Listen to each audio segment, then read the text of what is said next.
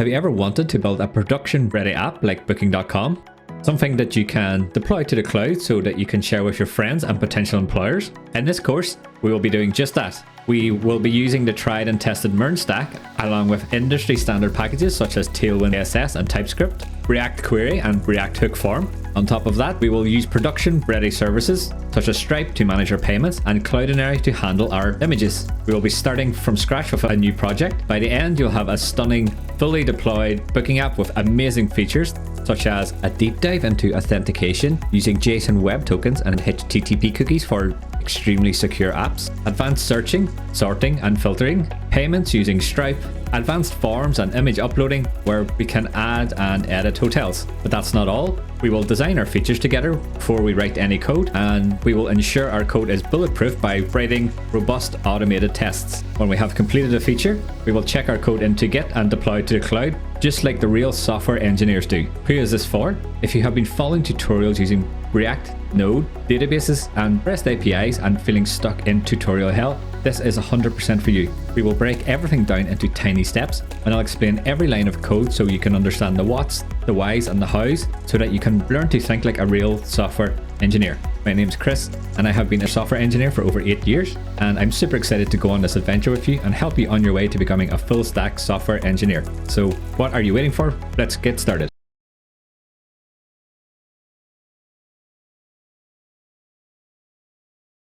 We're going to use Visual Studio Code here for this course. So if you open up a new Visual Studio Code window, and on the desktop, we're going to create a new folder called MERN Booking App. And then we'll drag this folder into Visual Studio Code. And as you can see in the Explorer, it's opened up that folder for us. So this folder is going to hold all the code for our front-end React app and our back-end Node server. We're also going to have a folder in here called Shared, which is going to have code that both the front end and the back end is going to use. Let's start by creating the back end project. So in the Explorer, if you click on the new folder icon and then just call this backend. So to create a new Node project basically involves running a bunch of console commands. So if you go to the top of your IDE, go to terminal, new terminal, it should open up a terminal for you at the bottom. And then we're going to make sure that we're in the backend directory by doing cd backend. Now in here,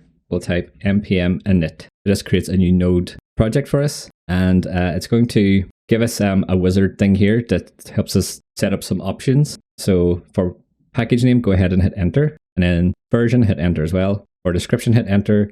And then entry point, we're going to say /source, so src /index.ts. So because we're using TypeScript, we're going to say that the entry point for our app is going to be index.ts, which is a TypeScript file. And then hit enter for test command. And it'll ask us for a Git repository, but we're going to add this later separately. So hit enter and then keywords, hit enter as well, hit enter for license. And finally, it's going to show you all the options that we added there. So the majority of them aren't important at the minute. Just make sure that your main property here is set to the right thing, because that's where the majority of our code is going to be. Okay, good. So at the end, hit enter again, and that's it. So if we go into the Explorer now, into the backend folder, you can see it's got a package JSON file. If we look at this, it has all the stuff that we just seen in the terminal. So that's good. If we open up our terminal again, we have to install a bunch of stuff to create a Node Express backend. So we'll type in I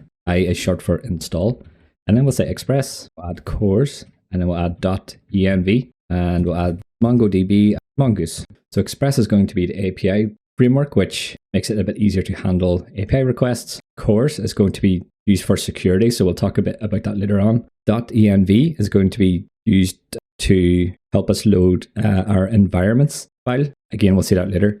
And then MongoDB and Mongoose is used to talk to our MongoDB database and perform queries on it in a nice user-friendly way in the code. So hit enter on this command, and it's going to go and install all these dependencies. Okay, so next we need to install our dev dependencies. So it's a similar idea. We'll do mi, and then we'll say types /cores @types/express @types/node. Then we'll say ts-node, and then we'll add TypeScript, and finally we'll add nodemon. The first couple of things we added here. It's basically just the types for the packages that we added already since we're using TypeScript. The types for certain packages come split in separate packages, so we need to go get those separately. And then we're adding TS node, which is a TypeScript node helper, and we're adding TypeScript itself. Then we're adding NodeMon, which will help us start a development server on your computer and gives us things like hot reloading. So whenever we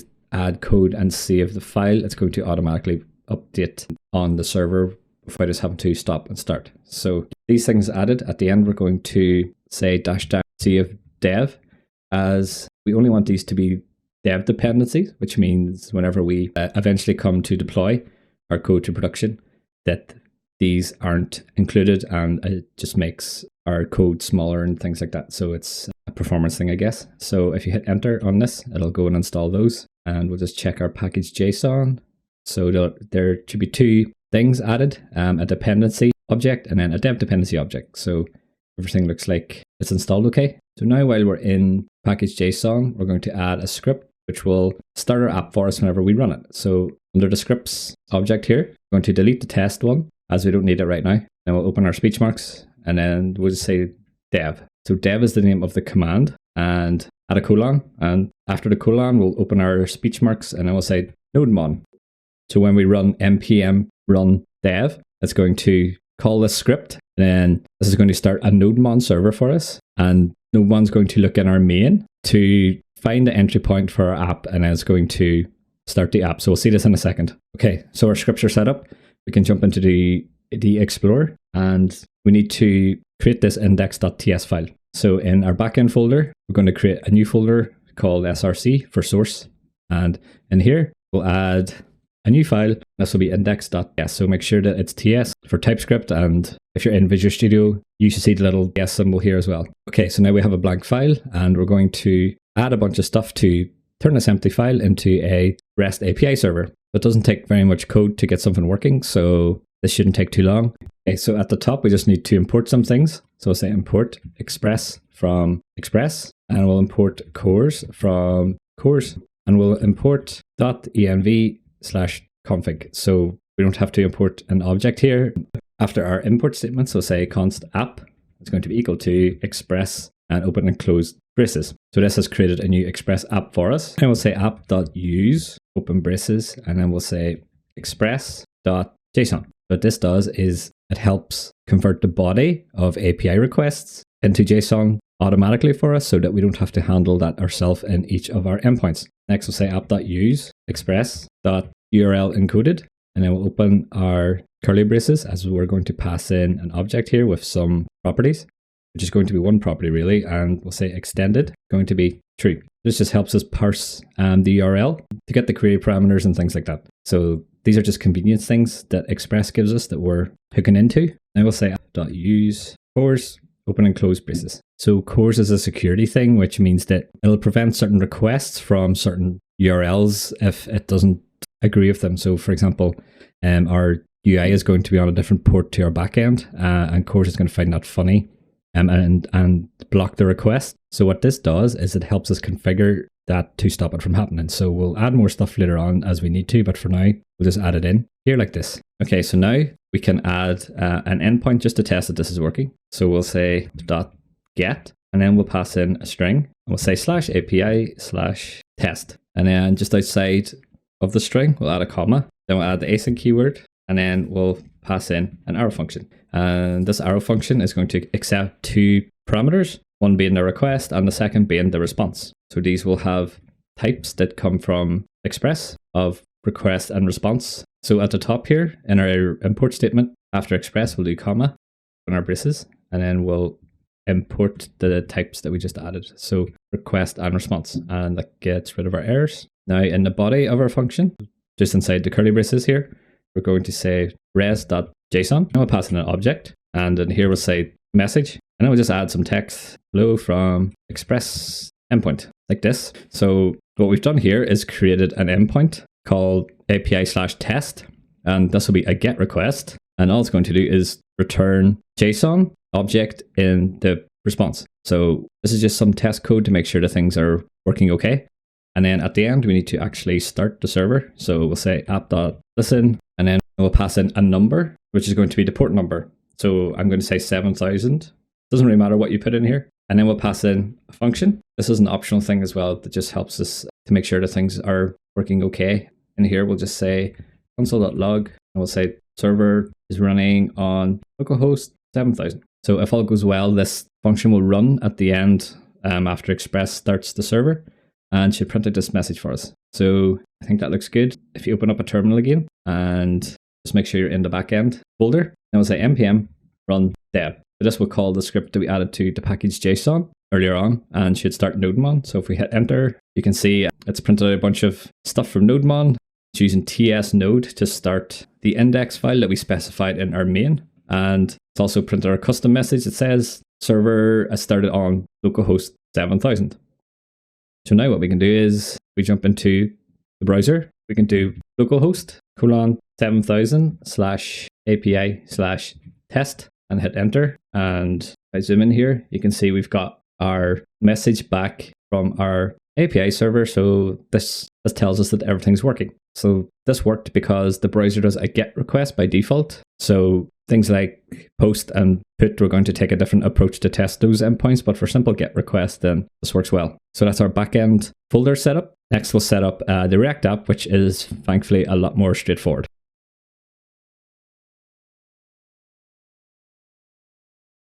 Okay, so to create our front end project, we're going to use Vite. So Vite has become quite popular and has taken over from React app. Plenty of companies are using it in production, so it's a good thing for us to use today in our project. So we'll open up a terminal and just make sure that you're in the top level in your project folder. And so in here, we're going to say npm create Vite at latest, and then we'll hit enter. And just like before, it's going to give us this wizard thing that'll help us set up our project. So our project name, we're going to call it front end. So just like all our backend code is in the backend folder, all our front end code will go in the front end folder. And then the framework, we're going to pick React. So use your arrow keys to choose React and hit enter. And then going to choose TypeScript and SWC. So you don't have to worry too much about the differences between TypeScript and TypeScript plus SWC. SWC is a build thing, which is slightly faster. So we're going to use that today. So hit enter and then it said done. That's good. And then it's given us some instructions here on what we need to do next. So we'll do cd front end. This takes us into our front end folder. And then we'll say npm install. So it's going to install all the dependencies that we need for our front end app. So if we look at our project explorer, you can see we've got a front end folder now. If we expand it out, there's a bunch of stuff that Vite has created for us, which is good. So back in our terminal again, if we do npm run dev, you can see that Vite has started up a development server for us. So it's given us a URL. So if you hover over this and control click, it should open up in the browser and see we've got a React app set up. So it's got a little counter thing here and the spinning React logo. So this is good.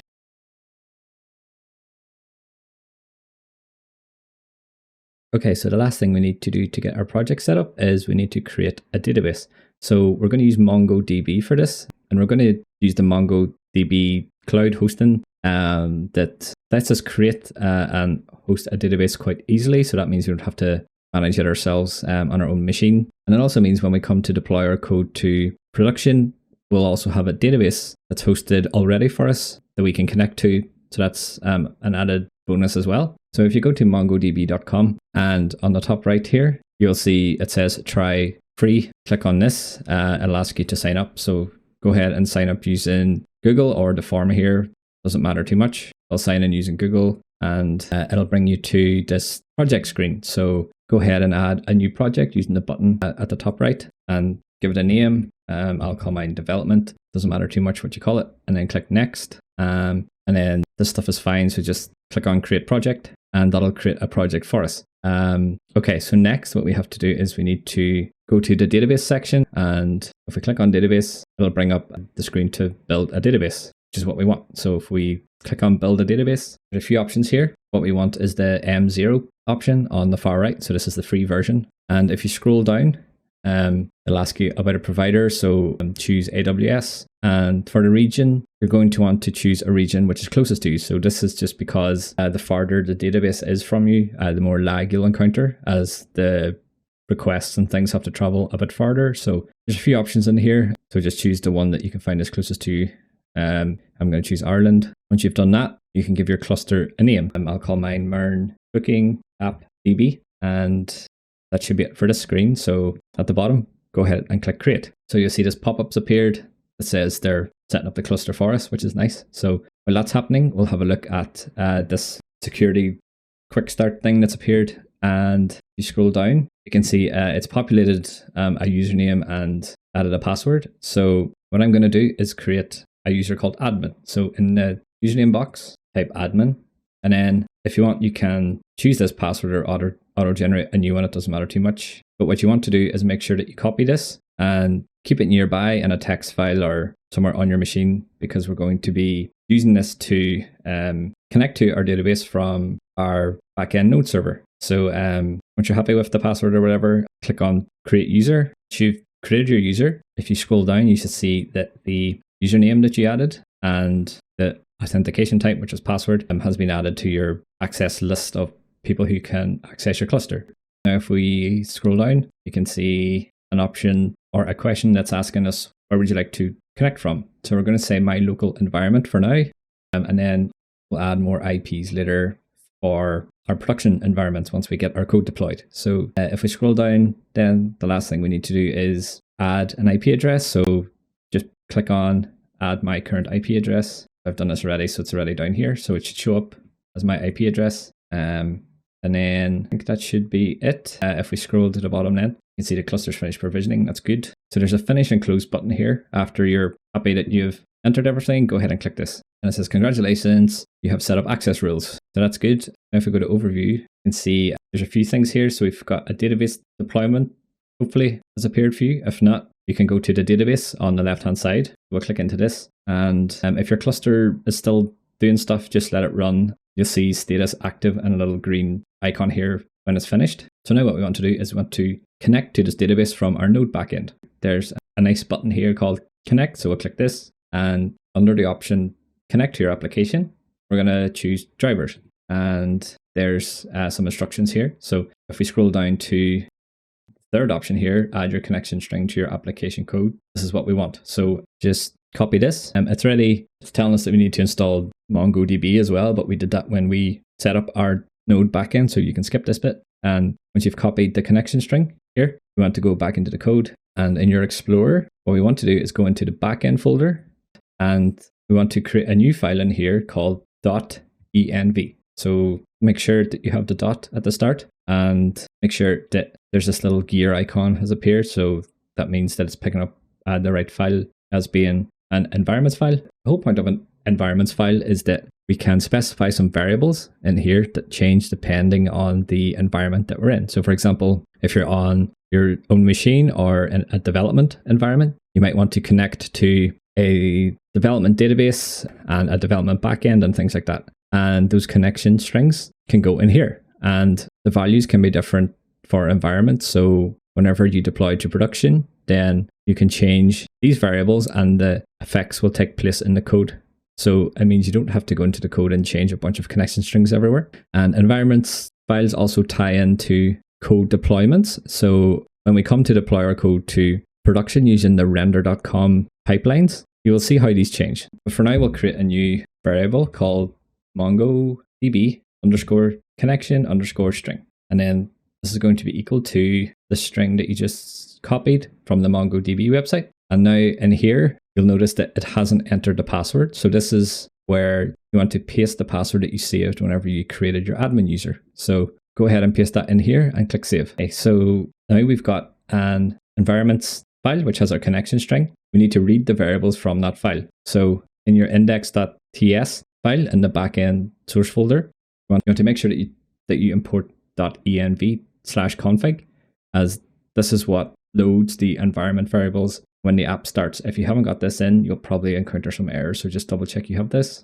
And just below this, what we're going to do is going to import Mongoose from Mongoose. So what Mongoose does is it lets us connect to our database and interact with our database and make queries and such using code. And it gives us lots of nice methods to do that without having to write a lot of complicated queries and things like that. So we'll see this later in the tutorial when we come to build our first Mongoose model. For now, we're just going to say mongoose.connect, and then we'll say process.env.mongo_connection_string, and then we'll say as string. So the reason we have to say as string is because anytime we try to pull a value out of the environments, it could be undefined. So if it's undefined, then this whole app isn't going to work anyway. So it's safe enough to cast this as a string. So this name has to match the name that you specified in your env file. So if you're having issues, that's one of the things to check. And we'll jump back into our index.ts file. Now what will happen is whenever we run the app, the first thing it's going to do is try and connect to our database. If it doesn't work, then the whole thing's going to crash. So it's good to try and do this early so that you can catch any issues connecting to your database. Now we will open up a terminal and make sure you're in the backend folder. So we'll do cd backend, and we'll do npm run dev. And it says server started on localhost 7000. So that means we've connected up to our database successfully. Okay, so before we get into adding the layout, we need to install Tailwind CSS. So Tailwind's good because it's quite a popular CSS library and it makes it easy and quite quick to style up our React components. So if you jump back into the code and open up a terminal, do is type npm install -D tailwind css space post css space auto prefixer. So these are all the things that Tailwind CSS needs to work. So go ahead and hit enter, and once that's installed,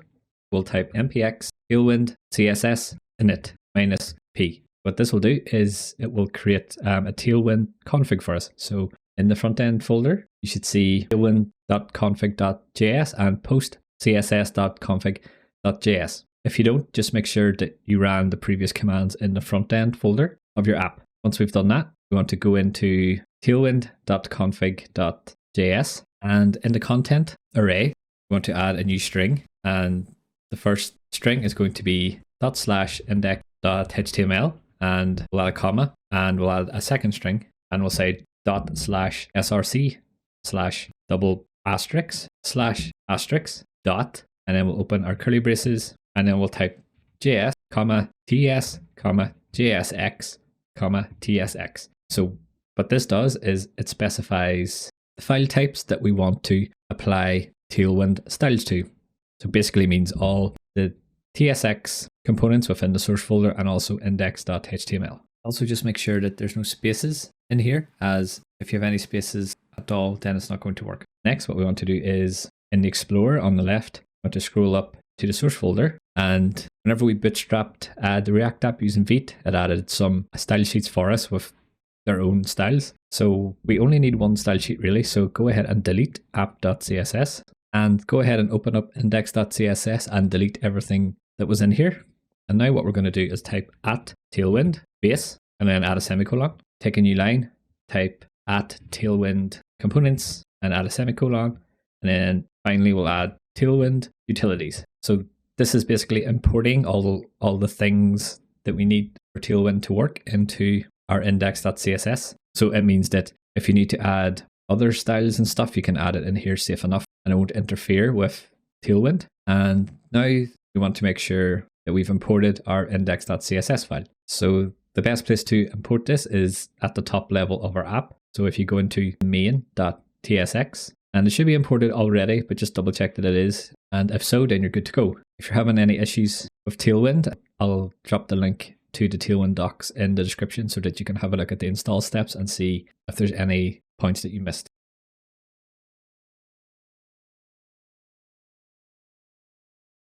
Okay, so now that we have Tailwind CSS set up, we're going to look at adding the layout. So I've got the finished example started here. You can get this at any time from the completed code in GitHub, so check the links in the description to get this. And there's a README there on how to start it as well. So what you want to think about when planning your layouts is what are the common things that appear on each page. So here I am on the search results screen, and you can see at the top we've got the title of our website on the left, and then we have a sign in button, and then we have this text that appears.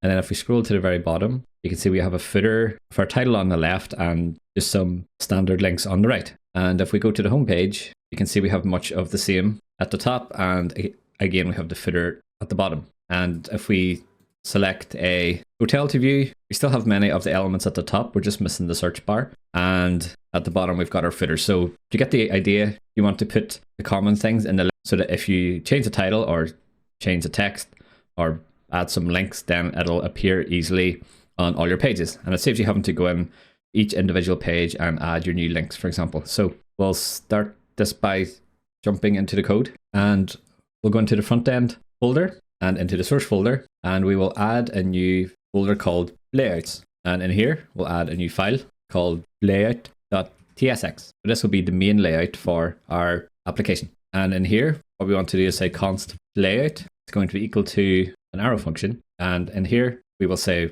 return and open some braces. So the first thing we want to do is we want to add a div that's going to act as the top level div for our app. So we'll say div, and then we'll give it a class name, which is equal to flex dash call, and then we'll say min pitch screen. So what this does is it's going to align all our elements in a column using flexbox, and it's going to make sure that the app takes up the whole screen. So what this does is it helps keep the header at the top and the footer anchored to the bottom. And these are just tailwind CSS classes. And in here, we're going to add our header component. Now we haven't created this header component yet, but what the header is basically going to be is going to be the title on the left and then any links we have on the right. And we'll add in this text and stuff later in a different component. So if we jump back into our code then, go back into the Explorer, and under the front end source folder, again, we're going to create a new folder, and this is going to be called components. So it's good to organize your code early into different folders, because as we go through the course, we're going to have lots of different components and files and stuff. So by coming up with your structure early, it helps you keep your code organized. Now in the components folder, we're going to create a new file, and then we'll call this header. And here we'll create our component by saying const header be equal to an arrow function. And then we'll add our return statement. So we'll say return and open our braces. So in here, we'll add a div, which will be the blue background. We'll say class name is equal to bg-blue-800. So this will give us a blue background, a value of 800. So in Tailwind, the higher the value, the darker the color. Then we'll add some padding to the top and bottom. So we'll say UI-6, which means padding on the y-axis or the top or bottom, and a value of 6. So if you want to know more about these values, you can have a look at the Tailwind documentation, and it'll explain how the different values are calculated. Okay, now we have our blue background. Inside this div, we're going to add a container div. So what the container div is going to do is it's going to add some space to the left and to the right of our content so that things aren't pushed against the edge of the browser. So in our code again, just inside the div that we just created, we'll add a new div, and we'll say class name is equal to container, and we'll say MX auto. So the container combined with MX auto helps add that space that we're looking for. And this div will hold the title and hold the links. So we'll use flexbox to space these things. So in here we'll say flex, and then we'll say justify dash between. So what flex and justify between will do is, if we jump back to the finished example again, is it will add a bunch of space in between the title on the left and the links on the right, and push them as far away from each other as it possibly can. So in this case, to the edge of the container. So in our code again, in here, we'll take a new line, and then we're going to add 2 sets of span tags. The first span tag will hold the title and will be aligned to the left, and the second span tag will hold the links and will be aligned to the right. So we'll say span, and we'll give this a class name equal to text3xl, as we want the title to be a bit bigger. And then we'll say text white, which will turn the text white, and we'll add some bold font. And then we'll say tracking tight. So what tracking tight does is it changes the spacing between the letters. So it gives us a nice logo effect. And inside the span tag, we'll take a new line, and then we'll add a link. So the link comes from React Router. So if you hover over this, you should see the little blue light bulb appear. If you click this, you can add the import from React Router DOM, and it'll add it for you. Or you can add it yourself manually, it doesn't matter too much. So we need to add some properties to the link. So if we hover over, it says property 2 is missing. So this is basically where we want this link to go to. So we'll say 2 is equal to open speech marks, and then we'll just add a slash to say we want this to go to the homepage. And in between the link tags, we'll add our title, which is mernholidays.com, just like this. And just outside the span tag that we just created, after the closing tag, we want to take a new line, and then we'll add the span tag for the links that will appear on the right. So for this one, we'll say class name equals flex, and then we'll say space x2. So what space x2 does is that it'll add some spacing between all the child elements within the span tag with a value of 2. So it's a nice utility for adding space without having to write too much CSS. Now inside the span tag, we're going to have a link. So this link is going to be the sign in button. And whenever we add the auth stuff, we'll come back and add more links as a logged in user will have some more functionality. But for now, we don't have any auth yet. So we'll just add the sign in button. This link is going to take the user to the sign in page. And we don't have a sign in page either, but that's okay. We're just getting the basic layouts set up for now. And we want to style this link to look like a button. So if we go to the finished example, you can see here we have a sign in button. And when we hover over it, it turns slightly gray just to signal to the user that it's a button. And the cursor changes to a pointer as well. It's probably a bit hard for you to see, but that's what we'll do. So let's jump into the code again. And so we can add a class name to a link as well and apply our tailwind CSS styles to it. So in the link, it doesn't matter whereabouts you add this, just as long as it's within the opening tag. So say class name, and this will be equal to,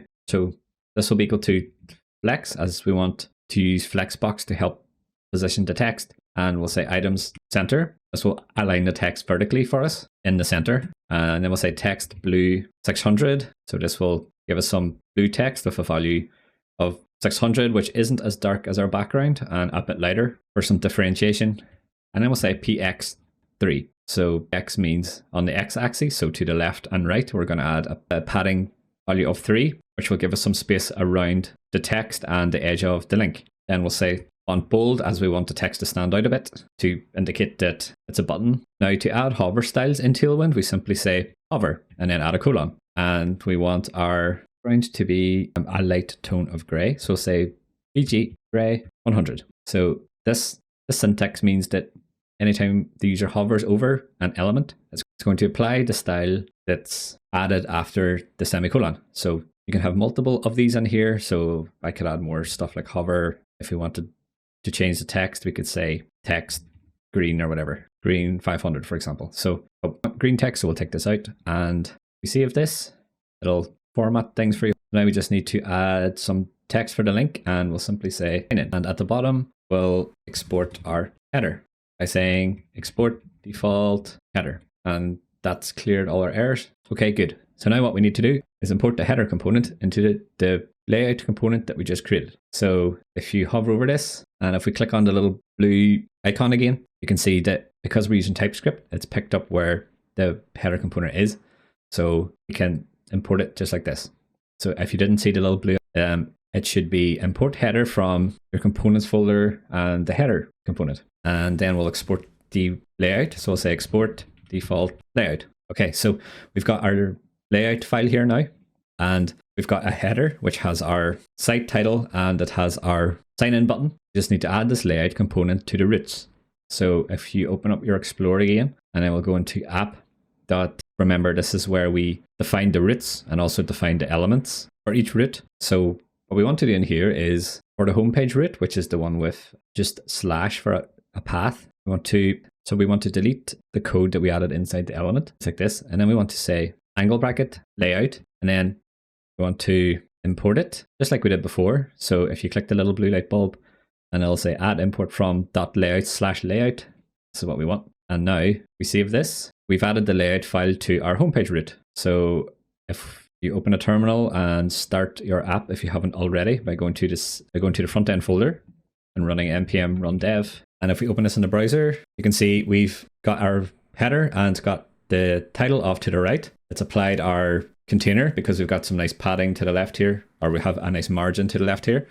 And we have a button which is acting a bit funky. So it looks like we forgot to add a style here, but other than that, it looks like the hover style is working. So let's fix our button. It looks like we just need to add a background. So if we jump back into the code and go into our header component and scroll to the sign in link, which should be around line 10 or 11, depending on your IDE setup. Anywhere from the class name, so it doesn't matter too much because Tailwind parses it individually. We'll say bg white. It's like this, and then we'll save. If we have a look again, that looks much better. So now we have our header in place. Next thing we want to do is add the hero component. So if we look at the finished example, the hero component on a website is typically like the main thing that you would see at the top. So this is this text. We'll approach this in a similar way to what we did before. So back in our code then, to create the hero component, we're going to jump into the front end source folder, and under components, we'll add a new file, and this will be called hero.tsx. And in here, we'll say const hero is equal to an arrow function, and we'll type return and open our braces. So we'll add a div that will give us the blue background by saying class name is going to be equal to bg-blue-800, which is the color we used for the header. And then we'll say pb-16. So what this does is add some space to the bottom.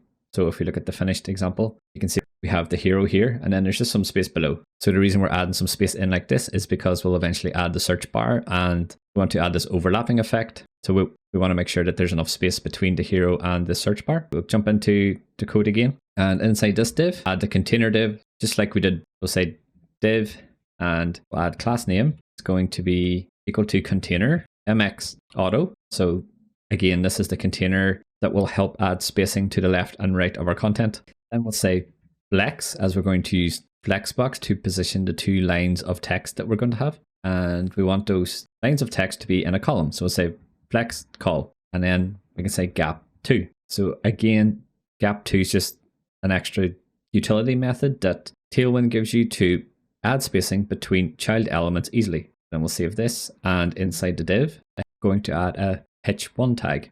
So we're using h1 because this is the main title on this page. So say class name is going to be equal to open speech marks, and then we'll say text 5xl, as we want it to be the biggest text on the page. And then we'll say text white, and then we'll make the font bold. And inside the h1 tags, we'll add our text. So we'll say find your next stay, just like this. And after the closing h1 tag, what we're going to do is add a new line, and then we'll add a p tag, and then we'll add class name is equal to text dash 2xl, as we want it to be slightly smaller than our h1, and then we'll say text dash white, so that we have some white text. And then inside the p tag, we'll just add our subtitle. So we'll say search low prices on hotels for your dream vacation, and then we'll add 3 dots, just like this. And finally, we'll export our hero component by saying export default hero, and we don't have any errors, so this looks good.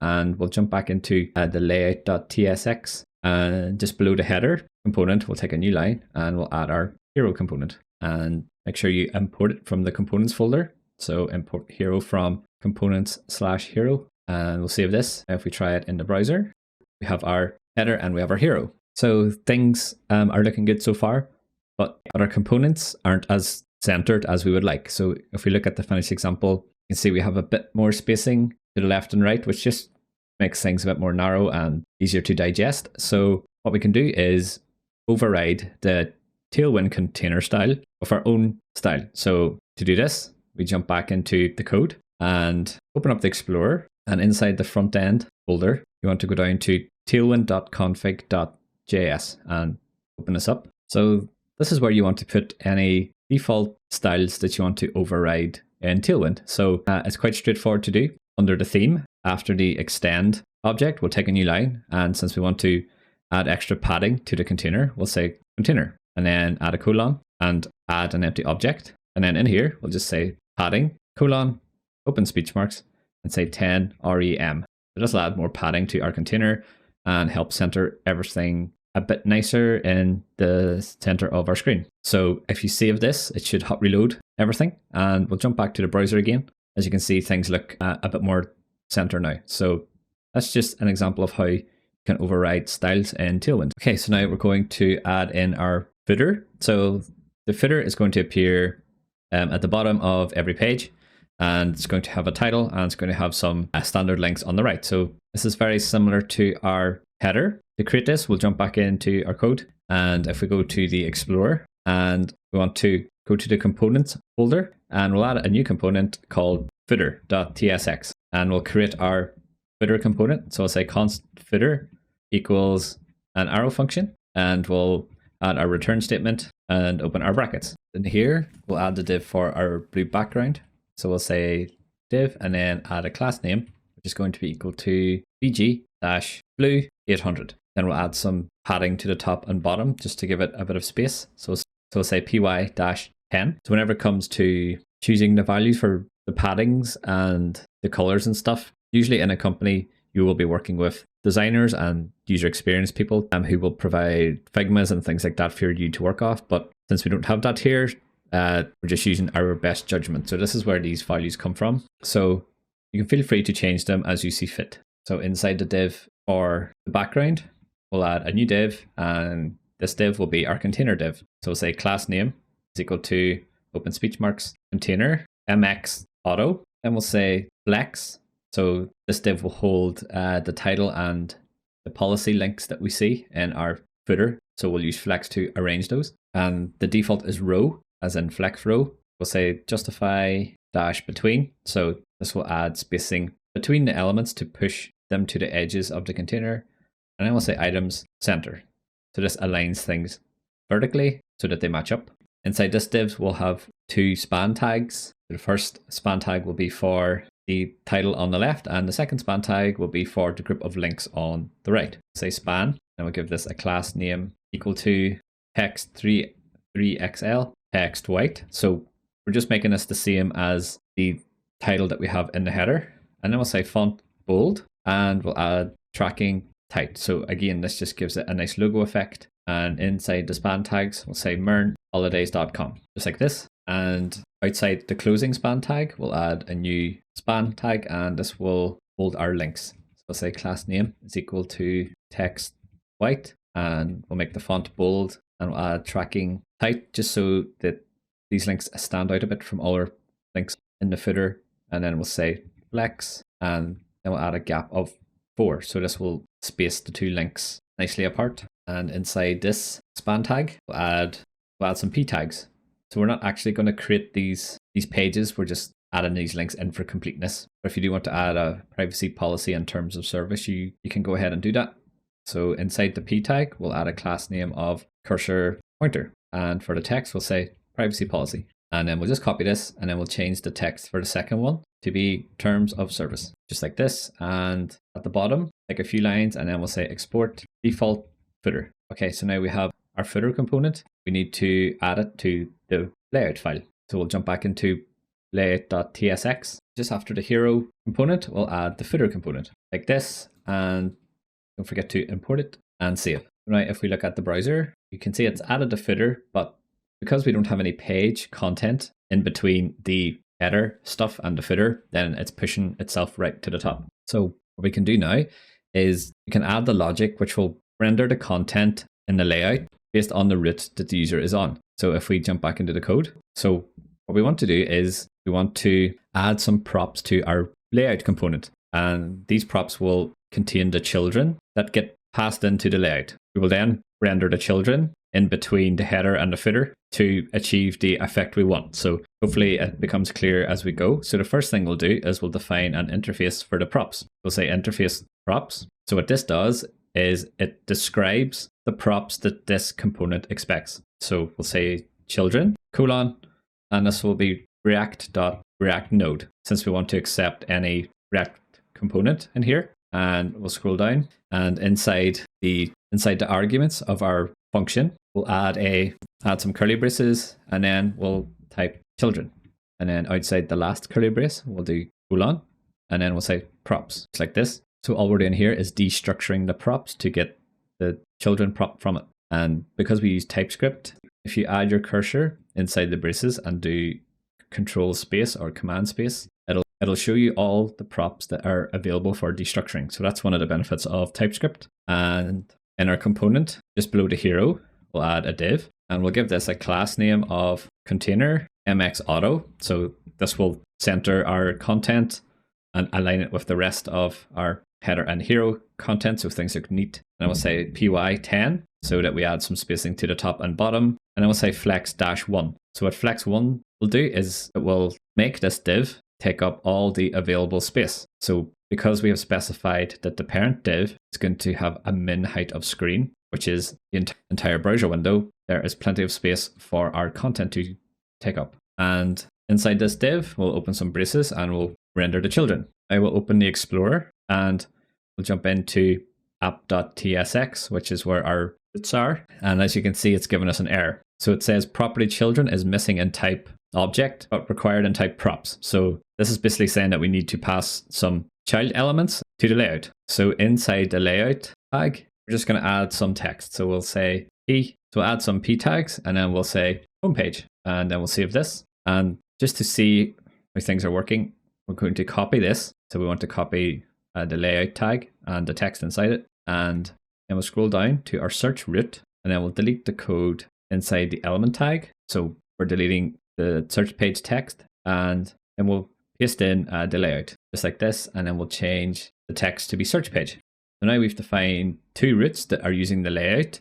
And depending on the root, we're passing in different elements that will get rendered in the layout component where we've defined the children. So instead of children, if we're on the home page, it's going to display the home page paragraph tags. And if we're on the search page, it'll display the search page paragraph tags. If we save this and we jump to the browser, you can see we've got some nice spacing now. So our footer's been pushed to the bottom. And because we're on the homepage root, it says homepage. If you go into your URL and type search and hit enter, you can see that the text has changed to search page. So now that we've got our layout in place, next we're going to look at the registration and sign-in functionality. So if we look at the next example, if we click on sign in, it'll bring us to a sign-in page and we can also create an account. So this is really cool because we'll be using forms and authentication techniques that you'll be using in projects as an actual software engineer. So this is an extremely good thing to know.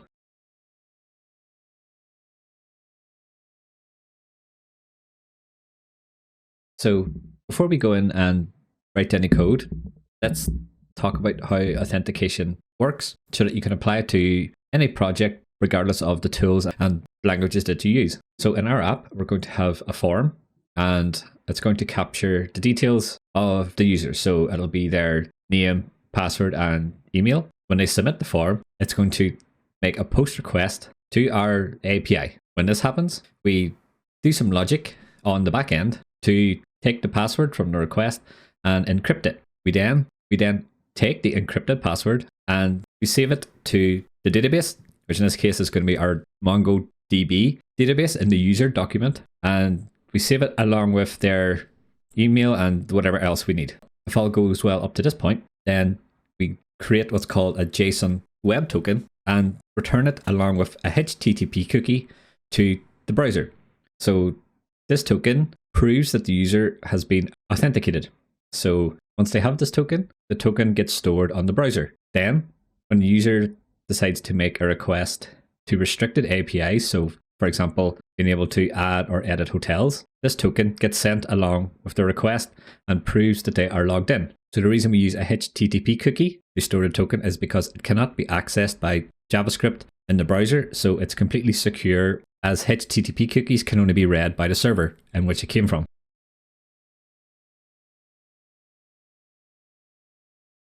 So I'm going to start by building the registration, as it makes the most sense since we can't build the login until we can register the users.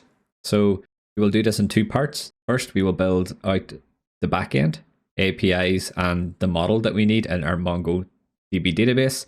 And once we have backend in place, then we'll go ahead and build out the front end forms. So the reason we take this approach is because it means that we can test the backend in isolation using Postman, which we'll see further on in the course. And it also means it's easier to build out the front end since we have a working backend that we can talk to. So with that in mind, we'll jump into the backend folder and go into the source folder, and we'll create a new folder called models, just like this. And inside the models folder, we'll create a new file and we'll call it user.ts. So this user model is going to represent a user document in our MongoDB database. So in here, what we'll do is create a type that represents this user. So this will be a TypeScript type. So we'll say export type user type equal to, and open our braces. And then in here, we're going to say underscore ID, and this will be a string. And then we'll say an email, which should also be a string. And then we'll say password, which will be a string. And we'll add first name, which will also be a string. And at the bottom, last name, which will be a string as well. Okay, so now we have a type that represents a user. We have to create our user schema. So this schema is going to determine what properties gets stored against a user in a given document. So we'll say const user schema is equal to new mongoose.schema, and then we'll open our braces. And it'll say cannot find name mongoose. That's okay. So we just need to go and import it from mongoose. So we installed mongoose when we set up our backend at the start of the course. So if you're seeing any errors up here, make sure you've installed mongoose and also the types for mongoose. So we need to pass an object to this schema.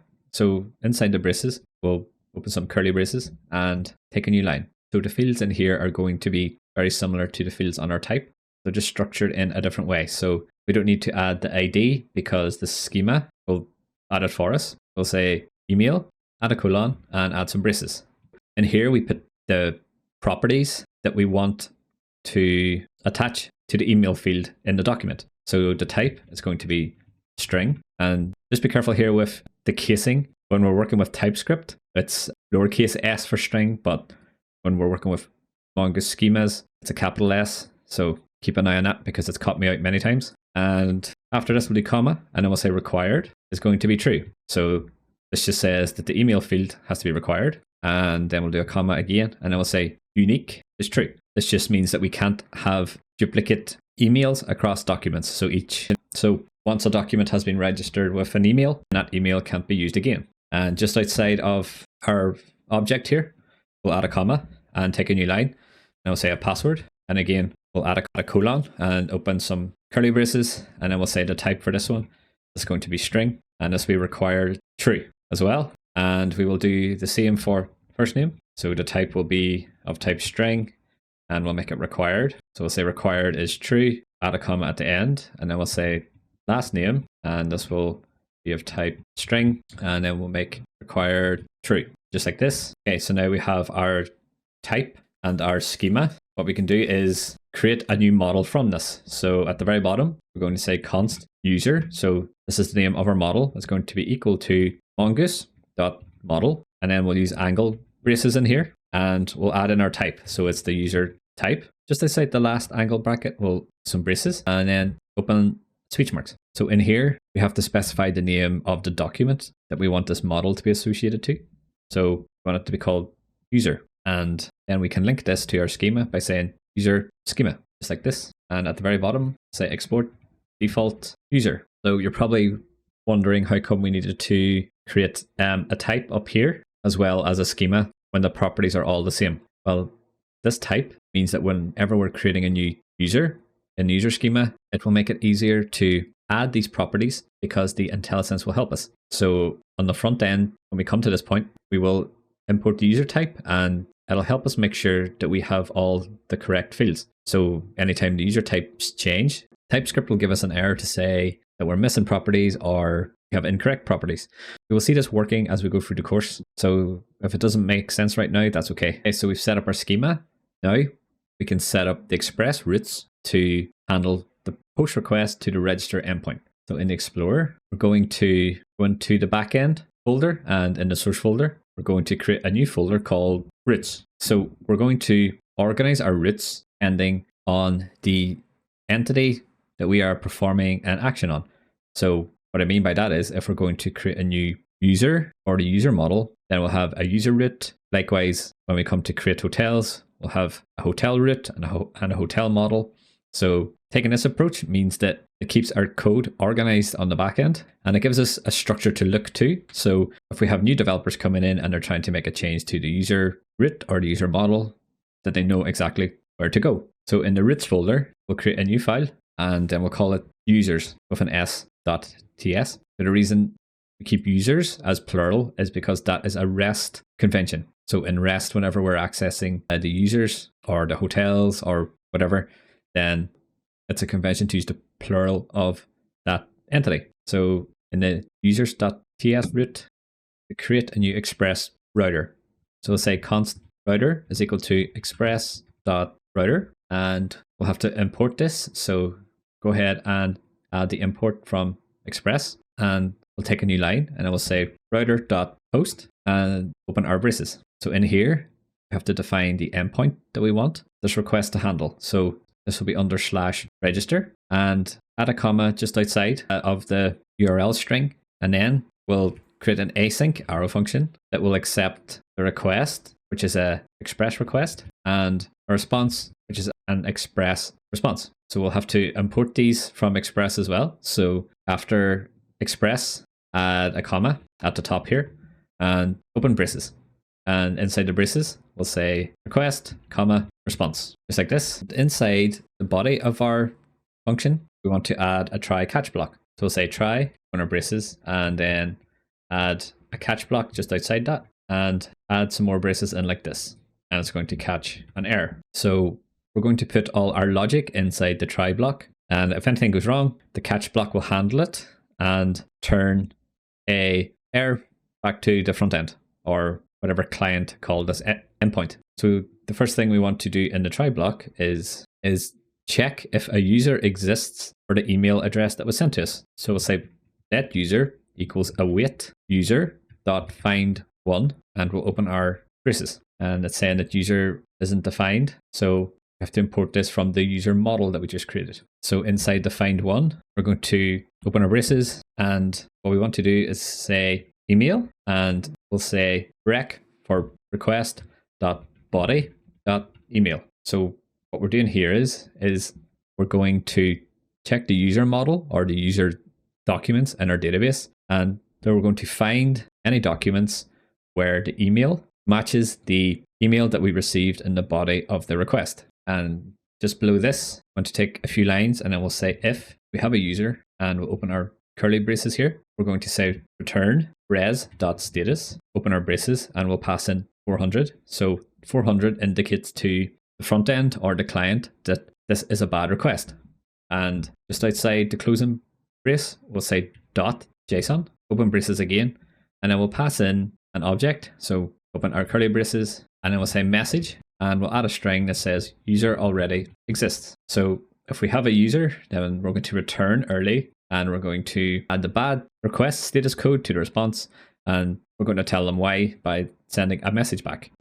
If the user doesn't exist, then we'll say user is equal to new user, and then we'll pass in the request.body. This will take the first name, the last name, the email, and the password from the request, and it'll use those details to create a new user. So these are all the fields that we defined in our user schema in user.ts. Okay, so now we've created the user in our code, but we haven't saved it yet. So we need to say await user.save. And we'll go ahead and add our catch block code at this point. So in the catch block, all we really need to do is say res.status, and then we'll say 500, which means something's gone very, very bad. And we'll say .send, and we'll pass in an object which has a message. So the message we want to be quite generic. So we'll just say something went wrong. And the reason we don't want to be too specific in here is because the error could be from our MongoDB database, and it could have some sensitive information like keys or tokens, addresses, and actual queries that it tried to run. So we don't want to return this information to the front end, as it could be quite useful for hackers to do bad things to our server. So we'll just keep it generic. And what you would usually do is log the error on the back end. So if something does go wrong, that only you are able to go in and see in the backend logs what's happened. The client doesn't know too much about it because there's probably not too much they can do if it's a 500. Okay, we've created the user, and we've also checked if we have a user existing already. So the next bit we need to do is we need to encrypt the password that the user has sent us in the request before we save it to the database. And then we also need to create a token and return it as part of a HTTP cookie. So there's a few packages we need to install which make this a lot easier for us. So if we open up a terminal, and just make sure that you're in the backend folder of your project, and we're going to type npm, and we're going to type bcrypt.js. So bcrypt is used to encrypt the password. Next, we'll add a space, and we'll say JSON web token. So this is the token that the user will get back when they're authenticated and that they can use in future requests to prove who they are. Go ahead and hit enter. Next, we'll install the types for those packages. Say npm I, and then we'll type @types/decrypt.js space @types/JSON web token. So this is just the types for decrypt.js, and this is the type for JSON web token. And at the end, we'll do --save dev, as we only need the types in development. So go ahead and hit enter, and those will install. So now we can use decrypt to encrypt the password. So if you go into user.ts, where we defined our user schema, what we can do in here is add functions that hook into the process of saving to a document. So we just below the user schema, we'll type user schema dot pre, and then we'll pass in a string that indicates the action that we want to hook into. So we'll say the save action. So in here, we want to pass in an async function, and this function will take a next parameter as an argument. And we'll open our braces, and in the body of our function, add an if statement, and then we'll say this dot is modified, and then we'll pass in the password as a string. So as you can see, IntelliSense has picked up the properties on the user schema because we defined a type. So this is one of the ways in which it's helpful. So we'll pass in password, and then open and close some braces. And in the body of our if statement, we want to say this dot password is equal to await decrypt dot hash, and we'll open braces, and inside we'll say this dot password comma 8. And just outside the if statement, we'll take a new line, and then we'll call the next function. And it's saying that decrypt is undefined. So go ahead and import it by going to the top, and then we'll say import decrypt from JS, just like this. So for some packages, IntelliSense works quite well. For others, it doesn't. Okay, so once you've imported that, scroll down. And what this essentially is middleware for MongoDB. So just telling Mongo that before any updates to the document get saved, I want to check if the password has changed. If the password has changed, then I want to decrypt to hash it. And then we just call the next function. So we don't need to know what the next function is. This is handled by Mongo, so it'll just go and do the next thing that it was going to do, which in this case is probably saving to the database. So by putting the hash logic in here, it reduces the amount of logic in our user's root. So we didn't have to add any additional code here, which helps with making our code cleaner. Okay, so now we've encrypted the password and saved the user, we can create the token. So we're back in users.ts, and we're in our host function that handles the register endpoint. Just after await user.save, we're going to add a few new lines, and we're going to say const token equals JWT, which stands for JSON web token, sign, and we'll open and close braces. And we want to go to the top, and at the very bottom of our import statements, we'll say import JWT from open speech marks and type JSON web token, just like this. And we'll scroll back to where we were, and we have to pass a few arguments to the sign function. So the first one is any additional data that we want to specify in this token. So we're going to pass an object in, and then we're going to say user ID :user.id. So storing user ID in the token is helpful, as we'll see later on in the course, as it helps us identify who the user is that's trying to make a given request. And just outside this object, add a comma. And the second thing we need to pass in is the JWT secret key. So this is used to encrypt the token so that it can only be accessed again by using the secret key. So since the secret key is quite important, we're going to store it in environment variables. So we haven't created that yet, but we can define it here. So we'll say process.env.jwt underscore secret underscore key. And then we'll say as string, as we want it to be a string. So TypeScript will think that the process environment is undefined, but if it's not there, then none of this is going to work anyway. So it's safe enough to cast this as a string. And the last thing we want to pass in is any additional options. We can pass in an expiry time in here. We can say expires in, and then we're going to say 1 day. So this means this token that we're going to return to the front end is only valid for a day before it stops working. So you can change this to be 1 hour or 2 days or 1 week, whatever you feel like. But I find 1 day is a nice compromise for development. And we've created the token. We'll take a new line, and then we'll say res.cookie, and we'll open our braces in here. And the first thing we have to pass in is the name of our cookie. So we'll just call this auth token, auth_token. Outside this string, we'll add a comma.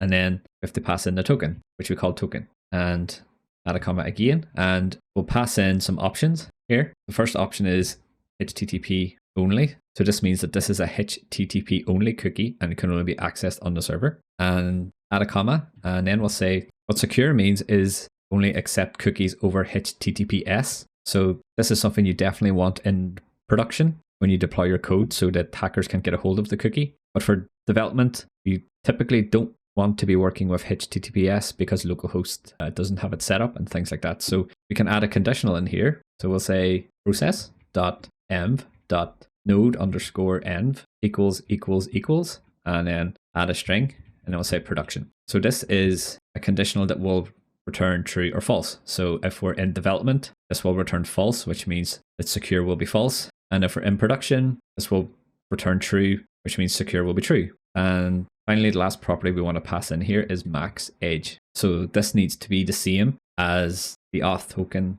expires in. So since we've said 1 day up here, we need to pass that in milliseconds in here. So it's 864 and then 5 zeros. So 1, 2, 3, 4, 5. And then at the very end, we'll return our response. We'll say return res.send status of 200. So we're not going to send anything in the body of the response because we're sending a HTTP cookie, and this gets set automatically in the browser for us. So it means we don't have to write any code on the front end to handle this, which is nice. So now we've created our token and we're returning response cookie. What we need to do is define a secret key for our token. So in the Explorer, in the backend folder, we'll go into the environments file. So you should have your Mongo connection string in here too. And we'll add a new property. And we want this property to be called JWT secret key. We'll copy this and then we'll paste it in like this. So the secret key can be literally anything you want, but it's best to treat it like a secure password. So we have to have it slightly longer and have numbers and letters and characters and things like that in it. So one thing you can do is go to randomkeygen.com, and all this is really is a bunch of different types of keys that you can use. So just go ahead and grab one, really. Doesn't matter too much because they're all quite secure. So yeah, just copy that and then jump back into the code and paste it in. And don't forget to save to make sure the changes take effect.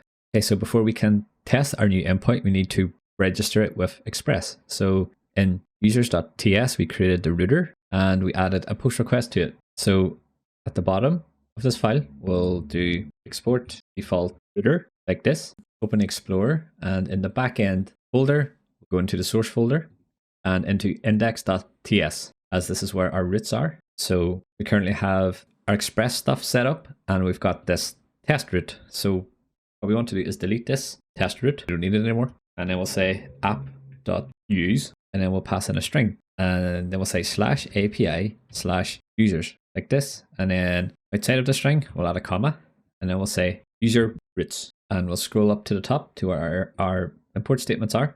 And then we'll say import user roots from, and open some quotes, and then we'll say ./roots/users. So we're importing the register root or endpoint that we created into index.ts, and then we're saying that any requests that come into our API that are prefixed with /API/users, then pass the request on to the user root. In the user root, we're saying if the request is /API/user/register, then we want to use this handler that we just created. So go ahead and save this, and that's our register endpoint setup. So now what we can do is we can test this endpoint by using what's called an API client. So there's a few API clients that you can use. One is Postman, which is a popular one, but the one I like to use is called Thunder Client. So Thunder Client is a Visual Studio Code extension, so it just makes it a bit nicer, as it means that our requests will be part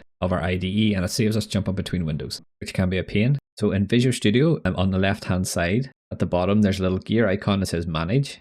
So if you click this and click on extensions, it'll open up your extensions thing. So go ahead and search for Thunder Client like so, and it'll be this one. So it's got a purple lightning bolt icon here. So if you go ahead and install it, I've installed it already. So once you've done that, you should see it appear on the left here. So if you click on it, then it opens up this under client tab. And what you want to do is click on new request. Once you've done that, you'll see that it's opened a tab right next to your code. So you can jump between your windows quite easily. Now that we've got this installed, what we want to do is we're going to simulate a request from the front end to our register endpoint. So the first thing to do is open up a terminal and make sure that you've started the backend. So make sure you're in the backend folder and run npm run dev and just close this down again. It'll still be running. And I'm going to change the URL to be localhost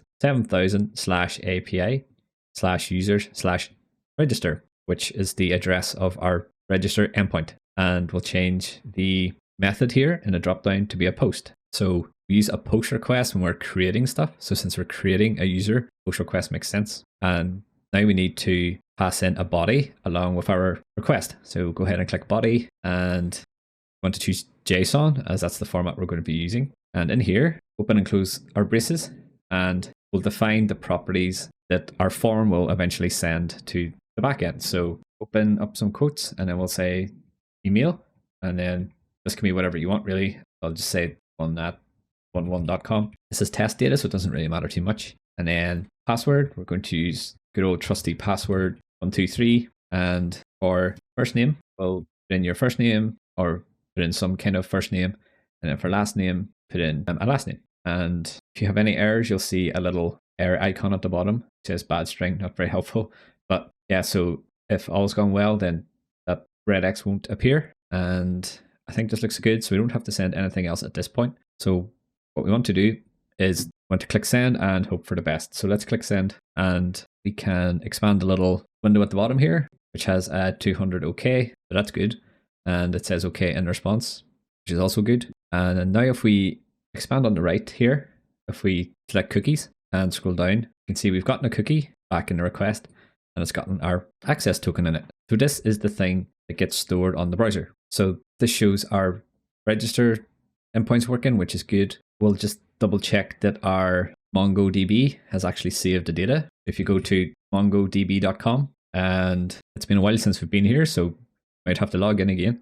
And on the left, if we go to projects, and if you click your project, and on the left again, click database, and it should have your database here, hopefully. And if you click on browse collections, this will show you all the data in your database. So on the left, if you click on the users collection, you should see your user has appeared in the documents list. So it's got the email that you sent with the request, and it's encrypted the password. So this is good. And it's added the first name and last name. So a register endpoint is working. The last little bit we want to do is we want to add some validation to the request.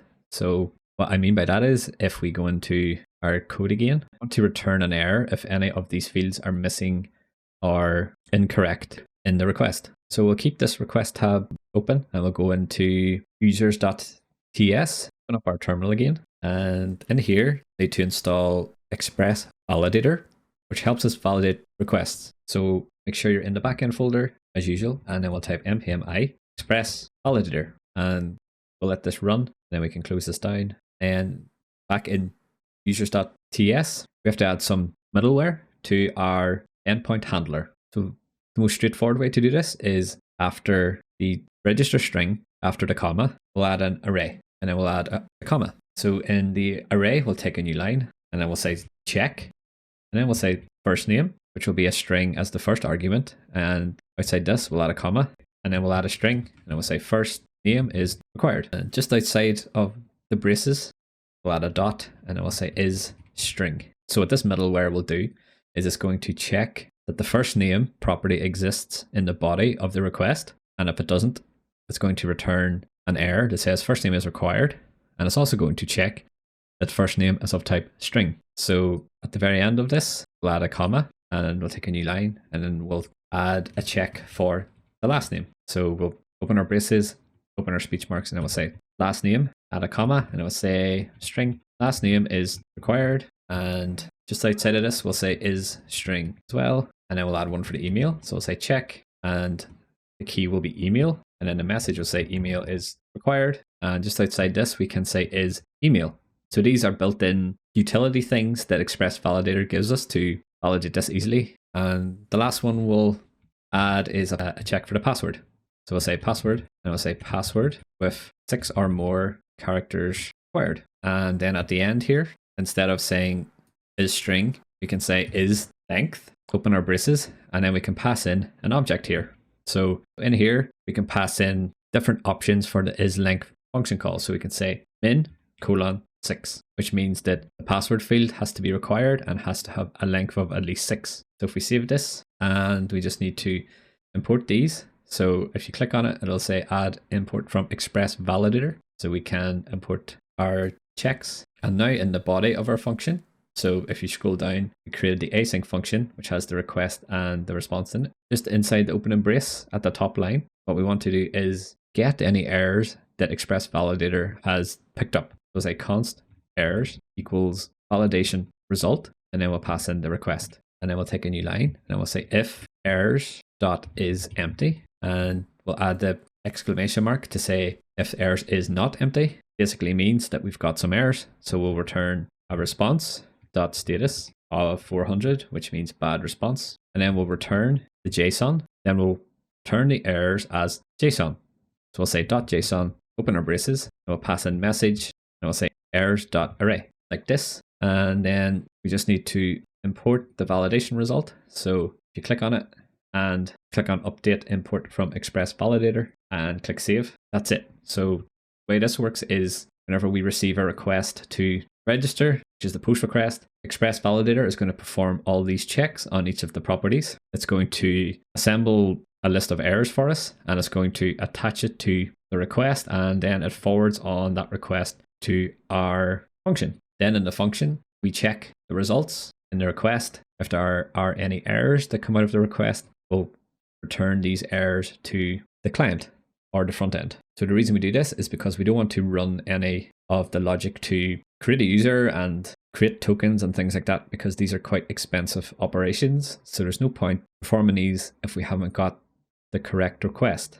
So now we can test this. If you start the backend in the terminal by saying npm run dev, and if you go back into the Thunder client request that we created, what we can do is delete a property. So if we delete an email, for example, and hit send, then expand the response, and it's saying status of 400 bad request. And if we look at the response, it says message email is required. And if we try to send a password, it's only 1 character long. If we click send and have a look, it's giving us back 2 errors this time because we left out the email field, and it's saying email is required. And if we scroll down, it says password with 6 or more characters required. So that was a big chunk of code, but if you understand it, then you're well on your way to being able to create applications that use token authentication, just like in real world apps. Now that we're able to add register functionality, next we'll look at the login functionality, which uses a lot of the same concepts that we just learned. So to create the login endpoint, we're going to jump into the Explorer, and we'll go into the backend source folder, and we're going to create a new root. So in the root folder, add a new file and call it auth.ts. So the reason we're putting the login endpoint in the auth root and not as part of the user root is because we aren't interacting directly with the user's entity like we did with the register functionality. So in here, we'll say const router equal to express.router and open and close our brackets. And then we'll have to import express. So go ahead and import express from express, just like this. And just below the router, we're going to say router.post, as we're going to create a access token and a HTTP cookie, just like we did with the register functionality. So we're creating something. And this endpoint is going to be on /login. And outside of the endpoint string, we'll add a comma, and then we'll add our validation middleware by adding an empty array. So there's 2 fields that we're going to need to check. The first is the email, and the second is the password. So we'll add our checks in here. So we'll say check, open our braces, open our speech marks, and I will say email. And outside of the string, we'll add if the email field is empty. Say email is required. And just outside the last brace, we'll say dot is email. So this will also validate that the string we get in the email property, valid email address. Don't forget to open and close some brackets. And then we'll add a comma, and then we'll take a new line in here, and then we'll add the check for the password. So we'll say check, add a string, and we'll say password. Just outside the string, we'll add a comma, and then we'll add the error message. So we'll say password with 6 or more characters required. And just outside the last brace, we can do dot and then say is length, just like we did with the register functionality. And we'll pass in an object in here, and we'll say password has to be a minimum of 6 characters. So go ahead and save this, and then we'll import the check from Express Validator. So we have our endpoint defined, we've added our check. Now we just have to add the function to handle the request. So just outside the last array bracket, add a comma, and then we'll add in our async function. We'll say async and open our braces. This will be an arrow function, and it's going to accept a request, which will be of type request, and we'll say comma, and this will also accept a response, which will be of type response. And we'll scroll to the top and we'll import request and response. So after the express import, add a comma, open some braces, we'll say request, comma, response. Just like this. We'll scroll down again to the body of our function. And the first thing we'll do is we'll check for any errors in the request. So we'll say const errors is going to be equal to validation result, and we'll pass in the request. And don't forget to import validation result from Express Validator, just like this. And then we'll check if there's any errors. We'll say if exclamation mark errors dot is empty, open and close braces. So this is saying if there are any errors, then we're going to return early from our function, and we'll return the response with a status of 400, which means bad request. And we'll add in some JSON to the body. So we'll pass an object in here. Say the message we want to send back is going to be errors array. So this is just the same as what we did with the register endpoint. We're just checking the request to make sure that all the fields are valid. And if not, then we're just going to return an error message. Okay, so now that that's handled, what we can do is assume that the request is good. And then we'll say const, open braces, and then we'll say email, comma, password. And outside the last brace, we'll say equals request.body. What this is doing is destructuring the email and the password field from the request body. At this point, we want to fetch the user. And since we will be making a database call to do this, we will put this logic into a try catch. So we'll say try, open our braces, and we'll add our catch block, which will accept an error. Add the logic to the catch block first because it'll help us debug any issues. So we'll say console.log error. So this will log the error to our backend console. And then we want to return a generic error back to the front end. So we'll say res.status. It's going to be 500, which means server error. And then say .json. And then we'll add in an object, say message, and we'll add our string. So we'll say something went wrong. Okay, so we've added our catch block out in the try block. What we want to do is fetch the user. So we'll say const user. It's going to be equal to await user.find1. And we'll pass in an object here into the find1 function that'll have our search criteria. So we want to say email. This is a shorthand property. So it's basically saying, go and find me the user that has an email address of email, which we got from the request body. And we'll have to import the user from the model. So go ahead and do that. And it'll come from models/user. And first thing we want to do in here is check if we have a user. So say if not user. So if user is undefined, null, or empty, then we want to return response the status of 400, which means bad request. And then we'll pass in a message and say message, add our colon, and then add a string. And then we'll just say invalid credentials, just like this. So if we do have a user, then it'll skip this if statement. And what we want to do is we want to check that the password that was sent in the request matches the password that we have for the user. So the way we do this is we'll say const is match is equal to await decrypt.compare, and then we'll pass in the password which we get from the request, and then we're going to compare it to the password that we get from the user object. So we'll say user password, and then we'll import bcrypt. So if you scroll to the top and at the bottom of your import statements, type import bcrypt from open speech marks and type bcrypt. It's like this, and scroll back down to where we were. So what this does is it's going to take the password that we get in the request, and it's going to perform the same hashing that it performed on the password when the user registered. So it's natural to think that we would decrypt the password in the database and compare it that way, but In fact, once the password is encrypted, we can't decrypt it. So this is how we check passwords. It's also a lot more secure, as it means there's no way to decrypt a password once it's been saved to the database. So if anyone did get access to your database, they wouldn't be able to get access to the huge list of passwords that you'd have in there. Once the comparison happens between the encrypted password and the encrypted password that we have stored, is match is going to be true or false. So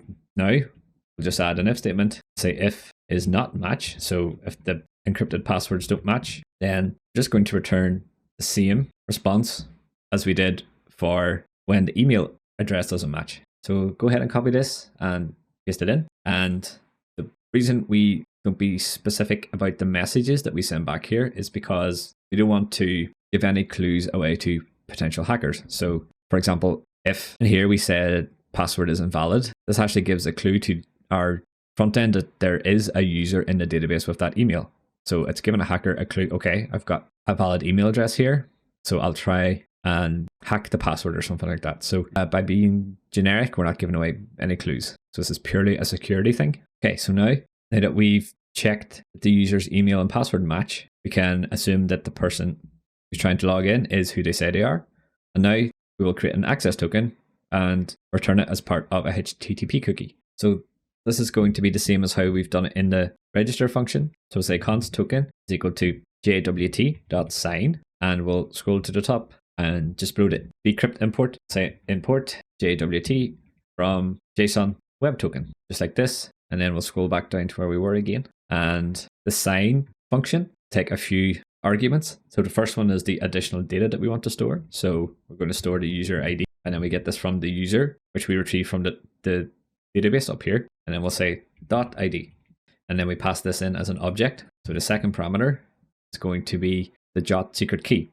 We'll say process.env.jwt underscore secret underscore key. And we'll say as string, just like this. So remember we added the JWT secret key to the environment variable file when we created the register endpoint. And after string, we'll do comma. And then the last object we pass in is going to be a set of options. So we can say expires in, and then we can do 1 day. So you could argue that we should create a separate function for this because it's the same as in the register functionality, but because it's only being used in 2 places and it won't be used again anywhere else, I think this is fine. But if you do want to extract it out into its own function, then feel free to do that. And once we have a token, we will say res.cookie, open our braces, and then we'll pass in the name of the token and auth token, which is the token that will send back to the browser.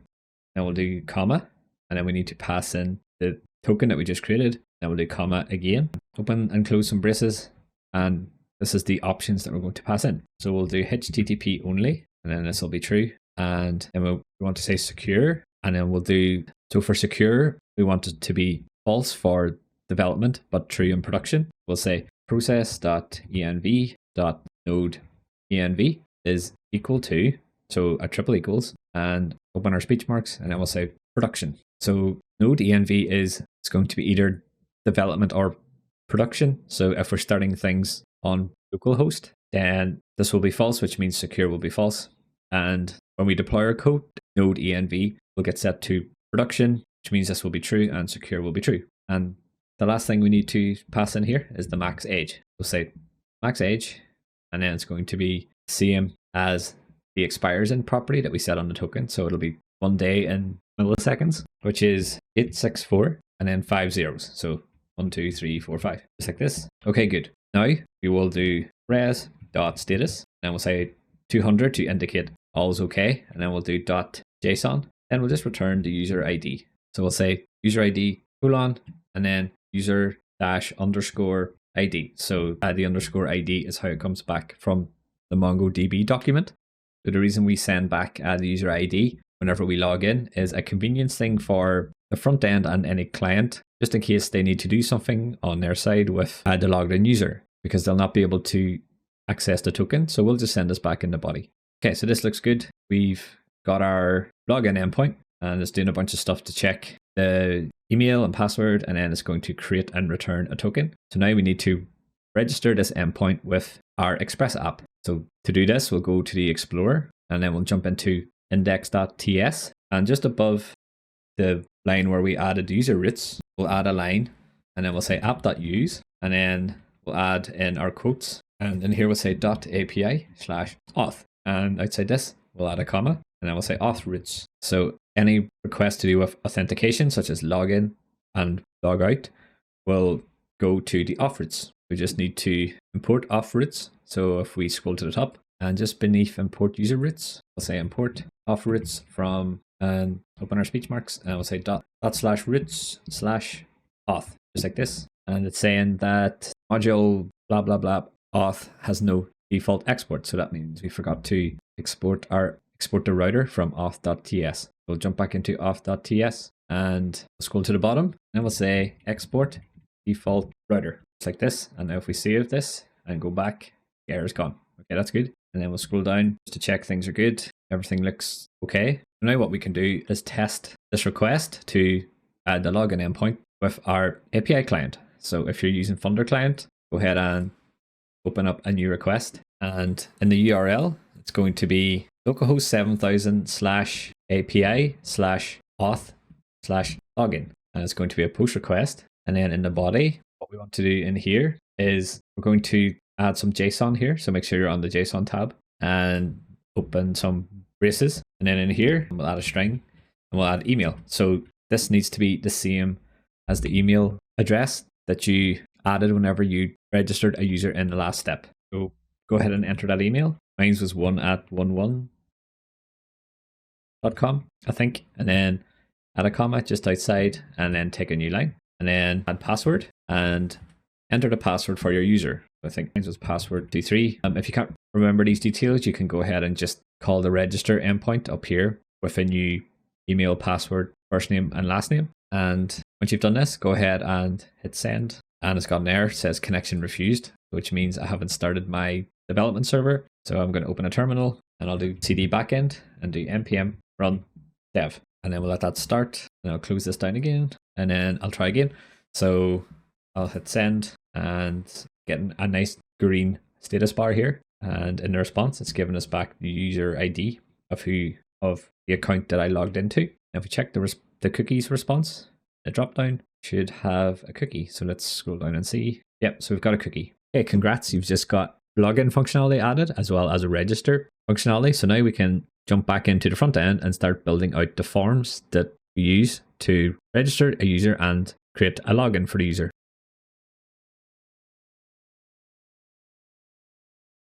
Okay, so I've got the finished example up here and I'm on the register page. So this is the form that we're going to build. It's going to have a few fields. So first name, last name, email, and password. So these are the fields that our backend API is expecting. And then we'll also have a confirm password thing in here. And we'll have some validation. So if the user tries to create an account without completing all of these fields, then it's going to display an error. And then we'll also add some advanced validation on the email and on the password. If the password is less than 6 characters, then we're going to display an error message. And if the passwords don't match, then we'll also display an error message on the confirm password field. We will jump into the code and we'll go into our front end folder and we'll go into the source folder. The first thing we'll do is we'll create a new folder in here and we'll call it pages. So the pages folder is going to have the top level React component for a given page. And this is the component that we register in our roots in app.inside the router. We also define the path. So in the pages folder, create a new file, and then we'll call it register.tsx. In here, we'll say const register equal to an arrow function, and then we'll open our braces, and then we'll type return and open our braces again. We'll add our form tags, give this a class name of flex, because we're going to use flex to help position all our individual form elements. And then we'll say flex call, because we will want all our child elements to be in a column. Say gap -5. So this is just the amount of spacing that we'll have between each of the elements. And then inside the form, we will add a h2 tag and we'll add the title, create an account. So we want to make this title stand out a bit. So inside the first h2 tag, we'll add a class name, and this will be equal to text3xl. So for all our titles, we're going to use text3xl, and then we'll say font bold, like this. So now we have something on the page. Let's see what it looks like before we continue. So just outside of the register component, we'll say export default register like this. So this is the register page. And then we'll jump into app.tsx. And what we want to do is scroll down and we want to add a new root. So it doesn't matter too much where you put the roots, and just make sure that any roots that you do add is above the catch-all root, because these run in order. So we want the catch-all root to be at the end. So just above the catch-all root, we'll open an angle brace, we'll add root, and then we'll close this, and then we'll say path is going to equal to /register. And then for the element, we're going to add in the register component that we just created. So we'll just say register. And we'll import this from our pages folder. So it's ./pages/register, just like this. Now we've created a new page, have a path of register, and we've added our register React component to it. Now if we go into the terminal, and we'll change to our front end directory, and then we'll do npm run dev, and we'll open this up in the browser. So we don't have any links yet, but what you can do is go to the URL bar and do /register just after your port number, and we have our title. So we didn't wrap the register page in the layout, which is why we're not seeing it. So if we jump back into the code and back in app.tsx, inside the element tag, we'll open an angle brace and then we'll say layout, just like this. And then we'll cut and paste the register component and paste it inside the two layout tags. Paste it like this and then save. And it should format it for you, just like this. If we save this and if we have a look at the browser again and have our create account. So the first thing we're going to add in is these two fields, which are side by side. So first name and last name. And then we're also going to make it so that for smaller screens, these fields will stack on top of each other so it's responsive. So we'll jump back into our code and close app.tsx. We're finished in there for the minute. And we'll jump back into register.tsx. So working with forms in React can be quite a pain, but don't worry. There are some great packages that are industry standard that we use every day as software engineers that we can add here to make our lives a bit easier. So we're going to open up our terminal again and you type npm i react hook form. So this is the name of the form package that we're going to use. So go ahead and hit enter. And then once this is installed, I'm going to go back into our register component. Just at the top of our component outside of the return statement here, we're going to add a few lines to give ourselves some space to work with.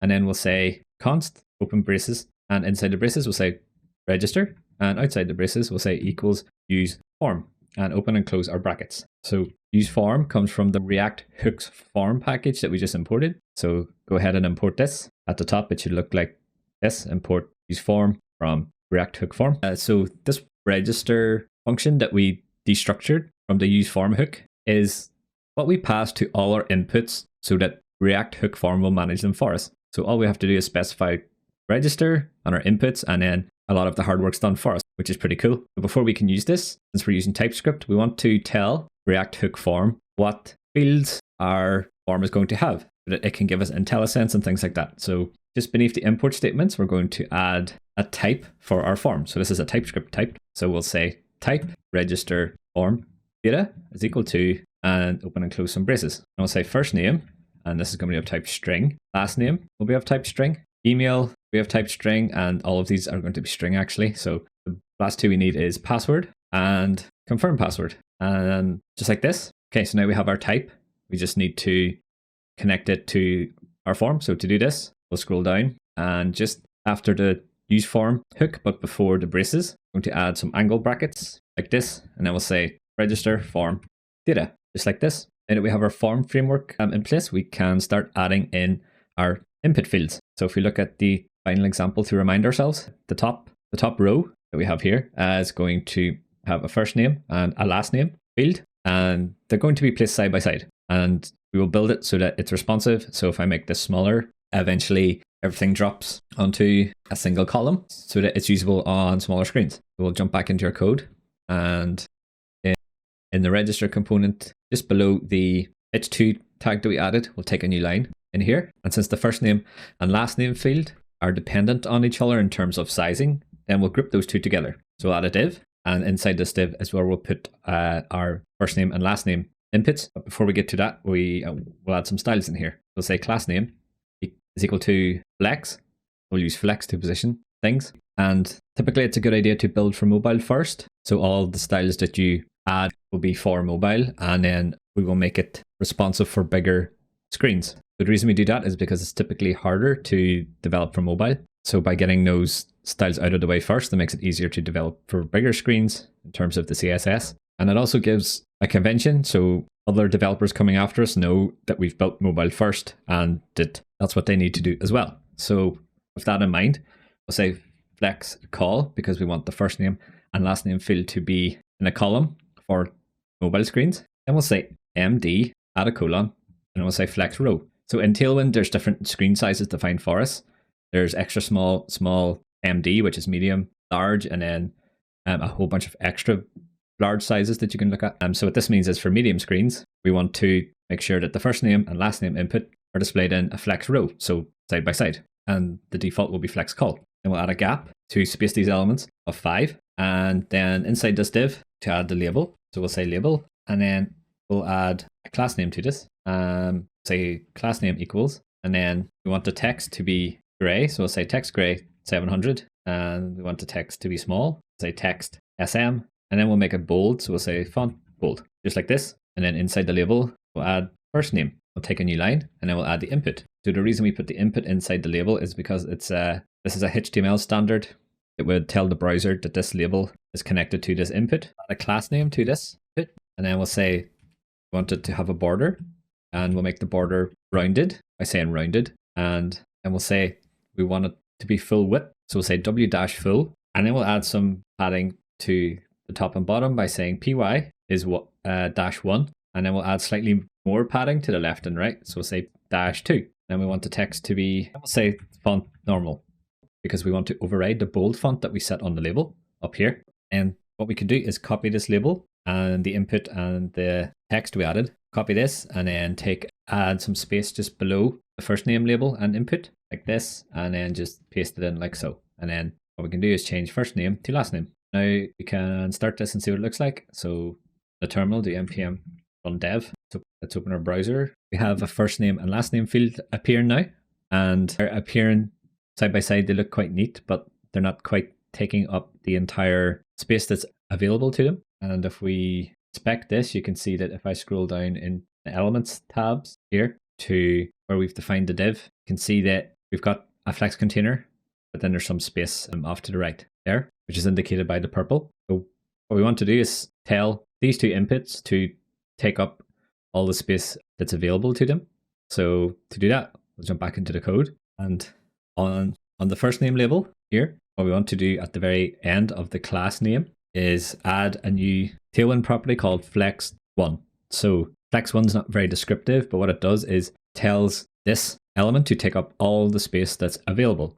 So if we add flex1 to the last name as well, then these elements will be split 50-50, and both of them will take up 100% of the space that's available to it. Now if we look at this, the browser again, so our first name and last name fields here, and you can see it's taking up all the space, and we have a nice gap between them, which is indicated by the purple. So hopefully that gives you a bit of an idea on how we use Flexbox, align things. I will check the responsiveness. So if I drag the window in, scroll down, you can see after we get to a certain point, then our form stacks. And if we keep going, looks like we have some issue with padding here. So let's go and fix that. So if we go back into the code, and then we'll go to the Explorer, and then we'll go into tailwind.config.js. So what's happening here is we defined our own custom container earlier on in the tutorial, but we didn't add any responsive properties to it. So what we can do in here is we can delete the string that we added and replace it with an object. Now we want to say only apply our custom padding for screens that are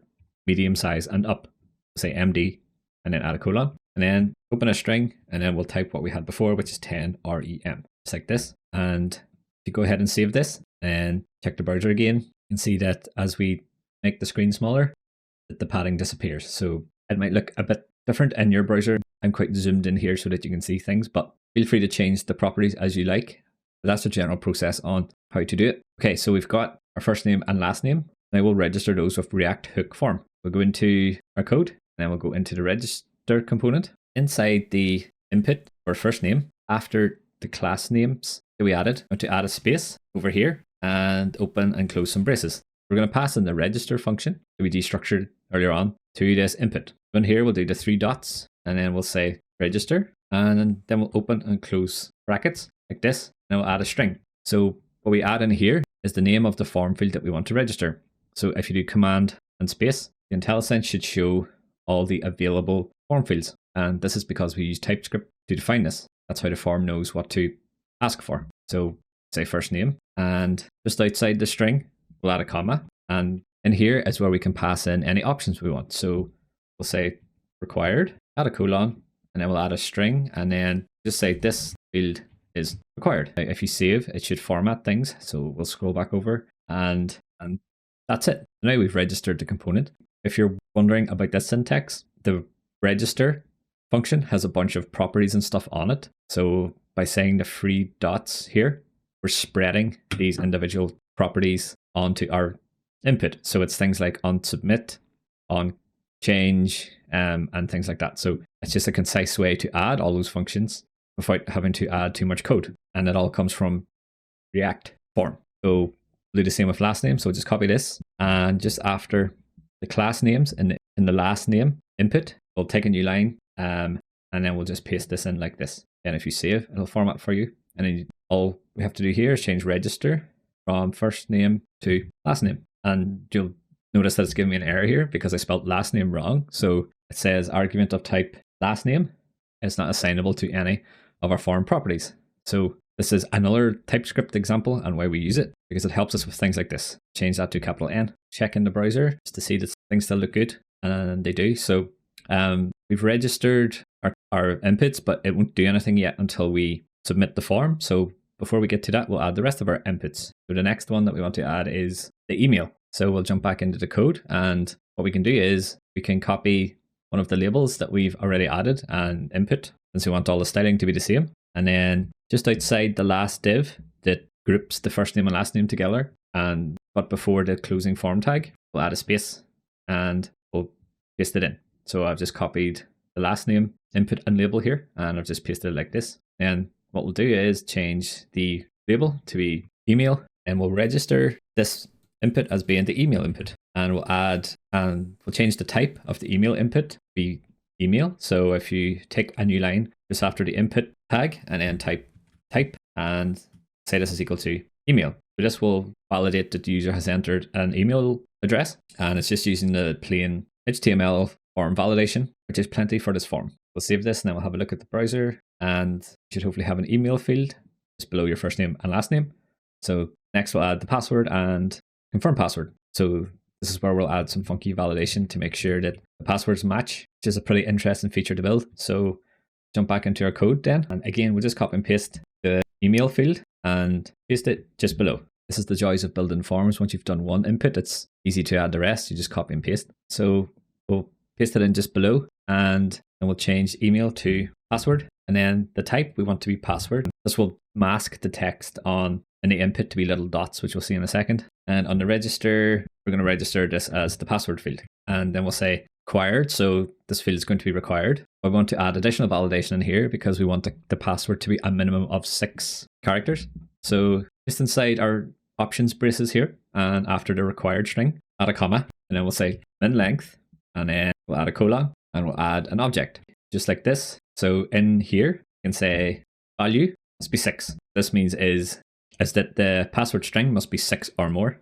Then we'll add a comma, and we'll say message, add a colon, and then we'll just add an error message. Password must be at least 6 characters, just like this. And we'll check our browser. So our password fields appeared, and if I type into it, you can see it'll show me what the password is, and trying to do the Google strong password stuff. So that's why we use native HTML functionality whenever we can, so that we can tie into the browser a lot easier and use things like autofill and things like that. And the last input we need in here is the confirm password input. So again, we'll just copy the label and the input for our password. So if you copy everything from the closing label right the way up to the opening label, and then just below it, we'll paste it in. And there's a few changes we'll have to make to this. So instead of password for the label, we want it to be confirm password. And in the register, instead of password, we want it to be confirm password. It's like this. Now, instead of passing in an object in our options here, what we can do is delete everything inside the braces. So we want to keep the braces, but we want to delete stuff inside it so that your code looks like this. And inside here, what we want to do is called the validate function. So this is how we perform custom validation using React Hook form. So it's a bit more flexible than passing in properties. So in here, we'll pass in a function, and the validate function is going to provide us with the value of this input. So basically whatever the user typed in here. So the first thing we want to do is check that the user has entered in a confirmed password. We'll say if the value doesn't exist. So if !val. So if value is, and then we'll open our braces, and then we'll say return, and then we'll just return a string. Say this field is required. So this is the same as what we've been returning so far for other required messages, just in a different way. So next we want to check if the confirmed password matches the password, which is interesting because we can't get a hold of the password value in here by itself, but it's okay because React Hook form has given us a way to do this. So we're going to scroll up to the top where we defined a use form hook, and then just after register, we'll add a comma, and then we'll add watch. So we're going to destructure this watch property, which lets us get the value of a different form input. So we'll scroll down back to our confirmed password validation code in and around line 60. And just after the if statement, we're going to add an else, and we'll add a brace. And in here, we're going to add else if and open our braces. And then we'll say watch and open braces again. And then we'll say a string, and we're going to watch the password field. And then we're just checking if the password field is not equal to the value in the confirm box. So we'll say exclamation mark double equals. We'll add our braces after this, and then we'll return a string that says your passwords do not match, just like this. So if we don't return anything, then the validate function is going to assume that everything's okay. So this is why we don't need anything else in here. But if we return a string, it's going to assume that the string that we returned is an error, and it'll add it to the errors object, which we'll get to in a minute. If we save and check this in our browser, got a password and confirm password. So the way that the validation works is that it happens at the point when the on submit, when the form is submitted. So we haven't submitted the form and we don't have anything to do that yet. So now we just need to add a button. So if we look at the final example here, on the right, we've got this create account button. Add that now and connect it up to the form. Back in the code, just outside the last label, but before the closing form tag, we're going to add a span. So the reason we're adding a span here is because we have a sign-in link we're going to add later. But for now, we'll just go ahead and add our button. We'll say button, and then we'll add a class name as we want it to look. Going to be equal to BG blue 600, which is our color for buttons and links that we've decided to use. And we'll say text white, and we'll add some padding. So we'll say P-2, and then we'll make the font bold by saying font-bold. Then we'll add a hover style. So we'll say hover dash colon BG dash blue dash 500. And then we'll say text XL like this. And then for the text in the button, say create account. And if we save this, hopefully it will format it for you. So now we have a button. Let's check the browser to see what it looks like. And it's appeared. It's appeared to the left. We want it to be to the right. But that's okay because whenever we add the link, we can use Flexbox to space these out evenly. So this is okay for now. Okay, so back in the code, we need to handle the form submit. So inside the button tag, type is equal to open speech marks, and then we'll say submit. So by saying button equals submit, then it's going to submit the form that it's inside of. And if we scroll up to the top, we want to get the handle submit function from the use form hook. So we'll destructure this as well. So add a comma after watch, and then we'll say handle submit. So the handle submit function will submit the form, check for any errors, and then create an error object for us, which is really nice. Now we'll create our own function that calls this handle submit function. Just below our use form hook, we'll say const on submit equal to handle submit, which is this function. And we're going to pass in the form data. And we need to pass function to the handle submit that will get called if the form is valid. So we'll pass in an arrow function, and then we'll open and close our braces. The handle submit function will pass the data from the form to our function. And then inside the braces, for now, we're just going to say console.log on submit the data. Okay, so now in our form tag, just inside the return statement on the form tag, we'll say on submit. It's going to be equal to on submit, just like this. So I'll explain this a bit more because it caught me out quite a few times when I was working with it. So the on submit function that we created is going to get called when we submit the form or click the button or hit enter or whatever.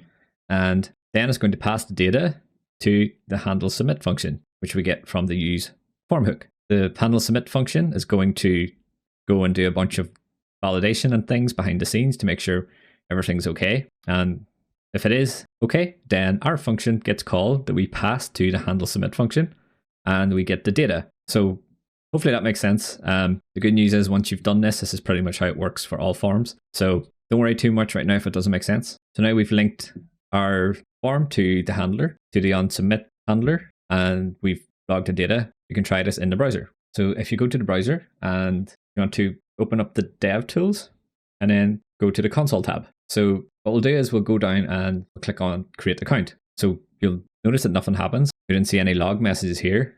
That's because the form is invalid. And you'll notice that it's taken the first name input and it's put it into focus so that the user is directed to the input which is invalid. So if we go ahead and fill this out, and then if we add something in that doesn't resemble an email, and then we'll try again, click account, you can see that the field is going into focus and it's telling me to add a proper email address. So we'll add this in like this. So the basic validation just checks that there's an @ which is enough, I guess. And then we'll enter in a password. And if you enter in the same password again and then click on create account, because the form is valid, it called our function and it displayed our form data, which has all our stuff in it. So this is good so far, but you'll notice whenever we have missing fields or whatever that we don't actually display any errors yet. It'll take us to where the error is, but we want to display the little message that we added to each of the fields. So we'll look at that next. Go into the code again. What I want to do here is go to our use form hook, and our trusty is going to give us an object that has all the errors in it for us. So after handle submit, and then we'll say form state, just like this, and then add a colon, and then we'll add a new pair of braces, and inside this we'll say errors, and then save this. So just like that. What we've done here is we've destructured the form state from the use form hook, and then we've destructured the errors from the form state. So form state has a bunch of stuff in it, but we only care about the errors. Now if we scroll down to our inputs, we can add an error message in. So what we'll do in here is we'll add it for the first name first. So we want the error message to appear below the input. So we'll take a new line after the input, and then we'll open our curly braces to indicate we want to run some JavaScript in here. And then we'll say errors dot. Then you'll notice it's given us all our fields. So what we want to say if errors dot first name double ampersand, and then we'll open and close some brackets. And then in here we'll add a span tag. Then we can say errors dot first name dot message, just like this. And then we'll add a class name to the span just to make the error message stand out a bit. So say class name equal to text dash red dash 500. Okay, so what we've done here is we're checking the first name property in the errors object. If this is true, then we'll use the double ampersand to say render the error message inside a span tag with the text being red.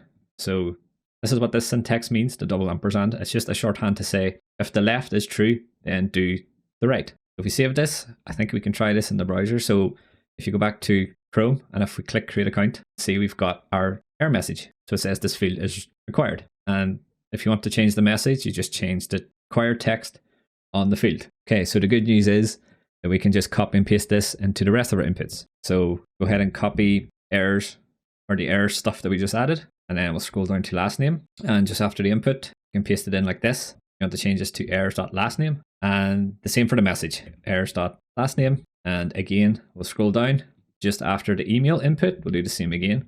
So paste it in, say errors.email, and inside the span tag errors.email, and same for the password, just below the last input, paste it in, change it to errors.password, and change the error message, errors.password. And finally, just one more to go, scroll down after the confirm password text input, paste in the error, and I will say errors.confirm password and errors.confirm password for a message. Okay, good. Thank God for Control V. Let's have a look at the browser. And if we click on create account, it's going to tell us where all the errors are. So if we fill these out, errors disappear. So that looks good. Now we'll check the password validation. So if I don't add 6 characters, it'll say password must be at least 6 characters. And then if we type more, and that works, that's good. So now we'll check confirm password, and we type it in, it says passwords do not match. So if I change this to something that I can remember and change the confirm password to be the same, the error's gone away. So if I check the console as well, so if we click on create account, see that form validation passes and it's printed out the message. So if our form, there's anything missing in our form, if I delete a field here, it'll show the error. And if I click on create account again, see it's updated the errors and the message doesn't print in the console. Okay, so now we have a form that works. Okay, so if you managed to get this far, then you've just created a form that works for like 80% of all the forms that you'll have to build as a software developer. So we'll create more complicated forms later on whenever we come to building the manage hotels functionality. But before we get to that, we want to link this form to our register endpoint that we created. So we'll go ahead and do that now. Okay, so now we'll create the request that lets us call our register endpoint whenever we submit the form. So the first thing we'll do is create the actual fetch request. So go into the Explorer and under the front end source folder, I'm going to create a new file, and this will be called API-client-.ts, just like this. And this is where we're going to put all our fetch requests. The reason we put it in a separate file is because it keeps the fetch requests themselves separate from our components, and it makes our code a bit cleaner. So in here, say export const register, and this will be equal to an async arrow function, and we'll open our braces. And this register function is going to accept the data that we captured in the register form. So we'll call this form data, and it's going to have a type of register form data, which we defined in our register.tsx file. So in register.tsx, we'll export this type, and in API client.ts, we'll add a colon after our form data variable name, and then we'll say register form data, and then we'll import the type. So we'll add import from .pages/register, just like this. So all we're doing here is saying that the register function is going to accept form data, and it's going to have a type of register form data, which is the same type that our form uses. So the reason we do this is because if our form data type changes, or we decide to add new fields to the form, then it'll help us catch any bugs here. So inside this, we'll say const response. It's going to be equal to await, and we'll say fetch, and we'll open our braces. And in here, we're going to add some backticks. So we're going to pass in a template string, and we'll add a $sign and open and close some braces. So we can add variables in here, and when the code runs, it'll get turned into a string. So what we want to say is API base URL. So we haven't defined this yet, but we'll do it in a minute. And just outside the last brace, we'll say slash API slash users slash register, where our endpoint is on the back end that we call to register a user. And just outside the string, we'll add a comma, and then we'll add an object by passing in some braces. And then we need to define some things in here. We'll say the method for this fetch request is going to be a post, since we're creating a user. And then we have to pass in headers. So we'll type headers and open some braces. And then in here, we'll add a string, and we'll say content dash type. And just outside this, we'll add a colon and open a string, and I will say application JSON. So this just tells our server to expect the body of the request to be in a JSON format. And just outside the headers object, I'm going to do a comma, and I will say body. So this is where we define the properties that are going to go into the request. We'll say JSON.stringify, and then we'll pass in our form data, just like this. And so this will make a fetch request for us, and our server will send back a response, and the response gets stored in the response variable. Just below this, we want to get the body of the response, because we send back messages depending on the type of error that we get from the backend. So we can say const response body is equal to await response JSON. So this takes the body of the response and converts it to JSON, and then assigns it to this variable called response body. What we want to do is check if the response is not okay. So we'll say response.okay, and we'll add some braces. Don't forget the little exclamation at the start to say response not okay. And I want to throw a new error, and in here, I want to pass in response body.message, since all our error messages come back from the backend in a message property. It's like this. The only time we get anything back in the body is if there's an error, so we don't need to do anything else here. And we'll just scroll up again. So API base URL is going to come from the environment variables. So the reason we do this is because depending on if we are developing on our own machines or if we deploy to render, then the backend API base URL is going to be different. So we'll define an environments variable file for localhost, and then we'll add the property to render.com later whenever we deploy our backend. So just after the import statements at the top, we'll take a new line, and we'll say const API base URL is going to be equal to, and then we'll have to say import.meta.env.beat_API_base underscore base underscore URL. So because we're using Vite, this is how we import environment variables from a .env file. So now we just need to define this. If you go to the Explorer and go to the front end folder, and in here, we're going to create a new file and we'll call it .env. So this is the similar approach that we took with the backend to define environment variables. They're just going to be named slightly different because we're using Vite. So in here, say Vite underscore API underscore base underscore URL, and this will be equal to http://localhost 7000. So this is where our server is on.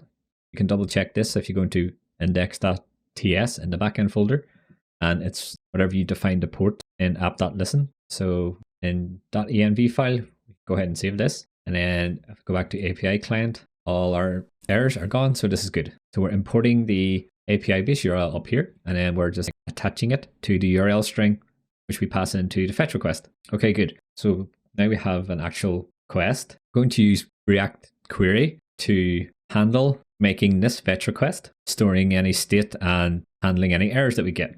So instead of us having to do all that ourselves, React query is a industry standard package that we use to handle this for us. So we'll open up our terminal and make sure you're in the front end directory, and then we'll do npm i react-query, just like this, and it'll go and install this for us. Once this is installed, you can go ahead and close the terminal for the minute, and back in our register component to scroll down, and just after the code where we imported the use form hook, we're going to add a new line, and then we'll say const mutation is equal to use mutation, and then we'll open our braces and we'll import this from React query. So the reason it's called mutation is because it makes a request that mutates, or in other words changes or creates something. So anytime you need to make a post, put, or delete request, you can use a mutation. You can make a get request with this as well, but there's a different hook to do that, which we'll see later. So for now, what we want to do is import the register fetch request that we just created. So what we'll do up here at the top of our file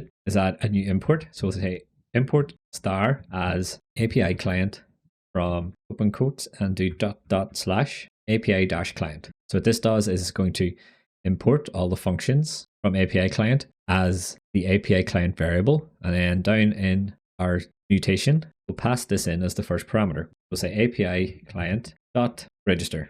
And the reason we import it like this is because it makes it easier to get access to many fetch requests without having to import them individually. It's also a bit more expressive, as someone who's reading this code can see that the register function is going to be a fetch request. Whereas if we just imported register like this, it's not as clear what this function is doing. So after this, we can add a comma and we can add braces, and we can define what we want to do with on success and on error. So for on success, we can define a function. We'll open braces and pass in the arrow function. And for now, what we'll do is we'll console.log a message that says registration successful. So this is just for testing purposes. We'll change this once everything's working. And just outside the last comma for the on success property, we can say on error. And again, we can pass a function in here. And this time an error gets passed to our function. So we'll say error, and it'll be a type of error. So this comes from our fetch request. So if we jump back into app.client.ts, and if we look at our code, so we're throwing a new error, which is the type that we just defined in our error block. And if there's something wrong with the response, then we'll throw the message as an error object. So we're catching this in here, and then we can say console.log error message, just like this. The reason we use React query here is because we don't have to manage any state ourselves, as the state is built into the use mutation hook. So we'll use this quite a lot in the course, so we'll see plenty more examples of how it works. Now that we've defined this mutation, what we want to do is call it when our form is submitted. And we only want to do that if the form is valid. So we'll put it inside our onSubmit function. So in here, we can delete the console.log message, and then we'll say mutation.mutate, and then we can pass in the data. So this data, if you hover over it, has a type of register form data, which is what we are passing to the mutate function. And then the mutate function will pass it on to our API client.register. And once we've called .mutate, it's going to call our API client.register function and pass the data to it and handle any errors and data that it needs and things like that. So that's basically it for making a fetch request using post and React query. So before we can try this in the browser, we need to add a query client to our application. So if you go into the Explorer and go into main.tsx, which will be in the source folder, to wrap our app component in the React query client provider. So this means that our app has access to all those hooks that we just added. So just after the import statements here, we'll take a few new lines and we'll say const query client. We go to new query client, open and close braces. And what we want to do in here is say default options, add a colon, and we'll add an object. And inside the object, we'll say queries, colon, and then we'll add an object again. And then we'll say retry 0. We'll add the import from React query. But the reason we're adding in this retry 0 is because if we get an error, then by default React query will do a retry indefinitely. So there's pros and cons to this. The pros are that if your server is down temporarily and comes back up itself, then user doesn't have to do anything. But the cons are that it's quite expensive. So it'll make a lot of requests from the browser, which we sometimes don't necessarily want. So for this course, we're going to set this to be off. Now we've created a query client. You can scroll down to our app. You can scroll down and just inside react.strict mode, we'll take a new line and then we'll say query client provider, and then we'll open and close our angle brackets, and then we'll pass a prop to the query client provider. So just inside the last little angle bracket there, we'll say client equal to, and open braces, query client. And then we want to make sure that our app component is inside these tags. It's like this, and I'll have to import this from React query. Now we have our query client provider in place. Our app has access to all the nice React query things. We can go into the terminal and start your server if you haven't already, and jump into the browser. And we're going to open up our console since we're expecting to see some messages here. So what we want to do now is test this form. So go ahead and enter some data. So I'll add a first name and a last name and add an email. Doesn't matter too much about what the email is, just as long as it's valid. Something you can remember ideally, and then add a password as well and add a confirm password. Now if we click on create account, we should see a few things happening. So in your console, you can keep an eye on the network tab to see what requests are being made. So if we click on create account, see that it tried to call the register endpoint, but something went wrong. So if we click into this, you'll usually see some things on the right hand side here in these little windows. So you can check the payload, which is what was sent in the body. So if we have a look at this first, we can see our form is getting sent in the body, which is good. And if we look at preview and response, it says nothing's there. So no clues there. If we have a look at the console, we have some errors here. So it says failed to fetch and error connection refused. So what this means is the backend hasn't been started. So if you go into the code and then want to open up a terminal. So the best way to do this is on the top right here, you'll see an option to split the terminal. So if you click this, it'll give you two windows side by side. So you use one to start the front end and then use one to start the back end. So the left one, I've started the front end here. So in the right one, we'll do cd backend to change directory to the backend, and we'll do npm run dev. Okay, so now we have our backend running, and go back to the browser. We'll clear these errors and bring this down a bit. It's kept all our form data, thankfully. And if we click on create account, if we have a look at the network tab again, you can see that this time we got a 200 OK. And then if we look at the response, it's given us an OK message. And what we can do now is check our MongoDB just to make sure that everything went OK. So we'll add a new tab and go to mongodb.com. And once you've logged in, to go to the projects link on the left hand side, and then down to development, and when the page loads, you want to go to database and browse collections. So if you go to the users document, and it should be at the bottom because the most recent documents get added to the bottom. So yeah, this looks like it worked. So we've got my test email address that I added, and it's hashed the password, and it's added the first name and the last name. There's one little thing that we need to fix. So you might have noticed in the console tab that it's saying syntax error unexpected token O, OK is not valid JSON. So what happened here is in the network tab, if you have a look at the register request, the one that worked, if you click on preview, so what preview does is it converts the body of the response to a formatted JSON object that you can look at. But as you can see here, it's returning text, which isn't in JSON format. So the text OK is what's causing the problem, because it's trying to convert this string to a JSON object and it's fallen over. So to fix this, we'll go into the code and go into our Explorer, and we'll go into the backend folder. Then we'll go to the source folder, and in the roots folder, we'll go into the users.ts file. So this is where our register root is. And if we scroll down, then we'll see the bit where we're returning a status of 200. So what's happening here is that Express is automatically adding the text OK to the body of the response. So what we want to do is override that with our own object, which has a message in it. So then our code won't fall over. So instead of res.sendStatus, we'll do res.status and we'll say 200 OK, and then we'll do send, and we'll pass an object to this, and then we'll say message user registered OK. It's a good idea to keep the structure of your responses the same to avoid the errors that we just seen.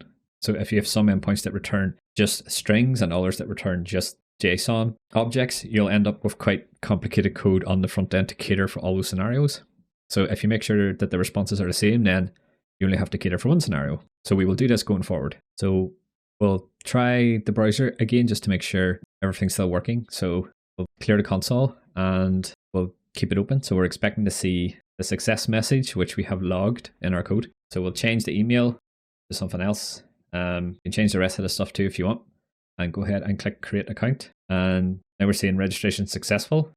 This is the message we defined in the front end. If we look at the network tab, and if we click the most recent request, which is going to be at the bottom, you can see the message is coming back registered, user registered OK, which is what we defined in our backend. This is a big step, as it's proved that we can talk to our backend server from our front end code. So now what we'll do is we'll handle what happens after an account is successfully created. So if we look at the finished example, I go to the register screen and add some stuff in here. And once I've filled out the form, so I click create account, you can see the user gets redirected to the home screen. And we also got this green toast that appeared on the top right. And you'll notice that we added some extra links at the top to indicate that a user is signed in and they have extra functionality. So to accomplish this, we're going to use React Context API, which is a pretty important thing to know, as it allows us to store global state without having to use any additional third-party libraries.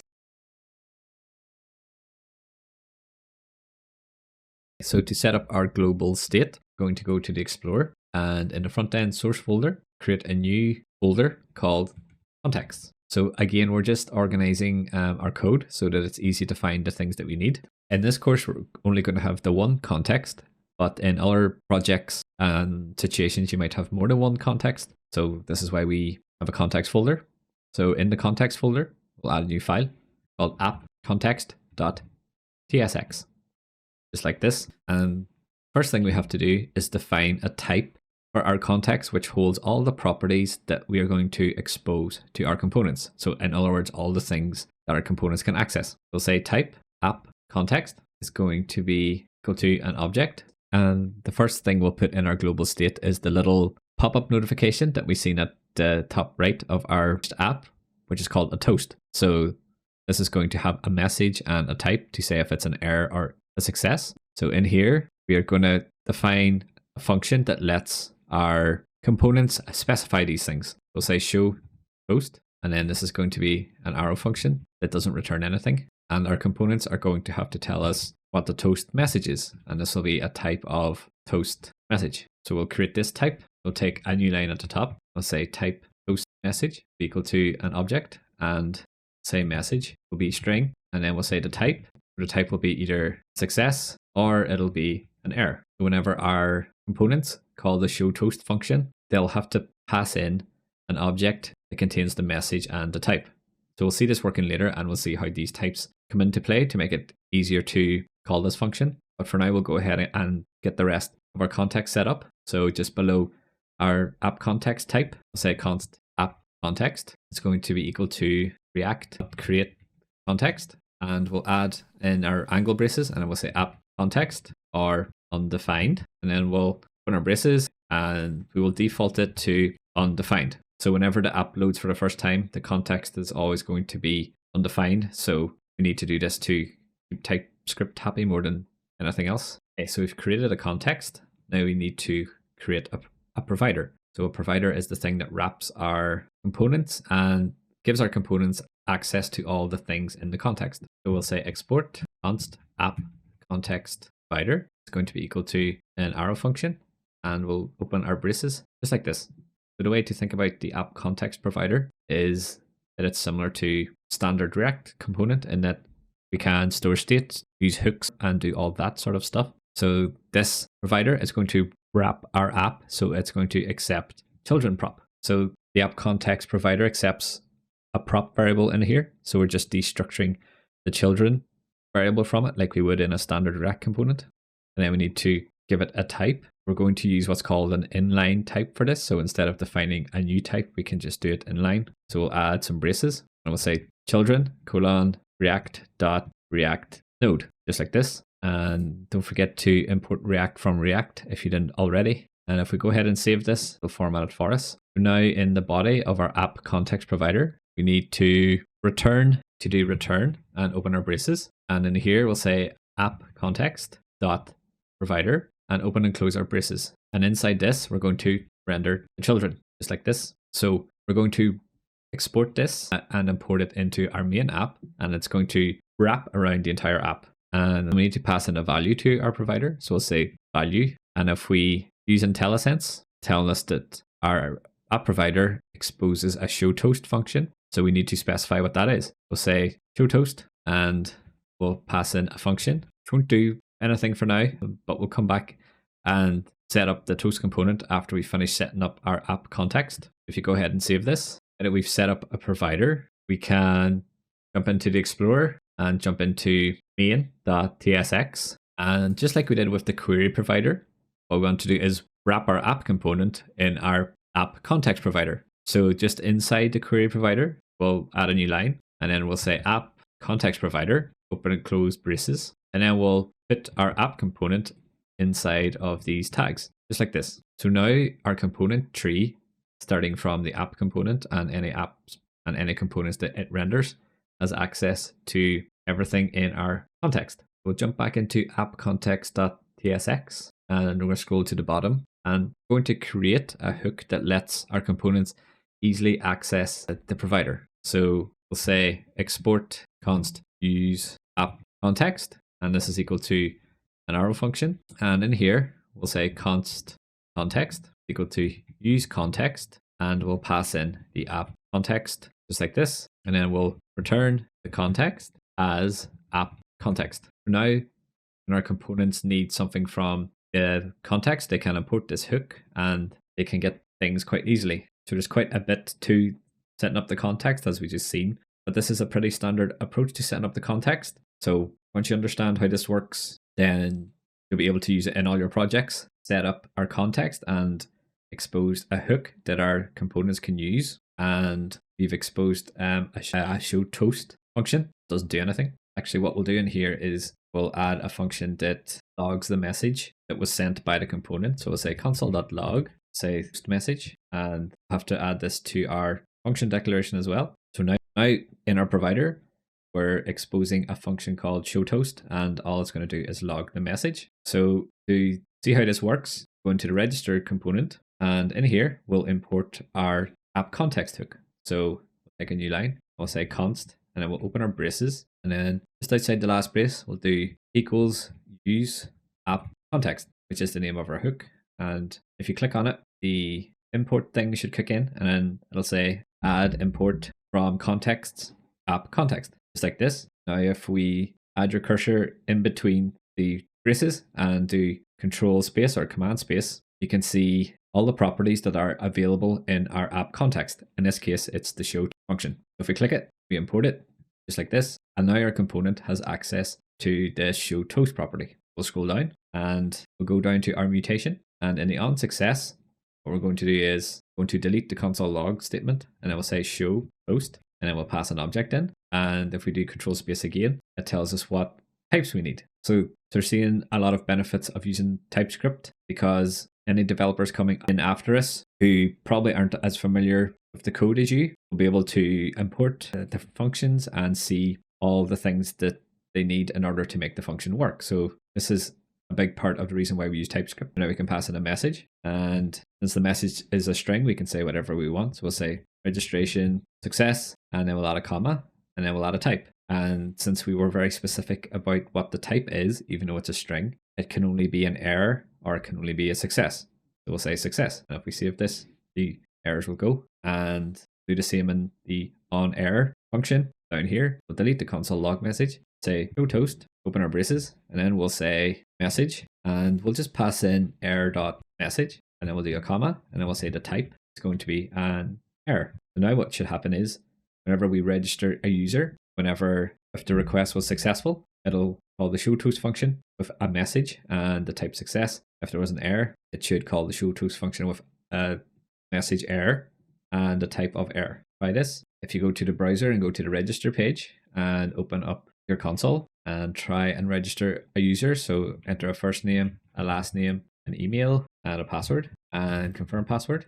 If we click create account, see our message gets logged from the app context, and it's given us the message and the success, the type of toast. Okay, so now we have proved that our components have connected up to the context successfully. We can go ahead and create our toast component. We'll jump into code, and in the front end source components folder, so components folder holds all our individual components that can be shared from any of our pages. For example, create a new file, and then we'll call this toast.tsx. The first thing we'll do in here is define the type for the props. So we'll say type toast props equal to an object, and this component is going to accept the message, which is going to be a string, and it's going to accept a type, which is going to be either success or an error. So these get passed to this component from whichever component called the showToast function.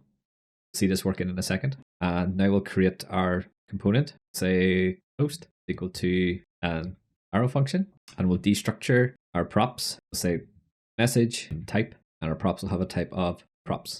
It's like this. Inside the function, we'll say return, and then we'll add a div. So this is going to be a container for the toast component, and inside this div, we'll add a div that will help position the content. So we'll say class name is equal to flex, justify center, as we want the text to be centered vertically, and then we'll say items center. This will center the content in the middle of the div, and inside this we'll add a span which will hold the text. Say span and class name equal to xlg, as we want the text to be large, and then say font semi-bold so that it stands out a bit. And then for the text will be message, which comes from the props. So depending on the type, we want to apply a different background color. So we'll take a new line at the top here, just inside our component, and then we'll say const styles is equal to type equals success, and then we'll take a new line and add a question mark, and then we'll add the styles that we want to apply if the type is success. There's quite a few styles we want to add, so we'll say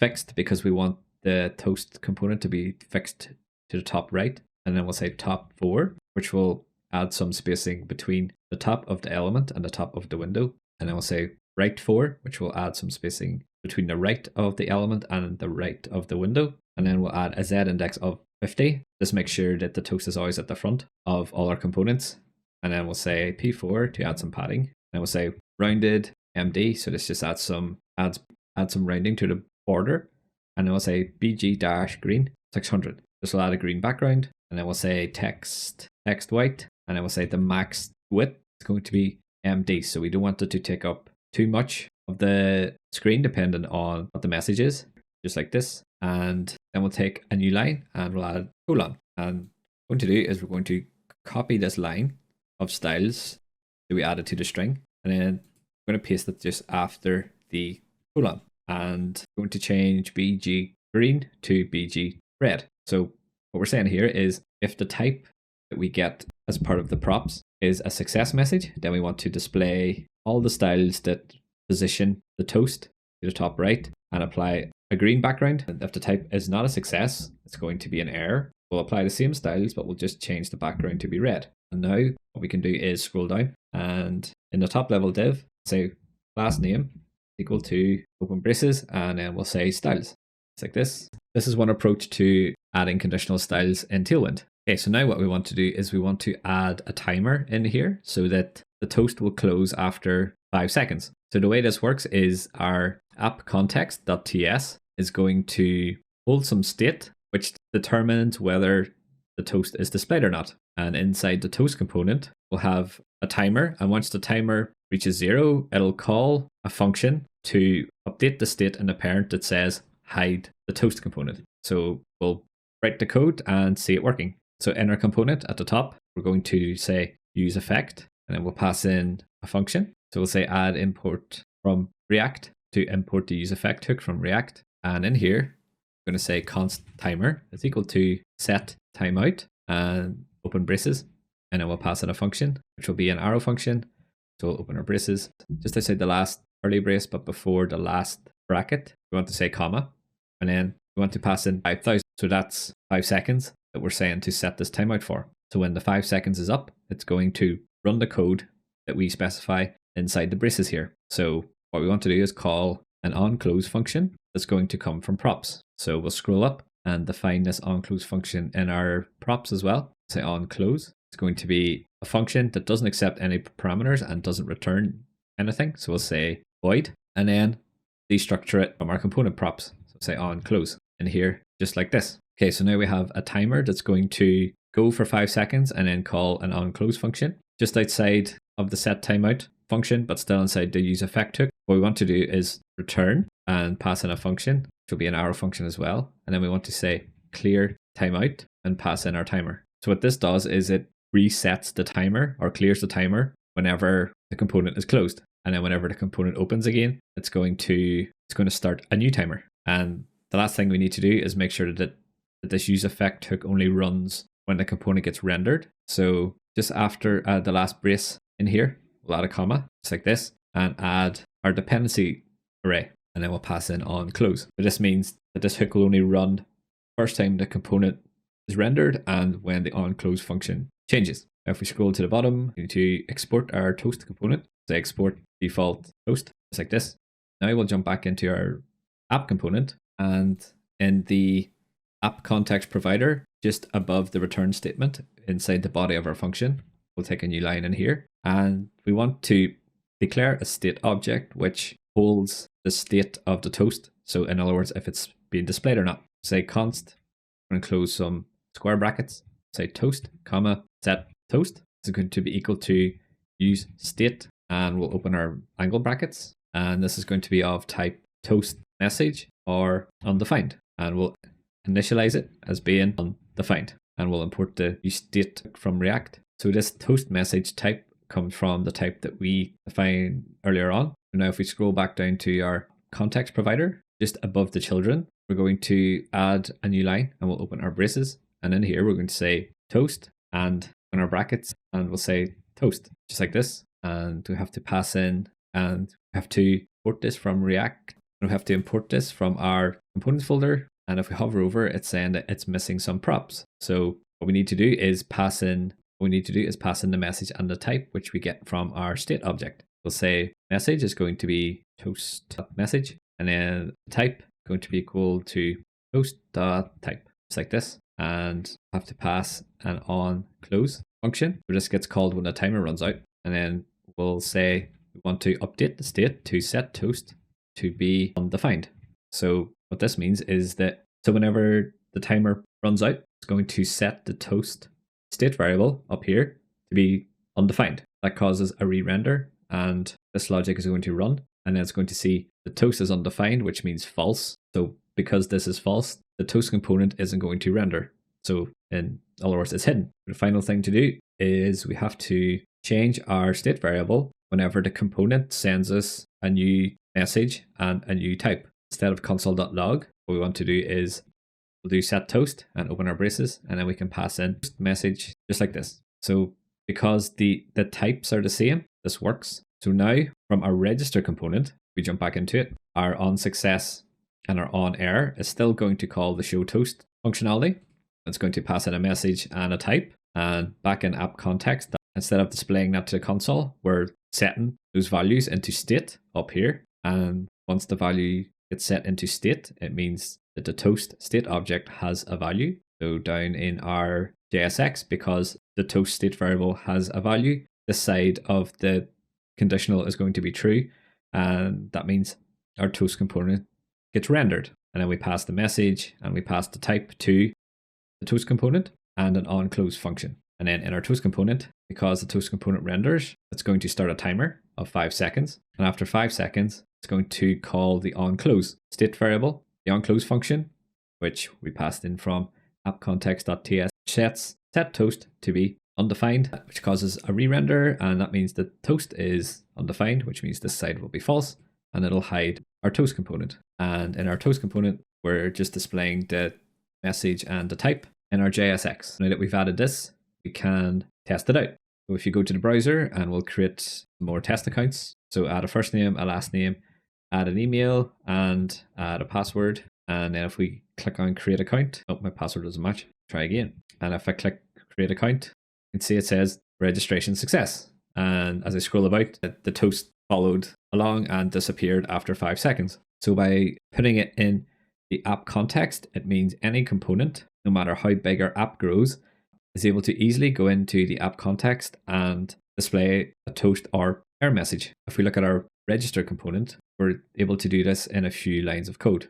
This is a very clean approach. So anytime you have things or data that you want to expose in your entire app, it's a good idea to put it in app context. So not everything goes into the app context. So it comes down to how you decide to structure the state in your app. Sometimes storing the state in local component is the best way, and other times in app context is the way to go. Okay, so now what we want to do is, as well as display the toast in our register component, we want to take the user back to the home page after they've registered. So to do this, we use some hooks from React Router. So we'll scroll up top, we'll do navigate. It's going to be equal to use navigate, just like this. And we want to make sure to add the import from React Router DOM, just like this, so that the error goes away. And now we can call the navigate function in our onSuccess. So after we display the toast, we will say navigate, and we'll pass in a string to define the route. So we want to navigate to the home page, so we'll just say slash. So these two things will run at the same time. On success, it's going to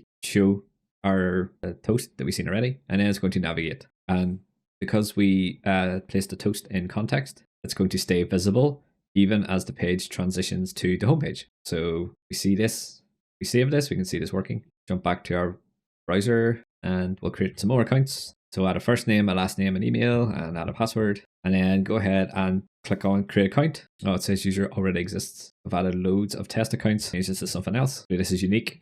And then we will create an account, and it says registration success, and we've been redirected to our homepage. Hopefully that gives you an idea on how to create an app context and how to expose different things that are common to your entire app that your components can use easily.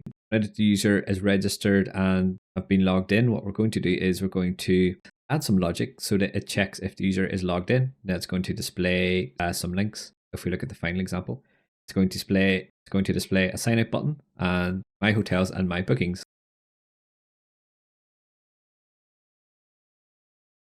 Okay, so if you remember back, we set up the register functionality to return a cookie with an auth token in it. We now need to ensure that the cookie is getting set correctly on the browser, and then we will use this cookie to check if the user is logged in or not. Don't worry though, as setting cookies is pretty straightforward, as we don't have to write much code, as the browser does all the work. We just need to set up some security settings. So the first thing we'll do is we'll jump into our code, and we'll go into the front end folder, and in the source folder, we will go into API-client TS. And in here, we want to go to the register function. This is what makes the API call to register a user. And in the options, which is the object we pass in after we have defined the endpoint, we want to say credentials, and then we'll add a string, and then we'll say include. It's like this. So what this is doing is it's saying anytime we make a post request to the register endpoint that we want to include any HTTP cookies along with the request, and we also want to set any cookies that we get back from the server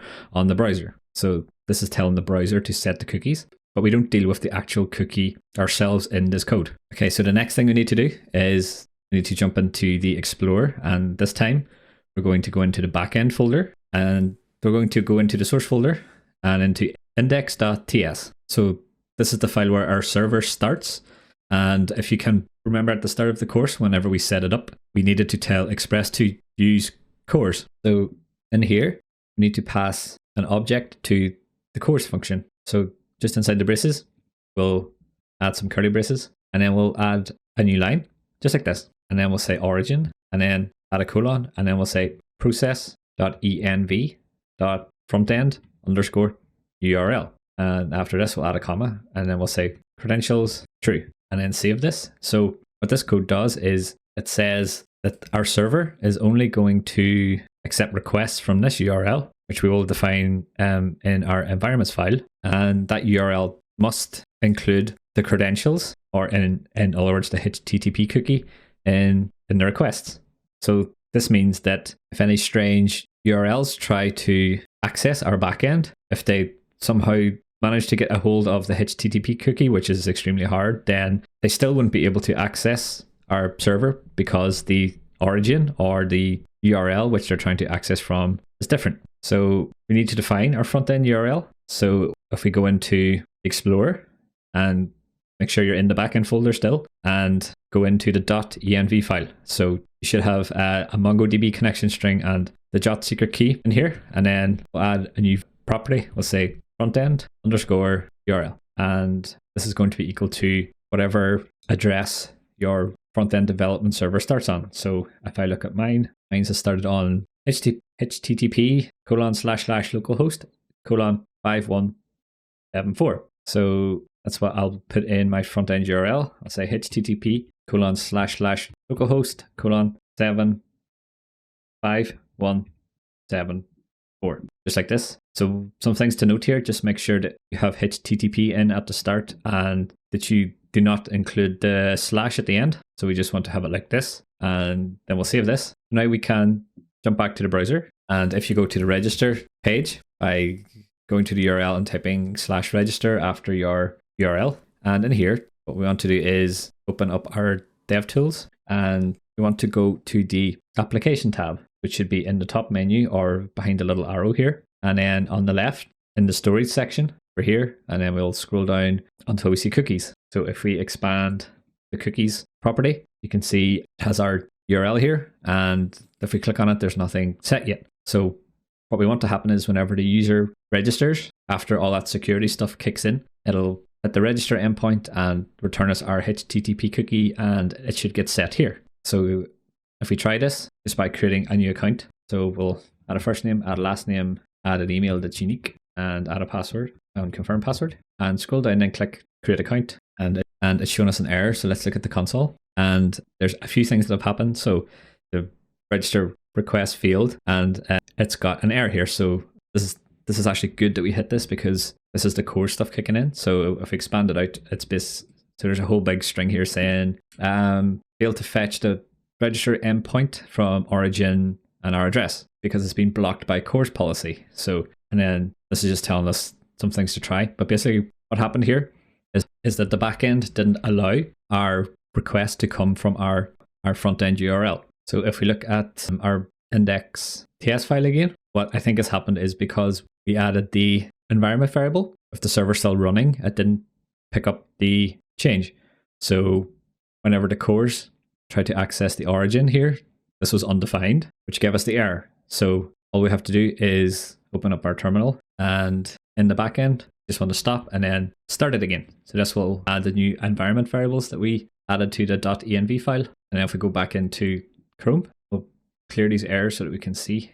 And then let's try and create an account again. Okay, so this time we got the message registration successful, and then we redirected back to the homepage. This is good. Now if we have a look at the application cookies, you can see our auth token is getting set in the cookie section, and we can expand some of these properties. So it's showing us when the cookie expires and some other things, but the most important one here is the HTTP only, and it's ticked. So this means is that this is a HTTP only cookie, and it can only be accessed by the server. So no matter what code we write in the browser here, there's no way for us to get access to this cookie from the browser. So this is why these HTTP only cookies are extremely secure. But this actually gives us an interesting problem, because since our front-end React code can't actually access this cookie to get a hold of the token, then how are we supposed to know if the user is logged in or not in our code? What we can do is, since the server is able to read the cookie, we can make a request from our front end to a new endpoint called validate token. And this endpoint will return whether the token is valid or not. And then based on that, we can do whatever we want on our front end. So to start this, we will jump into our code, and then we'll go into the Explorer, and in the backend source folder, we'll go into roots, and then we'll go into auth.ts. And towards the bottom of the file, just before we export the router, we'll add a new line, and then we'll say router.get, as this is going to be a get request. We're not creating anything here, we're just getting some information, and then we'll pass in the string. So we'll say validate token, and outside the string we'll add a comma, then we'll say verify token, and we'll add a comma, and then we'll pass in our function, which will be an arrow function. So we'll add our braces, and then this function is going to accept the request and response, which gets passed to us by Express. We'll say rec, it's going to have type request, comma, res, we have type response, just like this. And then in the body of our function, this is going to send res.status, and we'll pass in 200, and we'll say send, and then we're going to pass back the user ID, which we will get from the request. So we'll say user ID colon rec.user ID. So what this endpoint will do is whenever we make a request to the validate token endpoint, it's going to run some middleware, which will check the HTTP cookie that was sent to us by the front end in the request, depending on if that check passes or not. If it does pass, the middleware will forward the request onto this function. And then all we're doing is saying, okay, the token was valid, so I'm going to send back a 200 response to say everything's okay. And I'm also going to pass in the user ID, which we get from the token, and it was added from the request. So the best way to make sense of that is to take it one step at a time. So next we will add the verify token middleware to our backend. So in the Explorer, we're going to go into the backend folder, and in the source folder to create a new folder called middleware, just like this. So we're in the source folder, and in the middleware folder, we'll add a new file, and this will be called auth.ts. So again, we're just organizing our code so that it's easy to find the things we're looking for. So we have a middleware folder, and anything auth related that we need middleware for will go in here. Okay, so we need to create our function that we defined. So we'll say const verify token, and then this is going to be equal to an arrow function. And since this is a middleware function, then Express will pass in 3 parameters for us. The first one is the request. The second will be the response, just like this. And the third is called next, and it'll be of type next function. And then we'll import next function from Express, just like this. Okay, so inside the verify token function, the first thing we need to do is get the auth token from the cookie that was sent to us in the request. So we'll say const token is equal to rec.cookies, and then we'll open some square braces because we're going to access this object based on the key, and the key that we use to identify the HTTP auth cookie is auth token. So this comes from our register request whenever we created the auth token and the HTTP cookie, and it's saying property cookies does not exist on type request. So that's because we need to install the cookie parser package. So this is a little add-on that goes onto Express, which helps us deal with cookies. So what we want to do is open a terminal and make sure we're in the backend folder. And then in here we'll say npm I cookie-parser, just like this. And then to go to our index.ts file, and we'll scroll to the top. And this is where we define all the little plugins and helpers and things that we tell Express to use. So at the top, go ahead and type import cookie parser from, and open some speech marks, and then say cookie-parser. It's like this. And it's telling us to install the types. So if you hover over this error, you can see it actually gives you the command to use. So it's this one. You can go ahead and copy this, and in the terminal, in the backend folder, paste it in and hit enter, just like this. And that'll run and install the types, and hopefully that fixes the error. Okay, good. So now we've installed the cookie parser package. We'll scroll down, and in the little group of code towards the top, we need to tell Express to use the cookie parser. So just after the line where we created an Express app, we'll take a new line, and then we'll say app use, open braces, and then we'll say cookie parser, just like this.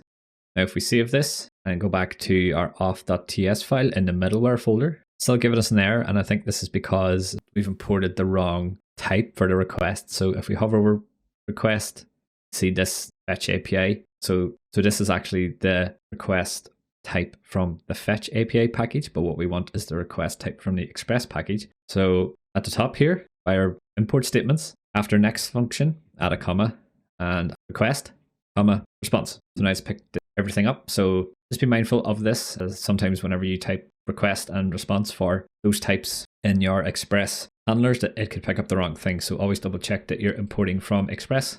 Now that we've got our token, the first thing we want to do is check if the token actually exists or not. So we'll say if not token. So that means if token is empty, undefined, or whatever. So what we want to do now is return early from the middleware and return an unauthorized message. So say return res.status 401, which means unauthorized. And we'll send back some JSON with a message just to say the same. So say unauthorized, just like this. Okay, so if we have a token, the next thing we want to do is verify the token is good by using the jot secret key we defined in our environments file. For this, we'll add a try catch, and it's going to catch the error. And if we do have an error, we will return the same thing as we did if we didn't have a token. So we'll just copy this line up here, which has the res status 401 and the unauthorized message, and paste it in. Now in the try block, we're going to try to decode the token. And if it doesn't work, it's going to throw an error and it'll be handled by this catch block, which is why we return a 401 down here in the catch as well. So inside the try block, we'll say decoded is equal to jwt.verify, and we have to pass in our token, and we have to pass in a secret key. So say process.env.jwt underscore secret underscore key, just like this. And we'll say as string, and we have to import the JWT package. So if we scroll to the top, say import JWT from, and open quotes, and then we'll say JSON web token, just like this. So what this does is it's going to verify that the token we got was actually created by us and not created by someone else. And it does this by decoding the token with the secret key that was used to create the token in the first place. So if we look back to the users root in the roots folder in users.ts in the register function. So in the register function here, if we scroll down and have a look at the code to create a token, so it should be in around line 36. Whenever we sign the jot, we use the secret key. So only the secret key can be used to decode the jot. So hopefully that makes sense. So if we go back into auth.ts, into the middleware folder again, once we've decoded a jot or JWT, sometimes I call it jot, sometimes I call it JWT, we want to get the user ID from the decoded token. So remember, we added the user ID whenever we signed the jot as well. So this user ID is always stored in the HTTP cookie token that gets sent back and forward.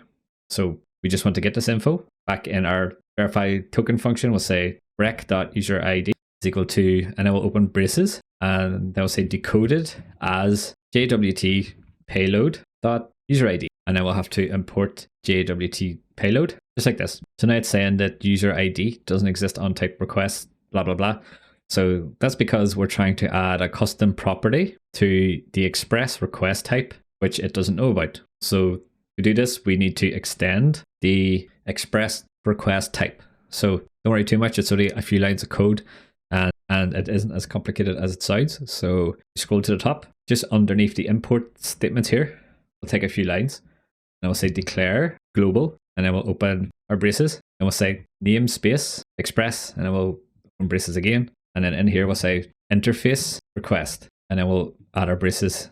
And finally, we'll say user ID colon string, just like this. So this is basically saying add a user ID property to the request type in the express namespace. So don't worry too much about the global bit. That's all you really have to understand for this course. And you can use this in your own projects to extend the express request type and add whatever you want in here. So if we scroll back down to where we were again, the reason why we're adding the user ID to the request is because whenever Express forwards on the request to our own handler in auth.ts, so the validate token endpoint, it means that we're able to get access to it and send it back to the front end in here. So the last thing we need to do in our auth.ts middleware verify token function is call the next function. So we'll just say next and open and close braces, just like this. So this means we're finished doing what we wanted to do in the middleware, and Express can go ahead and do the next thing that it was going to do, which is our forward the request onto our validate token endpoint. Now we'll export this. So we'll say export default verify token, just like this, and then save. So the reason we use middleware is it helps us check if tokens are valid and things into separate functions that don't clutter our main API logic. So now if we go back into auth.ts, we can import the verify token middleware. So we'll say add import from .middleware/auth, just like this. And yeah, so because we use middleware, it means the logic in our actual endpoint is quite concise. And it means as we go through the course, any endpoints that we want to be secured, such as the create hotel and manage hotel endpoints, we simply have to slot in our verify token function into those endpoints and it'll all work the same. So we've made some pretty nice reusable code. Okay, so now we've got our validate token endpoint, which takes a HTTP cookie, gets the token from it and checks if the token is valid. What we can do now is we can call this endpoint from our front end, and depending on if we get a 200 status back or if the middleware gives off a 401 status, then we will know that the user is logged in or not. So we'll jump back into our front end folder, and the best place to do this is to add it to the app context so that any components are able to easily check if the user is logged in or not. So we'll go into the front end folder, into the source folder, into context, and then app context. So this is where we added our toast stuff earlier on in the course. So now what we're going to do is scroll up to the top to our app context. So the app context describes the different things that we're exposing to our components. At the minute, we're only exposing a show toast function. So we'll take a new line in here and then we'll say is logged in, and then this will be a Boolean. And then we'll scroll down until we're just inside the app context provider. So in the body of this function, it should be in and around line 20. So after the toast state variable, we'll take a new line.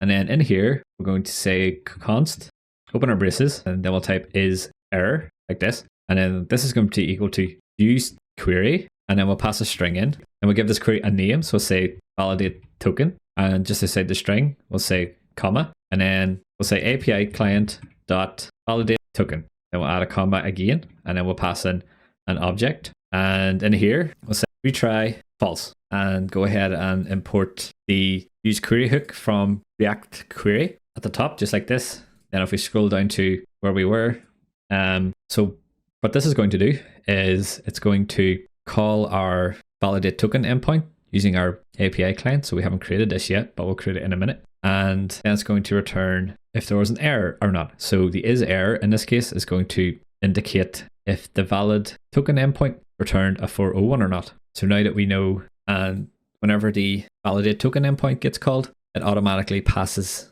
the HTTP cookie that was stored in the browser. So we don't have to do anything extra here. And then it's going to validate that and then return either 200 or a 401. So if we get a 401, it means the user's not logged in and is error is going to be true. So based on that, we can scroll down in the value object, just after the show toast logic, take a new line, then we'll say is logged in and then add a colon. And then this is going to be equal to if there is no error. So we'll say exclamation mark is error, just like this. So basically, if there's no error, when we try to validate the token, it means the token is good and is logged in will be true. And then we pass that down to all our components. So now we need to create our call to the backend validate token endpoint. So we'll go into our API client and scroll to the bottom. And just after the register endpoint, we'll say export const validate token. It's going to be equal to an async arrow function, just like this. Then we'll say const response is equal to await fetch. And we'll say open some backticks because we need to use a template string in here so we can append the base URL, API base URL. So we'll add a $, open and close some quotes, open and close some braces. And we'll say API underscore base underscore URL. So the API base URL, if we scroll up to the top here, comes from the environments file, because depending if we're on local dev or deployed our code, then the base URL is going to be different. So we'll scroll down again. And just after we define this API base URL, we'll say slash API slash auth slash validate dash token. So we're making a get request to our token endpoint. And after the string, add a comma, and then we'll open braces again because we need to pass some options in here. And we'll say credentials include. So this tells the fetch request to tell the browser, okay, send any cookies along with the request, which includes our HTTP auth token cookie. Once we've made the request, we need to check the response. So we'll say if response.okay, and we'll add an exclamation mark to the front to say if the response is not okay. Then we want to throw a new error that says token invalid. And then if the response is okay, we'll return response.json, just like this. So now we'll jump back into our app context.tsx, and we can import our API client. So at the very top, we'll say import * as API client from open quotes, and then say / API -client, just like this. Now if we scroll down again to where we added our validate token call. So using React Query means that it handles all those errors and things like that. So whenever we throw an error in our function, then it'll assign it to the isError property. Okay, so now what we can do is we can go into the Explorer and go into the components folder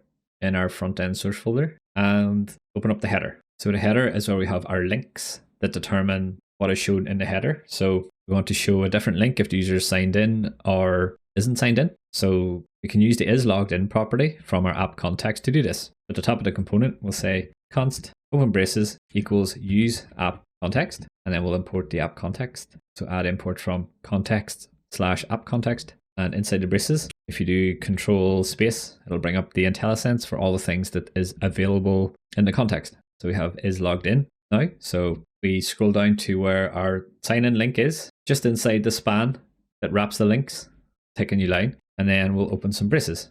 And then in here, we're going to add some conditional logic based on the isLoggedIn variable. We'll say isLoggedIn, and we'll add a question mark. Then we'll add a React fragment, since we're going to have many children in here. And inside the fragment, we'll add a link, which will go to the My Bookings page. And then we'll add some text that says My Bookings. Then we'll copy this link and paste it just below. And this link is going to go to My Hotels page. And then we'll add the text, my hotels. So we haven't created these pages yet, but we're just going to put some links on the page so that we can see the isLoggedIn stuff working. And just below those two links, we'll add a button. And this button will be the sign out button. So we'll come back and style these things in a minute.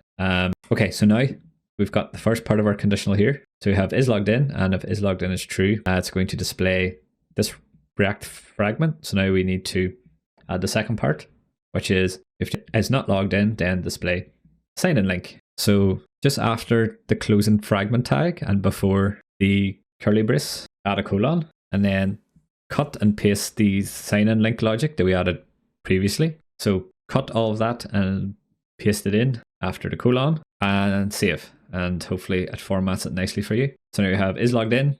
If true, it's going to display one set of links. And if the user is not logged in, then we're going to display the sign in link. And the isLoggedIn comes from our app context. So open up a terminal and make sure that you started your backend and front end folder. What you want to do is jump into the browser, and if you hit refresh, you should see at the top right here. So I've zoomed in quite a bit so that you can see. Got the links that we just added, so they look pretty bad because we haven't styled them yet. So they've appeared because when we registered previously, it stored the HTTP auth token cookie. So if we have a look at this in the DevTools application tab, and if you go to cookies on the left hand side, we made the validate token request from our front end, and the browser sent the auth token along with that request. It got validated on the back end, and we got a 200 response back. So once that happened, it set isLoggedIn to be true, and then the header component rendered based on this and displayed the new links. You can actually see this working a bit more in the network tab.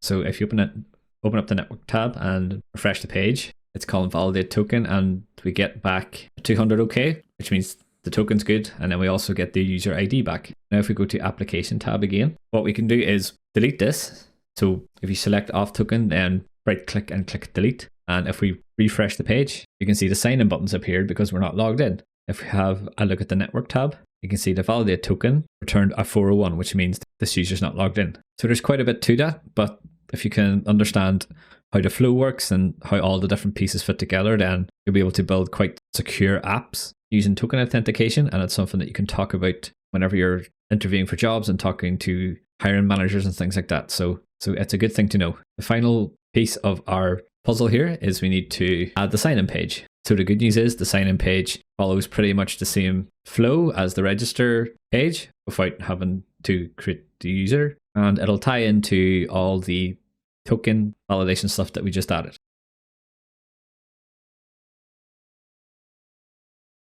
Okay, so before we go and create the login form, let's remind ourselves what the login endpoint does. So if we go into the Explorer and go into the backend source folder, and under the roots folder, we'll go into auth.ts. So this is where we have the sign in or the login endpoint that we created earlier in the course. So when we make a post to this endpoint, we're going to add some validation.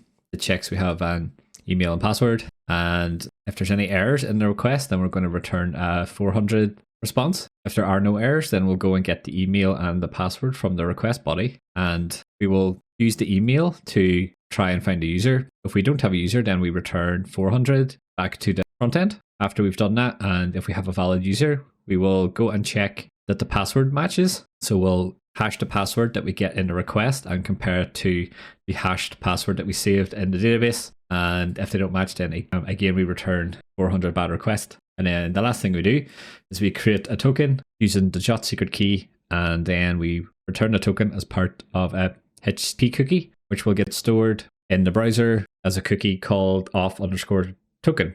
So this last bit is similar to what we did with the register and what we just seen working. So now that we've looked at that, we will go back into the Explorer and go into the front end folder, and under the source folder, we want to go into the pages. Now we will create a new file called signin.tsx, and in here we'll create our component. We'll say const signin is equal to an arrow function. In here, we're going to return form. This form is going to be very similar to the register form, and it'll work in the same way and use the same React hooks form library that we've seen already. So we'll go ahead and import that hook. We'll say const, and in here we'll say register, and this will be equal to use form. And go ahead and import the use form hook from React hook form. And now we have to create a type for our form.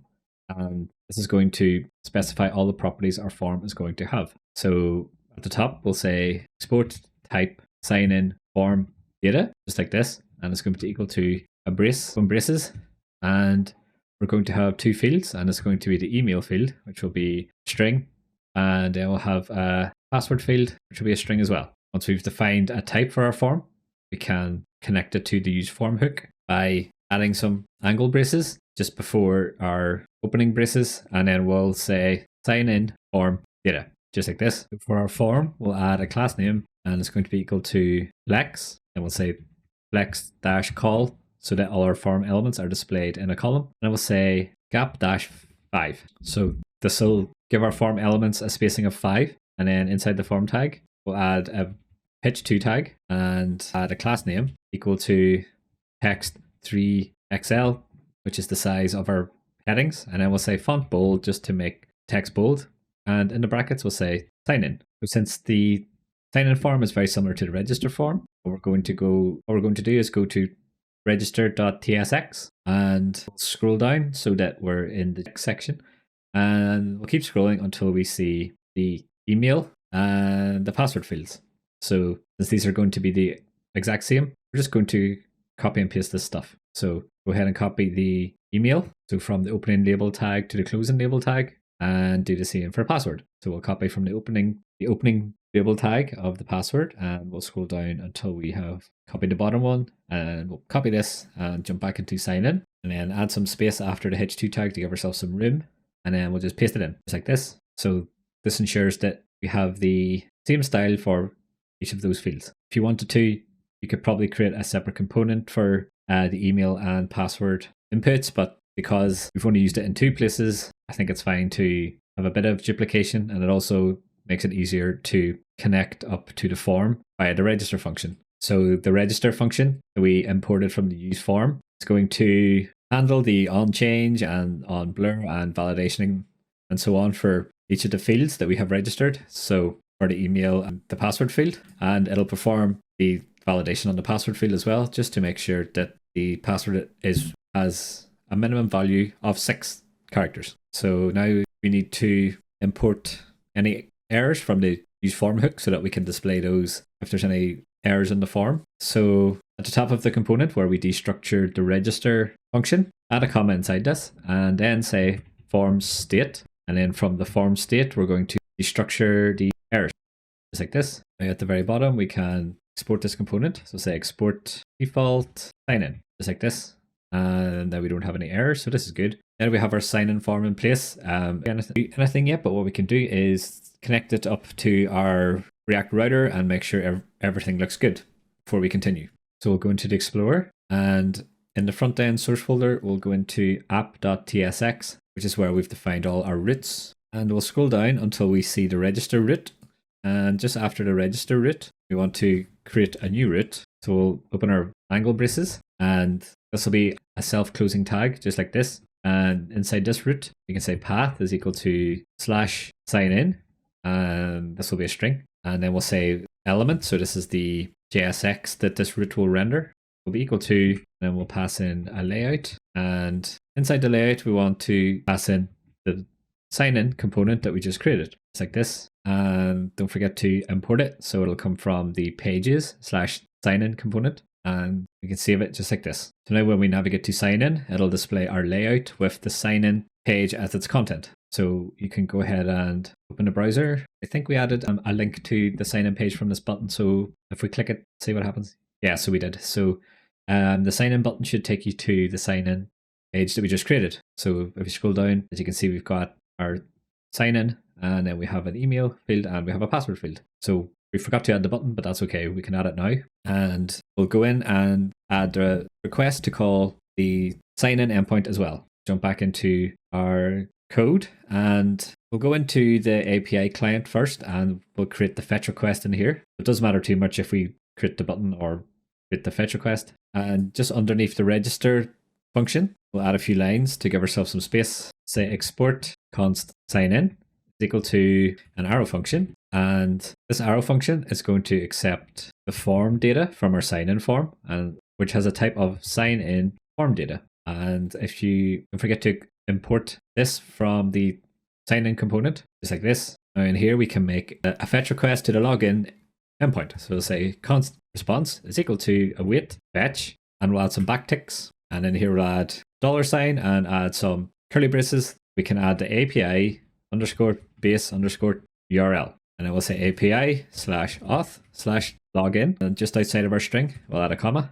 and add some braces. So the method this time is going to be a post because we're creating a token. So we'll say method open speech marks, and it will say post, and then we'll add a comma. And we'll say credentials : include. So this is going to tell the browser to send a HTTP cookie that's stored in the cookies. And then we need to pass in a header to tell our backend to expect a content type. So we'll say content-type, which is a string, and then we'll add a colon, add another string, and we'll say application/JSON, just like this, and make sure that it's headers and not header. So this is a plural. And finally, we need to pass in the body. So just outside the headers object, add a comma, and then say body, add a colon, and I will say JSON.stringify form data. So this will take the form data object and convert it to a string, which is much more friendly for API requests. Okay, so and don't forget to add the async keyword to your function declaration, since we're using asynchronous code in here and we've used it await syntax. Okay, so once we've made the fetch request to the login endpoint and gotten a response back, you can say const body is going to be equal to await response.json. It's like this, and then we'll say if response is not okay. So we'll say exclamation mark and then response.okay means we have an error. And what we can do is throw new error, and the content of the error will be body.message, since the API will return the error message and the response under the message property. And if all goes well up to this point, we can return the body. Okay, good. So now we've got a fetch request. We just need to call this sign-in function whenever the user submits a valid form. We'll go back to signin.tsx and we'll use rect query to make the request from our form. We'll say const mutation is going to be equal to use mutation, just like this. So the use mutation hook comes from React query, and we use a mutation because we're creating something on the back end. So inside this, we need to pass in the fetch request that we want to be handled by this mutation. So we'll say API client sign in, comma, then we can pass in an object in here, and then can pass in an on success. So this is what gets called if the function was a success. We'll say async, pass in an arrow function. And then what we want to do is once the user has successfully logged in, first we want to show the toast message. And secondly, we want to navigate to the homepage. So we'll do these parts in a second. We'll continue connecting our form to our API request first, as these are smaller things that can be done at the end really. But we'll just log a message. We'll say console.log user has been signed in. So this just helps us with debugging for now. And then we also want to add an on error. So if we get any errors back from our backend, we'll want to do something with those as well. So say on error and then add a colon. And this will be a function as well. So we can pass in an arrow function. And React query will give us the error. So we can say error, and this will have a type of error like this. And then what we want to do in here is show the toast as well with a type of error. So again, we'll come back to this. So next we need to import our API client. So we'll scroll to the top under the import statements. We'll say import star as API client from, and then do / API client. And if we scroll down, the error is gone. So we've imported our sign-in function and connected it to the use mutation hook. So now we just need to create an onSubmit function that we can link to our form. So just below the use mutation stuff that we just added, we'll add a few new lines, and then we'll say const onSubmit equal to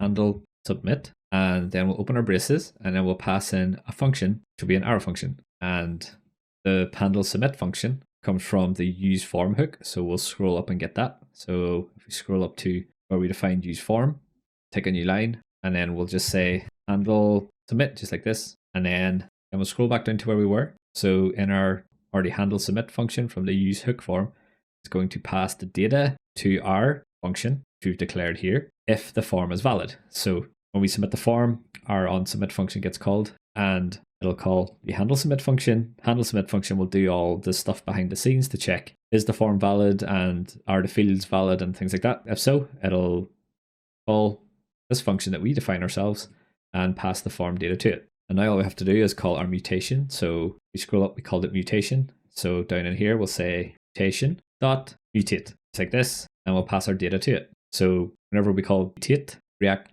query calls the function that we defined up here, which is the sign-in function, and then does all its thing. And then depending on if there's a success or an error, it'll call one of these two functions. And now what we can do is in the form tag, just inside the return statement, say onSubmit equals open braces, and then just pass in our onSubmit. So the onSubmit property on the form will call our onSubmit function up here. And we'll save this, and we'll need a button as well. So let's go get that from somewhere. If we go to the register form again, what we can do is scroll down to the bottom and then just copy the span tag, which has the submit button in it. So go ahead and copy all this, and then we'll go back to the signin.tsx, and we'll scroll to the bottom until we get to the last form tag. And just after the last label, before the form tag, we'll take a new line in our button, and then we'll change the text to login. It's like this. And since the type is submit on the button, that should be the last thing we need to do. So go ahead and start up your front end and your back end if you haven't already. And let's try this out in the browser. We'll jump back into Chrome. There we have our nice sign-in form with our login button. And first thing we'll do is we'll just click login, see if the errors appear, and they do. This is good. So we'll test the email field, and we'll add a password. So we'll say password. So we'll go ahead and click on the login button just to make sure that the validation is working on our form. And it's saying both these fields are required, which is good. So now what you want to do is try to sign in with a user that you created. So hopefully you can remember one of the users we created during the last section. If not, you can go back to the register form and just create a user there. So before I do that, I'm going to open up my console here just to make sure that, just so we can see any requests that are happening. So I'll click on the network tab, and I'm going to try and log in here. So I'll enter an email and a password. I'm going to click login, and it's saying 404. So I've just put the wrong password in. So that's okay. At least it's not a big scary error. So if you do have any errors, they should appear either in the network tab or the console. So keep an eye on those as you're doing this. And I'm going to try this again with the correct password. Okay, there we go. So as you can see in the network tab, I've got the login request has happened. If we have a look at the header and we scroll down, you can see it's got a set cookie command, or a set cookie thing in here, which can only be read by the browser, and it's got our auth token in it. And then just some details about the auth token. So this means that we successfully logged in and successfully set a cookie. You should also be able to see this cookie in the application tab, just like we did before. So in the little arrows here, you click application and go down to the cookie section on the left. You can see it set the auth token for us. So the way this works is if we have an auth token set already and then we log in again, it'll create a new one with a new expiry and set it here. So every time the user logs in or registers, it's going to overwrite any existing cookies that there is. Okay, so our form works, and now we want to redirect to the home page and show the little toast message on the top right just to say that the user has logged in. So we'll jump back into our code and still in sign in, and we'll scroll to the top where there should be an error here saying that error isn't used, which is okay because we'll fix that now. Okay, so the first thing is we'll display the little toast message. So we created this earlier in our context. So all we have to do is import this. So at the top of our function or our component, we'll pick a new line and I will say const open braces is equal to use app context. So this is where the toast functionality lives. And then we'll go ahead and import that from our context folder. And inside the braces, you can do control and space or command space if you're on Mac. And then we'll import the show toast function just like this. Now scroll down to our on success function. Can delete this log message. You can keep it in if you want, but it's not really needed after this point. And we can say show toast, and then have to pass in an object to our show toast function to give it a type and a message. So we'll say the message is going to be sign in successful, and then just after this, outside of the string, we'll add a comma, and then we'll do type, which is going to be either a success or an error. So go ahead and call this success, which means it'll be displayed as green. And we'll add the toast to the error as well while we're here. So in our error function, delete the comment, and we'll say show toast, and then open braces, and we'll pass in an object just like before. And this time the message is going to be error.message. So our backend is going to return an error message to our front end if something went wrong. So for example, if the username and password was invalid, then we'll display this message in our toast. This just gives the user a bit of a clue as to what they've done wrong, as to what's gone wrong. And outside this, we'll add a type, and then the type will be error. And once we've displayed the toast during sign-in, we also want to redirect them. So the way that works using React Router is we need to import the use navigate hook. So we'll scroll up to the top of our component, and just after the app context code, we'll add a new line in here. We'll say const navigate is equal to use navigate. So this comes from React Router. So we go ahead and import that from React Router DOM, just like this. And then we'll scroll down to where we were, and you can delete these two comments if you added them in. And after show toast, we'll say navigate, and then open and close braces. And then we'll just add some quotes, specify the path we want to navigate to. Then we'll just add a / to navigate them to the home page. So you save this, and then we'll open up a browser again. And we should still be on the sign in page. If not, then you can click on the sign in button at the top, which will actually have turned into these links now because we're signed in. So even though we're signed in, we can still sign in again. It'll just create a new token for us. It doesn't really matter too much.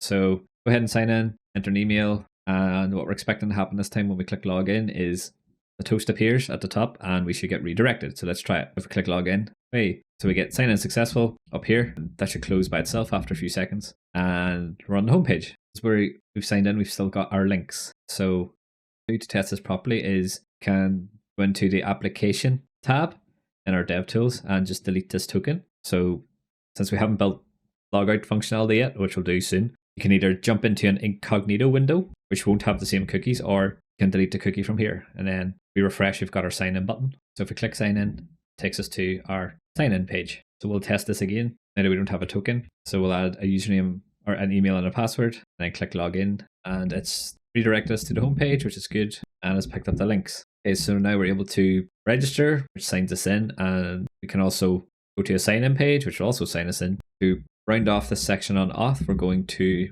create the sign out functionality. So similar to how we have an endpoint that we call to check if a token's valid, we're going to have a endpoint that we call to forcefully invalidate a token on the backend. So anytime the token is used in requests or subsequent requests, then it's going to show invalid and it'll mean is logged in is set to false on the front end. So we'll go ahead and do this, go into our code, and then we'll close some of these tabs to give ourselves some space. We'll go into the Explorer, and in the backend folder, we're going to go into the source folder, and we're going to go into the auth root in the roots folder. And we'll scroll to the bottom, and just after the validate token endpoint, what we're going to do is say router.post, and then we'll pass in a string. So this will be logout, and as usual, this will take an arrow function as a second parameter, and in here we will have the request and the response. So now what we're going to do in here is we're going to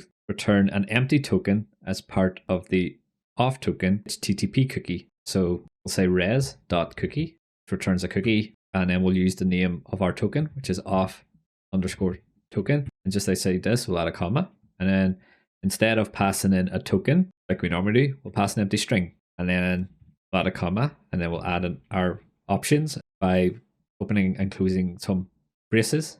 And in here, we're going to say expires, and we'll add a colon, and then we'll say new date, and then we'll pass in 0. So what this does is it creates an empty auth token and also says this token has expired at the time of creation. So that means the token is completely invalid and it can't be used again from this point on after the logout function has been called. So we don't need to verify that the token is real or whatever, because it doesn't really matter too much, because we're always going to return this new invalid token to the front end. So that's all we have to do on the back end. Nice and straightforward, just a few lines of code, which is nice. So now we can jump back into the Explorer, and we'll go into our front end folder, and we'll go into our API client and create the fetch request to call this endpoint. So just after the validate token function, doesn't really matter too much where you put these functions because they're all exported individually, but it's nice to keep similar functions grouped together, so we have all our auth stuff at the top or towards the top. So we'll add a few lines, and then we'll say export const sign out equal to an async arrow function, just like this. And then we will make our fetch request const response is equal to await fetch, and we'll open our braces and add in our template string by adding in some backticks. And we'll add a $, and then we'll open and close some braces, curly braces this time. We'll say API underscore base underscore URL to give us the base URL. Then we'll say API slash auth slash logout, just like this. And then we'll pass in the options that we want for this fetch request. We'll say comma and pass in an object, and we'll say credentials include. So remember, this sends and sets any HTTP cookies that we get in the response, and then we'll pass in the type of method, which is going to be a post, since we're creating an expired token essentially. Once we've done this, we just need to check that the response was good, otherwise throw an error. So say if response isn't okay, open our braces, and then we'll say throw new error, and then we'll say error during sign out. Okay, so now we have our fetch request. We will call this from the button in our header. So in the Explorer, in the front end folder, we'll go into components in the source folder, and then we'll go to header. So this is where we added some placeholder stuff earlier on in the course when we were testing our is logged in functionality. So what we want to do in here is we want to delete this button and going to create a new component called sign out, which we haven't created yet. So the reason we are creating a new component for this is that it encapsulates or organizes all the sign out logic together in one nice component. So this button will have the API call to log out and also the markup for the actual button itself. So let's go and create this. Go into Explorer, and then going to put this sign out button in the front end source components folder. So we'll go ahead and add a new file, and in here we'll say sign out button.tsx, just like this. So now we'll say const sign out button is equal to an arrow function to create our component, and then in here we'll return a button of a class name of text blue 600, as we want the text to be blue. We'll add some padding to the left and to the right by saying 3. Then we'll say font dash bold, and then we'll add our hover style. We'll say hover :bg gray dash 100. So whenever we hover over the button, it'll give it a gray background, and then we'll add in a background style. So we'll say bg dash white, just like this. So now we'll just check what this looks like before we go any further. So we'll say export default sign out button, just like this. Now in our header component, we can import our sign out button. So go ahead and import it from the sign out button file, just like this. And then if we check the browser, it's appeared, but we didn't add any text to it. So it's just a white block, which is okay. So let's add some text. So we'll jump into the code in the sign out button, scroll over until you're in between the button tags, and then we'll say sign out. It's like this. Now if we have a look again, we have a nice sign out button here. Now if we hover over it, we get some styles. Okay, good. So this doesn't do anything yet. So now we will connect this button click to call our logout endpoint. Back in the code again, we will add this logic to the sign out button so that everything sign out related is in the one place. So at the top of the function, say const mutation is equal to use mutation, and we'll import the use mutation hook from React query. And the first argument is going to be our function. So we'll say API client dash dot sign out, and then we'll say a comma, and we'll pass in some options. Use mutation. So just like before, we'll say on success, and this will be an arrow function to show our toast. We'll import that in a second. And just after the on success function, we'll add a comma, and then we'll say on error and pass in an arrow function as well. And in here, I want to show the toast as well. Okay, so now we must import the API client. At the top, we'll say import star as API client from, and then put some speech marks and do dot slash API client. It's like this, and then it'll pick up our sign out function from this. Now we need to add a on click handler to the button that calls our mutation. So after the mutation, we will take a few lines and we'll say const handle click is equal to an arrow function, and then we'll just say mutation.mutate. So this invokes the API call, and we don't have to pass any data to it. Now in the button, say on click, and this will be equal to handle click. So whenever the button's clicked, it'll call handle click. Okay, so now we'll go ahead and import our toasts before we can try this out. So we'll say const open braces, and here we'll say show toast. This will be equal to use app context, and we'll import app context from our context file. And then in the on success function, we'll say show toast, pass in our brackets, and we'll pass our object in with a message that says signed out and a type of success. And in the on error function, it'll be similar. So we'll say show toast on our braces, pass in an object, and the message will be whatever we get from the error. So we'll say error message, then we'll do comma, and then we'll say type be error. And this error will get passed to us by React query if our fetch request throws an error. So just need to say error and give it a type of error in the parameters of our on error function. Okay, looks good. Now what we can do is we can open up our browser. We're still logged in. We have a sign out button up here, and I'm going to open up the network tab here just to see what happens. So once you've gotten this far, go ahead and click sign out. And as you can see, it's trying to call the log out function, but we haven't got a response. And if we look at the status, you can see it's pending. What that usually means is that the server hasn't returned anything. Because it's taken so long and we haven't gotten an error back, that means that the request is just hanging. So it's more than likely an issue on the server. So let's go have a look. If we go into our endpoint, so our endpoint is on the back end auth route. We'll go in here, and if we look at the logout endpoint, we're creating a cookie and a token, but we're not actually sending a response back. So this is what's happening. So all we have to do is say res.send and open and close braces. So this is something that catches me out a few times, including today. So keep an eye on this if you ever have any problems with hanging requests, is to ensure that your requests are being sent at the end of the handler. Okay, good. Let's try this again. So I'm back in the browser and logged in as a user, and all my links are appearing. So if I click sign out, it says signed out, but you'll notice the links didn't change. But if I refresh the page, it has updated. So that's an interesting problem that we'll get to in a second. But let's just double check our application just to make sure our cookie has disappeared, and it has. So this is good. This proves that our login functionality is working, and we can deal with this funny business with the links. What's happening here is if we jump back into the code and go into the app context, if you can remember back, we have a validate token function that we're using to check if the user is logged in.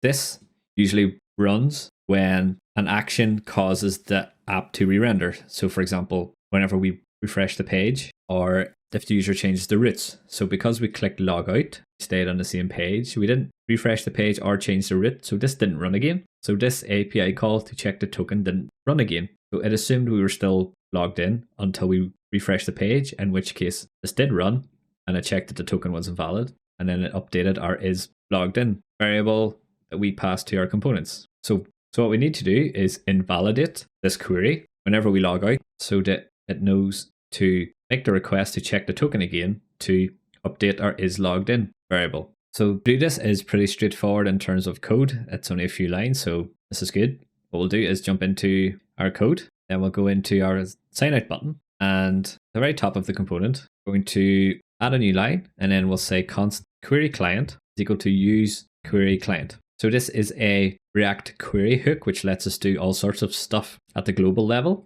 So now that we have this, we can go to the onSuccess function, and we're going to change this function to async. And at the top level of this function, we're going to say await query client dot invalidate queries, and open and close our braces, just like this. And then we have to pass in our query name, which we've defined as validate token. So this comes from our app context.tsx file. Whenever we defined the query, we had to give it a name. So this is what this is. So now whenever we click on sign out and this runs, it's going to call the sign out function, which will give us back an expired token. It's then going to force the validate token function to run again, and it'll check our expired token.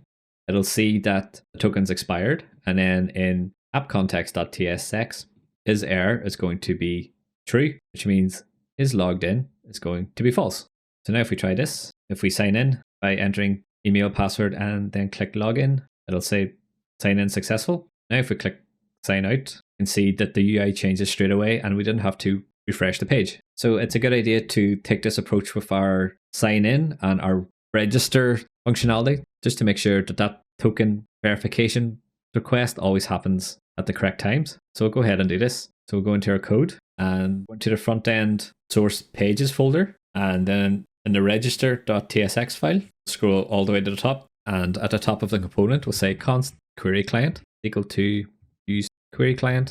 It's like this, and import it from React query. So this is the exact same as what we did in the sign out button. So we'll scroll down to the onSuccess, and after we show the toast, we want to invalidate the query before we navigate to the homepage. So we'll say await query client dot invalidate queries, and we'll pass in the name of our query, which is validate token. And then we have to make our function, our onSuccess function, an async function. It's like this. So this approach is good because we have to await for the invalidation to happen before we navigate away. So that means we'll never be in a condition where the navigate happens while the query is being invalidated, since we're using the await keyword. So this line must complete first before we jump on to the next one, which eliminates race conditions. Okay, so we added it to the register. The last place we need to add this is the sign-in page. So we're going to pages to sign in. At the very top, we'll import our query client, const query client is equal to query client, and import it from React query, just like this. And in our onSuccess, we'll do the exact same as what we did before. Say await query client dot invalidate queries, and we'll pass in the name of our query, which is validate token. It's like this. Now if we try this, we'll start from a signed out state, and then we'll sign in. We'll say email and password, and then hit login. It's giving us the toast, and it's giving us our links at the top, which is good. And if I click sign out, it says signed out, and it's updated for us, also good. And now if we go to the register page, go to create an account, and we'll see what happens. So add a first name, a last name, an email, and a password, and confirm the password, and then create an account, and we're getting our registration success message, and we're getting our links. Okay, perfect. So everything seems to be working. We've got 2 tidy up tasks to do before we can go and have a well-earned break. So the first one is we need to tidy these links, and we need to add a link to the register page from our sign-in form. So if we go into our code, we'll go into the header component. So in Explorer, Components, and Header, scroll down to our links, where we have the group of logged in links. And inside the link tag, we'll add a class name. This will be equal to flex, since we'll use flex to position the text nicely against the other links. And we'll say items dash center. and then we'll say text white. We'll add some padding to the left and to the right by saying px-3. And we'll make the font bold, and then we'll add a hover style. So we'll say hover, add a colon, and we'll say bg blue 600. And then we'll save this and test it in the browser. We'll jump back to Chrome, and if we have a look at this booking link, we hover over it, you can see we get this nice blue background, and the text is aligned with the sign out button. So we'll add the same styles to the My Hotels link now. So back in the code, what we're going to do is copy the styles we added to the My Bookings link and paste it into the My Hotels link, just like this. And once you've done that, you can save the code and jump back to the browser. Now we have a set of nice links to the top right here. So yours will look a bit more spaced out. I've just had to zoom in the browser quite a bit here, but it gives you an idea of what things should look like. Now, if we have a look at the sign in page, so if you're signed in, go ahead and sign out. And once you've done that, go into sign in. And what we want to have in here is a link that takes us to the register page. So if we look at the finished example, we have this little text, and it says, if not registered, click here to create an account. Click on it, and it takes us to our registered page. So if we jump into the code to the sign in page and scroll all the way to the bottom where we have our login button. So our login button will be inside a span, which is good. So we can use this parent span to position our login button and the text that we want. So just inside this, the first span tag, we'll add a span that holds a link. So we'll say span. And the reason we're doing this is because we want to override the text. So we'll say class name is equal to text sm, as we want the text to be slightly smaller.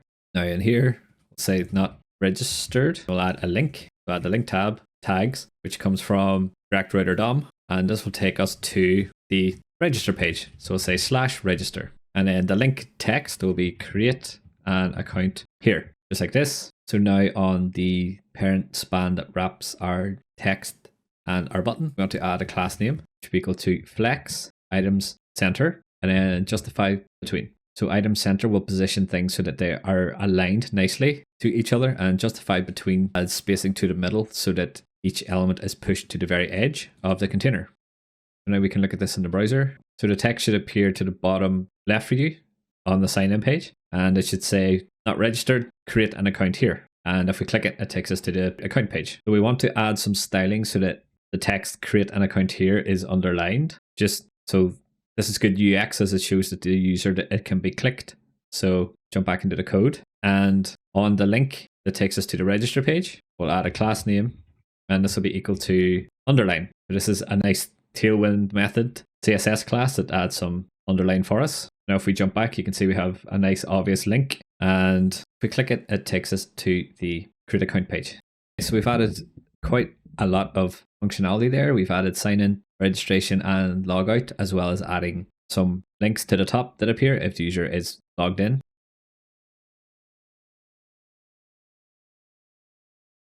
So testing is a pretty big topic, which would take up a whole course in itself. So the tests that we're going to focus on this course are what's called end-to-end tests. So what that means is we test the app just as a user would use it. So whenever we tested the registration and login functionality using the UI, what an end-to-end test does is effectively automate this. So before we jump into the code, I'll explain a bit about how it works and how we set it up. And if you understand how it works and can write your own end-to-end automated tests for your own projects, then you'll be well on your way to adding a great skill to your portfolio. So the way we have it set up currently is that whenever we start our front-end and back-end folder on localhost, then it spins up the app on our local machine. We then connect to a development database, which we set up on mongodb.com. But what we want to do whenever we run end-to-end tests is we want to create a new database specifically for the end-to-end tests. So the reason for this is that it lets us control the test data that goes into the database. So our tests will always be consistent as they are using predictable data. And it means we'll have reliable tests as the outcomes should always be the same. So the reason we don't use our existing development database for this is because as we're developing and testing, then new data will go in and the data set will change. So the data is inconsistent, which means our tests, when we write them, will be inconsistent as well. Once we've set up a test database, we start the app just like we normally would on localhost. And in a separate project, we're going to have our automated test. So this is the little robot over here. And how it works is our tests, which we're going to write using Playwright, is going to start up and it will open a browser and it will navigate to our web application, which is on localhost. And then it will perform the automated tests on the website, just like we did when we tested things manually. Once it's done that, it will generate a report to tell us which tests pass and which tests fail. So that's a brief overview on how end-to-end tests work. So the benefit of this is that it tests our complete application. So it tests the front end and the back end against a real database, which will give us confidence that the features that we're building are working. And as we add more features, we will be able to run the test suite just to make sure we haven't broken anything else. So with that out of the way, we'll go ahead and set up Playwright. So before we go and install Playwright, we will set up our end-to-end test database. So this will be done the exact same way as our development database, and it'll be created the same way as well. So what we'll do is we'll go to mongodb.com and log in. So depending on how many projects you have, it will bring you to the first one. So our main development database is here, and it's in a development folder. What we want to do is create a new project so we can get access to a new free database. So on the top left, there will be a drop down. If we click this, and then we'll click on create new project, and it'll bring us to this window. So we want to name this something that makes it clear that it's for end-to-end tests. So the best way to do this is to say E2E, which stands for end-to-end test-DB. So if we were in a team setting and someone coming along after us, or someone who was coming to change database things and settings, would know that this is an end-to-end test database. So it should give them a clue that this is being used in some end-to-end test somewhere. So once we've done this, we'll click next, and then go ahead and click on create project, which will create a project for us. And then what we want to do in here, once you see the overview page, is on the left, you want to click on database. And this is similar to what we've seen before. So go ahead and click on build a database. And on the right, you want to click M0 for the free database, and scroll down and choose the same region as you did previously. It might be set up for you already, depending on the options that you chose. And then in the name, we'll call it the same. So we'll call it the same as our project. So we'll say E2E-test-DB, just like this. And then we'll click on create. So while this is provisioning, we'll scroll down and we'll create a user. So go ahead and give it a username. Admin is usually a good one, as it's easy to remember. And then go ahead and generate a password. And make sure you copy this password, as once you've created a user, you won't be able to see this password again, and we'll need it to connect from our code shortly. So go ahead and copy this and keep it somewhere nearby. And then don't forget to click on create user, and that will create the user for you. And in the last sentence here, we're only going to connect from our local environment. And then we'll scroll down and just make sure that you click add my current IP address here, and it should appear in the IP access list just below. Okay, good. So once you've done this and everything has been provisioned, we can go into database just to check the things are green. So this looks to be good. We've got our database status is active, and it's called E2E test DB. And if we browse collections, there won't be anything here, but that's okay. So if you go to the overview tab, what you want to do is click on connect, and then this will bring up a wizard that explains how to connect to it. So what you want to do is select drivers, and you can skip the first step and skip the second step. And if you go down to the third step, add your connection string. This is what we want to copy. So go ahead and copy this, and then we'll jump back into our code. So what we want to do here is create a new environment file, which is specifically for our end-to-end tests. So we will be able to start our backend in either development mode, which will connect to our existing database that we've been using so far.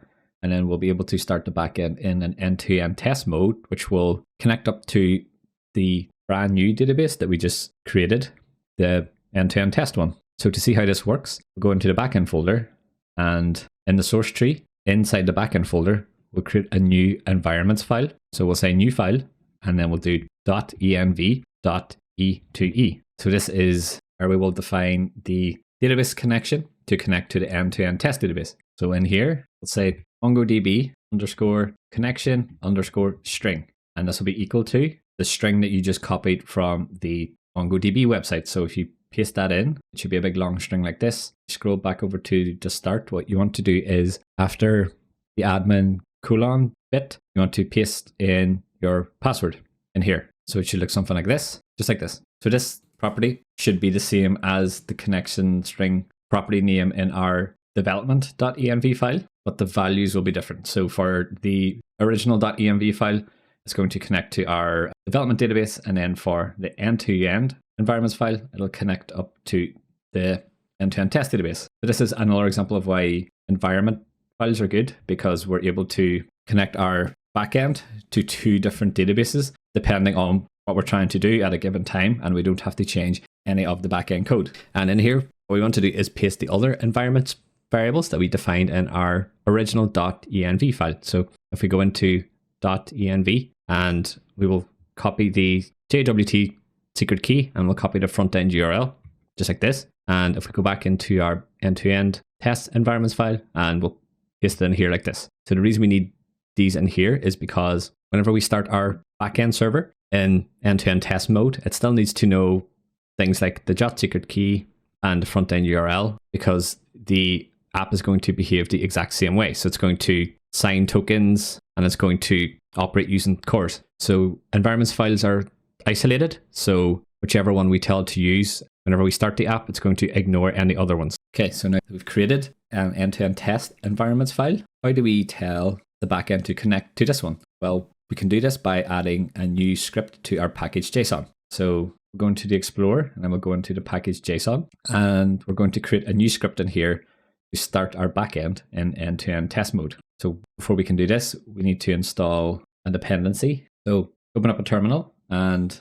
in the backend folder, we'll do cd backend. We'll say npm i cross-env. So this is a package that lets us set environment variables that is compatible across platforms. As Windows, Mac OS will handle file paths differently, this just generalizes it so that it'll work everywhere. Go ahead and install this. Once this is installed, you can close your terminal for the minute. And then in package.json, we're going to go into the scripts section, and then we'll add a comma after the start script here and add a new line, and we'll open some quotes. And this command will just say E to E. We'll add a colon, and then we'll add a string to define our script. So say cross-env space, and then in capitals, we'll say .env underscore config underscore path equal to .env .e2e. Then we'll say nodemon. So what this is doing is it's going to tell .env, which is the package we use to load environments files, what file to use. And it's going to point to the environments file that we just created. So the .env.e2e file, and that's going to run nodemon. It's going to do the same as what we do to normally start the backend, but we're just defining a different environments file. Now what we can do is go into our backend source folder, and then index.ts, we will scroll to the top where we connect to Mongoose. And we're just going to add some things in here to help with debugging and to make sure that we're connected to the right database. So what we can do is after the .connect function, say .n, and we'll open braces, and we'll pass in a function. And what we're going to say in here is we're just going to say console.log, and in quotes, we'll say connected to database. And outside this, we'll say process.env.mongodb underscore connection underscore string, just like this. So all we're in here is saying once we're connected up to the database, print a message and tell us what database we're connected to. And now we can try this. If we open up a terminal, and in the backend folder, we'll say npm run, and then we'll say E2E. So this is going to call the E2E script that we just created. If you hit enter, it'll start nodemon as well.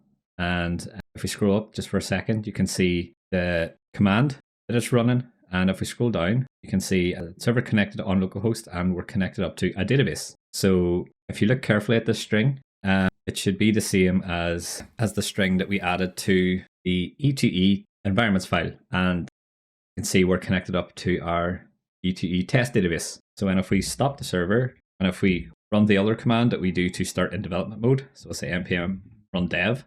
This is what we've been using so far to start our server. You can see this time we're connected up to our MERN booking app DB. Okay, so this proves our environments file is working. So what we'll do is we'll delete the stuff we just added to index.ts because we don't want to print out these log messages whenever we deploy to render.com because it exposes our connection string, which would be a bit of a security risk. So let's go ahead and delete the stuff we just added. So the .den and the console log statement, just like this. And this will bring us back to where we were. Okay, good. So now we've got our test database set up, can install Playwright and write some end-to-end tests.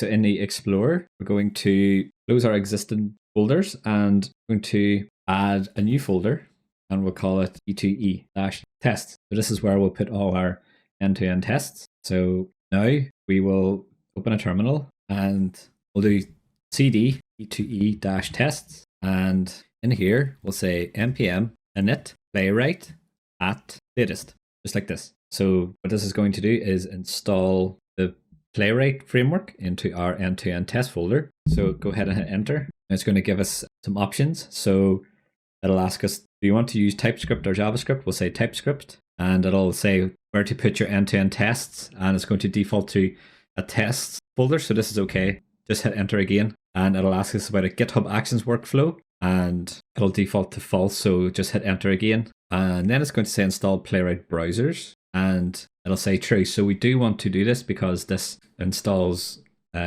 Chromium, which is what Playwright uses to start up a browser so it can run the app. And we'll see this working in a second. Just hit enter here too. And then it's going to go and install all that stuff. And it looks like it worked. And if you scroll up, it'll give you a bunch of different options and stuff. Okay, so now we've installed the Playwright package. We're going to install an extension on Visual Studio Code that lets us run these tests really easily and helps us see test executions visually. So on the left in your little activity bar thing, you want to go to the extensions tab and then type Playwright. It's like this. And the one you want to install is the one from Microsoft. And it looks like this, happy sad faces. And yeah, so this is the one you want. So go ahead and click install. And then you might have to restart your IDE.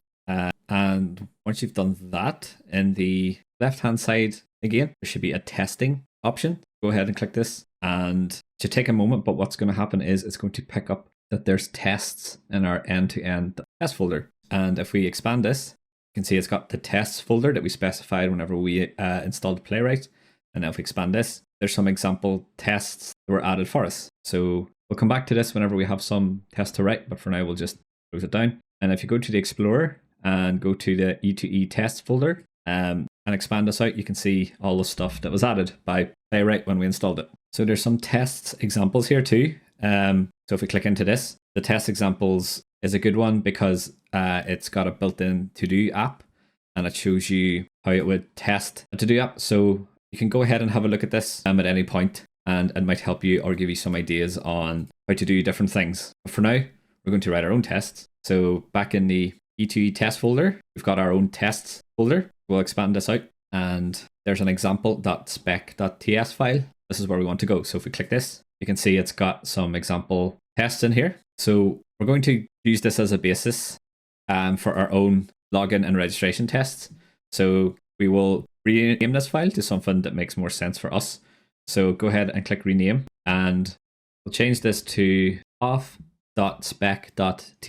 just like this. And then we can close this for the minute. So the way it works is you will usually navigate to a page, do some stuff, such as click a button or fill out a form or navigate to a different link. And then you would use assertions to check if something is valid or not. So if we take this test, for example, that's given us, the first step is it's going to go to a page called playwright.dev and it expects the page to have a title of Playwright. So we can open this page in Chrome just to see what it's trying to do. So yeah, so this is the page that's loading. It's just the Playwright homepage. And in the title, it's expecting this text to appear. So we can see this test running. So if we go back to Visual Studio Code and then we click on the testing icon on the left, what we can do is run these two tests that Playwright has given us. So what you want to do is click on the option here that says show browser, as this will show what the test is doing in the browser as the test runs. So make sure this is ticked. And then what you want to do is click on the end-to-end test here. And then there's two options that we'll be working with. There's run test, which will just run the test without giving you too much information, which is quicker. And then there's a debug test option, which will show you the browser and give you extra blog messages and things like that. This tends to be slower, which is okay for development. So go ahead and click the debug option. And what it's going to do is it's going to open up a browser and run the tests. It actually ran, but it was a bit too quick to show. So I'll try and show it again. So you can see on the left here that all the tests are green, which means the test passed, which is good because they're out of the box tests. But if I keep this open and if I click debug, you can see that it ran the tests by going to the URL and clicking some links and stuff, and it gave us the test results in our test window. So you'll probably be able to see it better on your own local development machine, but that's essentially how the test works. Now we want to apply this to our own app. So we'll close this test browser down and we'll go into our auth.spec.ts and we'll delete everything inside this test, and we'll change the title so that it makes more sense. So there's no real best way to name your test, but one convention is to use the should or should not approach with a description. So what I mean by that is if we're writing a test to allow the user to sign in, we should say should, and then we'll say allow the user to sign in. So if we were writing some sort of negative test, we would say should not, and then the action after it. So that's just one way to name your tests. Depending on what your team or company decides to do, then you'll probably have different conventions. So the first thing we want our test to do is we want to tell it to navigate to our homepage. So outside the test, we'll define what the base URL is. So all the tests will use this URL. So I'll say const UI underscore URL is equal to open some speech marks, and I will say http://localhost : and then whatever port your front end runs on. So we'll say 5173, and we'll add a slash at the end. And in our test, we'll say await page.goto UI URL. So the page gets passed in by the Playwright framework into our test, and that's essentially the browser window. So this is what we interact with to perform actions and perform assertions. Okay, so once we've navigated to the page or a sign-in test, the next we want to click on the sign-in button. So if we look at the finished our code so far, or the finished example, whenever we go to our homepage, we have a sign-in button up here, and the sign-in button is actually a link. So we can use what's called the get by role function to get different types of elements on the page. So I'll show you what I mean. Back in our test, we want to get the sign-in button. So we'll say await page.getByRole, and we want to get a link. So we want to get our sign-in link, and just outside the string, we'll add a comma, and then we'll add an object. And then the name of this link is essentially what the text is. So the text is sign in, just like this. Then we want to say, after we've gotten the link, that we want to click it. We'll say .click, just like this. So we have to add await before this because of the way JavaScript is asynchronous by nature. Then this won't happen straight away by the time the page loads and the link appears and things like that. It could take a few milliseconds, so we need to be explicit and say wait for this to appear and wait for the click to happen. So now once we have clicked the link, if we go back to our browser again, once we click sign in, we want to assert that we have been redirected to the sign in page. So one way to do this is to check that the sign in text or the sign in heading appears in the browser. So to do this, we'll jump back into our code, and then we'll take a new line, and then we'll say await, then we'll say expect, because we want to perform an assertion here, and then we'll say page.getByRole, and this time we're checking for a heading, so we'll add heading in string, and then we'll add a comma, and then we'll add in our braces again, and then we'll say name, and it'll be sign in. Okay, so just outside the last brace, we need to tell it what exactly we're expecting. So we're saying expect this heading, and then you can say dot to be visible, just like this. So whenever we're checking that something exists on the page, the to be visible is a good assertion to use. So these are all built into the expect function that we get from Playwright/test. Okay, so now we've asserted that we're on the sign-in page. The next thing we need to do, if we look at the browser again, is to fill out this form. So we want to add an email, and then we want to add a password. So we can tell Playwright to type stuff. So if we go back into the code, and then we'll take a new line after our await to be visible statement, and then we'll say await page.locator, and then we'll open braces, and then we'll pass in the thing we're trying to locate. So we'll add square braces, and we'll say the name is going to be equal to email. What this is going to do is it's going to find an element on the page that has a name of email. So this is what we added to our email input. And then just outside of the locator closing brace, we'll say .fill. Then we'll add in a email. We'll add a string, and we'll say 1@1.com, just like this. So it's going to find the email text box, and it's going to fill it with this text, 1@1.com. And next we need to fill out the password field. So we'll say await page.locator, and we'll add a string.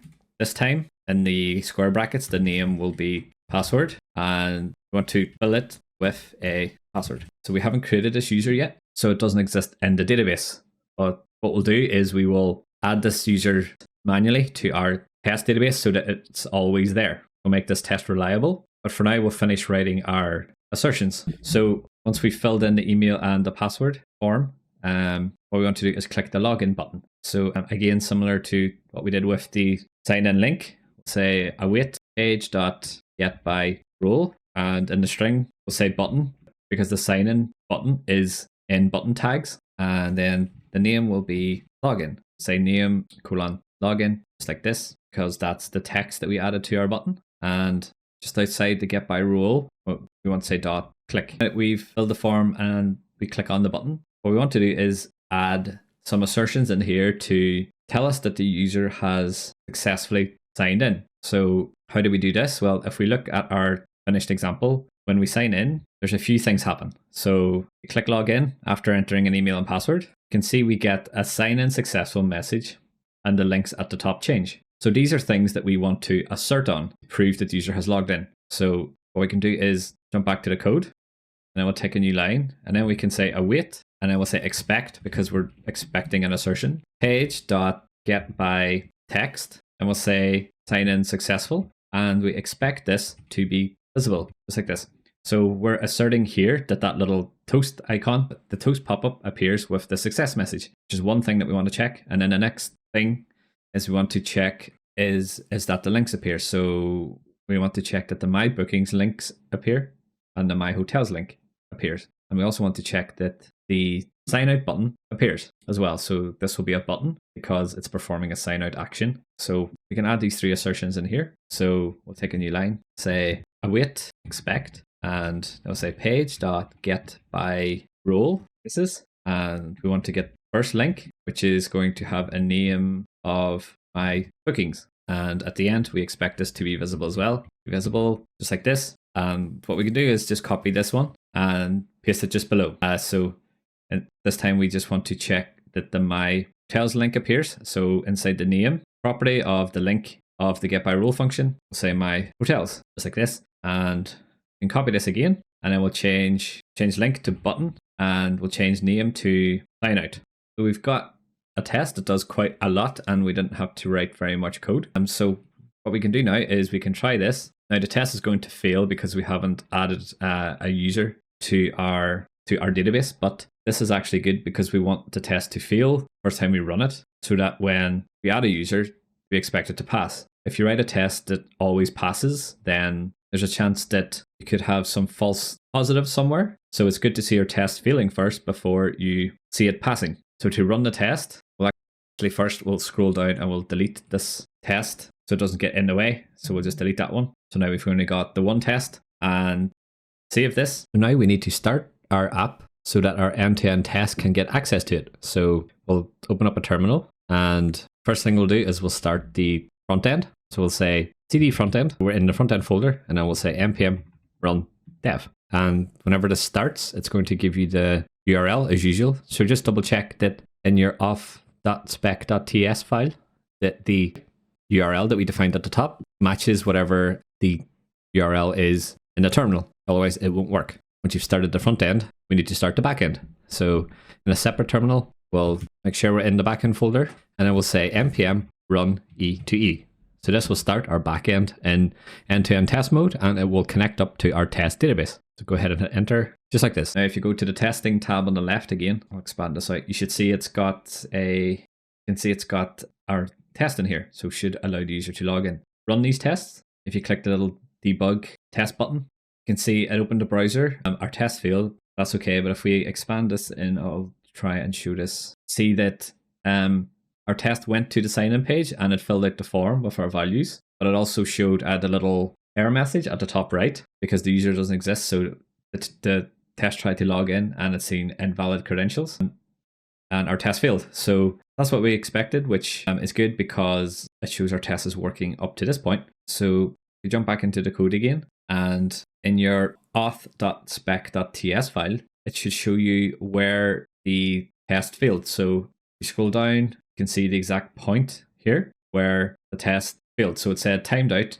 for 5,000 milliseconds, waiting for sign in successful to be visible. And if we scroll down here, it's telling you the thing that it couldn't find. This is what we expected because the user sign in failed. So it never redirected back to the home page and it never showed the sign in successful message. But anytime you have an error in your tests, it'll tell you where it went wrong so that you can fix the problem, or there could be a bug in your code, which is what tests are for, to tell us when something's gone wrong. So this is good so far, but now what we need to do is set up a test user in our end-to-end test database so that we can get this test passing. So if you jump back into Chrome, we're going to go back to mongodb.com and add our test user in here. So you want to make sure that you're in the end-to-end test folder up here, end-to-end test DB project. And in this, you want to go to database and then browse collections. So on the left, you should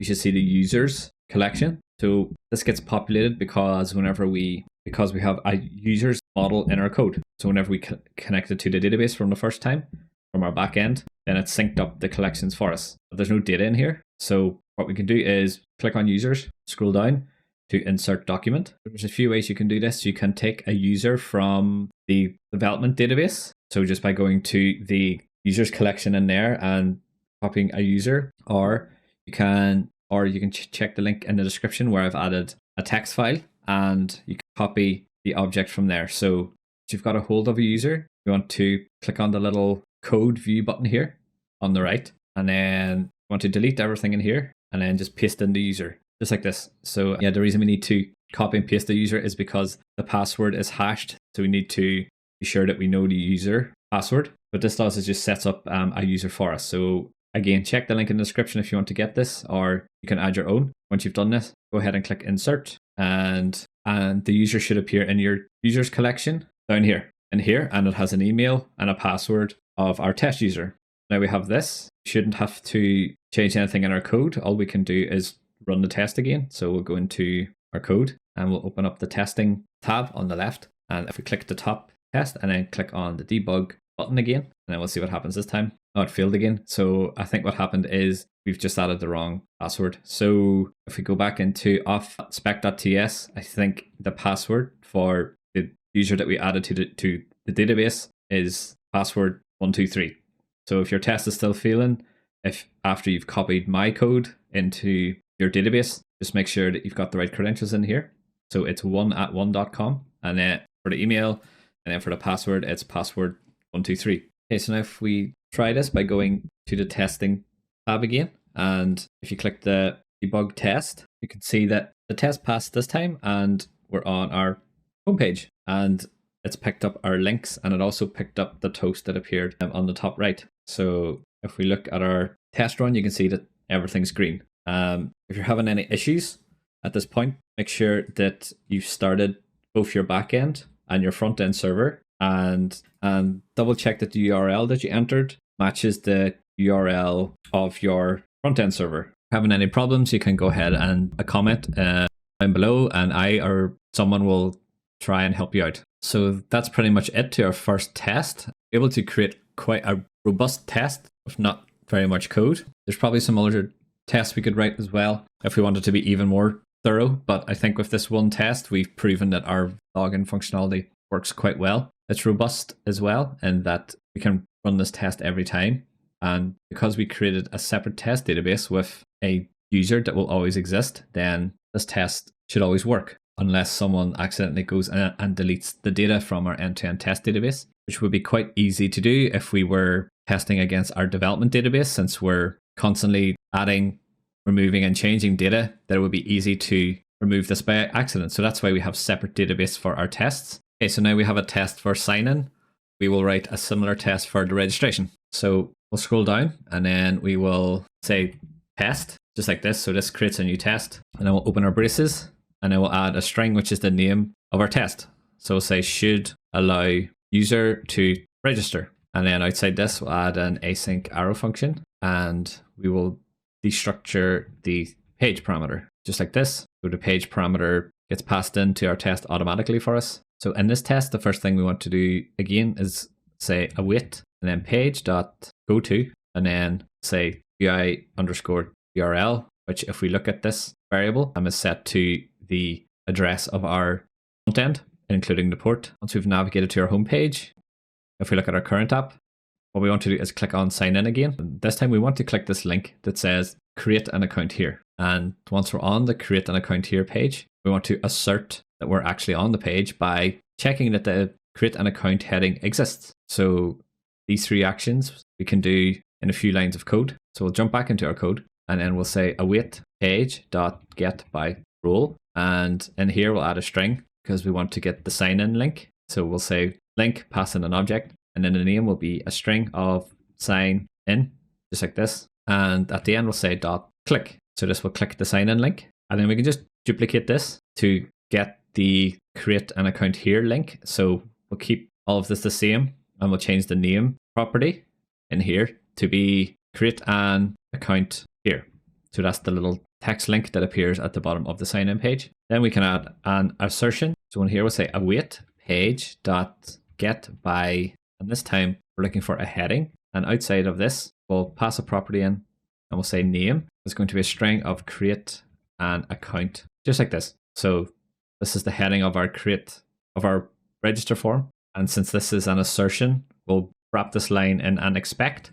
So at the front here, we'll say expect, open a brace, and then at the very end, we'll add a closing brace. And just after the last closing brace, we'll say to be visible, just like this. So what this will do is it will wait for the create an account heading to appear after the previous link has been clicked. And if it doesn't appear, then the test will fail. Now let's jump back to our browser. Now, once we're on the create an account page, we need to register a user. So we need a first name, a last name, an email, a password, and a confirm password. We'll jump back into our code. So we can use the page locators that we used before in here. So we'll say await page.locator, open and close braces, and then we'll add in an array because we're looking for an attribute on an input this time. Say we want to find an element where the name is equal to first name, just like this. And we'll say once we find that element, that input with some text. So we'll say test first name. And then what we can do is copy and paste this. And then we'll change the locator. Instead of first name, this time we want to find the last name.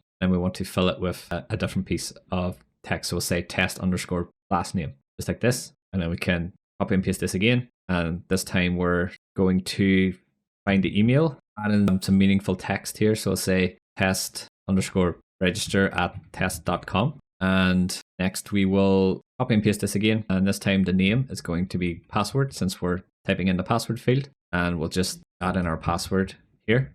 And then we will do the same, the confirm password. We'll say confirm password, and we'll fill this with the same password as we added to the password field. Okay, good. So if we go back to our browser, once we've filled out the form, we want to click on the create account button. So if we look at this button in the browser, you can see it's self-type button. So that's the role that we need to get. So on the next line, we'll say await page.get by role braces, and we'll pass in button, and we'll say comma, and then we'll pass in the name that we're looking for. So remember, the name is essentially the text of the thing that we're trying to find here. So we're trying to find a button with the text of create account. And once we find it, we want to say click. And once we've clicked the button, we expect us to be taken to the home page, and we expect to see our links at the top, the My Bookings and the My Hotels link, as well as a message that says registration successful. So this is similar to our previous test. So if we scroll up to our login test, then we want to copy these 4 lines at the bottom because this is very similar to what we're asserting on. So we'll go ahead and copy this,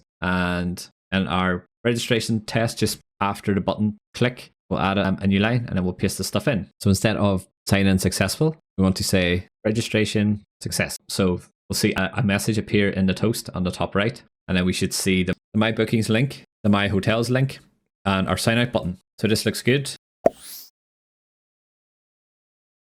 Okay, so now we can try this. Make sure that you've started the front end and that you've started the back end using the E2E script that we created. And in the test folder is run the test that we just created. So if you click on E2E-tests and expand everything out, our new test will be at the bottom. And if you click on debug test, you can see that the test ran and we've arrived on the homepage and our links are at the top and our registration success message appeared. So this is good as we now have two tests, one that proves, so this is good as it proves that our register test works. But if we run the register test again, you'll notice that something unexpected happens. So if I test, you can see we have an error here. It says user already exists and our test has failed because it didn't move past the register page. So while our test works, it's not a very robust test because it doesn't work every time.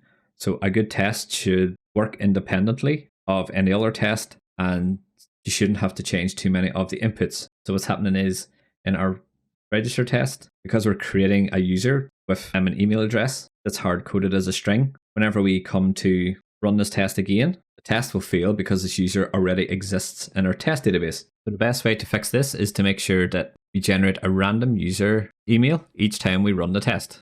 We'll scroll to the top of our test and we'll take a new line just inside. Then we'll say const test email is equal to, then we'll use a template string here. So we'll add some backticks and then we'll say test underscore register underscore, then we'll add a $sign and add our braces. So in here, we're just going to generate a random number. So we'll say math.floor, open our braces, and we'll say math.random. Then we'll do asterisk 9,000, and then outside of the last brace, we'll do plus 1,000. And we'll scroll over, and outside the last brace, we'll say at test.com. So all we're doing here is generating a string. The string is going to be test underscore register underscore and then a random 5-digit number, and then we'll say at test.com. So this should mean that each time we run our test that we have a unique user email generated. Now we can add the test email variable to our test. So we'll scroll down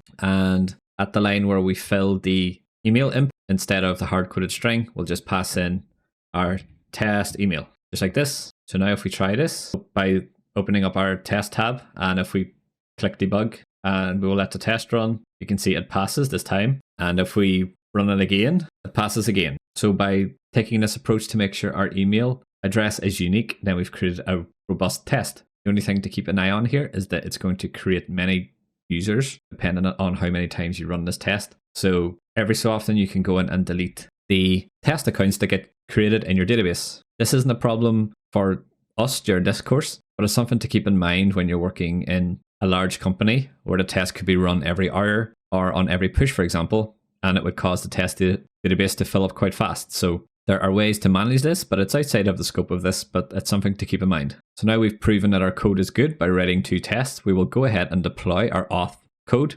to our deployment environment to make sure things are working well there.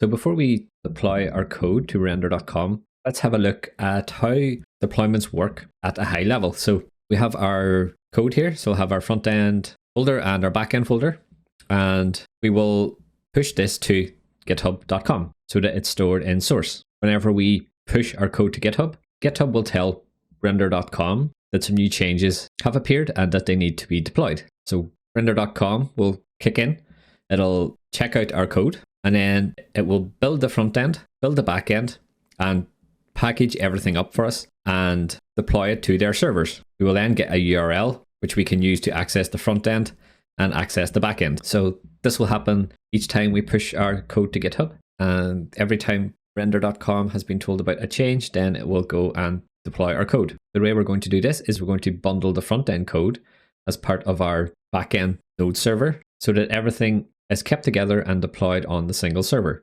So this just makes it easier to manage all the config and settings and things like that, as it'll be in a single project. But if we wanted to, we could deploy the front end and the back end onto separate servers because they are in different projects. And this is how it's typically done for large scale applications. Once we get to the point where there's lots of requests and lots of traffic, you would have many backend servers and a single front end server. But for this course, and to keep things simple, we will have everything on a single server. So with that in mind, we will jump into the code and set up some build scripts that we need to make it possible to deploy to render.com.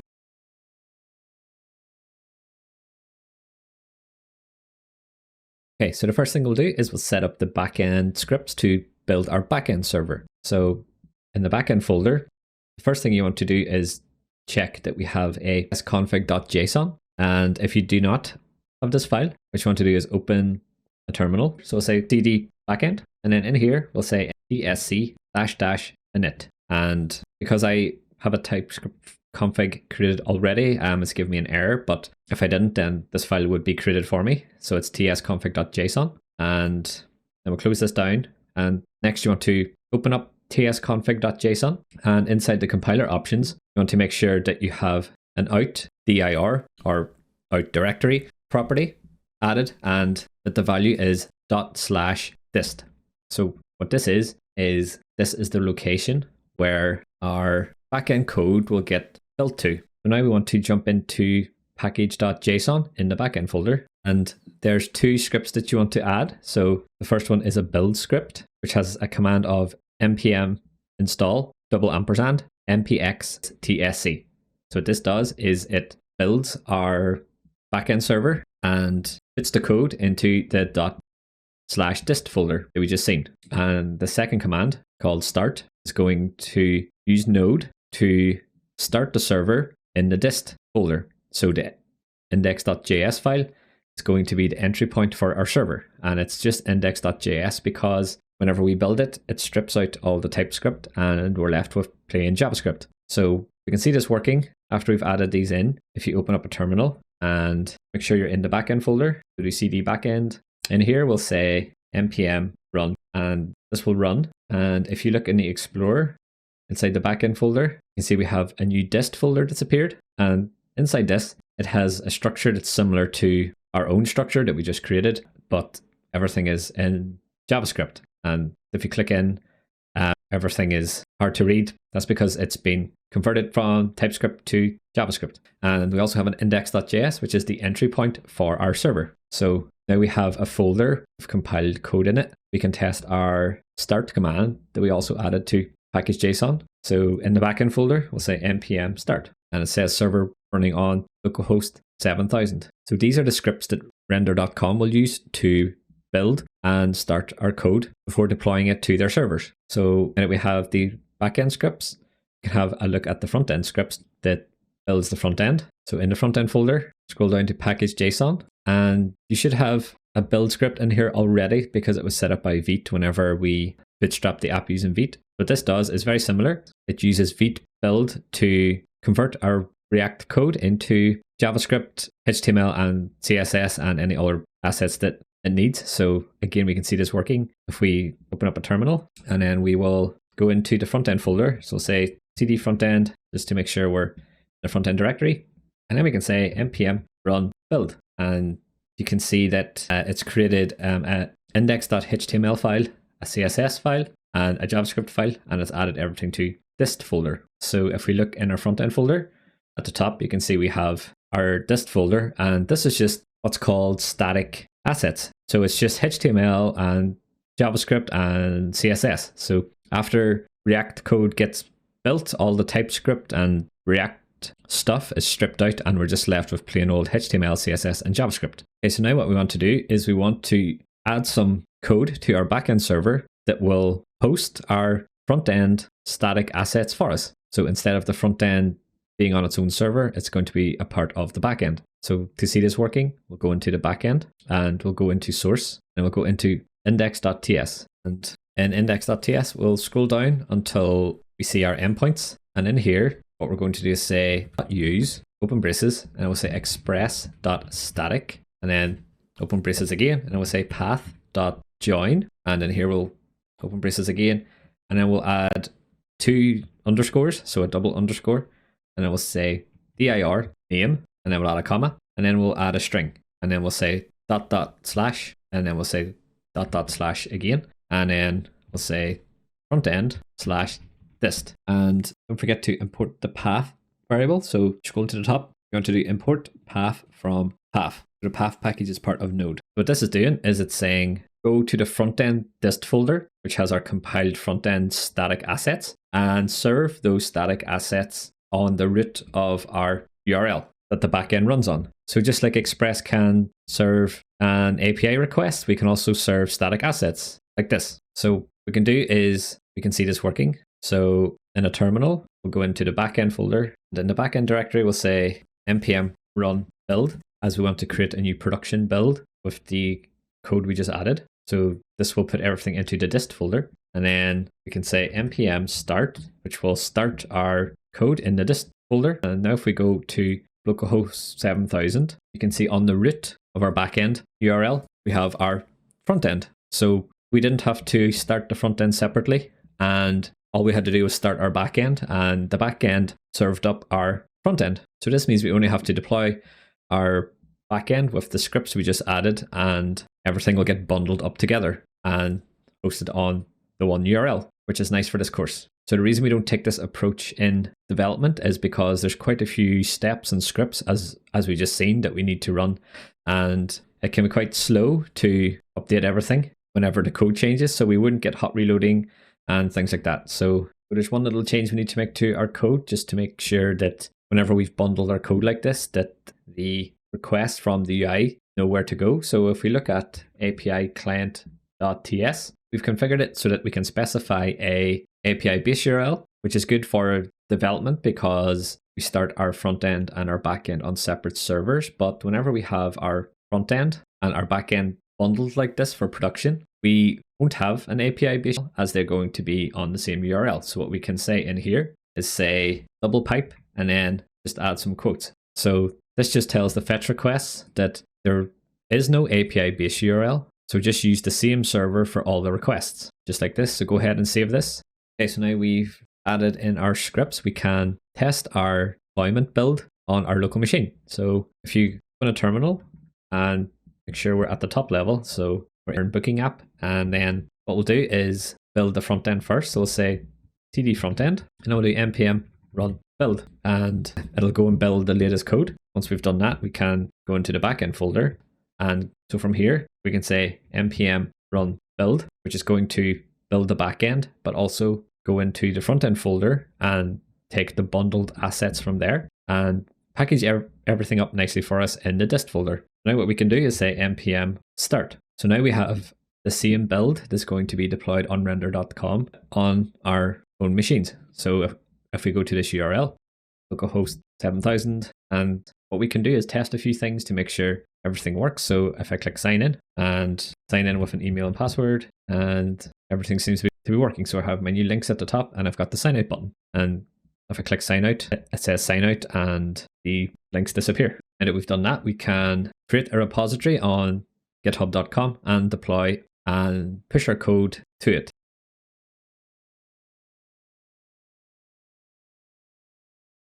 So if you go to github.com/new, it'll bring you to the create a new repository screen. So if you haven't got a GitHub account, go ahead and create one, and then go to the github.com/new URL, and it will bring you here. So for the create a repository form here, we're going to give it a name. So we'll say MERN-booking-app, just like this. And you can add a description if you want, doesn't really matter. And then you can choose public or private, depending on what you want to do. The rest of the stuff can be left alone. So if you scroll to the bottom, and if you click on create repository and scroll down, and it will give you some instructions on how to push code to this repository. So there's two choices here. One, if you have got an existing project, and second, if you haven't got an existing project. So since we do, we're going to follow these instructions here. So we'll jump back into our code, and you want to make sure that you're in the top level of your project. and then we'll say git init, and it'll say initialized empty git repository. So once we've got an empty git repository, we want to add what's called a git ignore file. So in the Explorer at the top level, we'll add a new file, and then we'll say .git ignore, just like this. What this does is it excludes certain files from being committed to source control. So in here, we'll say node-modules, and then we'll say .env, and we'll say .env.e2e.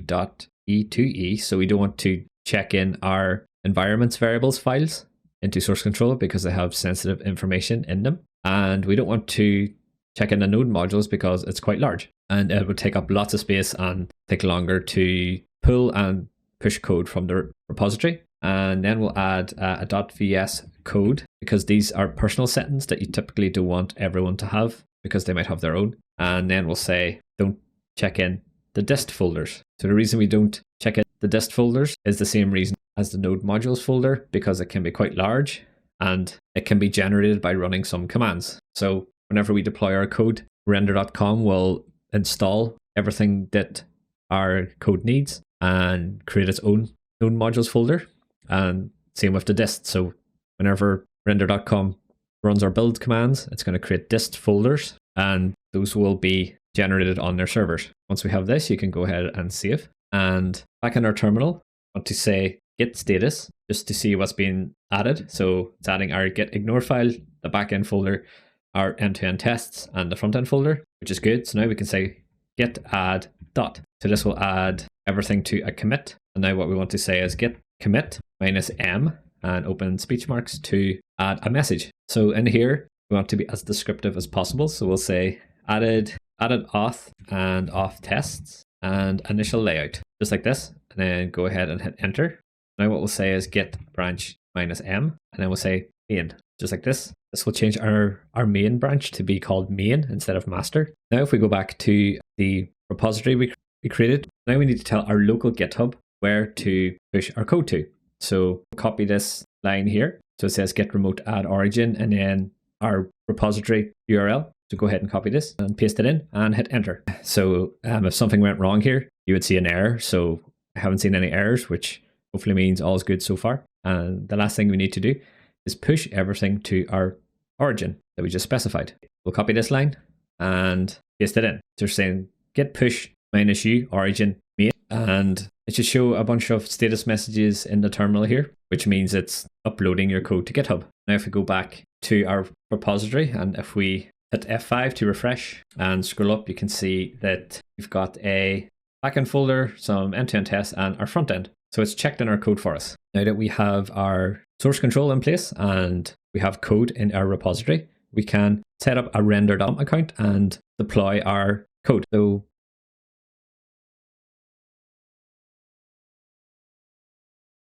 before we deploy to render, we need to add the render.com IP addresses to our database access list. This is so that render.com server can access the database. So if you go to mongodb.com into your development project, and on the left-hand side, you want to go down to network access. So in here, there's a set of 3 IPs that you need to use, which is the top 3 IPs here. So the way to add this is if you click on add IP address, and then you can enter in the IP address in here. So I'll add these IPs to the description so that you can get them easily. Otherwise, go ahead and pause the video and enter these in. Also, don't forget to include your own IP address as well.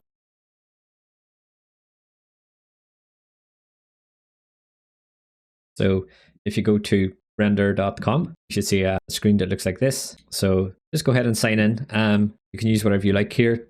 GitHub is probably the best option since we'll be pulling in our Git repos as well. So if you click on sign in, and it might ask you to authorize your GitHub account, so just go ahead and do that. And after you've signed in, it should bring you to a dashboard. So there's plenty of things that we can do with render here. So it lets us deploy a static site and web services, as well as some databases and things using Postgres and things like that. So because we're deploying everything as part of our backend service, we want to go ahead and click on new web service. And on the next screen, we want to select build and deploy from a GitHub repository. So select this and click next. And if we scroll down, it'll show you a bunch of repositories. So beside the MERN booking app repository that we just created, you want to click on connect. And in here, we want to give a name for our app. So we'll call it MERN booking app, just like this. And in the region, you want to select whichever is closest to you, so that your website will load quickly. And if we scroll down, the first thing we want to do is update the build command. So in here, what we want to do is build our front end code and build our back end code as well. So to run all the commands we need in one line, what render.com will do is start from the root of our project. So the root of the project will be the top level folder that we checked into Git, which will have the back end and the front end folders as child folders. So what we can do in here is say cd front end, which will take us into the front end folder. Then we'll say double ampersand to run the next command, which will say npm install. Then we'll say double ampersand again to say npm run build. So this will go into the front end folder. It'll install all the dependencies, and then it will build the static assets and put it into the dist folder, which we've seen when we ran these commands locally. So everything we're doing on render is just an automated way of doing what we would do ourselves in our IDE. Now that we've built the front end, we need to build the back end. So we'll say double ampersand, then we'll say cd, and then we'll say // backend, because we want to change directory to the backend folder. And we'll say double ampersand npm run build. So we're in the backend folder. We want to run the command that builds the backend and also bundles in the front end code with it. So now we've got a build command in place. If we scroll down, we want to add a start command. So since everything is in the backend, we want to run the start command on the backend server. So we'll say cd backend to change the directory to the backend folder. And then we'll say double ampersand, and then we'll say npm start. So this is the start command that lives in the package.json of our backend folder. After we've done this, we want to scroll down to the very bottom until we see the advanced tab. So in here is where we want to put our environment variables. So if we look at our backend code and in the .env file, we want to do is add the Mongo connection string and the JOT secret key. So we don't need the front end URL because the URL is going to be the same as the backend URL, and we set up our code to cater for that. So this is okay. So we'll copy the MongoDB connection string and go back into our dashboard. And then we want to add an environment variable. We'll click add environment variable, and then we'll paste in the value just like this. And then the key, if we go back to our code, we'll copy and paste the key as well. So it's MongoDB _ connection _ string. And then we'll paste that in like this. And then we'll add an environment variable for our JWT secret string or secret key. So we'll go in here and we'll copy the value and we'll paste the value in, and then we'll copy the key. So it's JWT _ secret _ key. So it's important that these things are named the same. Otherwise, they won't get picked up in the code. And then the last thing we need to do in here is specify a node version. So render.com will default to, I think it's node version 14, which is quite old. So what you want to do is you want to make sure that render.com is using the same node version as your local machine. So the reason for this is because that makes things consistent. So at the time of recording this, the latest node version is 20.10.0, but feel free to change this to whatever matches your local machine. And the key for this will say node _ version, just like this. Okay, so now we specified all our environments variables. We can scroll down and then we can click on create web service. And as you can see, we scroll down, it shows you the console, which will have some messages soon, but it's also showing the status. So it's building, which means it's going to GitHub, checking out the latest commit, which you can see here, added auth and auth tests and initial layout, which is what we specified here. Now, if we scroll down, you can see it's doing some stuff. So in here, it's picked up the node version that we specified, which is good. And it's running the build command that we specified, also good. And if we keep scrolling down, you can see that we see things that are very similar to what we can see in a terminal. This is because it's doing exactly the same thing, just on their servers. So if we scroll down, you can see it's building our front end and it's created our dist folder. This is good. After that's built, it's going and building the back end and got build successful. Far so good. So if we keep scrolling down and it looks like it's trying to start the back end. It's a server running on localhost 7000. So you'll know it's finished whenever the status up here changes to live, and it'll also say live down here as well.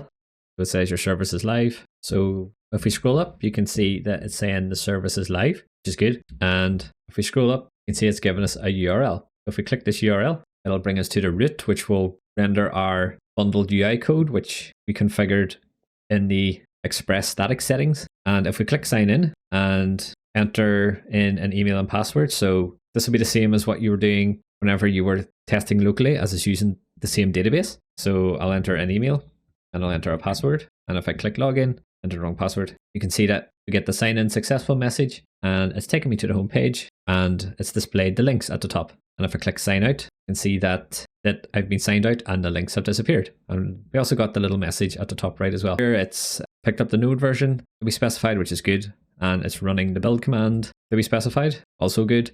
And if we keep scrolling down, you can see that we see things that are very similar to what we can see in a terminal. This is because it's doing exactly the same thing, just on their servers. So if we scroll down, you can see it's building our front end and it's created our dist folder. This is good. After that's built, it's going and building the back end and got build successful. Far so good. So if we keep scrolling down, and it looks like it's trying to start the back end. It's a server running on localhost 7000. So you'll know it's finished whenever the status up here changes to live. And it'll also say live down here as well. So it says your service is live. So if we scroll up, you can see that it's saying the service is live, which is good. And if we scroll up, you can see it's giving us a URL. If we click this URL, it'll bring us to the root, which will render our bundled UI code, which we configured in the express static settings. And if we click sign in and enter in an email and password, so this will be the same as what you were doing whenever you were testing locally, as it's using the same database. So I'll enter an email and I'll enter a password. And if I click login, enter the wrong password, you can see that we get the sign in successful message, and it's taken me to the home page and it's displayed the links at the top. And if I click sign out, you can see that I've been signed out and the links have disappeared. And we also got the little message at the top right as well.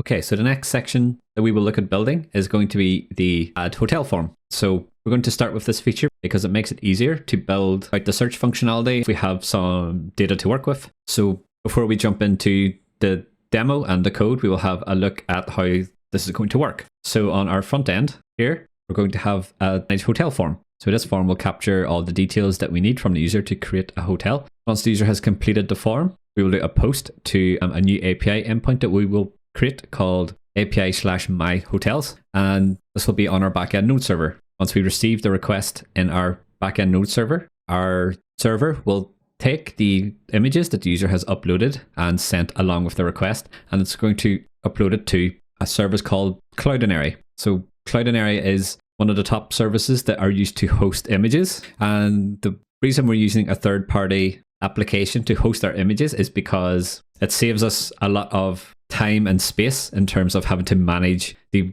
images ourselves on our own server. And Cloudinary is free and offers lots of optimizations for us. So sometimes it's better to use what's existing as opposed to reinventing the wheel ourselves. Once we've uploaded the images to Cloudinary, it will return the URLs as strings to the images that we uploaded. Once we get these URLs, we will add those URLs to the rest of the properties that we received in the post request to a hotel. And once we have everything merged together, then we will save that hotel to our MongoDB database. So hopefully that gives you an idea of what we're going to build.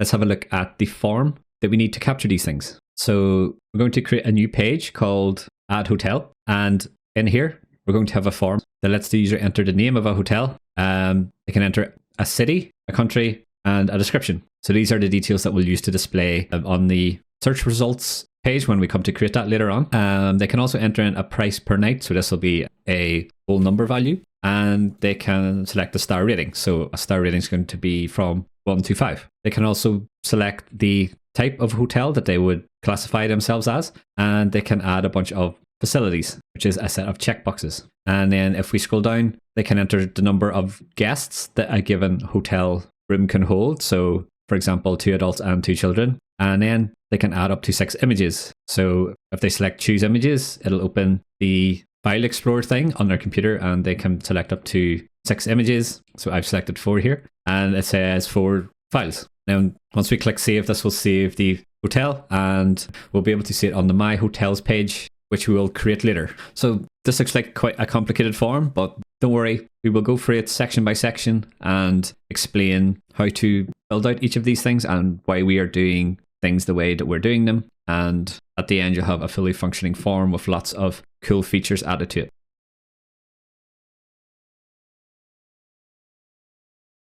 Okay, so first thing we want to do is we want to set up the Cloudinary accounts. So this is where we're going to save all the images that our users upload. So if you go to cloudinary.com and go ahead and sign up for free.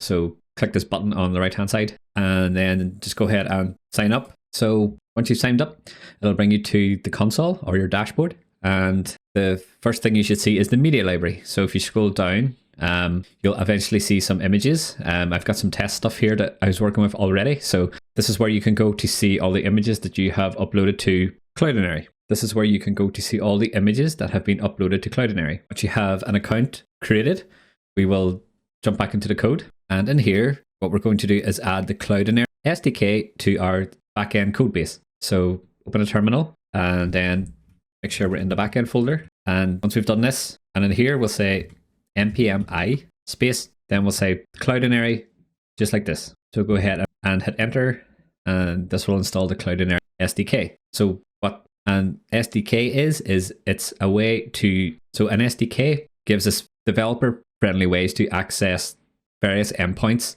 and do various things on the Cloudinary website without having to write too much code ourselves. So we'll see this working in a minute, but for now we have to initialize a connection to Cloudinary from our backend node server. So to do this, we will go into our Explorer and make sure you're in the backend folder. And what you want to do is go into the .env file in the backend folder. So we have a few things in here already. Now what we want to do is add in the credentials that we need to connect to Cloudinary, and I'll show you how to get those in a second. So we'll add a new line, and an optional thing that you can do is you can organize your properties by using comments. So you can add a comment to an env file by using the hashtag just like this, and then we'll say Cloudinary variables. So this is just to keep our environments file organized, but you don't have to do this if you don't want to. So there's three things that we need to get to connect to the Cloudinary instance from our SDK, from the Cloudinary SDK, and that is the Cloudinary _cloud _name, and we need the API key. So we'll say, so the first one is the Cloudinary cloud name. So we'll call this one Cloudinary _cloud _name, and we'll get this value in a second. So for now, you can leave it blank. And we need an API key. So we'll say Cloudinary _API _key. And the last thing we need, is the Cloudinary API secret. We'll say Cloudinary _API _secret, just like this. Okay, so now we'll jump back into the browser, and you want to go to your Cloudinary dashboard where we just created our account. And at the very bottom left here, you can see there's a little gear icon called settings. So if you click on settings, and it'll bring us to our account page. So this is where we get our Cloud ID. So in the middle of the screen here, there's a bunch of stuff which you can ignore, but if you scroll down, you'll see it should say product environments. And in here, you can see we have a cloud name. So it's a bunch of random characters and things. So go ahead and copy this and jump back into the code and paste this just after the Cloudinary cloud name property that we just added after the equal sign, just like this. Okay, good. And then we'll jump back to the browser.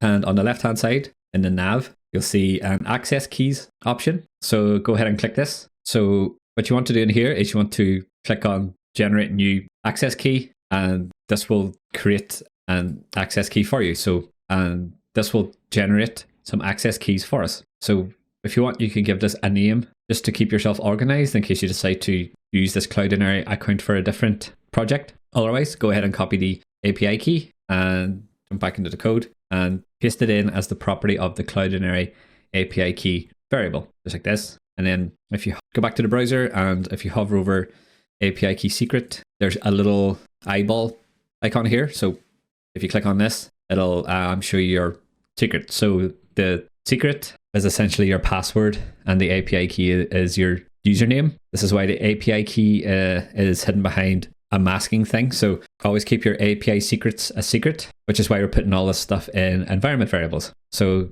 go ahead and copy your secret and back in the code, paste it in just like this. Okay, so this looks good. Now we have to go into our backend server And then we have to go into our index.ts file, and we need to initialize the Cloudinary SDK using these variables. So in the Explorer, in the backend folder, we'll go into the source folder, scroll down to index.ts and open this up. So this is where we initialize things like Cloudinary and our database, because this is the file that runs when the server starts. So if any of those things throw any errors or exceptions whenever we are trying to start the server, then it'll get caught early, and we'll be able to it will be caught early, and we will be able to deal with it at that point. So at the top, just beneath our existing import statements, we'll say import, open our braces, and then we'll say v2 as Cloudinary, and then outside the braces we'll say from, and we'll import this from Cloudinary. So we're using v2 of the SDK, which is why we're importing v2, and we're just renaming the v2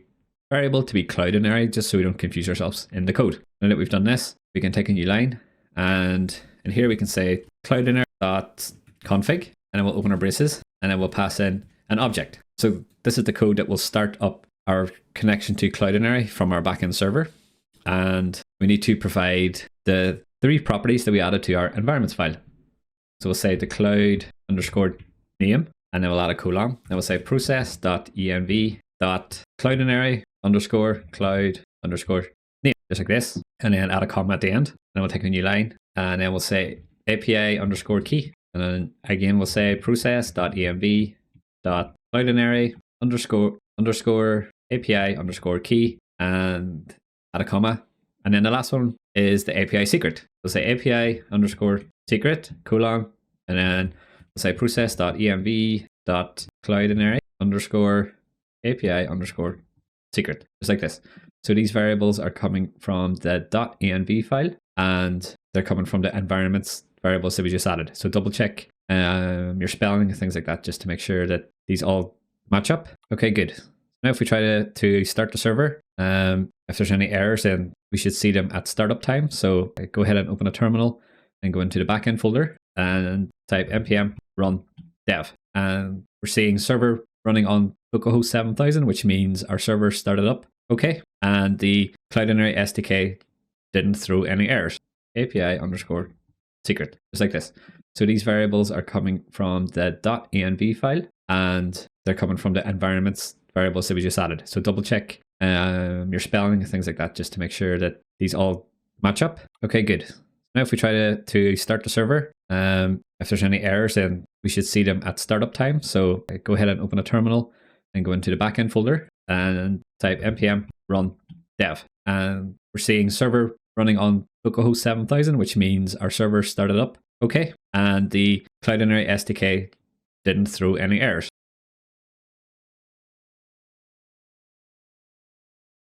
So now we have a Cloudinary account set up, and we're connected up to the Cloudinary service using our SDK. We will go ahead and create the backend API route on our node server that lets the user create a hotel. So we'll go into our Explorer, and we'll go into the backend source folder, and we'll go into the routes. So in the routes folder, we'll create a new file, and this will be called myhotels.ts. So the reason we're calling it myhotels is because this is going to contain the set of API endpoints that lets the user create, update, and view their own hotels. So later on in the course, we will have a set of endpoints that lets users to the website search hotels and view all hotels and things like that. So this just lets us organize our code so that all the endpoints associated with adding a user's hotel is separate from the endpoints that lets users search for all hotels and view all hotels for all users and things like that. So this is why we're splitting things out like this. So in this file, what we want to do is create a new router. So say const router is equal to express.router, just like this. And then we'll have to import express. So go ahead and add the import. So it's import express from express. And just below this, we'll create our endpoint. So in here, we'll say router.post. And it's going to be a post request because we're creating a new hotel with this endpoint. So anytime we want to create something, we use a post. And then in here, we have to define the endpoint URL. So we'll just say a string with a slash. So the reason we do this is because we'll come to register the set of routes with our Express server in a minute. So when we do this, the endpoint will be API/myhotel, my hotels. And then whenever we do a post to this endpoint, it'll take us to this function since we defined it as the root. So after the string, we'll add a comma, and then we will add our function. So I'll say async, and it'll be an arrow function, and go ahead and open some braces. And then in the arguments for our function, it's going to be request, which will be of type request, and then we'll say comma, and then we'll say res, which will be of type response. And make sure to import request and response from express, since the default ones will be from fetch package. So at the top, after express, we'll add a comma and open our braces, and then in here we'll say request, comma, response. Okay, so now we have our endpoint, and this is the endpoint that the front end will make a request to whenever the user submits the add hotel form. So whenever we're working with a form with images, we typically send the data as a multi-part form object. So up until now, we've just been working with JSON whenever we've been sending requests. So this will work a bit differently because we have to handle a multi-part form. And since the form is going to contain images, we'll have to handle this as well. So don't worry, there's a package that we can install which will help us with the handling of the images that we receive in the request. So we'll go ahead and install this first. So we'll open up a terminal, and the package, sure you're in the backend folder. And in here we'll type npm, and the package that we want to use is called Multer. I think it's pronounced Multer. So we'll say multer, just like this. So go ahead and hit enter. What the Multer package does is it will take the binary image fields from the form data in the request we get, and it will give us all that stuff as a object so that we can handle it a bit easier. So we'll see how this works in a second. But before we get to that, we need to add a few lines of config to Multer to tell it what to expect. So if we close down our terminal, and in the myhotels just after we declare the router, we will add a few new lines. And then in here, we'll say const storage is equal to multer.memory storage. And then open and close our braces and add a semicolon. Then we'll have to import the Multer package. So at the top, we'll say import Multer from Multer, just like this. And if you hover over it, it'll say that it can't find the types for this package, which is okay. And if you have a look at the second part of this message, it gives you the command to run to get the types. So you can go ahead and copy this and open up our terminal again. And then we'll just paste it in here, just like this, and go ahead and hit enter. And we can close the terminal, and this will hopefully get rid of our error, and it does. So what this storage line is basically telling Multer that we want to store any files, or in this case, any images that we get from the push request in memory, because we're not saving these files directly ourselves. We're going to upload them straight to Cloudinary as soon as we get them. So our backend doesn't really know too much about the images in terms of storing them and such. So this is good for a few reasons. So it's good because we don't have to store the images ourselves for too long, because they're getting the request will forward them straight on to Cloudinary. And it also means that we'll save on performance on our backend requests because the memory storage is quite fast. Now we've defined storage, we can define the file limits and initialize Multer. So we'll say const upload is equal to Multer, and then we'll open our braces and we'll pass in an object. So in here we'll say the storage is going to be the storage that we just defined, so the memory storage, just like this, and then we'll add a comma, and then we'll say limits, add a colon, and then we'll pass in an object, just like this. And in here, what we can do is say file size, and then we'll say, so in here we have to specify the file size in bytes. So what we'll do is we'll say each image can't be any larger than 5 megabits. So we'll say 5, and then add an asterisk, and then we'll say 10, 24, and add an asterisk again, and then we'll say 10, 24. So this is going to be 5 megabits, just like this, megabytes rather. So the reason we do it like this is purely for developer friendliness.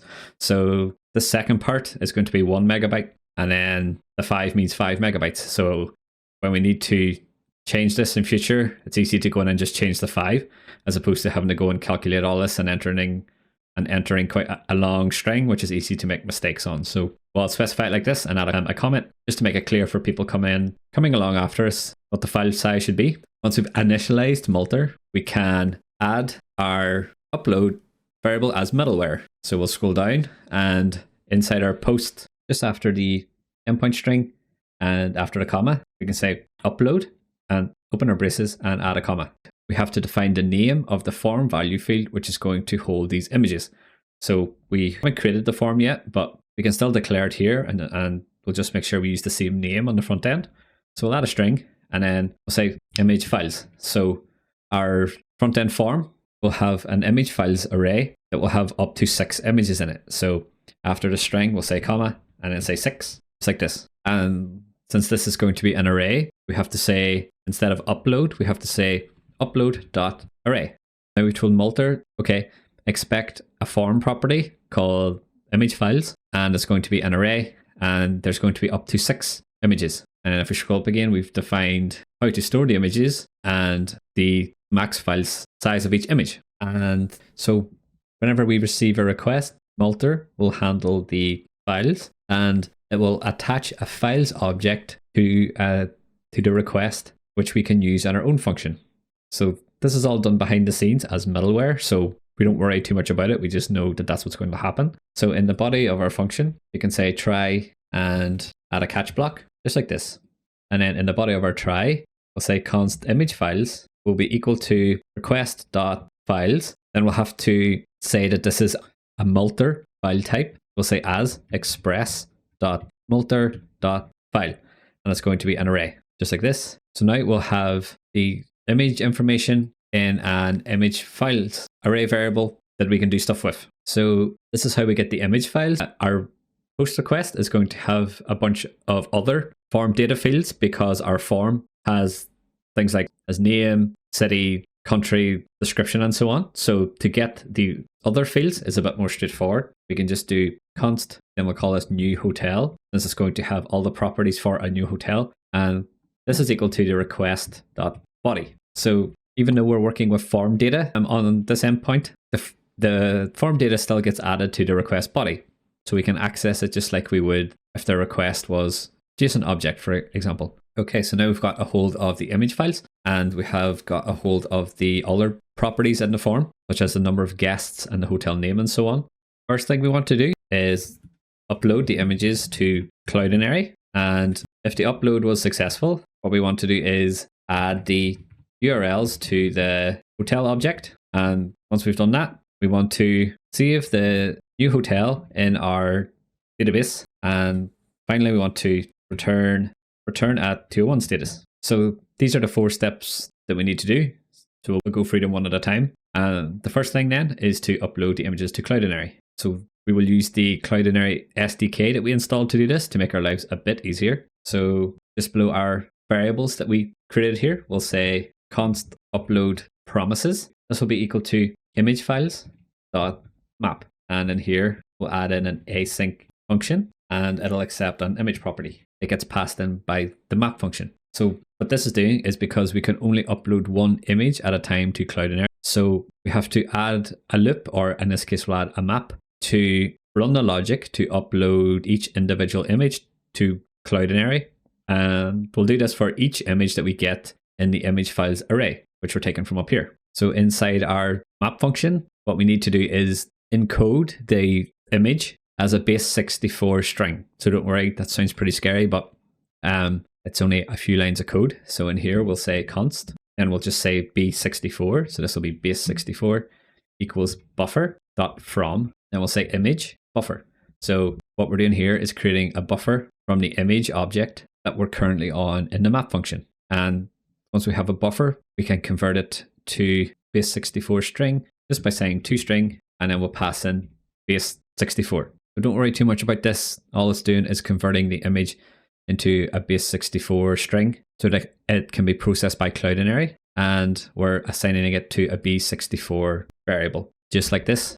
So now we need to tell Cloudinary what type this image is, for example, PNG or JPEG, and then we have to attach that to our base 64 string. So to do this, we'll say let, and then we'll say data URI, as this is just going to be a long string that has all the image info in it. And then we'll open some speech marks. We'll say data, add a colon, and outside this we'll add a plus. And then what we want to do is say image.mime type. So this will attach the mime type to the string for this image. And then after this, we'll add a plus. Then we'll add a semicolon. Then we'll say that this image is encoded in a base 64 string, just by saying base 64. And then outside this, we'll add b64, which is our base 64 variable.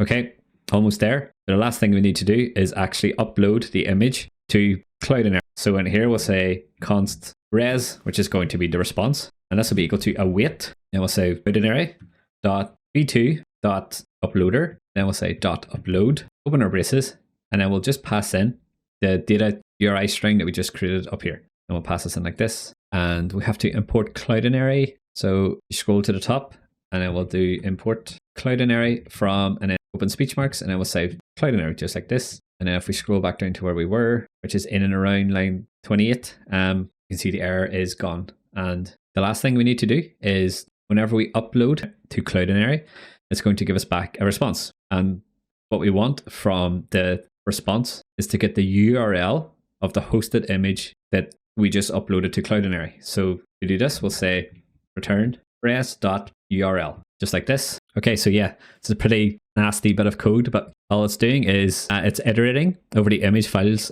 array that we get in the post request that was passed on to us by Multer. From that, we're encoding the image as a base 64 string, and we're creating a string that describes the image. So it has an image MIME type as well as the base 64 string attached to it. And then we're using the Cloudinary SDK to upload this image to our Cloudinary account. If that goes well, then we will get a URL back, and we're just returning this URL. So we're doing this for each item in the image files array, which means we will have an array of promises. This is because the uploads are asynchronous, so they will all execute at the same time. So what I mean by that is if we have 5 images, then all 5 images will be uploaded at the same time, and before we get the image URL back. So if we hover over the upload promises variable, you can see that we're getting a promise array of type string. So what we need to do before we continue is we have to wait for all these promises to finish executing before we carry on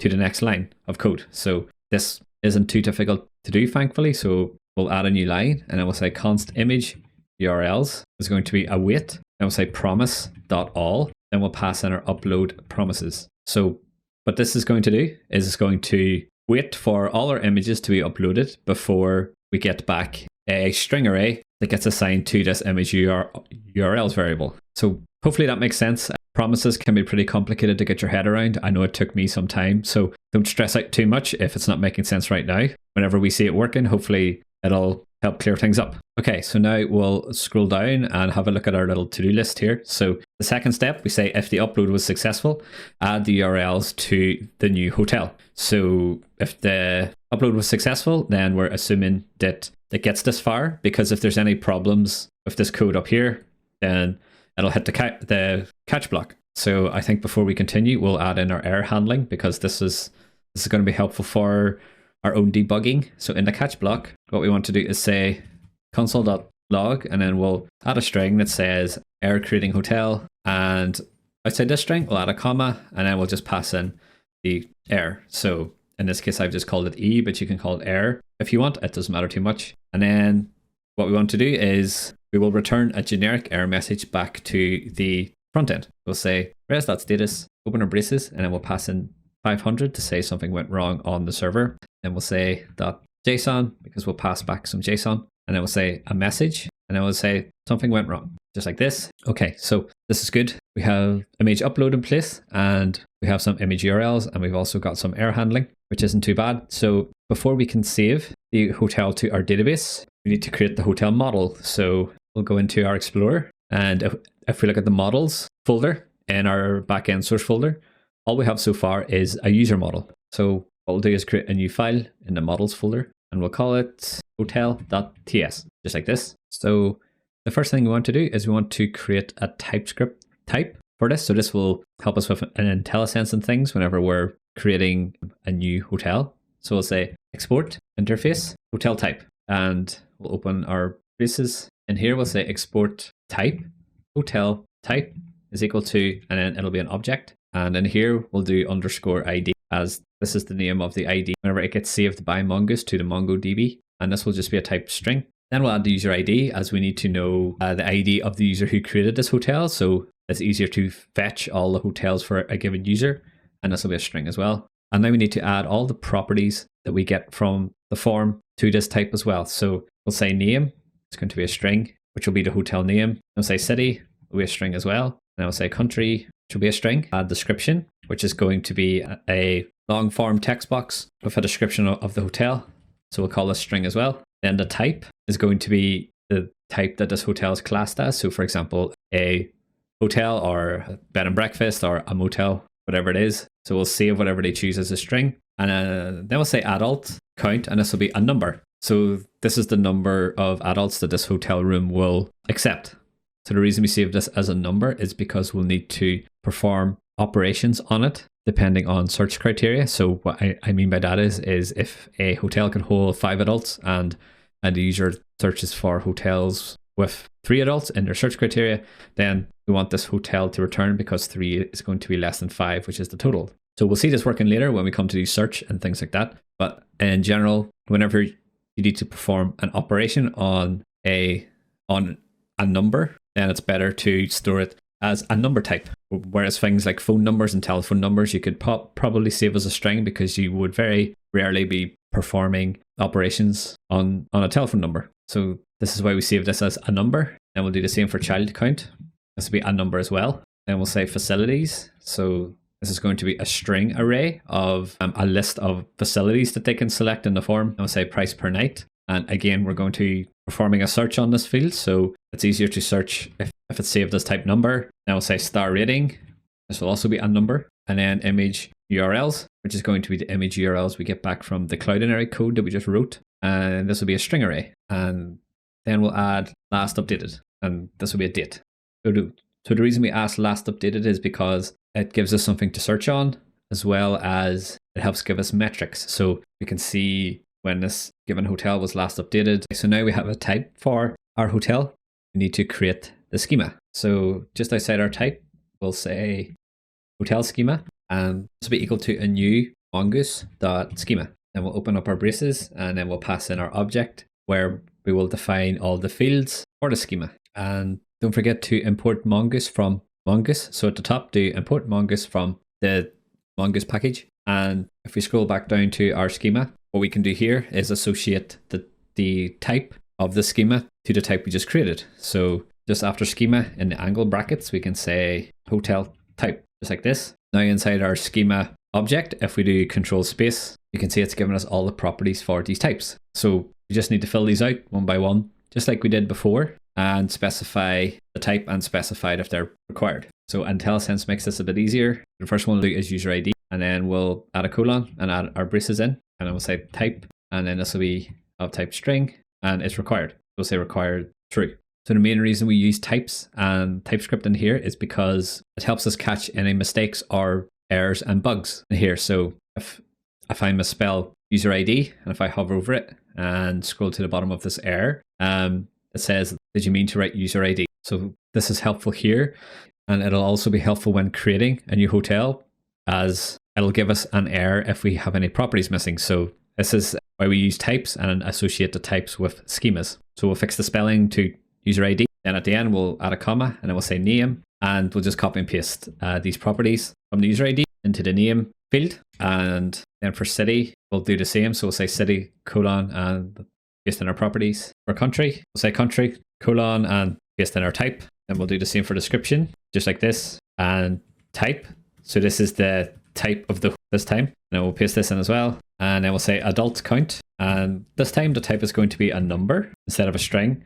And it'll be required as well. So we'll say required true. And next we'll say child count, which will be the same as our adult count. So we'll go ahead and copy and paste this in. It's like this. Next we'll say facilities. So this is all the facilities that the user can associate with this hotel. And this is going to be an array. And in here we'll say it's of type string, and we'll add required is true. Next we'll say price per night. And this will be the same type as adult count and child count. So go ahead and copy that and paste it in. Next we'll add the star rating. So this is the value that can be between 1 and 5. So we can add protection here for that. We'll open our braces. We'll say type is of type number. Required will be true. Then we'll say has to have a min of 1. And we'll say has to have a max of no more than 5. Just like this. So if we try to save a star rating that's less than 1 or greater than 5, then MongoDB validation will throw an error. Then after this, we'll say image URLs, and This will be an array of type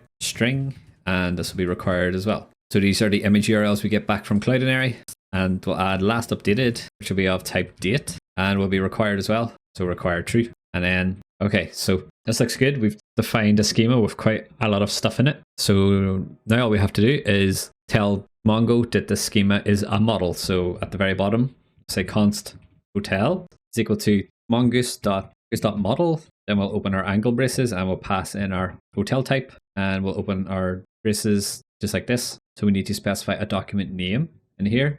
That's going to be hotel. And outside the string, we'll say what the schema is, and it's going to be the schema that we just created. So it'll be hotel schema, just like this. And at the bottom, we'll do export default hotel. Okay, good. So now we've got a hotel schema defined, and that means we can start saving hotels to our database. So we'll go into myhotels.ts. Okay, so now we can attach these image URLs that we got back from Cloudinary to our hotel object. Okay, so now we can scroll up, and what we want to do is we want to have a look at this code. So just after we get the image files from the request, we take the rest of the form properties and assign it to this new hotel variable. What we can do in here is say that this new hotel is going to be of type hotel type, just like this. And don't forget to add the import from the hotel model that we just created. So now if we do new hotel and then do dot, you can see that it's got all the fields that we need to create a hotel in it. So it's populated some of the fields from the body of the request, but not all of them. So before we can save this to the database, we need to populate the rest of the new hotel object. So we'll scroll down, and we want to do this after the upload logic for the images. So in here, we can say new hotel and say dot.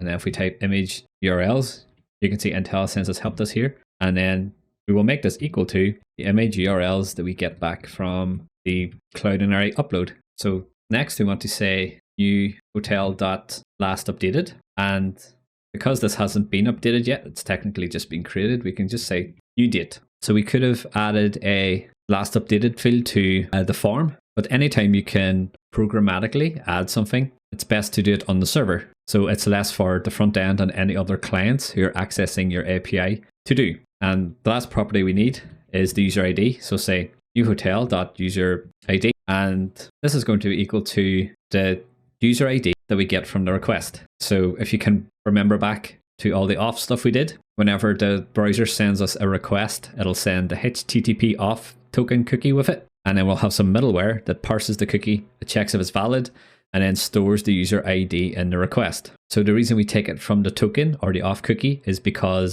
for security reasons, really. So if we had a field on the UI that was called user ID, then it would be easy to add in any ID here, which isn't what we want. We want to make sure that the ID is of the person who's logged in. So this is the most secure way to do it, is to get the data from the auth token. Okay, so hopefully that makes sense. And let's have a look at our little to-do list. So we said if the upload was successful, add the URLs to the new hotel. So we've done that up here. So next what we want to do is save the new hotel to our database. So to do this, we'll say const hotel is equal to a new hotel, and then we'll pass in our new hotel. And don't forget to add the import from the hotels model, just like this. So even though we created a new hotel object up here and give it a type of hotel type, we need to create a document object out of this, which is what this new hotel is. So this new hotel object references the schema that we created in our model. And we can be sure that this is going to work because the new hotel variable that we created up here is of type hotel type, and our schema object, which we create down here, is also of hotel type. So these types match. And now once we've got a hotel, the last thing to do is save it. So we'll say await hotel.save, just like this. And after we've saved the hotel, if there's any errors, then it'll get caught in our catch block and handled there. So we just have to handle a success. Say res.status, and then we'll send back 201. So this means created. And we'll say .send, and then we'll pass in our hotel object. So sometimes when you create things, it will make it easier for the front end to do any updates it needs to do if you pass back the object that was created. And it's also a confirmation for the front end and any clients that the thing was created successfully. So you don't always have to do this. It depends on how your API is built and things like that. So as long as the status is a 201, then that should be enough in most cases. Okay, so this looks good. We've got a endpoint now that does quite a bit. So some of our comments, and let's have a quick scan through to make sure everything looks okay. So we have a post request that's going to accept our form data. In the body, we're going to get the image files, and then we're going to get all the other properties that came along with the form data in the post requests. And then we're going to create a new hotel type from that data. And we will upload our images to Cloud Area. If all goes well, we will get a list of image URLs for this hotel. We will then save the image URLs to our new hotel, and we'll add some other stuff like the last updated and the user ID. Once this has happened, then we'll save our hotel to our database, and then we'll just return a 201 status back to the hotel. Okay, I think that looks good. So the last thing that we want to do is we want to make sure that only the logged in users can access this endpoint. So if we scroll to the top, and in our post request, what we want to do is after the endpoint string, we'll take a new line, and then we want to say verify token, and then add a comma, and then we want to add the import from the middleware auth folder. So if you can remember back to when we created our auth logic at the start, this verify token endpoint, or this verify token middleware, if we open it up, it's going to check that the auth cookie that we receive in the request is good, and that it has been signed by us using the JWT secret key. And then we get the user ID from this, and then we pass it on to our function. So now this means that only logged in users can create hotels, which is what we want. So before we jump back into the front end and start toying with some React and see, we need to add this endpoint that we just created to our Express server. So we'll go into index.ts and we'll scroll down to where we've grouped our endpoints. We've added the verified token. We also want to make sure that the request form data has all the fields that we require in order to create a new hotel type. So to do this, we will use Express validator, just like we did before. So after verify token and after the comma, we'll add an array in here. And then just outside the array, we'll add a comma as well. So all we're doing here is adding some more middleware. And then we'll say body, and then we'll say name should be not empty with a message of name is required. And before we add the rest of the checks, what we'll do is we'll import this from Express validator. So go ahead and add the import. So it'll be import body from Express validator, just like this. And in our validation code, we'll just copy and paste this line that we just added just below. And then instead of name, we're going to check the city this time, and then we'll change the message to say city. Then we'll copy and paste again, and then we'll add country, and we'll change the message to say country as well. And we'll do the same with description, just like this. And next we'll add the type. So instead of description, we'll say hotel type is required, and we'll copy and paste again. And this time we'll say price per night. And as well as saying not empty, what we also want to say is dot is numeric, just like this. Open and close the braces, and then we'll save, and this will format it for us. So we'll change the message for the price per night in here to say price per night is required and must be a number. So this will just check that the price per night is a valid number value. And next we'll add facility. So just go ahead and copy one of these and change the name to be facility, just like this. And after dot not empty, we're going to say dot is array, because we expect the facilities to be an array of strings. So we'll say facilities are required. And just to be safe, we'll add one for the images as well. So we'll check the image URLs. And if you go ahead and save, then it should format for you.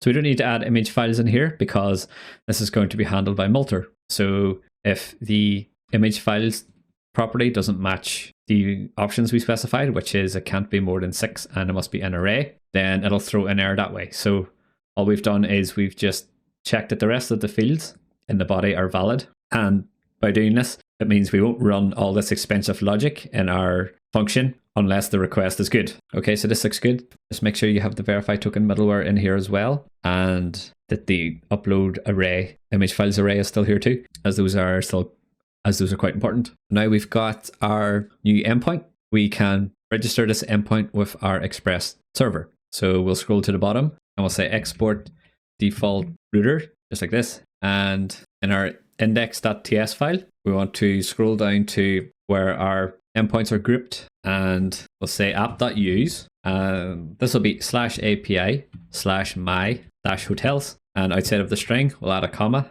and then we'll say my hotel routes, just like this. And then we'll scroll to the top and we will import my hotel routes from, and then it'll be ./routes/myhotels, just like this. Okay, so we've created our new route that lets us add a new hotel. Now we can jump into the front end and we can create the form that will make the post request to this new route.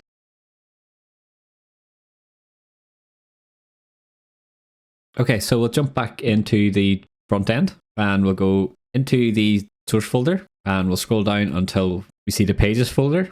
And in the pages folder, we will add a new page, and this will be called add hotel.tsx. So in here, we'll create the component for our page. So we'll say const add hotel, and this will be equal to an arrow function. And what we will do in here is we'll say return and open our braces, and then we'll say manage hotel form. So we haven't created this yet, but we're going to put our manage hotel form in its own component. There's a few reasons for this. One, because it will make this form reusable. So whenever we come to make the edit hotel page, we can use the same form. And two, it keeps all of the logic and components needed to create and edit a hotel in the same component. So that's all we'll do in here for now. In our add hotel page, we'll come back later and we will pass in the add hotel function call. But for now, at the bottom of this file, we'll say export default add hotel, just like this. And then we'll go back into the Explorer and we'll go into our app.tsx and we'll scroll to the bottom until we see the catch-all route, which we added previously. And just above this, we're going to add some logic to render the logged in routes. So we'll open our curly braces and then we'll say is logged in, and we'll say double ampersand, and then we'll open and close some braces. And then we'll add a React fragment, just like this. So inside this React fragment, we're going to add the routes that the user has to be logged in to see. So we'll open an angle brace and then we'll say route and add a self-closing tag just like this. And we'll say the path. It's going to be /add-hotel. So this will be the URL for our add hotel page. And then in here we'll say element and we'll open the braces. And then inside this we'll add our layout. And inside the layout we will render our add hotel component just like this. And if you save, it should format for you. So now this route will only be available to someone who is logged in.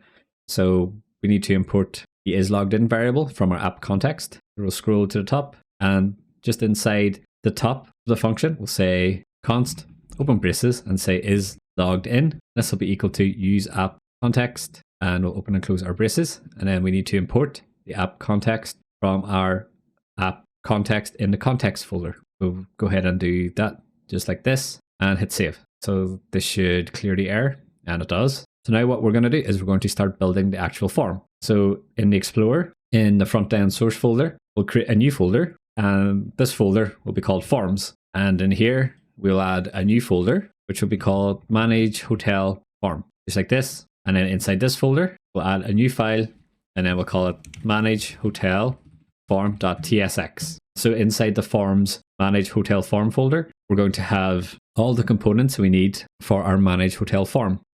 So go ahead and open up manage hotel form.tsx. And first thing we'll do in here is we will create our component. So say const manage hotel form equal to an arrow function, and we'll add our return statement. And then in here, we'll just add a form, our form tags like this. And at the bottom, we'll say export default manage hotel form, just like this. And then we'll jump back into add hotel.tsx, which is our page. And then we'll import our manage hotel form just to fix all the errors. Okay, so this looks good. So if we look at the finished example, because this is quite a large form and there's a lot of different parts and sections, it would be quite difficult to add everything to the one component because we would lose track of where things are and it would be hard to navigate the component. So what we're going to do is we're going to break our form into smaller components, and we're going to have a component per section. So we'll have the hotel details section here at the top, and then we'll have a section for types, we'll have a section for the facilities, a section for the guests, and finally a section for the images.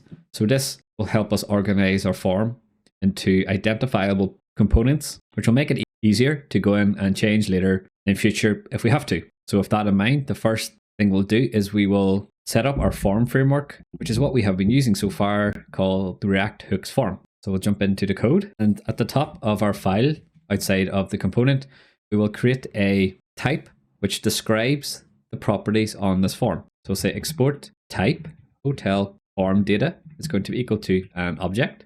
The first one will be name, and then this will be a string. And we'll say city, and this will be a string. And we'll say country, which will also be a string. And we'll say description, which will be a string. Type will be a string. And price per night will be a number. Star rating will be a number. And we'll have facilities, which will be a string array. Then we'll have the image files, and this will be of type file list, just like this. And then we'll have adult count, which will be a number. And then we'll say child count, which will be a number as well. So this type looks similar to the type which we added on the back end for the hotel, but it's slightly different in that the file type that we're sending for the images is a file list rather than a string array, which is why we can't reuse the type on the back end. It's also good practice to keep the type of the thing that you're describing in the same file. So for example, in here, we're describing the type for the manage hotel form. So we keep this type here as well, just so that it's close by. So it's easy to find should we need to. So now we've created a type, we can go ahead and import the use form hook from our React hook form package. So inside manage hotel form,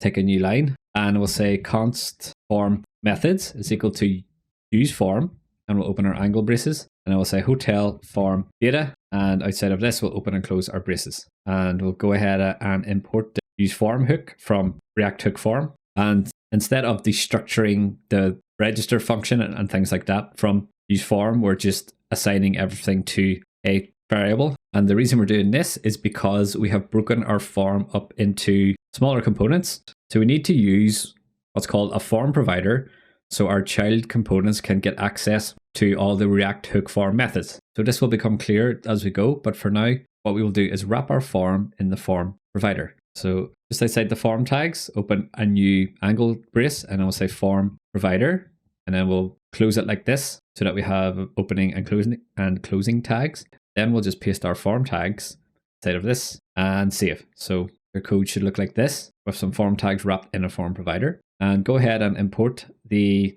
form provider from React hook form, just like this. So now if we hover over this, it's saying child element is missing the following properties, blah, blah, blah, watch, get values, get field state, and 11 others. So what we can do here is inside the form provider tag that has an error, we can open our braces and then type 3 dots and then type form methods, just like this. So all we're doing here is we're getting all the stuff out of use form, assigning it to the form methods, and then we're spreading all those properties onto the form provider.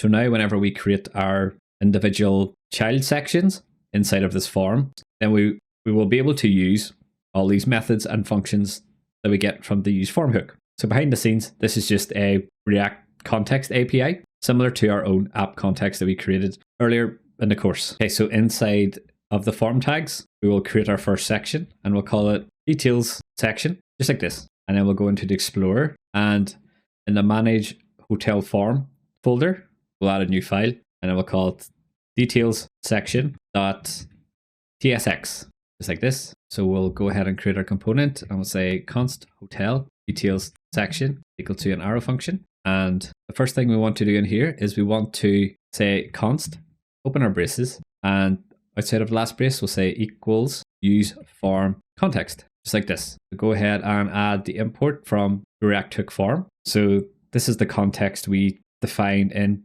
manage hotel form when we wrapped our code in the providers. And now inside our braces, we can get all the things that we need to make our form work. So the first thing we'll need is the register function so that we can register all the inputs. And just beneath this, we'll say return and open our braces. So in here, we'll add a div. So this div will be the container for all the inputs in the section and help to space out the individual elements easily. We'll say class name, and this will be equal to flex. We'll use flexbox to achieve this. And we'll say flex call, our inputs appear in a column. And we'll say gap-4. So this just adds some spacing between our inputs. And inside of this, we'll add a h1 tag. And in here, we'll say add hotel. And then we'll give this a class name of text3xl, font bold, and then we'll add an extra bit of margin to the bottoms just so that the title is spaced from the rest of the content. So we'll say MB3, just like this. Now if we jump back to our finished example, the first input we have is the name input at the very top, and it spans the width of the form. So we'll go ahead and add this. So in our code, just beneath the h1 tag that we added, we'll take a new line. So this is going to be similar to the register and login forms in terms of styling. So what we'll do is, since we have written this code already, is we'll go to the Explorer and we'll go to Pages, and then we'll go to Sign In. And then in here, we have we scroll down to the JSX, you can see we have a form and we have our title, and then we've got then we have a label that has the label text, an input, and the error. So this is what we want for our add hotel form as well. So what we're going to do is just copy this. So we'll copy everything from the top label all the way to the bottom, and then we'll go to the details section again, and then we'll paste it in. And there's a few things that we'll just have to change. So at the top, inside the first label tag, we'll change the email to name, and the type of this input will be text instead of email. And in the register function, just inside the input, say name. And in the error section, we'll say errors.name, and the same for the message, which is just inside these errors tags. So we'll say errors.name, just like this. And while we're here, we will import the errors object just to fix these problems.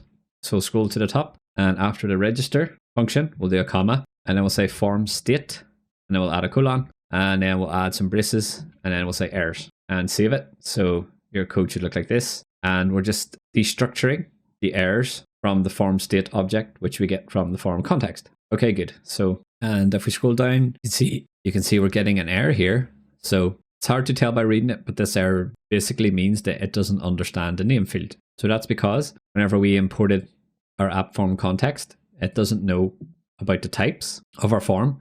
So we fix this just after use form context. We'll open some angle braces, and then in here we'll say hotel form data, and then we'll import this type from the parent manage hotel form component, and then we'll save this, have a look at the error, and it's gone. Okay, so we've added some stuff. Let's export this hotel's details section and start up the browser just to see what things look like. So at the bottom we'll say export default details section. So just make sure you're exporting the name of the component as you have named it up here. The bottom will say export default hotel details section, just like this. And I think we'll actually change the name of this to details section, and we'll export the same down here. So we'll say export default details section. So the reason I've done this is because the name of the file is details section. And also, if you look at the Explorer, we're already in the manage hotel form folder. So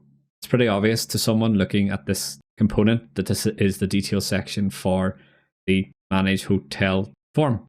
So there's no need to add additional context to the name unnecessarily. Okay, so this is good. If we jump back into manage hotel form.tsx, we can import our details section, and we exported that already. So now we can open a terminal, and we will make sure we're in the front end directory, and then we'll do npm run dev. After you've started the front end, you want to start the back end as well, just so that we can log in. So we'll say cd backend, and then do npm run dev. This should start your backend server. So once the front end and the back end is started, open up a browser and then go to sign in, and then in the email section and in the sign in form, go ahead and sign in with a valid user. So enter an email and a password. Okay, so once you've signed in, you should see the links appear at the top. So now in your URL bar, if you go to /add-hotel, you can see our forms appeared, and it has our name field. So it's good to check things every so often just to make sure that things are working, so that you can catch and fix any bugs early. So if we jump back to the working example again, in this form, we've got on the next line a city field and a country field, and these are side by side. So we'll add those next if we jump into the code and into the detail section, and take a few lines after the label tag of the name input that we just added.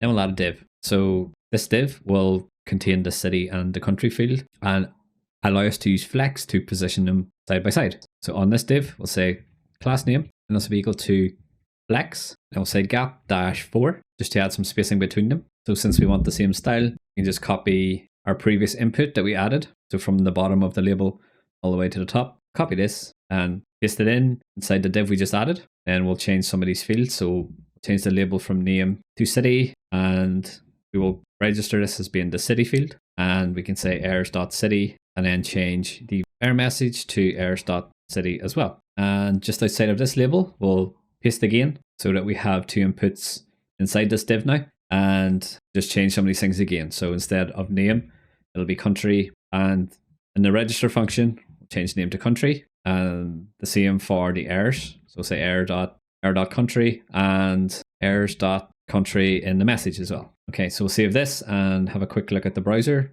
just to make sure everything's okay. So yep, there's our 2 new form fields. And then next we need a description field, which is a bit bigger than the rest. So we'll jump into the code, and this time we want to make sure that we're outside of the div that we just added, which has the city and the country, but within the top level div. We'll take a few new lines in here, and again we'll just paste in our label and our input that we copied before. Okay, good. So this time, instead of an input, we're going to change this input to a text area, and make sure to change the closing tag as well. So it should look like this. And we don't specify a type on a text area, so we can delete this. And instead of type, we can say rows. So this is how many rows we want to display by default in our text area. And we'll just say 10.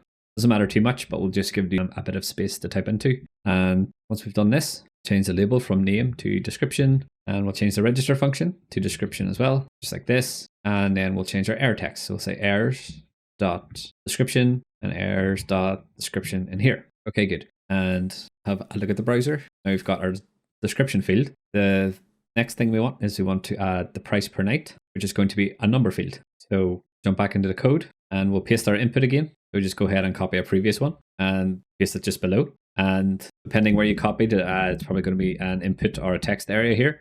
But what we want to do is make sure that this is an input, and that instead of rows, we have the type as being of type number. And just make sure your closing tags match. And in the input, what we want to do is say min equals open braces and then add 1.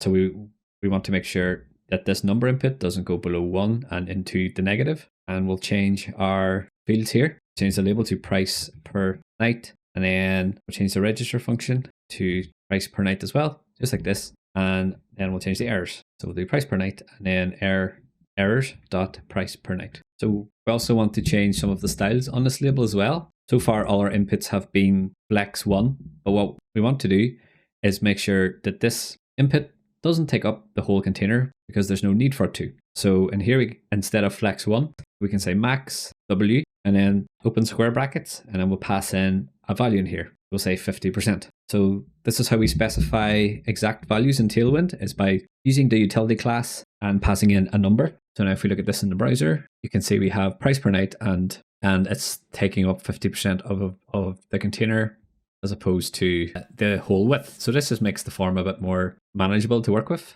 Okay, so now if we look at the finished example again, the next thing we have to add is a star rating. So this is a dropdown, and we're going to provide some values between 1 and 5. So we'll go ahead and we'll copy a previous input. So we'll copy the price per night one, because it has the same width as what we want on the star rating. And just below this, paste it in. And there's a few things we have to change. So instead of price per night, change these to be star rating, and going to delete the input because we're going to have a select in here instead. And before we forget, we'll change the errors as well. So say errors.star rating, and then we'll change the errors down here. So errors.star rating, just like this. Just beneath the star ratings text, we're going to add a select. And inside the select, we're going to add a default option. We'll say option, and the value is going to be an empty string, just like this. And then we'll add a class name. So we'll add some styles just so that the select values match our input. So we'll say text-sm and then font-bold, just like this. And then inside the options tag, we'll add some text. We'll say select a rating, just like this. And then we have to add the rest of the options, which is our number values. So a quick way to do this is to open some braces, and we'll pass in an array, and then we'll say 1, 2, 3, 4, 5, just like this, all comma separated. And then we'll say .map. And then inside the map function, we're going to render an option for each of those values. So the map function will pass us the current number that is currently on. So we can use this value in our option tags. We'll say value is equal to the num. And then the text will just display the num as well, just like this. And we have to add our register function to the select tag. So inside the select tag up here, we'll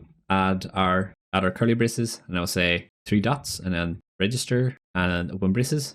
And then this is going to be the star rating field. And outside of the string, add a comma, and then we'll add some braces. and then we'll add the required field. So we'll say required, this field is required, just like this. And finally, we'll add a class name to the select input. We'll say class name, and then we'll say border, and then we'll add rounded, and we'll say w-full. So this makes sure that the select dropdown takes up all of the width. Then we'll add some padding. We'll say p-2, and we'll say text gray -700, and then we'll say font -normal, just like this. Now if we look at this in the browser, and if we scroll down, see we've got our star rating field. Okay, so that's pretty much the end of our hotel details section. We haven't added the button yet to test the error messages, but we'll get to that later. For now, if we look at the finished example, after the hotel details section, we're going to have a type section. So the types are interesting because we have these little chips that are tied into the form. So if I try to save a hotel that doesn't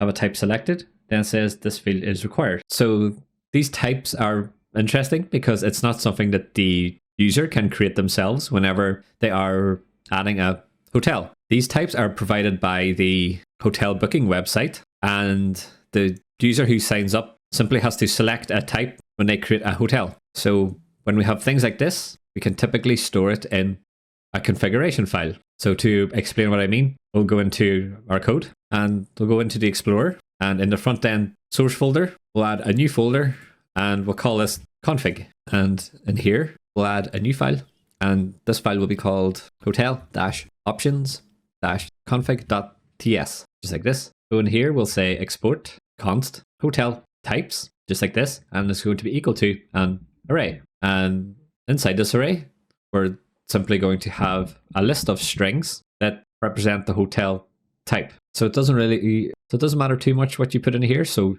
you can add in your own types if you want. But if you prefer to keep the same hotel types as we are going to use in the course, then you can go ahead and check the description where I'll provide a link where you can copy and paste in the list of strings. So go ahead and fill this out either by copying and pasting the strings that I've provided or by filling in your own stuff. And that's pretty much it. So now we have a bunch of hotel types. And anytime we want to change the hotel types configuration, we simply go into the config folder and go into the hotel options config.ts.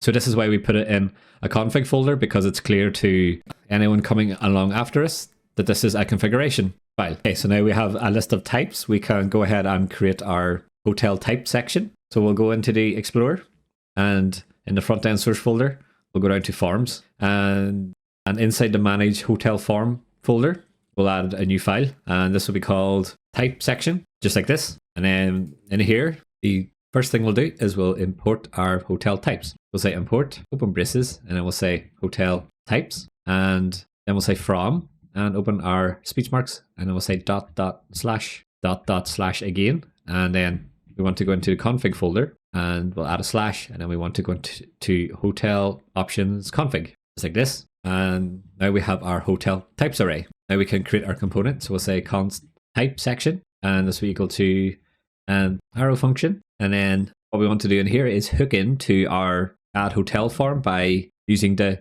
use form context hook. So say const register, because we'll need the register function to track the selected hotel type. And we'll say this is equal to use form context, just like this. And then we'll import the use form context hook from React hook form at the top of our file. Now, once we've imported this, we can say return so that we can start adding our markup, and we'll add a div. So this div is just going to be the container for this type section. So it keeps everything organized within the one div. And in here, we'll add a h2 tag, and then we'll say type. So this is just the title of our section. And inside the h2 tag, we'll say class name is equal to text 2xl, which is slightly smaller than our page heading. Then we'll say font bold, and then we'll just add some margin to the bottom so that it's spaced out from the rest of the content. So we'll say MB-3, just like this. So now we have a title. And if we look at the finished example for a minute, you can see we've got a bunch of these little chips, and they're all organized nicely in a grid, and they're all the same size. So to achieve this effect, we're going to use a CSS grid. So we'll jump back into the code, and just after our heading, we'll add a div, and in here, we'll say class name is equal to grid, and then we'll say grid calls 5. So we want 5 columns, and then we'll just add a gap. So say gap 2. And now all the content that we add inside this div will be arranged within our grid. So because we've said grid calls 5, it means there's always going to be 5 columns, and this will get applied to the direct children of this div. So in here, what we want to do is display our list of hotel types. So we'll add some braces and we'll say hotel types.map. So remember, the hotel types is a string array, so we can use the map function on it, and we'll pass our function in just like this, and the map function will pass in the current type. So for each hotel type, what we want to do is render a label with an input of type radio button. So the reason we're using a radio button is because radio buttons only let the user select one item, which is what we want here. We only want to let them select one type, and that's all that these little chips are. They're essentially radio buttons that have been styled to look like chips. So with that in mind, we'll jump back into the code, and inside our map function here, make sure you've opened some braces just like this so that it knows that we're going to render some JSX. So we'll add the label tags just like this, and inside here we'll add an input, and this can be a self-closing input if you want, and the type is going to be a string with the text radio inside it, and we want the value of this radio button to be equal to the type. So the type is going to be the string name that comes from the hotel types array. So now we need to register our input with our form. So we'll open the braces and we'll add 3 dots, and then we'll type register, and in here we'll say type, which is what we named this property on the form, and outside of the string we'll add a comma, and then we'll add the braces in here to say that this is required, and we'll say this field is required. Okay, so now we've added our radio button for each hotel type. We need to add some text, which will be the label of this radio button. So just after the input, but still inside the label, we will take a new line and we'll add a span. And inside this span, we're going to open some braces and just render the hotel type by saying type, just like this. So we'll style all this stuff up in a minute, but for now we're just putting things in place to see what they look like. So if we scroll to the bottom, and we have to export our component, so we'll say export default type section, just like this. And then if you go back to manage hotel form.tsx and scroll down to where we've rendered our form, so just after the detail section, we want to take a new line, and then we'll add our type section. So go ahead and import it if it didn't import already from the type section component, and go ahead and save this. I don't see any errors, so this is good. And what you want to do is start your backend and front end server, and once you've done that, jump into the browser, and it should bring you to your add hotel page if you had it previously open. If not, go ahead and sign in and navigate to your address of your front end server and go to /add-hotel, and that will bring you here. So if we scroll down, then we can see we've got some things appearing under the type section. So we've got radio buttons, and we've got all our hotel types appearing in a nice grid. And if we click the label, it changes our selection for us. So now we'll just apply some styles to hide the radio button, and we'll add our own styles to indicate that an option has been selected. So we'll jump into the code and we'll go into the type section, and first thing we'll do is we'll go down to our JSX and we'll style the label. So the first thing we'll do is we'll style the background color of the label. So if we have a look at the working example in the browser, depending on if a type has been selected or not, it'll be a different color. So if it's selected, it will be blue background, and if it's not selected, it will be a gray background. So this is what we want to achieve. Back in the code, we'll jump into the type section.tsx, and the first thing we need to do is get a hold of the selected type value. So we don't have this information here, but the way that we can get it is if we scroll to the top, and we will destructure the watch function from the use form context hook, and we can create a new variable called type watch, and this will be equal to watch, and we want to get the hotel type that the user's selected, which we get from the type property, just like this. So now anytime the type form field changes, we get the new value in this type watch variable. So now that we have this, we can scroll down to our JSX and style the label. So in here, we'll say class name, and this will be equal to some JSX, because we're going to add some logic in here to display different tailwind styles depending on our type watch. So what we want to do in here is say if our type watch is equal to the type, then we'll add a question mark and we'll add a string. And outside of this, we'll add a colon. And after that, we'll add a string again. What this means is if the type watch, which is the value that we declared up here and stores the selected hotel type that the user chose, is equal to the current type that the map function is currently on, then we're going to apply one set of styles. And if this is false, then we'll apply a different set of styles. So this is basically checking if we're on the selected hotel type. So the first set of styles we want to apply is cursor dash pointer, so that the user knows that this is a clickable element. Then we'll say BG blue 300 because we want a selected background to be blue. Then we'll say text dash SM just to make the text a bit smaller. And then we'll make it rounded. So we'll say rounded full, and we'll add some padding to the left and right. So we'll say PX dash 4. We'll add some padding to the top and bottom. So we'll say PY dash 2. So this just means that there's more padding on the left and right, so it looks a bit better. Then we'll add font semi-bold, so the text stands out a bit. Okay, good. So if we save this, it should hopefully format it for you so that the conditional is a bit easier to read. Now what we want to do is copy the styles we just added, so everything inside the string, and we'll paste it into the string for the second part of the conditional, just like this. And all we want to change in here is the background color. So if this chip isn't selected, then we'll say BG gray 300, and that should be it. So now if we jump back to the browser and if we scroll down, so because we haven't selected any of the hotel type chips, then our watch variable is set to undefined, which means that the second part of our little conditional is going to run and sets everything to gray. But whenever I select something here, then the watch variable gets updated and the conditional runs again, and this time it'll change the selected chip to be blue. So things are looking good so far, but we still have this little radio button here, and this is simple to fix. All we have to do is go into our code and scroll down to our input radio, and we'll just add a class name in here, and we'll set the radio button to be hidden. So even though we've hidden the input field because we added the text and the input inside a label, whenever we click the label, it'll still select that option for us. So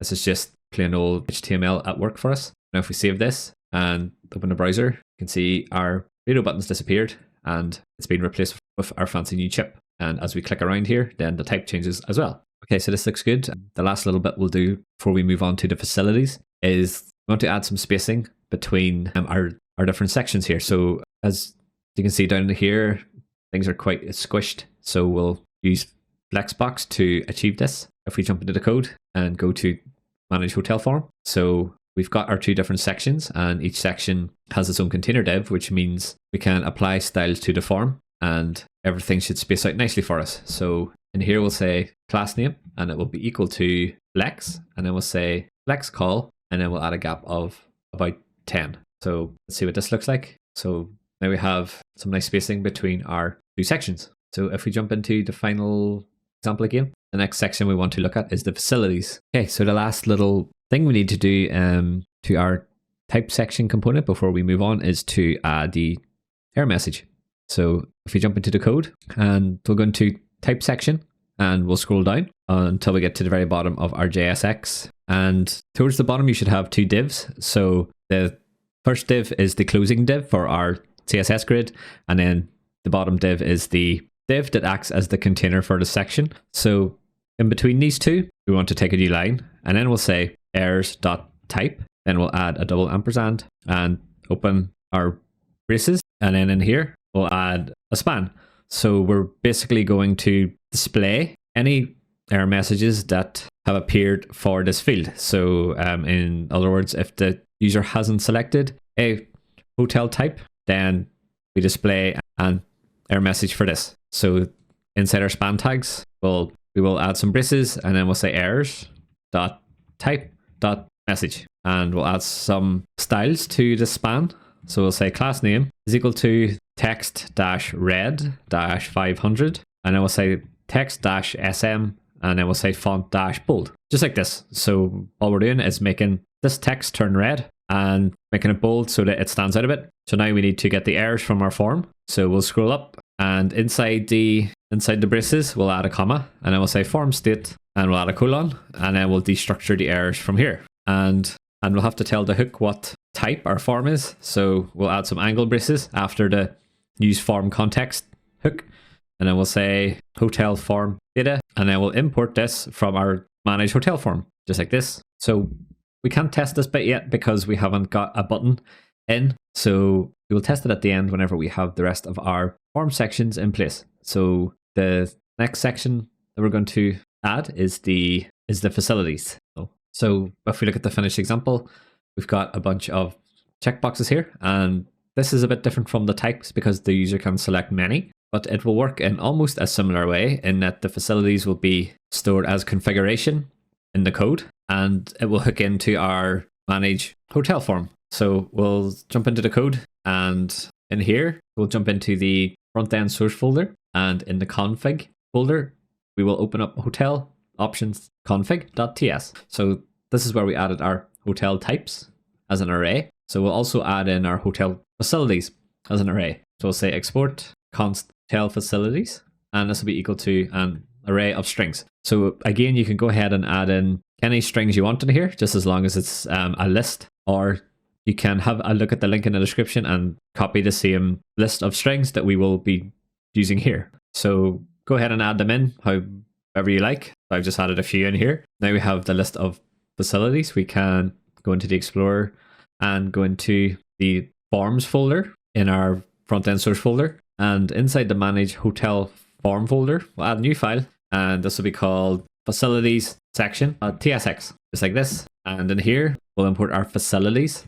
We'll say import, open our braces, and then we'll say hotel facilities. And this will come from our config folder where we have the hotel options config file, just like this. And we can create our component. So we'll say const facilities section. This will be equal to an arrow function. And in here, we will import our use form context and our register function as well. So we'll say const open braces, and we'll say register. And while we're here, we'll get the form errors as well. So we'll say form state and open braces, and then we'll say errors. And outside of the last brace, we'll say equals use form context, just like this. And then we'll import the use form context from React hook form, and then we'll specify a type for our form. So after use form context, we'll add our angle braces, and then we'll say hotel form data. We'll save this. So hopefully you're starting to see some similar patterns in how creating a complex form works. So a lot of it is rinse and repeat. So once you understand how to do one, it's a bit easier to do the rest. So now what we can do is we can add our return statement, and we'll add our div, which will act as the container for the section. And inside this, we'll add a h2, which will hold the title for the section. So we'll say facilities, and then we'll give this a class name of text-to-XL, font-bold, and then we'll say MB3. So we're keeping the styles the same between all the sections. Okay, so now if we look at the finished example again, you can see that the facilities are spaced out nicely in a grid as well, just like our types. So again, we'll use a CSS grid to give us a layout of 5 columns. So back in the code, just beneath our facilities header, we'll add a div, and then we'll say class name is equal to grid, and then we'll say grid calls, and we'll add a gap of 3. So we'll say gap-3, and in here we will open our curly braces, and then we'll say facilities.map, and then we'll pass in our function, just like this. Oh, and this is called hotel facilities, not facilities. So change it to hotel facilities, just like this. And in here, we basically want to display a checkbox and the facility name for each facility that we have in our array. So we'll add a label tag, and we'll wrap everything in a label so that it's connected up to the input. So inside the label, we'll have the checkbox and the name for that facility, but we want the checkbox to be first. So we'll add the input first. We'll say input, and this can be a self-closing tag. And we'll say type equals checkbox, and then the value for this is going to be whatever the name of the facility is, which we get from the map function as it iterates through the array. So the map function will pass in a parameter to our function called facilities, or facility with a Y, because it'll be singular. And then we can paste this value in here, just like this. And then just outside the input, but still within the label, we'll open some braces, and then we'll just say facility, just like this. So now we've got a CSS grid that's going to render a checkbox and a label for each facility that we defined in our hotel facilities array, which we stored in our config. So before we style this up, we'll see what it looks like. So scroll down and then we'll say export default facilities section, just like this. And then we'll have to go into our manage hotel form.tsx file. And in here, we'll import our component just below the type section. We'll say facility section, just like this. And because we added flexbox styling to the form, then this will apply to our facilities section as well. So if we start this in the browser and have a look to see what it looks like. Okay, so things are appearing. And if we select some of these options, we can see the tick box gets checked. So this is good. And I will add some styling to this, so it looks a bit neater. We go into our code and we'll go into the facility section and we'll scroll to the checkbox label and we'll apply some style to the label. So we'll say class name equal to text SM, just to make the text a bit smaller. Then we'll say flex and then we'll say gap-1. So this just adds some spacing between the input and the facility text. And then we'll say text gray 700. So this just makes the text a bit lighter than pure black. So let's have a look at the browser. And as you can see, we have our facility section and everything looks quite neat. So I will add the validation and error stuff before we move on to the guests section. So back in our code, inside the input, we will open braces and then we'll say 3 dots and then we'll say register to register this checkbox as being a part of the facilities array. So in here we'll say facilities. So this works because if we look at the hotel form data again, and if we look at the type, we've defined the facilities as being an array of strings. And since we've told our form about this, when we added the use form hook, then it knows to expect the facilities as being an array of strings. So in our facilities section again, we'll scroll down and just inside the register function, after we define the string, we'll add a comma. And in here is where we want to add some validation. So we'll add an object, and because this is an array of checkboxes and we can let the user select one or more, then the best way to validate this is to have a custom function. We'll say validate and we'll pass in a function just like this. And the validate function is going to pass the current selected facilities to our function. So we'll say facilities. And if we hover over this, we can see that it's of type string array. So this variable will contain all the facilities that the user has selected so far. Okay, good. So in here, we just need to say if facilities and facilities dot length is greater than 0. And inside our if statement, we'll say return true. Else, we will say return, and then we'll return an error message. So we'll say at least one facility is required. So what this is doing is it's going to validate the facilities input. It's going to check if there's any values added to the facilities. If it's greater than 0, then that means we have one or more. It's going to return true, which means valid will be true.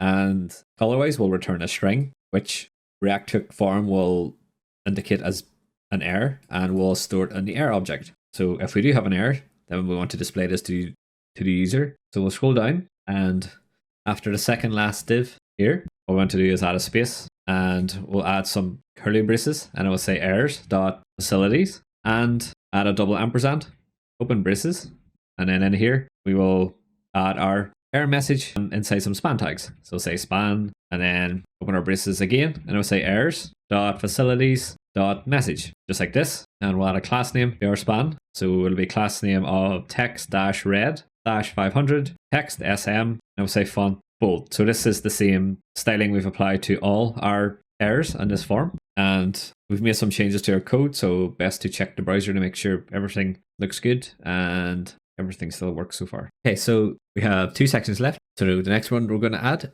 is for the guests. So we can define a number of adults and children who can stay in this hotel.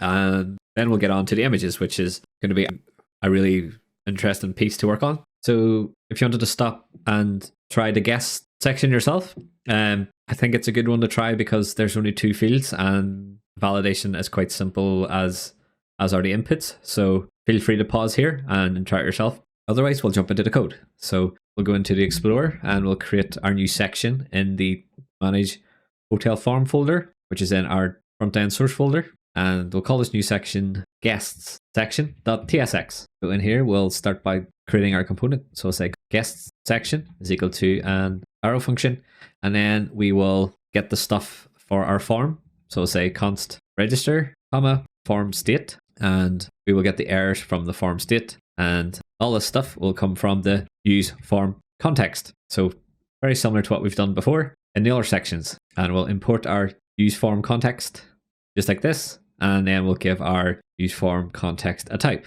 Say hotel form data, just like this, and then we'll import this from the manage hotel form. And after this, we'll add a few lines to give ourselves some space, and then we'll say return, and in here we'll add our container div, and we'll add our h2 tag. So this is going to be the guests section. So we'll say guests, just like this, and we'll add class name is equal to text dash 2xl font bold, and then MB-3. Okay, so far so good. We haven't done anything too new in here yet. So if we look at the final example to give ourselves an idea of what we need to do, so we're going to have to create this gray background, which just makes this section stand out a bit from the rest of the form. And then we have to add our two inputs for adults and children. So there's a few ways we can do this. You can use Flexbox if you want to arrange these two inputs. But since we used grid in the rest of these sections, we're going to use grid here as well. And it'll let us see how we can use CSS grid to work with inputs as well as other CSS elements. So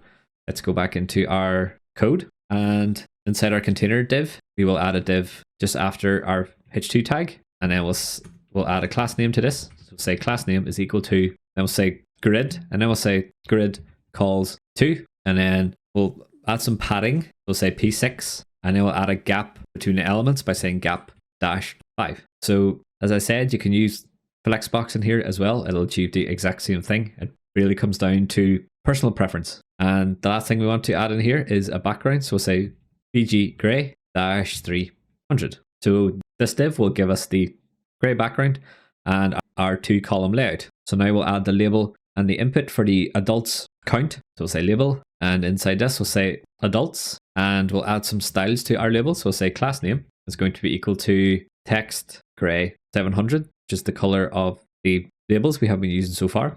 Then we'll say text dash sm, and then we'll say font dash semi bold, and I think that's it. So now that we've styled the label, we can add our input. So just below the adults text, we'll say input and add our self-closing tag just like this. So we'll style this up so that it looks like the rest of our inputs. So we'll say class name is equal to border, and we'll say rounded, so that it gives us a rounded border. And then we'll say take up the full width of the space that's available by saying w-full. Then we'll add some padding, so we'll say py-2, px-3.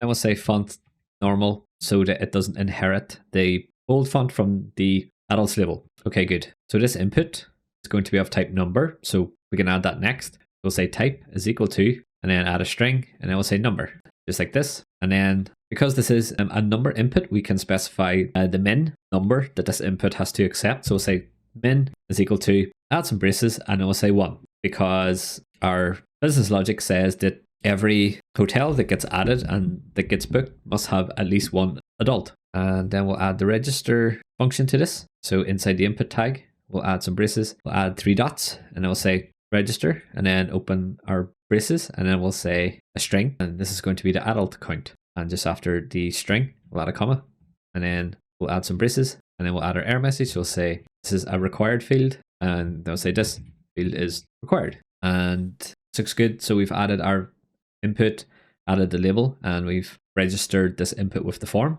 under the adult count field. So just outside the label, we'll add some braces again, and now we'll handle the error. So we'll say errors.adultCount.message, and we'll add a double ampersand and add our braces. And then in here, we'll add the usual span tag for our error message. We'll say span, and then we'll add class name. So say class name equal to text dash red dash 500. Then we'll say text dash sm, and then we'll say font dash bold, just like this. And then inside the span tags, we'll open up our braces just like this. And inside the braces, we'll say errors.adultCount.message, just like this. So in here is displaying a message underneath the input that says that this field is required. So the same as what we've done before with our error messages. And now we want to do the same with so we also want to make sure that this error stuff we just added is inside the closing label. So we just made a bit of a mistake here. So we'll cut this, and just inside the label, we'll paste it in, just like this. So you want this error logic to be just inside the last label. Okay, good. So now we can do the same for the children input. So the quickest way to do this is to copy what we have added for the adults and paste it just below. So we'll copy everything from the closing label tag right up to the top label tag, and we'll add a few spaces just below the closing label. And in here is where you want to paste it in and then save. Then there's a few things we have to change. So we want to change the adults label to say children. And then we also want to change the min to be 0 because children are going to be optional in all the rooms. But we don't want the number to go into negative, which a number input will do if we don't tell it not to do that. And then we want to change the field inside the register function from adult count to child count. And then we want to change the errors. It'll be errors.child count, and in the message as well, we'll say errors.child count. Okay, so this looks good. All nice and straightforward, hopefully. So now if we export this component, we can see what it looks like in the browser. So say export default guests section, and then we'll go into manage hotel form, and we'll scroll down, and just below the facilities section, we want to paste it in. We want to import the guest section component, just like this. And we'll jump back to our browser and have a look. And then we've got our guest input appearing at the bottom. Okay, great. So now if we use these arrows to try and change the adult count, we can go up, but we can't go below 1. Now that we have our guest section in place, if we look at the final example, the last little bit we have to do is the images section. So what we want to happen here is that the user can choose files from their computer and upload up to 6 images. And whenever the user clicks save, it's going to send these images to our backend, and then they will get uploaded to Cloudinary. But before we see that working, we will go ahead and build out the images section and add this input. So it isn't as much code as you might think. So we'll go ahead and jump into our code, and we'll go to the Explorer, and in our manage hotel form folder, we'll add a new file, and then this will be called images section.tsx. So in here, we'll say const images section will be equal to arrow function, and as usual, we'll import the stuff that we need to connect this section up to the form. So we'll say const and open braces. Then we'll get the register function as well as the errors, which we'll get from the form state, just like this. And then we will get all this stuff from use form context hook, and we'll import the use form context hook from React hook form. And then we'll define our type in our hook. We'll say hotel form data, just like this. And then we'll add the import to import our type. So now we'll type return, and this is where we'll add our file upload input. So in here, we'll add a div, which will act as the container div for the section, and we'll add our h2 tag. And in here, we'll say images. We're in the images section, and then we'll say class name will be equal to text-2xl, font-bold, and MB-3. So nothing new here. We're just adding the styles to our section heading. And next, what we'll do is we'll add a div that wraps our input. So this div will give us the gray border effect that we're trying to achieve here around our little choose file button. So we'll say class name is going to be equal to border rounded p-4, and then we'll say flex, and we'll say flex call, and then we'll add a gap of 4. So this just arranges everything in a column and adds a gap between the border and the input. So inside here, what we'll do is add the input. So we'll say input, just like this. And then we want this type to be file. So this is what gives us the choose files button. And because it's an input, we can register this input with our form. So inside the input tag, we'll add our curly braces, and then we'll add 3 dots. Then we'll call the register function. And we want to register this input with the image files input, with the image files field on the form. And just outside the string, add in our braces here so that we can pass in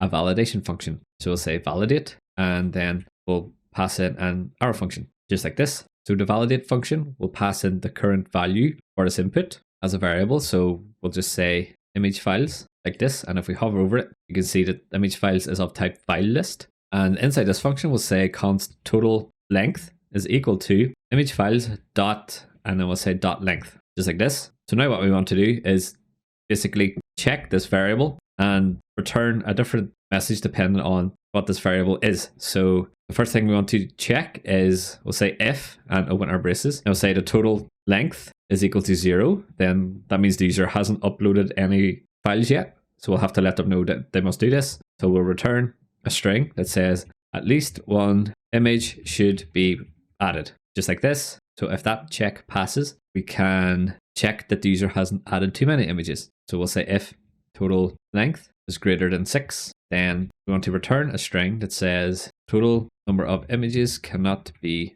more than 6. And if this check passes, then there's nothing else for us to check. So we'll just return true, which will tell the validator that this field is valid. Okay, so we've added a register function. So now this input is tied to our form. There's a few other things that we want to add to this input as well. So just below the type property, we'll add a property that says multiple. So this lets the user select multiple image files. And then we'll say accept. And then we'll say that this is equal to image/star. So this basically means that the input will only accept files of type image, so that the user can't upload a text file, for example. And the last thing we want to do is add some styles to this. So we'll say class name, and this will be equal to w-full. So this just means take up all the space that's available in the container. And then we'll say text-gray-700, and then we'll say font-normal, just like this. And before we have a look at this in the browser, we will scroll down and we will add our error messages. So just before the last div,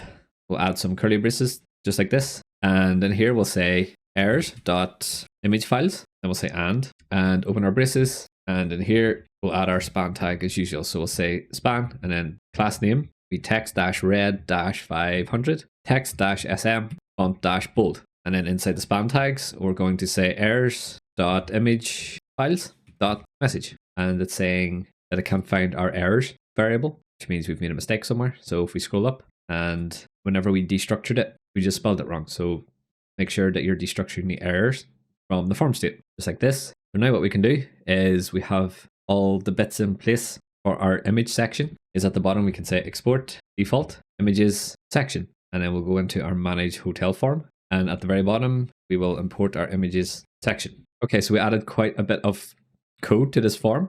So hopefully you can see the advantages of splitting each thing out into individual sections, because if we had a single form that held all our fields, the form would be quite large and it would be difficult to trace through and find the things we're looking for. Whereas with this setup, we're able to easily jump into the different sections to make changes depending on what we need to do. And if a different developer has to come in and add a new section, then they can easily plug into our form just by adding their own sections like we've done before. So we've added an images section. So let's have a look at the browser and see what it looks like. If we scroll down to at the bottom of the form, and we have our choose files button, and we can add some files. So our form is coming along quite well. We've got a lot of stuff happening here and some cool features which makes our form a bit more interesting to look at. So now we'll add our button at the bottom, and we will tie it to our API endpoint that we created earlier. So to add the button and submit the form,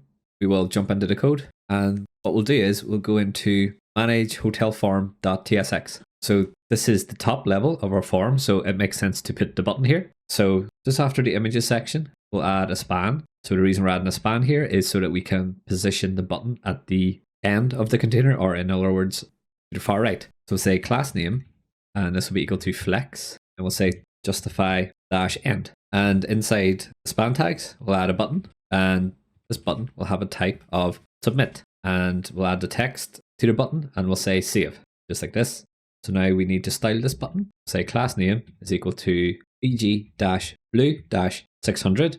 So this will give it a blue background. We'll say text-white to make the text white. Then we'll add some padding. So we'll say P2, and then we'll make the font bold. So we'll say font-bold. Then we'll add a hover style to indicate that it's clickable. So we'll say hover, and then add a colon. Then we'll say bg-500. So this will make it a bit lighter whenever we hover over it. Then we'll say text-XL, just to make the button text a bit bigger. So just like this. If we save this and check the browser, and if we scroll to the bottom of the form, you should see the save button should appear to the right at the bottom. Okay, so now that we have a button, what we need to do is submit the form. So we'll scroll up to the top of our component where we have defined the form methods variable. And what we want to do here is say const and open our braces, and we'll say handle submit. And this is going to come from the form methods. So all we're doing here is destructuring the handle submit function from the form methods, which we get from the use form hook. So the handle submit function will submit the form, handle any validation, and then pass the data to our function, which we'll define in a second. So it'll work the same as all the other forms we have created so far. So what we want to do is take a new line, and I'll say const on submit is going to be equal to handle submit, and open and close our braces. And then we'll pass in our own function. So we'll say an arrow function, and the handle submit function, after it validates everything, will pass us the form data, and it will be of type hotel form data, just like this. So in here is where we will create a new form data object, call our API. So we'll get to this in a second, but for now we will connect our form to our on submit. So you scroll down inside the form tag. What you want to do is say on submit, and this will be equal to on submit. Okay, so we've added a button and we have linked our form to an on submit function. So what we'll do in here is say console.log, and then we'll just log out the form data, just like this. So we'll jump into the browser and we'll open our console. So the first thing we'll do here is we'll just go ahead and click save. And what we're hoping to see is all the validation messages. So if you scroll down, you should see each of the fields. Each of the fields has a validation message. So it's good. The type isn't appearing because I've actually selected one here. But you'll notice that it's appearing for the facilities. And if we select one of the facilities, then the error message disappears. And if we unselect it so that there are no facilities selected, it comes back. So this is good. And if we scroll down, you can see the same for images. So our validation looks good. So now what we want to do is we want to fill this out with some data. So it doesn't matter too much what it is. We're just going to make sure that we see the form get properly submitted in the console. So go ahead and fill out these fields and make sure that it's valid. And for images, just choose whichever images you like for now. And once you've done that, click save. And because the form's valid, then the handle submit function validation passed, and it called our own function where we're logging out the data. So if I zoom in a bit here, you can see we have a nice JSON object with all our fields in it.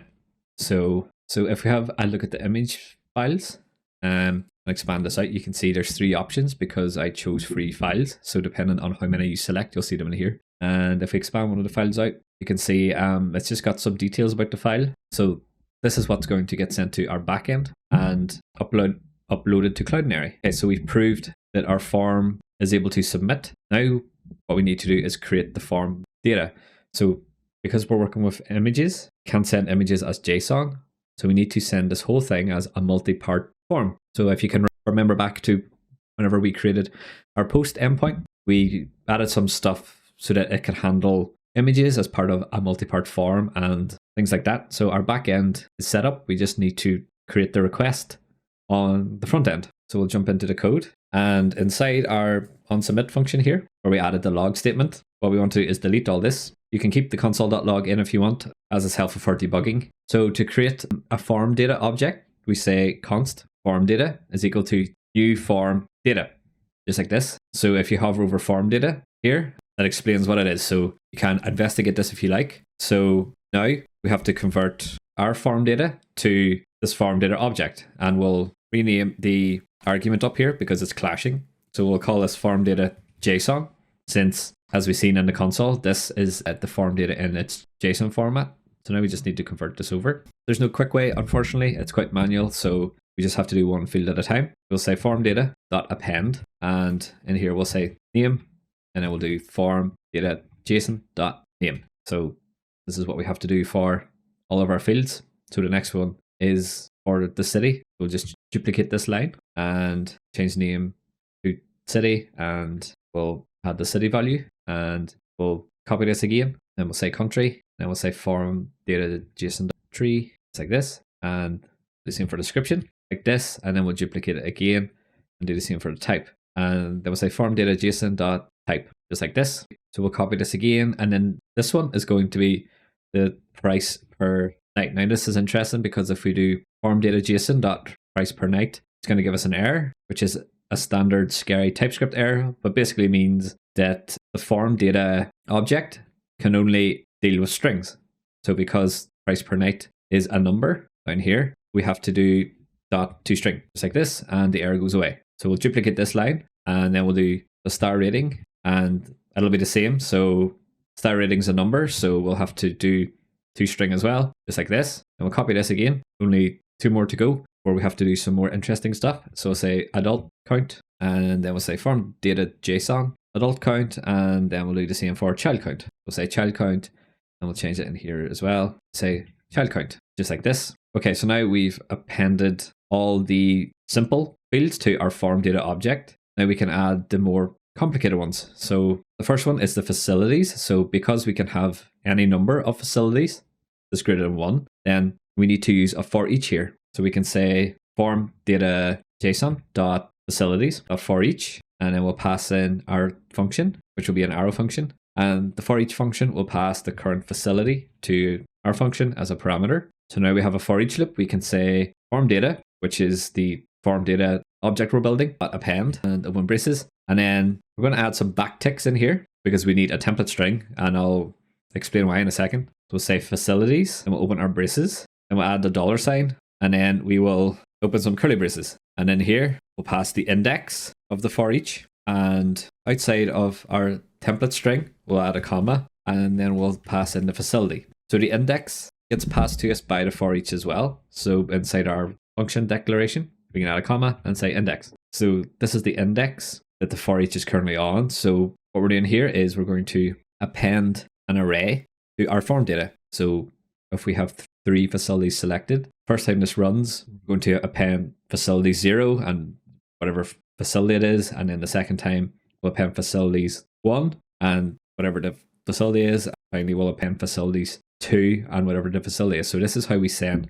an array whenever we're working with form data. Then our backend knows just to parse all the form data fields that are part of this array into one array for us. So hopefully that makes sense, but we'll see it working in a moment. Now we've appended the facilities. The last thing we need to do is append the images. So this is similar to what we did with the facilities. So we'll take a few new lines underneath this, and then we'll say array dot from, and then we'll open some braces, and then we'll say form data JSON dot image files, and we'll say for each, and we'll pass in our function just like this, and we will also get the image file that we're currently on. So this array from syntax here is taking the image files, which is of type file list, and converting it to an array. So the reason we have to do this is because the file list type doesn't let us use for each and things like this. So we would have to write our own for each loop. So converting it to an array means we can use the array methods and the for each methods that live on that array to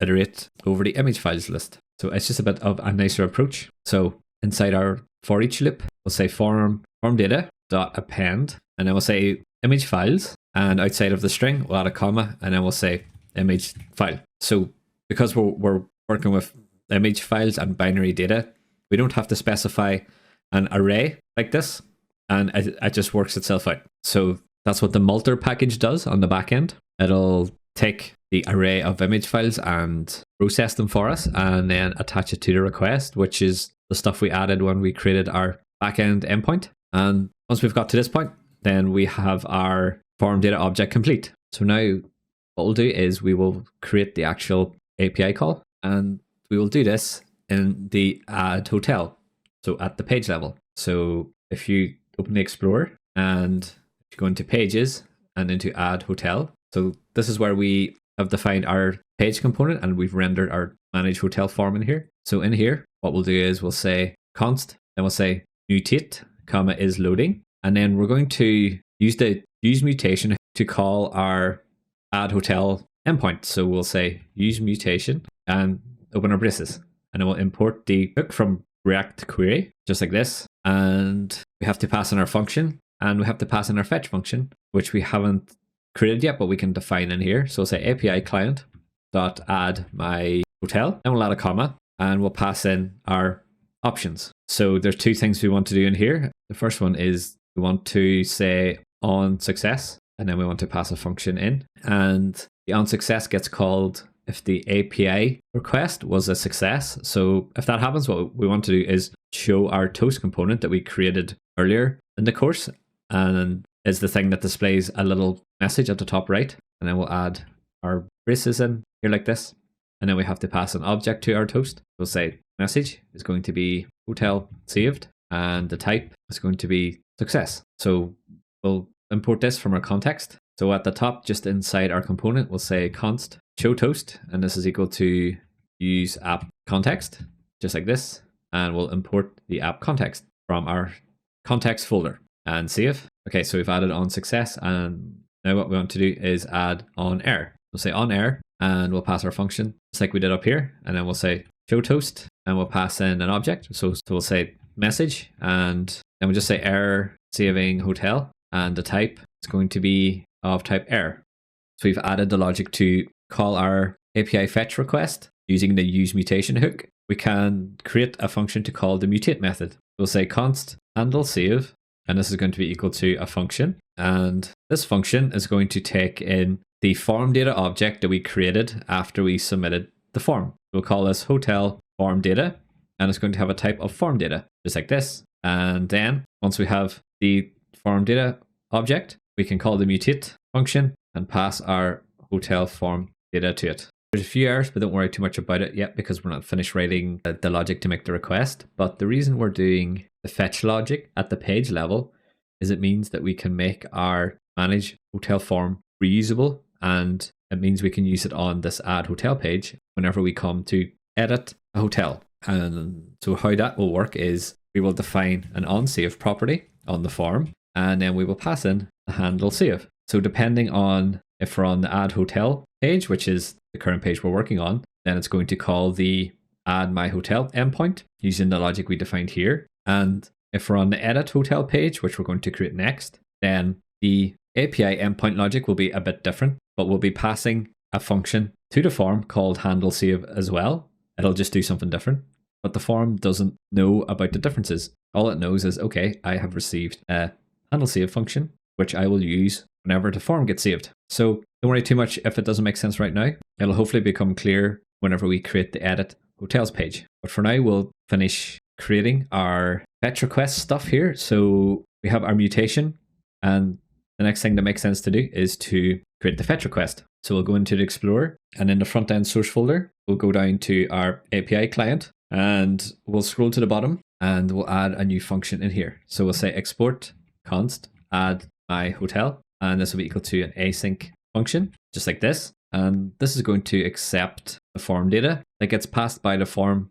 after it's submitted. So this will be hotel form, and it'll be of type form data. And in here, we'll say const response is equal to await. Then we'll say fetch, and we'll open our braces, and we'll pass in a template string and a $, and open our braces. And then what we want to do is pass in the API base URL. So quick reminder, the API base URL comes from the top of the file, where we are picking it from the base URL if we're on development, or it's just going to be the same base URL as the backend if we're in our deploy environment. So we'll scroll down again, and after base URL variable outside the last brace, we'll add a slash, and then we'll say API, then we'll say slash, and then we'll say my dash hotels, just like this. And outside of our template string, we'll add a comma and add a brace in, just like this. And in here, we'll specify the method as being host. Then we'll say credentials, and this will be include. So remember, this is our HTTP cookie that we stored once the user is logged in. We need to make sure we send that as well. Otherwise, we'll get in on the authorized response. And then the body we can say is hotel form data, just like this. So even though we're sending form data, it still gets sent in the body. So it doesn't matter if it's JSON or form data or whatever, it still gets sent in the body of the request. And now what we want to do is we want to say if the response is not okay, then inside the braces, we will throw a new error, and then we'll just say failed to add hotel. So if we get here, it's likely that something's gone wrong on the server because we have validation on the front end. So there's not too much that the user could do potentially. So we will just add a generic error message. Then if the response is good, we can say return response.json. So the response.json is going to have the hotel that was just added to the body of the response. So even though we're not using it here, it's nice to get that as we can check the network tab and see if it worked. And it's also future proof because it means if we ever need to do something with the hotel that was just created, then we will get the data for that new hotel, including any IDs that were generated by the database in the response, and then we can use it as we like. Okay, so our fetch request looks good. So we can jump back into the add hotel.tsx file. And then at the top, we'll say import star as API client from, and then we'll open quotes, and then we'll say dot slash, and then we'll say API client. Okay, that looks good. So we've linked our fetch request that we created to the use mutation hook, which is going to handle all the state and things like that for us. And we've created a handle save function that calls the mutate function. So now we just have to pass these things to our component and join them up. So there's two things we want to pass to our manage hotel form component. The first one is the onSave function that we want to use.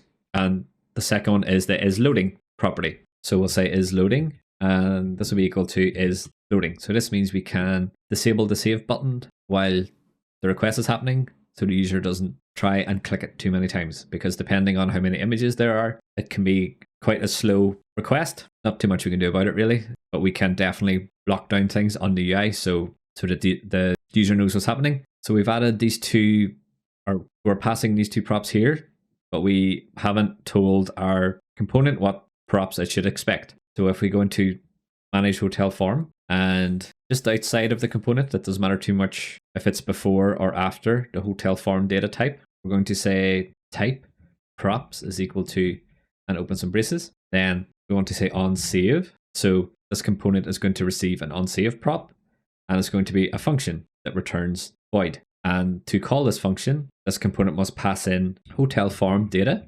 and it must be of type form data, just like this. And this component is also going to accept an isLoading prop, and it's going to be a Boolean. So now in the signature of our component inside the function declaration, we can destructure these props. So we'll just add in braces in here, just like this, and then we'll say onSave and add a comma, and we'll say isLoading. And outside the last brace, we'll define what the props are. So we'll add a colon, and then we'll say props, just like this. Okay, so once we've got a hold of the onSave and the isLoading prop, what we can do is use these in our component. So in our onSubmit function, once we've created the form data, we can scroll to the bottom, and at the very bottom of the function here, we'll take a new line. Then we will call this onSave function that we just received from the props. We'll say onSave, and then we'll pass in our form data. And if we hover over onSave, you can see the type that we specified is of form data, which matches the type of the object that we're passing in, which is also of type form data. So this is why we have to declare the type up here in our props, including any parameters that get passed to the function. So now whenever we save the form, it's going to build up the form data object from our form data JSON object, which we get, and then it'll just pass it to the onSave prop. And then in add hotel, the onSave, the handle save function is going to get called, and it'll pass the form data to our fetch request, which we defined in our API client. And then in our API client, the form data gets passed to the body. So hopefully that makes sense. Our form data has gone on a bit of a journey there, but whenever we come to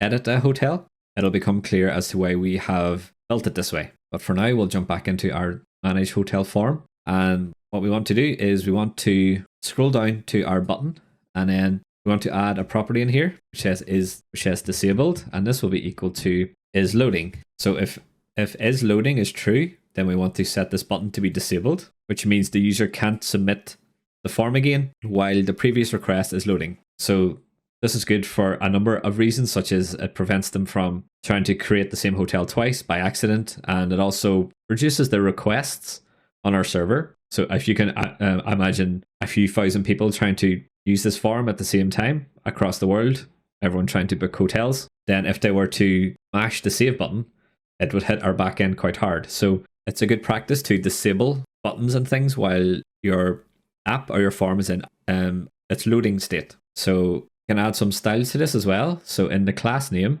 anywhere within the string, what you want to do is say disabled, add a colon, and then we'll say bg gray 500, just like this. So this is a helper function, which means apply the background gray 500 class if the button is disabled. So this is just a visual thing to the user to say that something's happening. And just as an additional measure, we're going to change the text as well. So we'll add in our braces here, and then we'll say is loading. Then we'll add a string, and we'll say saving with 3 dots, and then we'll add a colon, and then we'll add a string again, and then we'll just say save. And then we can delete the text that we added originally, just like this. So now, if our form is in a loading state, then it's going to say saving, and it'll change the background to be gray. And if it's not in a loading state, then the save button will say save, and the background will be whatever color we set it as, blue, I think it was. So, okay, good news. Everything is set up and linked together. So now the moment of truth, we're going to try and create a hotel and see if it saves to our database. So we'll jump into the browser, and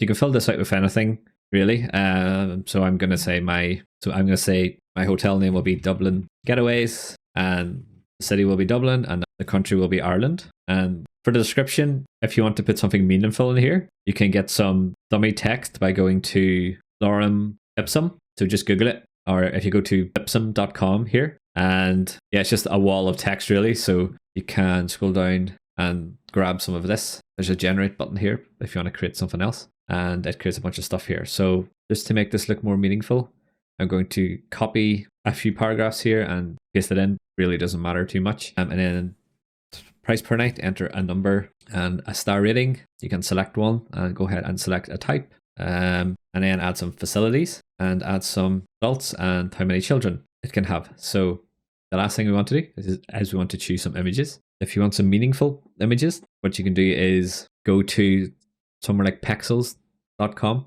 and search for a bunch of images and download them. Or you can grab some of the 6 images that I've added to the description. So it's just a range of different images of different hotels. So it's up to you. Doesn't matter really. Once you've added some images and filled out the form, go ahead and click save. As you can see, it's changed into saving and it says hotel saved. So this is pretty promising. If we go into, let's see, so if we go to the database, I think it's the best place to check if it worked. So what you want to do is go to mongodb.com, and in your projects, you want to select development or whatever you called your development project for this course. And then we'll go to database on the left-hand side. And then when this page loads, go to browse collections. So this will open up the collection browser thing. And then if you go to hotels on the left, it should show you the document with the hotel that you just created. So this web app doesn't zoom in very well, but if you have a look down the document properties, you can see that it added the user ID of the logged in user that created the hotel. It added the name, city, country, and all that stuff. It added the facilities we selected, and it also added the images or the image URLs. So if you have a look at these, you can see that it should say res.cloudinary.com /image/upload blah blah blah. So this means that our images are hosted on Cloudinary, and you save the URL to those images in the image URLs array. So congrats on getting this far. It's quite a big chunk of functionality that we added. If you're having any problems, drop a comment in the description and I'll try and get back to you as quick as I can. So now that we've created our create hotel functionality, what we'll do is we'll create a test to automate our test suite so that we have it for future, and then we'll go ahead and deploy our new feature to our deployment environment. Okay, so then to write a test for our add hotel functionality, what we basically want to test is that the form gets filled out, we can add some images, and whenever we click save on the form, that we see that the hotel save success message appear in the browser. So we'll jump into the code, and in here, we'll go into the backend folder. And the first thing we want to do is go into our .env file, and we want to copy all the environment variables that we just added. So we want to copy the Cloudinary environment variables that we use to connect to Cloudinary. So go ahead and copy those. Then jump into our .env.e2e environments file, and we'll paste those in here as well. So the reason we need these is because when we start our backend server in end-to-end test mode, it's going to use this environments file. So we need to be able to connect to Cloudinary here as well. So go ahead and save this, and then we'll jump into the Explorer, and in here we'll go into the E2E test folder. We will go to the tests folder, and in here we'll add a new file, and then we'll call it manage-hotels.spec.ts, just like this. So this is where we'll put our add hotel test, and then whenever we come to creating the edit hotel test, we'll put that in here as well. So it's a good idea to keep related tests all together and organize those tests into separate files. Just makes it easy to find things and organize your code as the code base grows. So in here then, the first thing we want to do is set up some functionality that allows the test to sign in as a user, because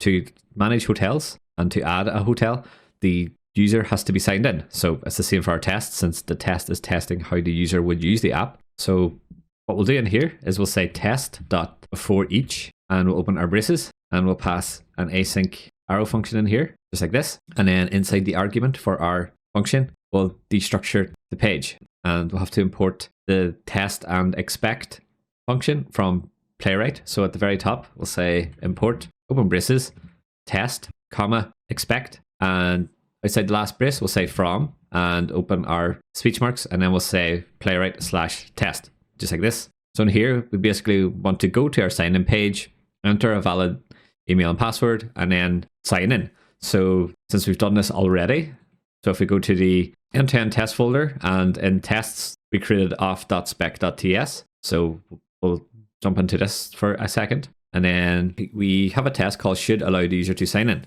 So what we can do is copy this. We'll copy everything inside the test. So from the await page.goto line, and copy everything right down until the expect assertion that checks that the sign in successful message is visible. So we'll copy this, and we don't need to assert on the rest of the stuff because this individual test is doing that for us. But we do want to check that we signed in successful. So once you've copied this, jump back into managehotels.spec.ts, and we'll paste this in just like this and save this. Then we'll jump back into auth.spec.ts, and we'll scroll to the top, and we'll copy the UI URL as well. And we'll go back to manage hotels test file, and after the import statement at the top, we'll add a new line and paste it in like this. So what this means is that before each test that we define below, which we haven't done yet, but we will soon, this code will run. So basically before each test, it's going to sign in as our test user that we stored in our test database. Okay, so now we can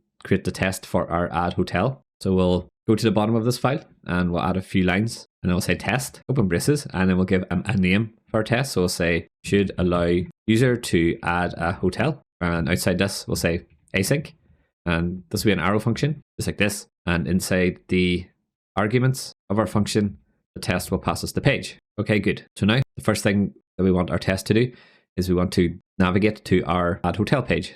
So we'll say await page.goto, and we'll add some braces, and inside the braces we'll add a template string. So add some backticks, add a $sign, open our braces, and then we'll say UI_URL, and then say /add-hotel. We've navigated to the add hotel page. We want to fill out the form. So we'll say await page.locator and open our braces. And then in here, we will add some square braces, and then we want to get the input with the name of name, just like this. Don't forget to add some speech marks in here. So this is the hotel name field. And we'll say .fill to add some text, and then we'll just say test hotel, like this, and then duplicate this. So this next field that we want to fill out is the city. We'll change the name inside our locator here to be name equals city, and then we'll change the text to fill it to say test city, just like this. Then we'll duplicate this again, and this time we'll fill in the country field. So we'll say find input with name equals country, and fill it with the text test country. Doesn't matter too much what you put into these strings because they're just strings after all, and it's just test data. And we'll duplicate this again, and we'll fill out the description. We'll say description inside the name field, and we'll add something a bit longer in here. So we'll say this is a description for the test hotel, just like this. But then we'll duplicate this again, and this time we'll fill out the price per night. So we'll say price per night inside the locator string. Then we'll say fill, and then we'll say 100. So the next thing we need to do is add in the select option for the star rating. So this is a bit different, but still quite similar. So say await page select option, and open braces, and then we'll add a string. Then we'll say select our square braces. Then we'll say name is equal to, and double speech marks just like this in here. And inside this, we want to say star rating. And at the very end of the string, but just before the last closing brace, we'll add a comma, and then we'll put in the value that we want to select. So we'll say 3. So what this is doing is it's going to find the select option that has the name star rating, and it's going to choose the value 3. If I can't find the value 3, then it'll throw an error. So now we filled out the star rating. The next thing we want to do is select a hotel type. So we'll say await page.getByText, and then we'll open our braces. And then we want to select one of our hotel types. So we specified the hotel types in our front end source config file. So you basically just want to select one of these. So we'll just take the first one. We'll say budget in here. So this is going to find an element on the page with the text of budget. In this case, it's going to be our little hotel type chip. And once we find that, we want to say click, just like this, and it will select a hotel type for us. To select a hotel type, we want to select some facilities. So the facilities is our list of checkboxes. So what we can do is say await page.getByLabel, and we'll say free Wi-Fi, which is one of the options for the facilities, and then we'll say .check, just like this. So this is going to check the checkbox for us. Then we'll duplicate this and select another one. So if you look at your hotel options.config, we're taking this from the hotel's facilities. So we've added free Wi-Fi, so we'll add parking as well, just as an extra assertion to make sure we can select more than one. So 2 is probably fine for this. Once we've done that, we have to add a number for the adult count and the child count inputs. So this is similar to what we've done before. So we can say await page.locator, just like this. And inside here, we'll put our string, open our square braces, and then we'll say name is equal to adult count, just like this. And this will find the input. And then at the very end, we'll say .fill, and we just want to put a value in. We'll say 2, and we'll duplicate this and do the same for the child count. Instead of adult count in here, we'll say child count. It's like this, and then we'll change the value just so it's something different to 4. So I'm just going to space some of these out so that it's easier to differentiate between the different groups. So I'll add a space before we add the facilities and the type, and this stuff up here is okay because it's in the same component, so that's fine. So this just makes our code a bit cleaner, splits out the different assertions based on the groups that they're in. Okay, so the last thing we have to do is we have to upload some files to our image input. So usually this will be quite difficult, but thankfully Playwright has given us some nice utilities to use to do this in a few lines of code. But before we can do that, we need to add some images to our project. So what we'll do is we'll go into the Explorer, and then in the tests folder, we'll add a new folder, and then we'll call it files. And then in here, what you want to do is add some image files.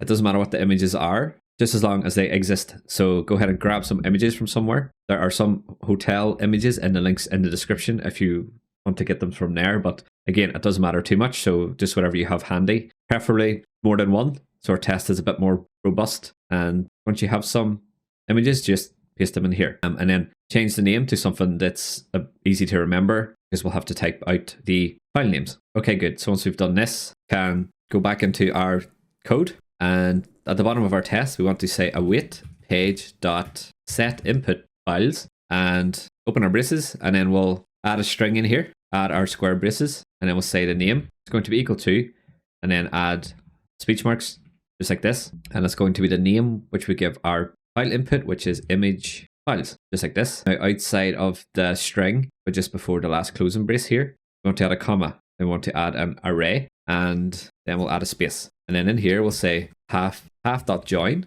and open braces, and then do a double underscore, and then type dir and name. Then we'll say comma, and we'll say files. So all we're doing here is specifying the directory to our images that we just added to the code base. And outside of files, we'll add some speech marks again, and then we'll say 1.png. So make sure to call this whatever you've called your image file, and add a comma just outside of this, and copy and paste it so that it appears on the next line. And then for the second file, you just want to change the name to whatever you called your second file. So I called mine 1 and 2.png, so I've specified this in here. And we have a few errors, but we'll get to that in a second. But this is essentially it to upload image files. So it's quite a nice approach. We don't have to write too much code, and it will give us the result we want. So before we carry on, we'll fix these TypeScript errors. Let's say I can't find path and I can't find name. So the reason for this is because we haven't installed the node types onto our end-to-end test project yet. And this is the first time we've interacted with the file system, which is why we're seeing this error for the first time. So it won't take too long to fix this, thankfully. So what we'll do is we'll open a terminal, And then we'll do cd e2e-tests just to make sure you're in the test folder. Then we'll say npm I TypeScript --save -dev, just like this. We're just going to install TypeScript into the actual project as a dev dependency. We'll save this, and once we've done this, we need a tsconfig file. So we'll say npx tsc --init, just like this. So this will initialize our project and give us a tsconfig.json. And once this is done, if you go into your Explorer, you should see a tsconfig.json file appear in your structure. It was always a good idea to install TypeScript per project so that it adds a tsconfig JSON file, and then all the developers who are working in this project get access to the same TypeScript configuration as everyone else. So if you don't have a tsconfig file, then it's going to default to whatever version the IDE is using. So that can vary widely depending on the developers, and sometimes that could cause problems. So it's a good idea to keep everything consistent for everybody. Okay, so now that that's done, we got a bit sidetracked, but we can get back to our test. So if we look at our test file, you can see that some of the errors are gone, but we still have an error with the path. So we just need to import path. So at the very top of the file, we'll say import path from open quotes and then say path, just like this. So this is coming from node path. So this is good. This looks like it's fixed the errors. Okay, so now that we've uploaded some images, we need to click on the save button. So for this, we'll say await, and then we'll say page.getByRole. And in here, we'll add a string, and then we'll specify the thing that we want to get. So we'll say it's a button. And outside the string, we'll add a comma. Then we'll add some braces, and then we'll say name. Then we'll add a string again, and then we'll say save, a capital S. Then we'll say dot, and we'll say dot click, just like this. And once we clicked on the save button, we expect that our hotel saved message appears in the browser. So this indicates to us that the backend didn't throw any errors and that the hotel was saved. So this is enough to assert that our feature is working. So we'll say await, then we'll say expect, because we're making an assertion here. And we'll say page.getByText, open our braces, add in our speech marks, and we'll say hotel saved. And at the very end, we'll say to be visible. So we're expecting that our toast appears with the message hotel saved, which is text. And then our assertion is to make sure that this element is visible. Right. So, okay, so now we have our test. What we can do is start our front end and back end server and see if this test works. So go ahead and open up a terminal and start the front end and back end. So go into the front end folder and do npm run dev, and do the same in a different terminal, cd backend, and then do npm run dev.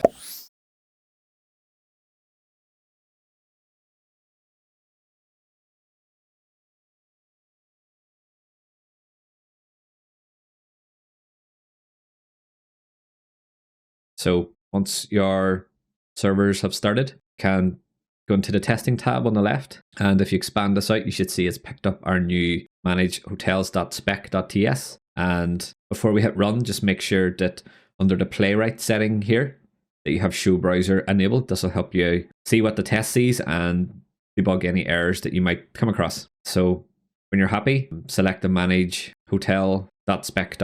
and go ahead and click debug test. So it opened the browser. It looked like it signed in, but it didn't navigate to the page, to the add hotel page. So if we have a look in the code for this, Playwright's quite good because it tells you what it's trying to do. So it thinks that it navigated to the page because it carried on, and it's trying to find the input name and with some test data, but it's stuck on this bit. So it looks like there's an issue trying to go to this page. And I think it's because we have an extra / in here.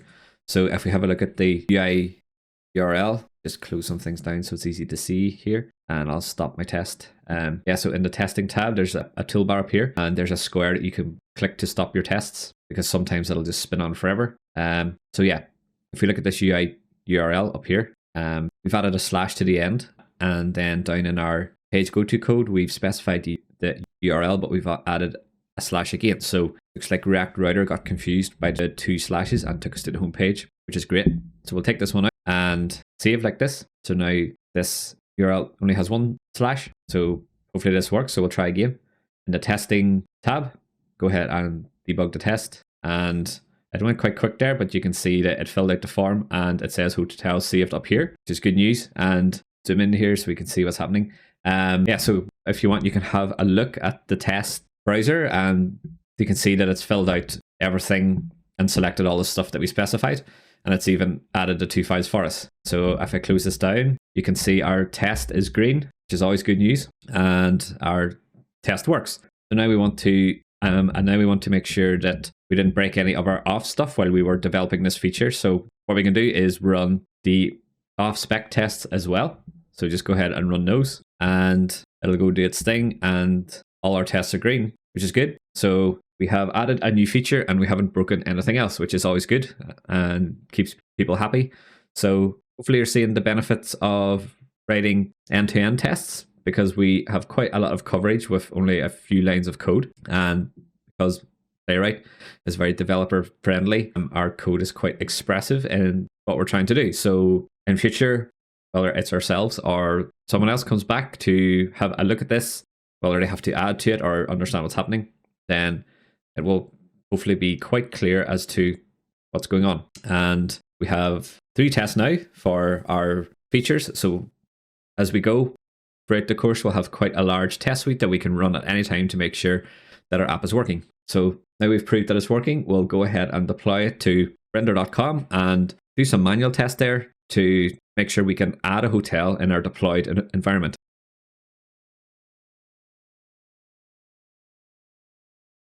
Okay, so before we deploy, there's a little change we need to make to our backend server routes that we need to make to cater for our new protected routes that we added to the front end. So if you can remember back, whenever we deploy to our deployed environment, we bundle the front end code with the backend code so that everything gets served from the same server and makes it a bit easier for us to manage. So we just need to make sure that all the requests that aren't API requests go to our index.html file that lives in the front end dist folder. So do this, we'll add a new line after our API routes. We'll say app.get and we'll open our braces, and then here we'll add a string and then we'll add an asterisk. After this, we'll add a comma and we'll pass in a function just like this and open our braces. So this function is handled by Express. So we get the request, which is a request object, and then we get a response, which is a response object. And then here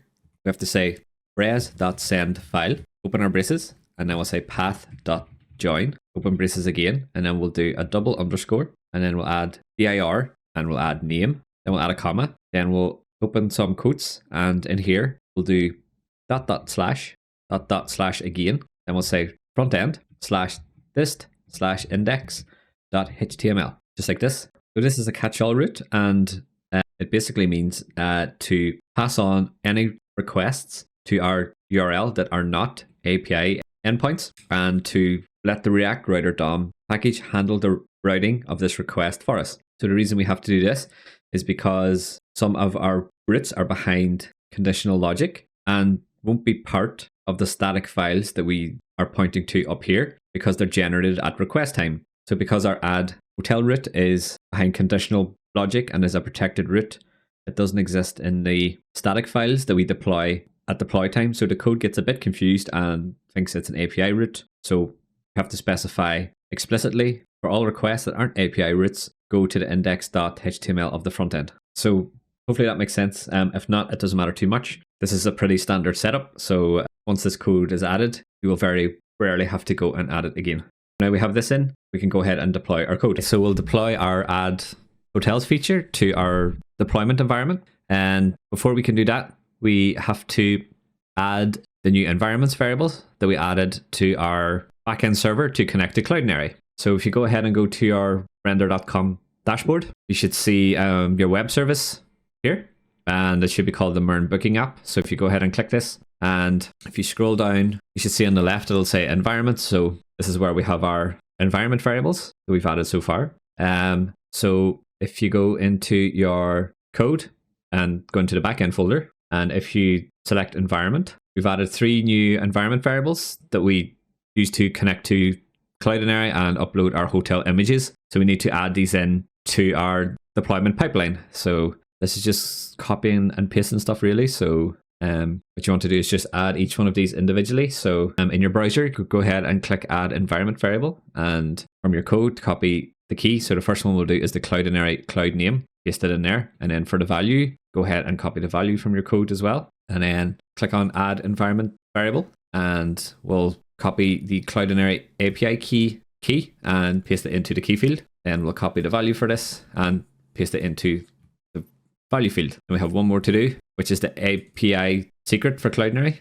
So go ahead and copy the key, paste it in, copy the value, and paste it in as well. So this is one of the reasons why we deploy our code often, because if you look at our environments variables, we have 6 already, and we still have quite a bit to go. So if we were doing a deployment at the end of the entire project, it would be a small nightmare to try and add all the environment variables in and keep track of everything. So by doing it as we go, it makes it easier for us and other people who have to work on the same project as well. Okay, good. So we've added these in. I don't think we added any other ones. We'll check our front end just to be sure. So if we look at front end.env file, only has the one, which is fine because we didn't add that since our last deploy. So I think this is good. So in render.com, go ahead and click save changes. And I think that's saved. So if we scroll up and if we go to the events, it started doing a deploy. So this is okay. It shouldn't really affect our deployment code because we haven't actually pushed the new code changes yet. So this will just be deploying the existing version that exists on our deployment environment.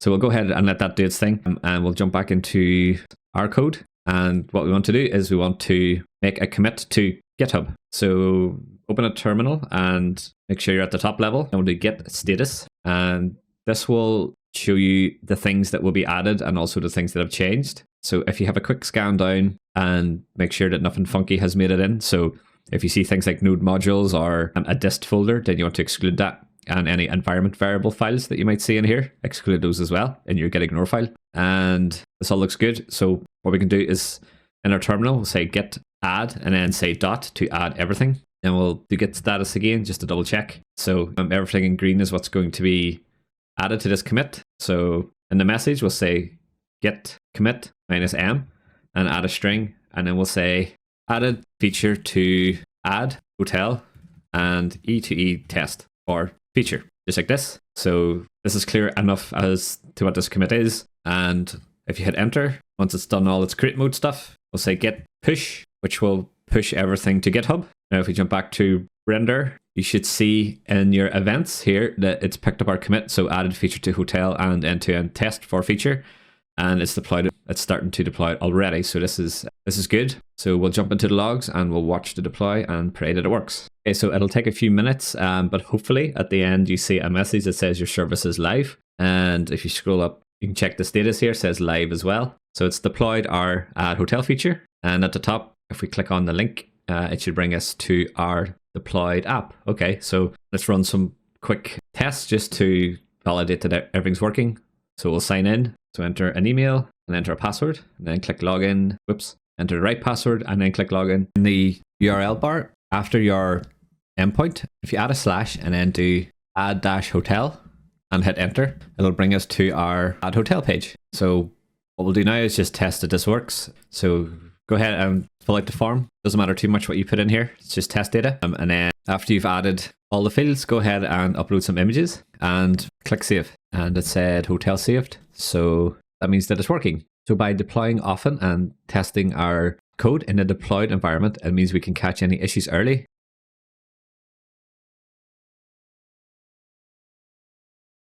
Okay, so now we've added the ability to add a hotel. What we'll do next is we'll build the page that lets us view all the hotels that we have added. So we added some nav links to the URL at the start of the course. So whenever we click on my hotels, it will bring us to this my hotels page, and it'll show all the hotels that we have added. So we'll add the hotel name, the description, and then we've got some little cards here that show some details about the hotel. So we'll have the city, we'll have the type, we'll have the price per night, we'll have the guest count, and then we'll have the star rating. And each hotel card will have a view details button. So if we click this, it'll bring us to the manage hotel form that we created previously, and it will have all the details populated. And it'll also show the images that the user has added so far with an option to delete them. So this is our end goal. So for now, we'll focus just on the My Hotels page. So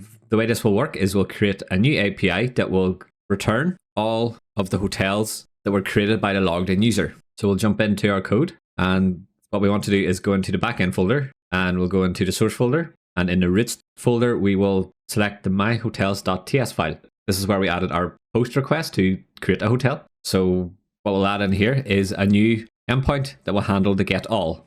So just after the post endpoint, we'll add a few lines here, and we'll say router.get because it's a get request, and this will be on the root of our My Hotels endpoint. After the string, we'll add a comma, and then we'll say verify token, since this is a secure endpoint that only the logged in users can get access to. And after this, we'll add a comma, and then we'll add our async function. So we'll say async, and this will be an arrow function. And in the parameters, we'll add the request, which will be express request, and then a response, which will be express response, just like this. So now what we want to do is we want to say in here, const hotels equal to await hotel.find, and then we'll open our braces. And inside the braces, we can pass in search criteria. So we want to say the user ID is going to be equal to request.user ID, just like this. So every hotel that gets added, if we look at the hotel model here, has a user ID. So the user ID is the user ID of the logged in user,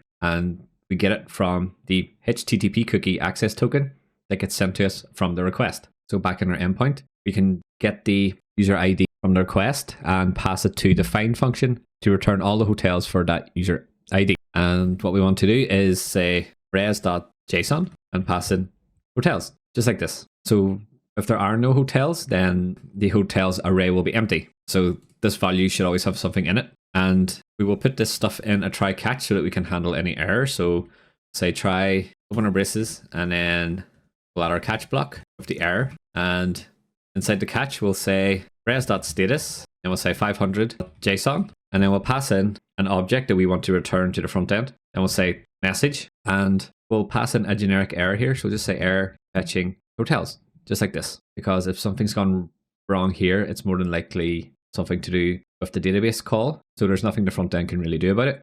So we'll send back that there was a server error. And now what we want to do is copy these two lines that we added, and we'll paste it inside of the try, just like this. That's pretty much it for our get endpoint. So now we can go into the Explorer, and what we need to do is add the page on the front end and add the request on the front end that calls this new endpoint.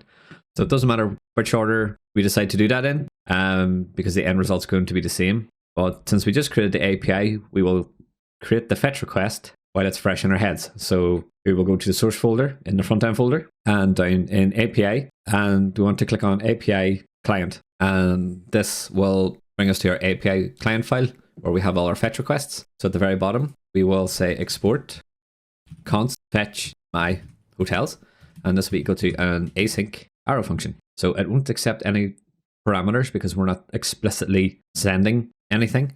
But what will happen is the HTTP cookie that we use to authenticate will get sent automatically, and that's where we get the user ID from. So in here, we can say const response is equal to await fetch, and we'll add some backticks to say that we want a template string, and we'll add a $sign and open our curly braces, and we'll say API underscore base underscore URL, just like this. Then we'll say slash API slash my dash hotels. And after our template string, we'll add a comma, and we'll add our braces in here, and then we'll say credentials include.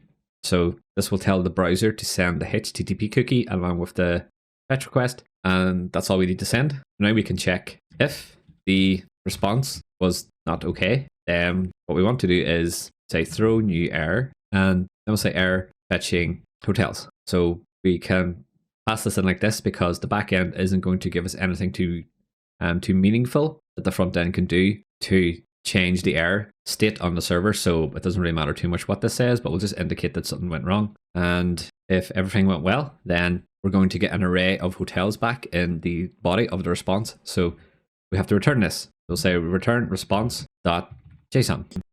The last thing we want to do in here is we want to specify the return type of this data. So the way we do this is in our function, after the async brackets, we can add a colon, then we'll say promise, then we'll add our brackets like this, then we'll say hotel type array. So this hotel type is the type that we declared in the back end whenever we created our hotel MongoDB schema. So if we have a look at this, it's in the back end source models hotel file. So in here, we scroll up, this is where we've defined the hotel type. So this is the type that we're going to import on the front end to tell our front end that these are all the properties that is available on the objects in the response, if that makes sense. So we'll import this in our API client by scrolling to the top, and we'll do import, open our braces, hotel type, and we'll say from, we'll do dot dot slash, and we'll say backend slash src slash models slash hotel, just like this. And if we scroll back down, the error's gone.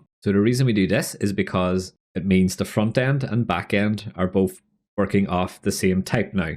So if, for example, in future, we go in and we have to add a new property to the hotel, we can go into the hotel type and we can add a new property in here like this. And that means, because we've added it to the type, that the hotel schema will be able to know about it. So down in here, if we do space, you can see it's picked up the new property in our IntelliSense, but also our front end will be aware of this new property as well because it's using the same type. So if we hover over this, scroll down, you can see that it's picked up the new property. This is one of the benefits of TypeScript, is that we're able to share types between our front end and back end, and it helps us catch bugs early, and it helps us identify the properties that are on different objects using TypeScript. So we'll see more of this working as we go through the course. But for now, we can jump back into our API client and double check we have no errors. So all looks good in here. What we can do now is we can create the actual page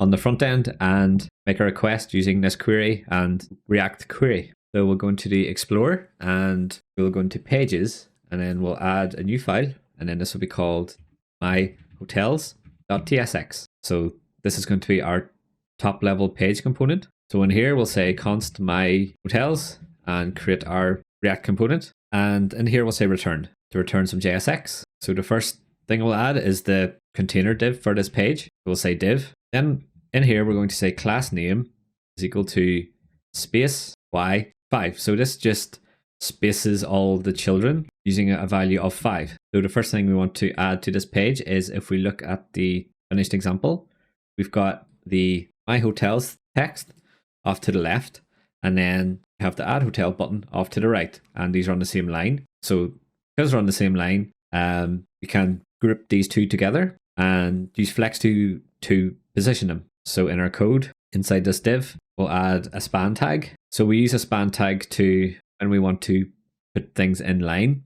So because we're using flex, it doesn't really matter too much, but it's more for HTML semantics more than anything else. So inside the span tag, we'll add a h1 because it's a page title, and then we'll say my hotels, just like this. We'll add a class name, which is going to be equal to text-3xl, and then we'll say font-bold. And just after the h1 tag, what we'll do is add a link. So this link will come from React Router DOM. So go ahead and add the import from there, and it should appear at the top like this. And this link is going to go to the /add-hotel page, which we created earlier. And we'll add some text to the link. We'll say add hotel, just like this. And now we'll style this up so that it looks like our blue button. We'll say class name equal to flex bg-blue-600. And we'll say text white, so that we have nice white text. And we'll add text-xl. And we will make the font bold, saying font-bold. We'll add some padding by saying p-2. And we'll add a hover style. So we'll say hover bg-blue-500. Just like this. So just like this. So if we save this, and we'll scroll to the bottom and we'll say export default my hotels. So what we'll do now is add it to our roots and test that it works. So before we carry on, so in the Explorer, go into the app.tsx and we'll scroll down to where we added the add hotel root, and we want this root that we're about to add to be inside the is logged in group of roots as well, because it's a protected root. So the easiest thing to do here is to copy the existing add hotel root, just like this, and then we'll paste it in. And we'll change the path to be my hotels. Then we'll change the component in the element to be my hotels. and we'll import this component from the pages directory, just like this. So now if we start up the app, so make sure you start up the backend as well so you can log in by saying npm run dev. Once everything's started, jump into the browser and sign in if you haven't already. And if you click the My Hotels link at the top, you can see it's bringing us to the My Hotels page, and it's added a very long button here. So we just need to add some styles to make sure that these things are side by side, but the page is working at least, which is good. So if we jump back into the code and we'll go to the My Hotels page, and inside the span tag here, we'll say class name is equal to flex, and then we'll say justify between, just like this. So this is going to space out our title and our link, which are the direct children of the span tag where we added flexbox to, so that each item is pushed to the left and right of the container. So if we save this and have a look, you can see it's updated and things are nice and neat now. Okay, great. So now what we're going to do is we're going to make the fetch request to fetch the hotels. So in our code, in the My Hotels file, we'll scroll up, and just inside the top of the function, what we're going to do, say const, and then open our braces, and then we'll say data, hotel data, and outside of the last brace, we'll say equals use query, and open our braces, and we'll pass in a string. So this is what we're going to name our query. We'll call it fetch my hotels, and after the string, we'll add a comma, and we'll say API client dot fetch my hotels, and we'll add a comma again, and we'll pass in an object. And we don't need to do anything with onSuccess this time, since we're just fetching stuff, but we do want to show an error. So we'll say on error, and this will be equal to an arrow function where we will show our toast if something went wrong. So we'll deal with this in a minute, but first we'll import the use query hook from React query. And once we've done that, at the top, we'll say import star as API client from, and then we'll say dot slash API client. And if we save this, it should format this for you. So whenever we call the use query hook, it will give us the response body as a variable called data. So it's always called data. So what we've done here is just renamed it to hotel data, as it makes a bit more sense in this context. Now we've got an array of hotels. What we can do is display each hotel in a little card thing. So if we have a look at the browser again, each hotel is going to have a border, and we'll display some details about it, as well as a view details button. So back in our code, we want to do this just after the span. And what we'll do here is we will make this a single column grid. We'll add a div, and we'll say class name equal to grid, and we'll say grid calls 1, and then we'll add a gap of 8. So this just aligns everything nicely in a column for us and adds a gap of 8. We could have used flexbox in here too if we wanted to, and said flex call. That's the same thing really. Just comes down to personal preference. And inside this div, we want to populate our grid. So we'll say tell data.map, and this will be equal to a arrow function, and we'll open and close some braces here to indicate that we want to return some JSX, just like this. Then we'll add a div in here, and the map function will give us the hotel that is currently on as it iterates through the array. So say hotel. So there's some errors here. So it's saying hotel data is possibly undefined. So even though we specified that our data is of type hotel type, in the cases of an error, or if something went wrong with the network request itself, such as a dropped connection, then there's a chance that this could be undefined. So this is added by React query hook. So we have to handle this. So if we scroll up, and just outside the return statement, what we'll do here is we'll add an if statement, and then we'll say if we don't have any hotel data, by saying exclamation mark hotel data, then we want to return a span with some text, no hotels found, just like this. So now if hotel data is undefined, it's going to return this JSX, and it's going to skip over this return block down here. So that should mean now that our error is gone, and we hover over it, you can see now that it's not possible for hotel data to be undefined at this point because we've handled it above. Okay, so with that out of the way, first thing we want to do in this div inside of our map function is style it so that it looks like this card. So we're going to use flexbox, and we'll arrange each of these elements in a column. And for this little grid of features, we will use a CSS grid to make sure that the sizes are always the same, regardless of the content that's in it. And then we'll have a button as well. So back in our code, inside of the div we added inside the map, we'll say class name equal to flex. Then we'll say flex dash call. Then we'll say justify dash between. Then we'll say border. This adds the border. And we can change the border color by saying border, and we'll say slate dash 300. So this will give it a sort of gray color. And I will say rounded LG, just to make the corners a bit rounded. And finally, we'll add some padding. So we'll say P-8, just like this. So once we've done this inside of the div, and the last thing we'll do in here is add a gap in between our elements. We'll say gap 5, just like this. Okay, so now we have our outline, and this div will position our elements, our card elements for us. What we can do is start adding things inside this div. So we'll say h3, h2 tag, and inside of this, we're going to open some braces, and then we want to display the hotel.name. So you'll notice that whenever I typed hotel dot, that it gave me all the properties that is available on this, and these are the same properties that we stored in the database. So this is because we're using the shared hotel type. So we'll say dot hotel.name like this, and we'll add a class name to this. We'll say class name is equal to text dash 2XL, and we'll say font dash bold. After this, we want to add the hotel description. We'll add a div for this, and inside this div, we'll say hotel.description, and we'll add a class name here of white space dash pre dash line. So what this does is it prevents the text from overflowing outside of our card here, and it will drop onto the next line wherever it makes sense, and it'll break on the white space. So this prevents overflow, which is what we want. Now we've added a name and a description. What we want to do is add the CSS grid for the little features grid that we have. So we'll add a div for this as well. And inside this, we'll say class name is equal to grid, and then we'll say grid calls 5, and then we'll say gap dash 2. This will give us a 5-column layout, and each column will always be the same size for all the cards. And we'll populate our grid. So in here, we'll add a div, and this div is going to have a class name of border, and then we'll say border dash slate dash 300. Then we'll say rounded dash SM, and then we'll add some padding. So we'll say P-3, then we'll say flex, and then we'll say items center. Inside this div, we're going to add an icon, which we'll do in a second because we haven't got an icon package yet.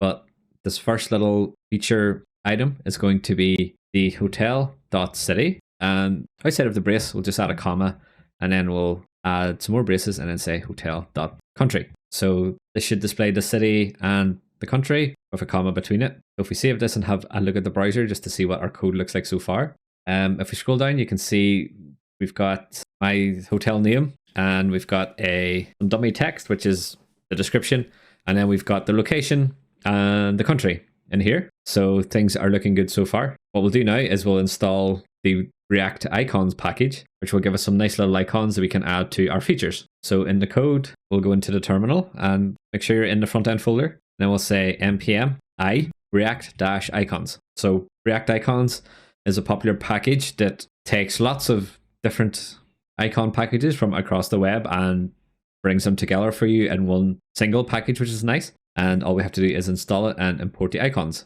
So once it's installed, we'll go back into my hotels file, and just where we added the hotel and the city, we'll add a new line just above, and then we'll say BS, and we'll say map, and then we'll open and close this tag just like this. So this is the map icon that comes from React icons package. So we have to import it. Sometimes it doesn't pick it up, so we have to do this manually. Scroll up to the very top, and we'll say import, open our braces, and then we'll say BS map, and outside of this we'll say from React icons /BS, just like this. And then we'll scroll back down again and check if the error is gone, and it has. So because we added flex to this, then this icon and our text is going to appear side by side. And because we added item center, it will align these things so that they are aligned vertically for us. So let's see what this looks like. We'll start up our dev server on the front end, and then we'll jump back to our code, and we'll jump back to the browser. So as you can see down here, it's added a little map icon for us, but it's a bit too close to the text, even though it is aligned correctly, vertically.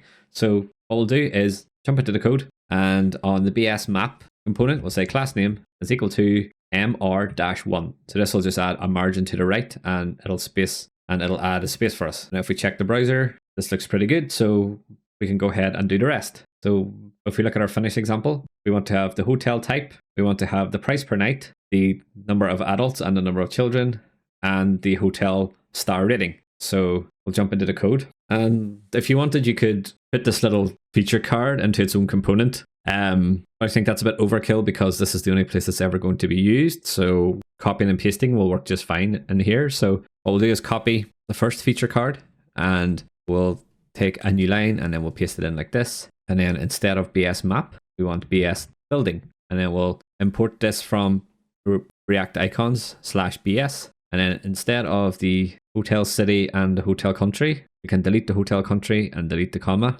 and then say hotel.type, just like this. And we can copy and paste it again. And this time we're going to say BI money. So this comes from the BI package, so we need to import it. So we'll scroll up and we'll say import BI money from React icons /BI, just like this. And we'll scroll back down to where we were, and instead of hotel type, we'll change this to say hotel.price per night. So this is going to be numbers. So we want to add the text after it per night. So if price per night is 100, this will be 100, and then it'll say per night off to the right. And add a currency symbol in front. It doesn't matter too much whatever you add. So whatever your preference is. And then the next one we need to do is the children. So we'll copy one of our feature cards again and paste it in. And instead of BI money, we'll say BI hotel. And I think how this works is if you've imported something from a package, then it'll detect it. But if you haven't imported something from a package you've already declared, then it won't know where to find it. So that's something to keep in mind, I guess. So yeah, go ahead and import BI hotel.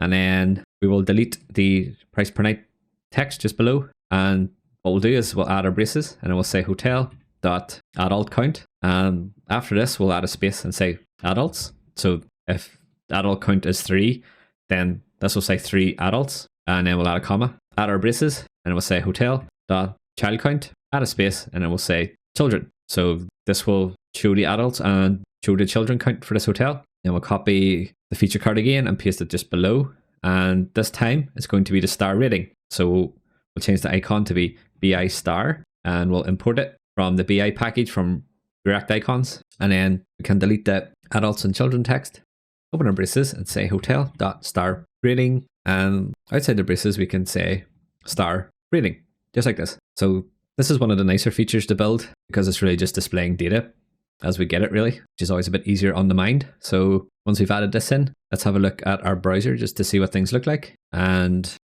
yep, things are looking pretty good so far. So we've got our heading, our description, and then we've got our little features. And if we scroll down, you can see that it's different for each one, but each of the cards looks the same. So the last thing we need in here, if we look at our finished example, is we need a view details button that will take us to the manage hotel form for that hotel. We'll jump back into the code, and what we want to do is scroll down until we're inside our map function, and we want to select the top level div. So if you click on div, it'll highlight it for you. And if we scroll down just a bit towards the bottom, you can see it's highlighted the closing div. So just above this div, we want to add a new line, and this is where we want to put our view details link. So we'll add a span, and we'll say class name is going to be equal to flex, then we'll say justify-end. So this is going to position the view details link to the right hand side of the container, which is what we want. And then inside the span, we'll add the link just like this. And inside the first link tag, we'll say to.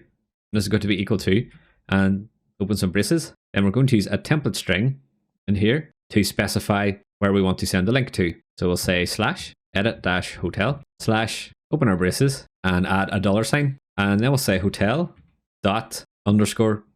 So the way this will work is that whenever we click the view details link, we're going to redirect the user to the edit hotel page, and we're going to pass the hotel ID in the URL. So then on the edit hotel page, we can have some code that parses the URL, gets the ID, and fetches that hotel. So we'll get to that part in a second. For now, we're going to finish up our My Hotels page. So inside of the link, we want to add some text that says view details. and we want the link to look like a button. So what we can do is scroll up to the top where we added the previous link to the add hotel and just copy the class name. So we'll copy the class name property and the string as well. Then we'll scroll down to our link, and inside of the link tag, our class is in. So it should look like this. It should be blue with some white text and font bold and all that stuff. So go ahead and save this and have a look at the browser. Now you can see that we have a View Details button appeared. And if we click on the View Details button, it'll bring us to the home page because we haven't defined the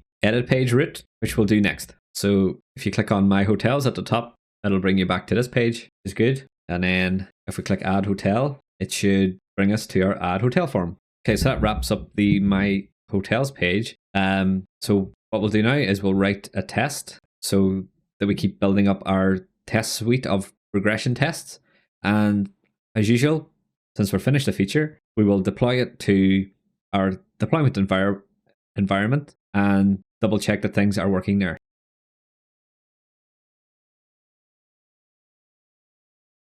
Okay, so before we write the test for our View Hotels page, we have to do similar to what we did with the users, and we need to populate our test database with a hotel. We'll then use this hotel to run assertions to make sure that all the details are being displayed correctly.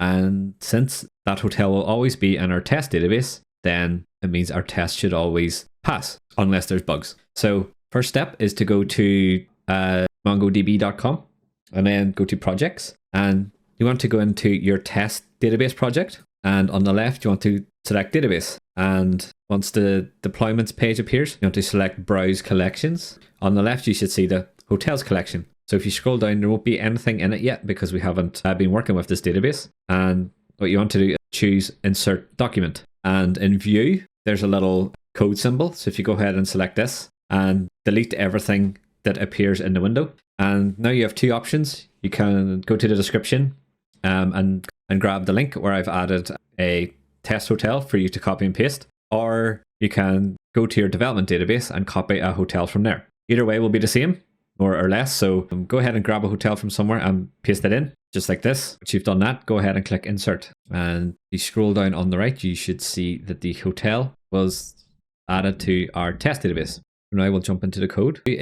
We can start up our backend in end-to-end test mode to connect to our test database, and we can see our hotel appear in the browser. So open up a terminal, and in the backend we'll do npm run e2e, which will start the backend and connect to our test database. And in the front end we'll run the usual command npm run dev, just like this, which will start our front end. So now if we go to the browser, you can see what the test will see. So we'll have one hotel and we'll have some things down in here that we want to assert on. So this is your reference point for writing the tests. Okay, so we'll jump into the code then, and you can leave this running if you want and close down the terminal. Then we'll jump into the Explorer and we'll jump into the E2E test folder and into the tests folder, and we'll add our new test in the manage hotels spec because it's part of the manage hotels feature. So in here, we'll scroll to the bottom and we'll add our new test. So we'll say test,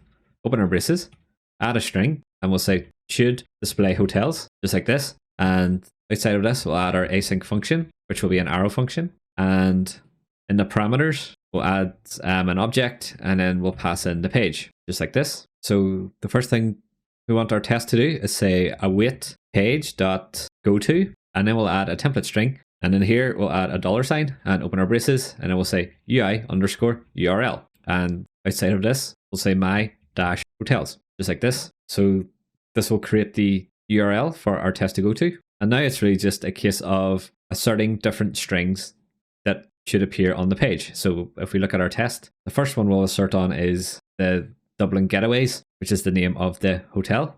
Then we'll say expect because we're doing an assertion. Then we'll say page.getByText, and then we'll open our braces. Then we'll pass in a string, and we'll specify the text that we're looking for, which is Dublin Getaways, just like this. And at the end, what we'll do is say to be visible and add some braces, just like this. Okay, so next we want to check that the description appears. So we don't want to check the whole text because it would make our code quite cluttered, but what we can do is assert on a part of the text. So we'll just take the first few words. doesn't matter how much.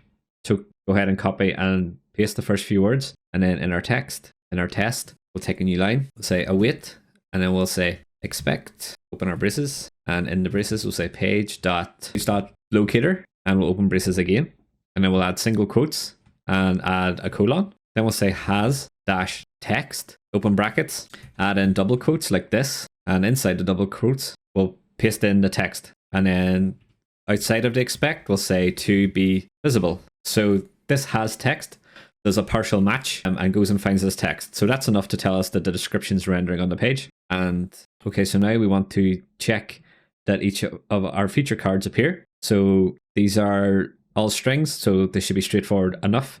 The first one we want to do is the location. So we'll copy this string. Also, depending on the hotel that you added to your test database, your values might be different, but the process should be the same.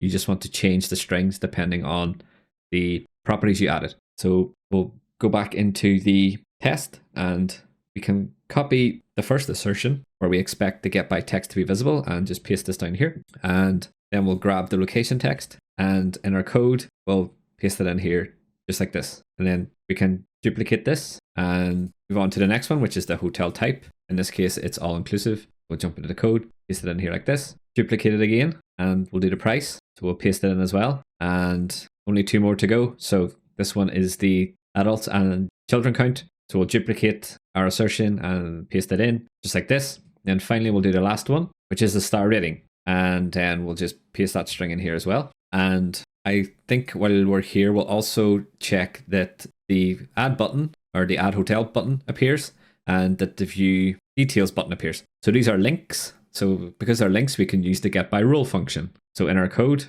the very bottom, you can take a new line if you want, and we'll say await page.get by role, just like this. Open our braces, and then we want to say get the link with the name of view details. And we want to wrap this in an expect because we're doing an assertion. So after the await, we'll say expect, open and close our braces, and then we'll just paste in the line that we just added inside the expect, like this. And at the end, we'll say to be visible, just like this.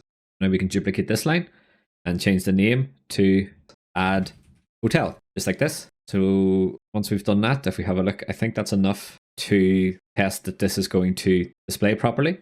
So what you want to do is double check that you've started your front end and started the back end in end-to-end test mode. Once you've done that, go ahead and open up the testing tab and expand out the manage hotels.spec. And you should see it's picked up our new test, which is called should display hotels. And go ahead and click on the debug test button, and it should start up the browser and run the test. So as you can see, it loaded up everything okay, but our test failed. So let's see why. So if you scroll down the code of your test, it should tell you the point where it fell over. So it didn't like something here. So it's saying expect to be visible, error, strict mode violation, locator, and then our lorem ipsum text has resolved to 9 elements. So what's happened here is that it's saying that it's found too many things on the page and it doesn't like it. So I think what we can do is instead of page locator, we could probably do get by text. So just similar to what we've did already. So let's try this then.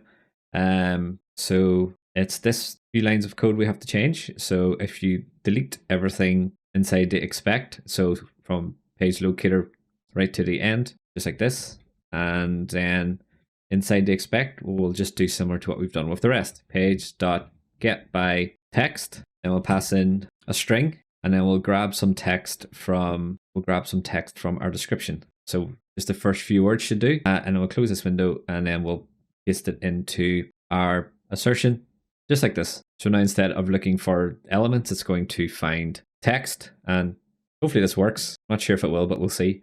So go ahead and save this file. Make sure your end-to-end test server is running and your front end is running, and go into test. And if we click on the test that failed, and if we click debug, let's see what happens. It'll start the browser up, and this time it passed. Okay, so that's good. So our test is green, which is good. So this is a pretty good test because it asserts on all the individual little details in our hotel, and because this hotel is in our test database, it's always going to be there. So as we're developing and we're deleting and adding data to our development database, our test database should stay untouched, and it will give us confidence when we run our tests. And if you haven't already, you can go ahead and run the whole suite and see if your tests are passing, and they should be.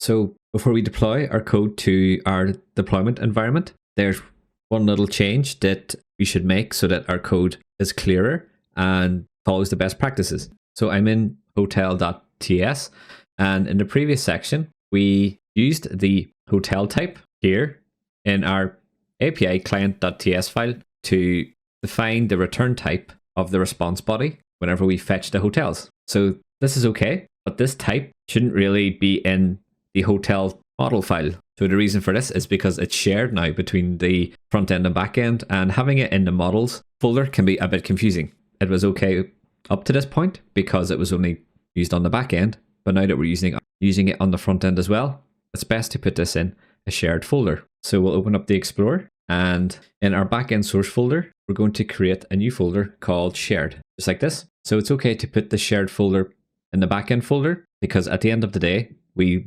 bundle up our front end and back end code together whenever it gets deployed.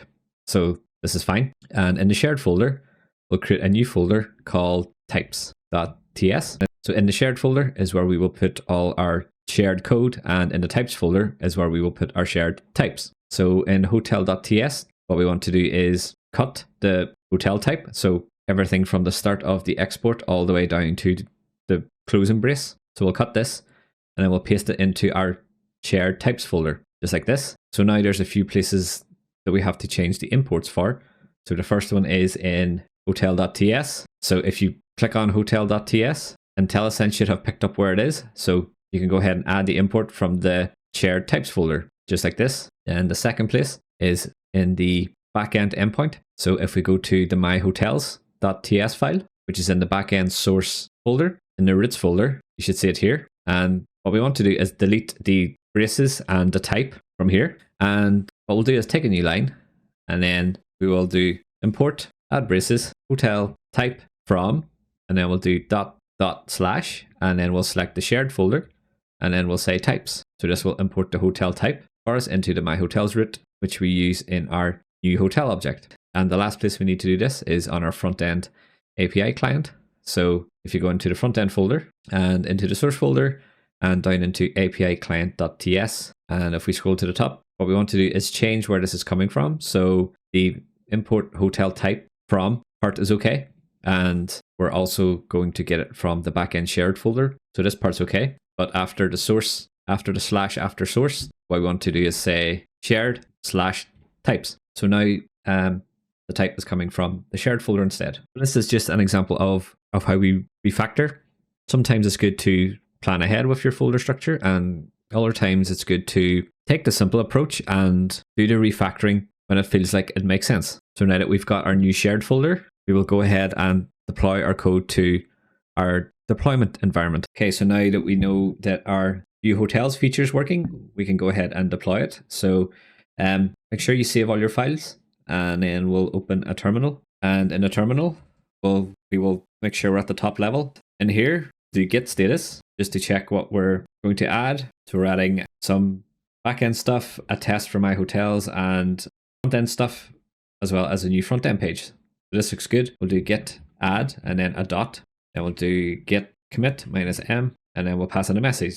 So we're saying added my hotels view, added end-to-end test, and then go ahead and do git push. This will check in our code to GitHub, and we'll kick off a deploy to render. So if you go to your render dashboard, you can see it says deploying. So we'll jump into this and keep an eye on it. And it's picked up our commit, added my hotels views, and added end-to-end test. So if we jump into the deploy for this, and we'll just watch the logs and see if any errors appear. Okay, so now we have the your service is live message.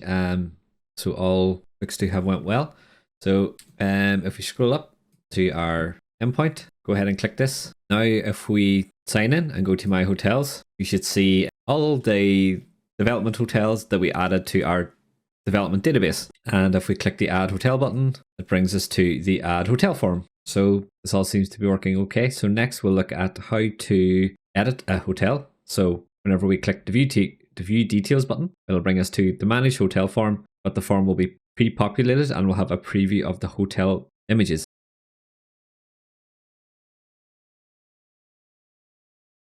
Okay, so now we'll look at how to edit a hotel. And the way this is going to work is whenever we are on the My Hotels page, the user can select one of their hotels. And whenever they select the View Details button, it's going to bring them to a new edit page. In the URL, we will pass the ID to this page so that we can fetch the hotel details. Once we have the hotel, we can populate the form with that data. And if we have a look at the images, we will display the images that they already added, and we will let them delete images that they don't want and upload new images. So if I select a new image and hit save, it's going to save my changes.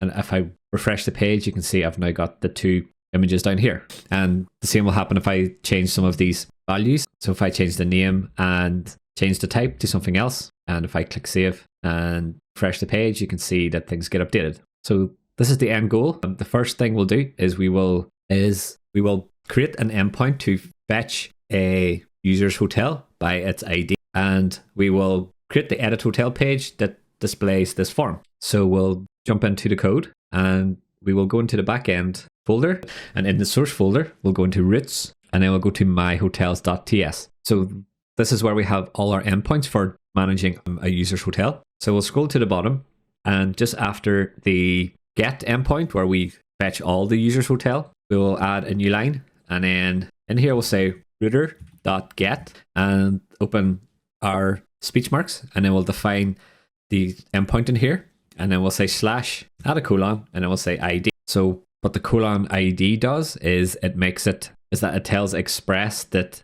anything after the slash is going to be an ID. So we can get it from the request params, which we'll see in a moment. After this, we'll add a comma, and we'll say verify token, because we want to make sure that this endpoint can only be accessed by a logged in user. We'll add a comma, then we'll pass in our async function. So we'll add an arrow function in here. Then we'll say request, which will be of type request, which we get from Express.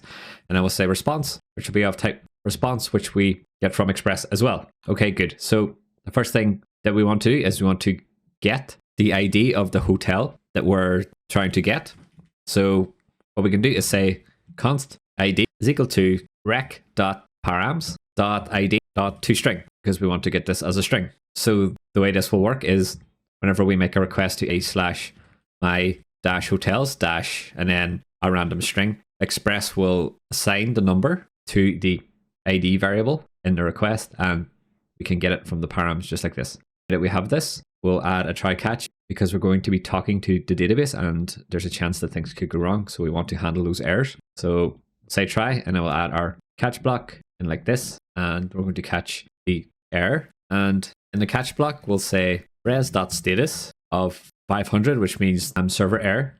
Then we'll return a JSON message. And in here, we'll say error fetching hotels, just like this. So now in the try block, we can say const hotel is equal to await. Then we want to search the hotel document, and we'll say dot find by ID, and then we'll pass in our braces. So in here, we can define the search criteria. So we want to find the hotel where the ID of that hotel matches the ID that was sent to us in the query parameters. And we also want to make sure that the user ID of this hotel matches the logged in user. So say user ID, add a colon, and I'll say request.user ID. So again, the user ID gets added to the request whenever the verify token function runs, because the token has the user ID in it. So the reason we do this is because we don't want users to be able to edit or view hotels that don't belong to them, which wouldn't be very good. So the last thing we have to do is return the hotel. So we'll say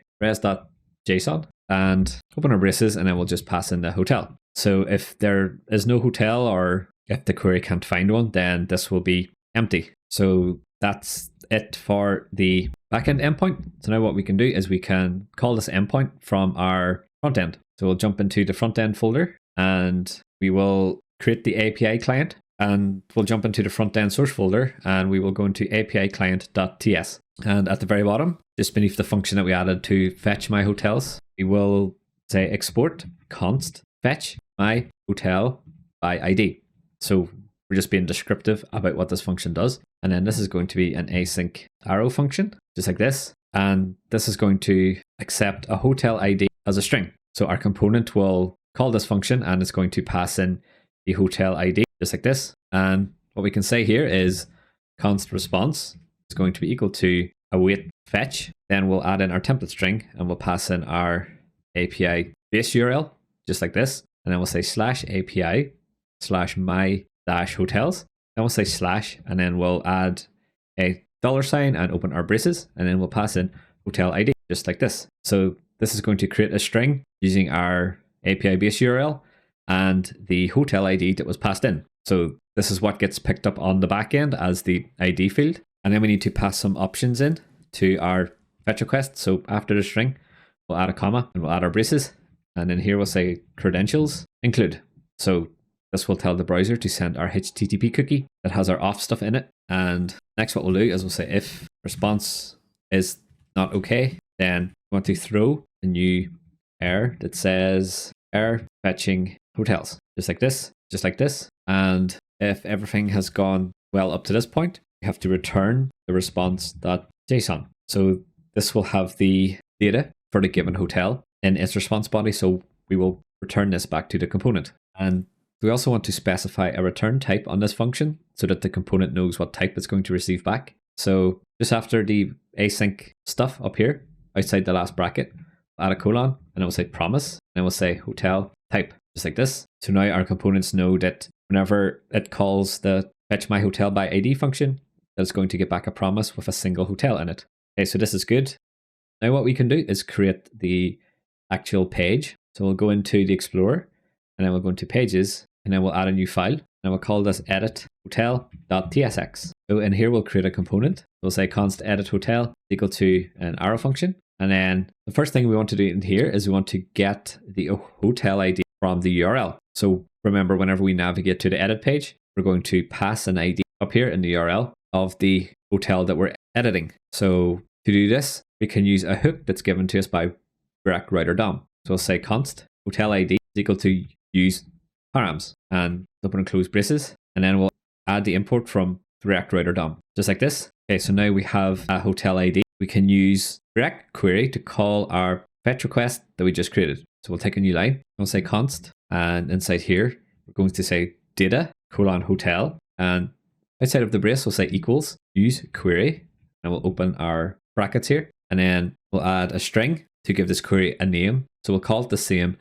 as our fetch request, which is fetch my hotel by ID. Then we'll add a comma, and then we'll add in our function. And what we want to do is call our API client. So we'll say API client dot fetch my hotel by ID. And then we want to pass in a hotel ID. So just like this. Now we have a few things to import.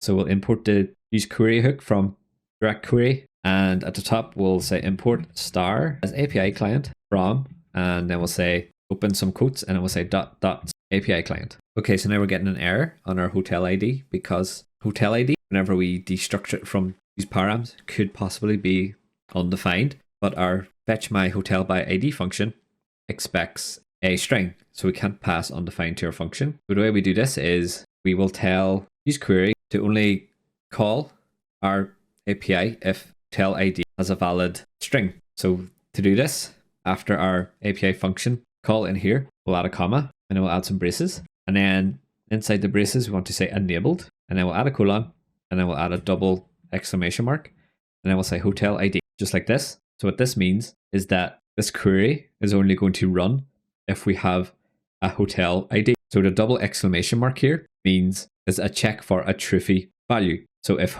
hotel ID has a value, then this little expression is going to return true. If hotel ID is undefined or empty string or null, then this is going to evaluate to false, which means enabled will be false as well. So now we fix this, we can change our arguments here. So after hotel ID, we'll add a double pipe and then we'll pass in an empty string.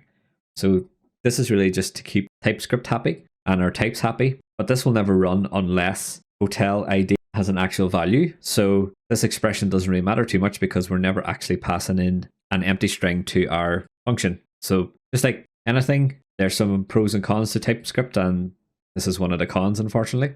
But as long as you understand what we're doing here, then everything will work. So now that we've got our data object, which will have a hotel in it, hopefully, and then pass this to our manage hotel form. So just after the query that we just added, we'll add a few lines, and then in here we'll say return, and we will import our manage hotel form. So this is why we put the manage hotel form in its own component as opposed to directly in the add hotel page, because now we can use it here as well. So it's complaining because we haven't passed in an on save and an is loading prop, which is okay because we haven't got that far yet. For now, all we're doing is trying to populate this form with the hotel that we got from the API. So one step at a time. And so what we need to do here is we want to pass in the hotel as a prop to our manage hotel form. So we'll say hotel is equal to hotel, just like this. And we need to add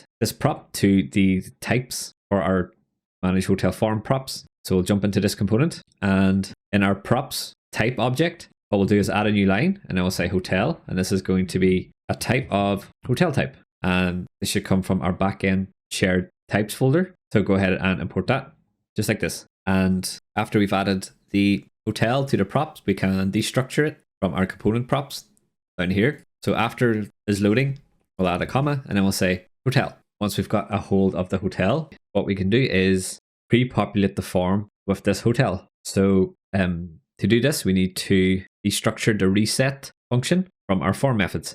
So after handle submit inside of our manage hotel form component, we'll add a comma, then we'll say reset, just like this. And then we'll add a new line, and we'll say use effect, open our braces, and then we'll pass in a function here. And what we want to do in here is call the reset function that we just destructured from form methods, and then we'll pass in the hotel. And after the function, we want to add a comma in here, then we want to add an array. So in here, we want to say hotel, comma, reset. And then don't forget to import the use effect hook from React. So the reset function is hopefully straightforward to understand. It basically means reset the form with some new data. So what we're doing here is whenever this component receives some new hotel data, then this use effect hook is going to run, and it's going to reset the form with whatever the hotel data is. And because we added hotel to our dependency array, what this will do is run anytime the hotel changes.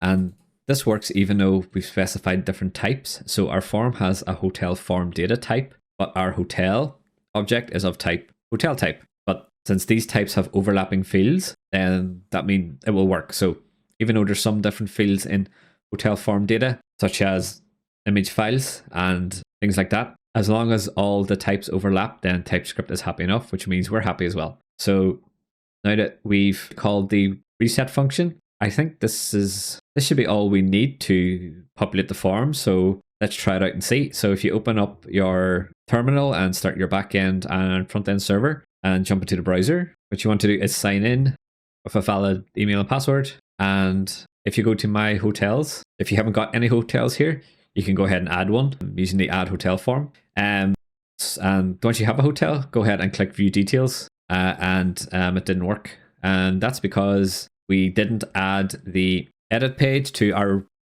React Router roots in app.ts. So we can go and do this now. So if we jump into the code, I knew we forgot something.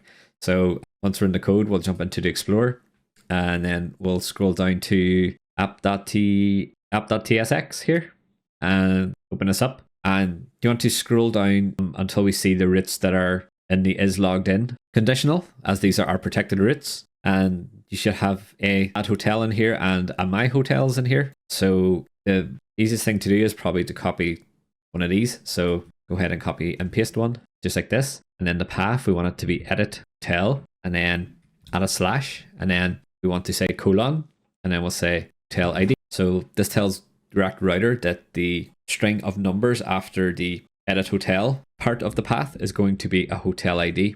And this is the thing we get from the use params hook. And once we've done this, we want to change add hotel to edit hotel. So we're importing the edit hotel component, and we'll have to export this component because it's not finding it. So in edit hotel.tsx, you can scroll down, and then we'll say export default edit hotel, just like this. And then back in app.tsx, and IntelliSense should hopefully pick this up. So say add import from pages.edit hotel, just like this. Now if we try this again in the browser, so if you go back to the My Hotels page and scroll down and then click on view details, so our page is displaying this time, which is a bit better, and our form is displaying, but we don't have anything in it. Scroll down, there's nothing. Okay, so the first thing I guess to check is to have a look at the network tab, and what we want to make sure in here is that the API request is happening. So open your network tab and go ahead and refresh the page. So the request to get the hotel seems to be working. So we've got API/myhotels, and it looks like it's passing in the right ID. So it's not that, and we're getting a 200 back. So if we have a look at the response, see if there's anything funny in there. And yeah, so we're getting our hotel back, but the problem is that our API is returning an array with our hotel in it. So this isn't going to work because we told our fetch request on the front end to expect a single object. So this is just a little bug in our API, which shouldn't take too long to fix. So we'll go ahead and fix this. If we jump back into the code, and we will go into the backend source folder and into the My Hotels root, and in the function that we created to return a single hotel by its ID, inside the try block, what we want to do is change hotel.find to hotel.find1. So this should return a single object as opposed to an array. So if you go ahead and save this, we can have a look at the browser again. And if you hit refresh on this, we can see that the form is populated. So it's got our hotel details at the top here. It's included our type, and it's included the facilities and the number of guests. And it hasn't included the images, but we'll get to that in a second. If you want to see the differences in the responses after we made the change to our backend, you can go to the network tab. And then if you select the most recent request, you can see that in the response tab that we're no longer getting an array, but instead we're getting a single object. So whenever you're dealing with more than one entity that's being returned from your API, it's a good idea to put it in an array. But when you're dealing with a single entity, it's a good idea just to return a single object. That way, the front end and other clients don't have to deal with arrays and indexes and things like that for single objects. They can just access them directly. Okay, good. So let's talk about the images then. We can't pre-populate a file upload input because that would be a security risk. So the only way to add files is through the browser when the user clicks the button. Plus, we don't have the location of the images that the user uploaded whenever they created the hotel, so we couldn't do this anyway. But what we do have is the hosted image URL on Cloudinary. So whenever we make a GET request to fetch this hotel, if we look at the network tab again, you can see that we have the image URLs in here of the images that the user has uploaded whenever they created the hotel. So the best approach in this case is to display these images, which we can do because this URL is a reference to the actual JPEG that's hosted on Cloudinary. So we can display these images and we can let the user delete them from this hotel if they want. And if they want to add more images, they can follow the usual flow of choosing some files from their computer. And then we'll send those files as binary to the back end and then upload them to Cloudinary and save the URLs. So it'll all work the same. So the best way to make sense of this is to jump into the code and code it up so that we can see it working.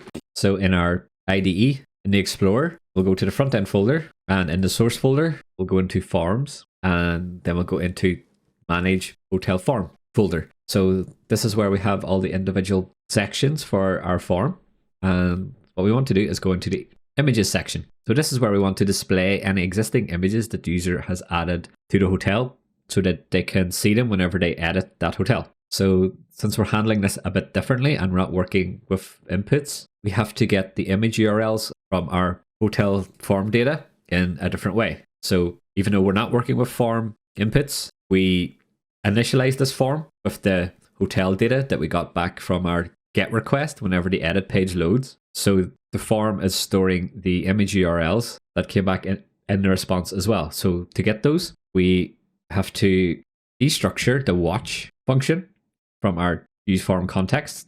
So we do this inside the braces. And after we've declared the use form context hook, we can say const existing image URLs is equal to watch, open braces, and add a string. And we'll say image URLs. So it's giving us an error here because even though storing the image URLs in the form, we haven't updated our hotel form data type to tell TypeScript that we are doing this. So all we have to do is go into manage hotel form.tsx, and in our hotel form data type, what we'll do is after the image files, we'll add a new line and then we'll say image URLs, and then this will be a string array. So this is just updating our type so that TypeScript and our form knows about the image URLs that we're saving in the form now.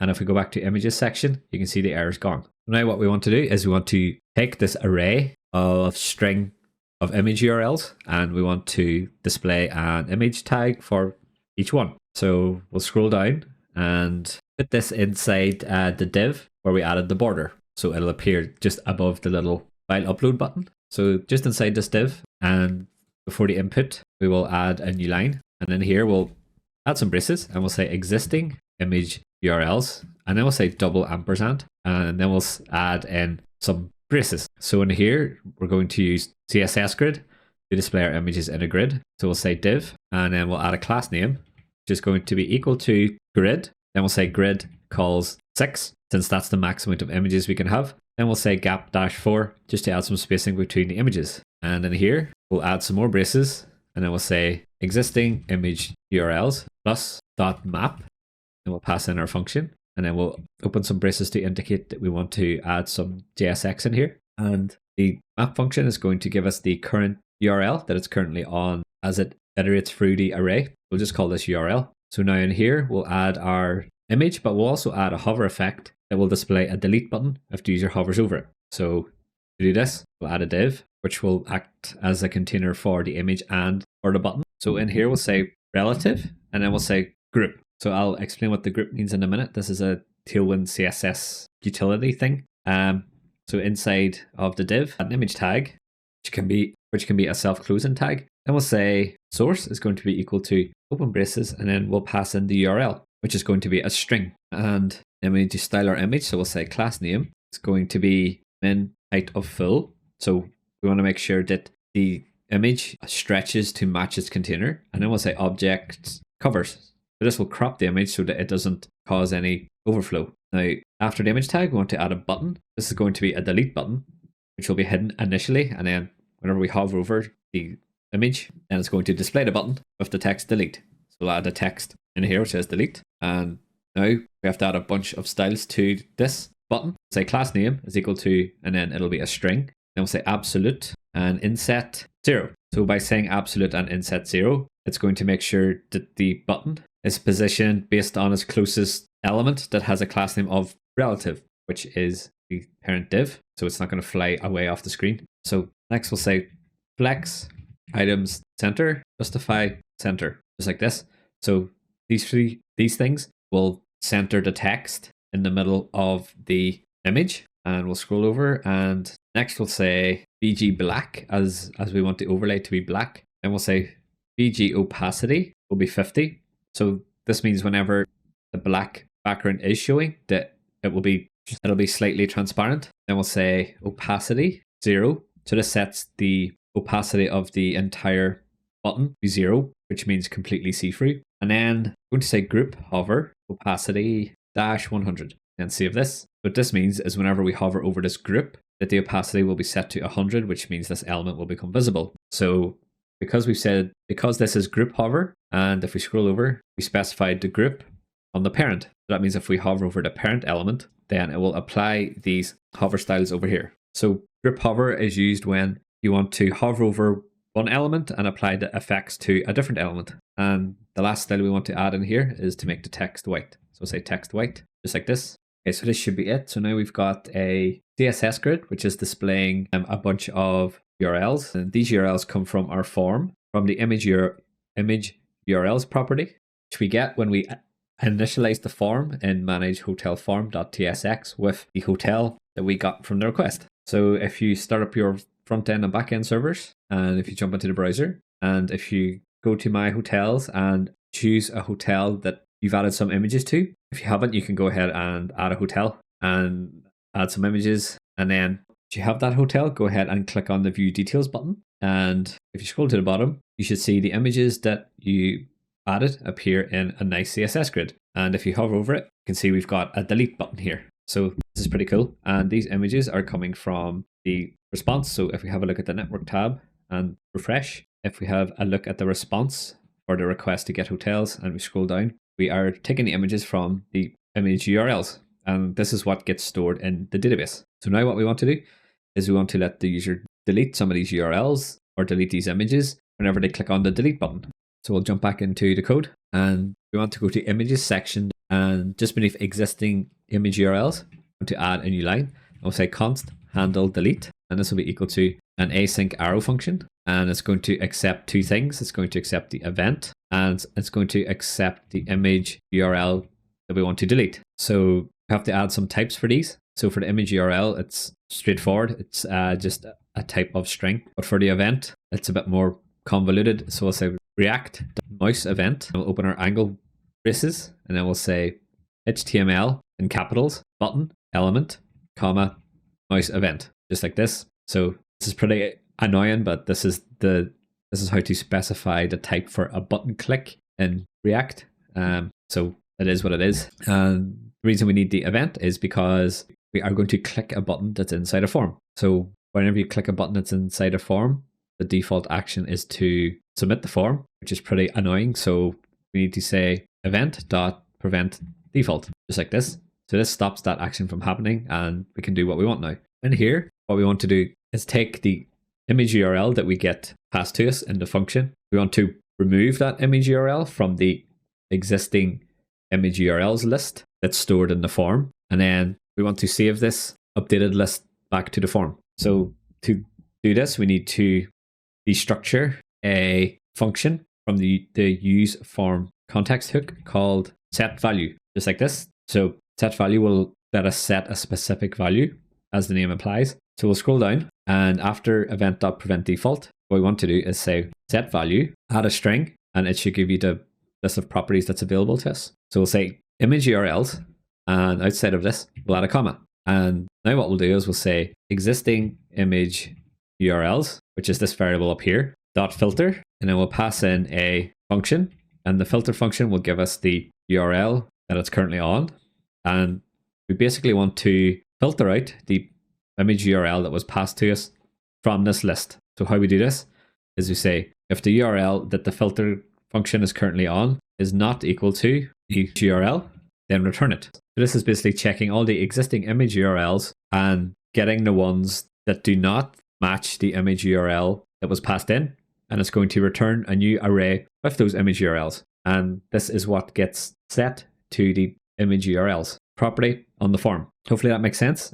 If it doesn't, we'll see it working in a second, which will hopefully clear it up. So now all we have to do is we have to add the handle delete function to our image delete button. So we'll scroll down, and then inside the button tag, we'll add a new line just like this. And then we'll say on click is going to be equal to, and then we'll pass in a function just like this. And on click property, we'll pass the event to our function. And so we've done that, we can say handle delete open braces. So the first thing we want to pass in here is the event, which we get from here. And then we want to pass in the URL for this image, which we get from the map function up here. So we'll say URL like this. So just like this. So now anytime we click on the delete button, it's going to call our handle delete function. And then this will update the image URLs that's stored in the form state with the new image URLs array that doesn't include the one that we just clicked. So if we save this and if we go back to the browser, we should be able to see this working. So if we go ahead and delete some of these, you can see it gets removed, which is good.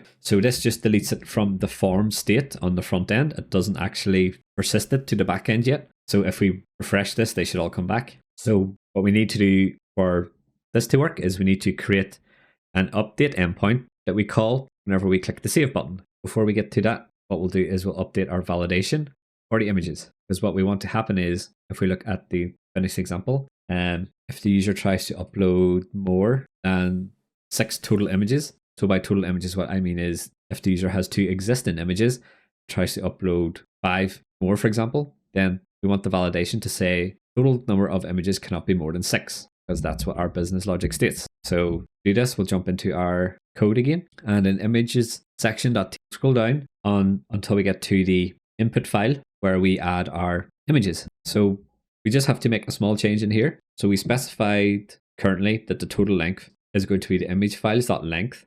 So the image files are all the files that the user has uploaded using the button. So now what we want to do is we want to also add the total amount of existing image URLs in here as well. So what we can do is just before the semicolon at the end, we can say plus, and then we'll open our braces, and then we'll say existing image URLs. Then we'll add an exclamation mark. Then we'll say .length. Then we'll say or 0, just like this. So the reason we have to check the length is because whenever the user is going to add a new hotel, then there aren't going to be any image URLs existing because they haven't added any yet. So this will work for both the add hotel situation and the edit hotel situation. So now the total length is going to take into account the existing image URLs. And then we have some validation down here that says if the total length is greater than 6, then it's going to give our error message. So that's it. We can go ahead and try this in the browser now. So I've got 1, 2, 3, 4, 5 images here. I try to upload a bunch more and hit save, that'll trigger the validation, and it'll say total number of images cannot be more than 6. And since I tried to upload 3, if I delete 3 of these, if I delete 3 and then hit save again, you can see the error message goes away. Now, nothing happened because we haven't added the update endpoint. So that's what we'll do next. Okay, so to create the update hotel endpoint, what we'll do is go into the Explorer and go into the backend folder. And in the source folder, we're going to go into the My Hotels root. And in here, we'll scroll to the bottom, and just above where we export the default router, we'll add a new line and we'll say router.put, just like this. So this is going to be a put request since we're updating an entity, and we'll add a string. So just like our get by ID endpoint, we need to know the ID of the hotel that the user is trying to update. So we'll say slash, add a colon, and we'll say hotel ID, just like this. Then we'll add a comma. Then we'll say verify token to protect this endpoint. Next, we need to say upload.array and open braces, and then the string is going to be the property of the images that the user added when they updated the hotel.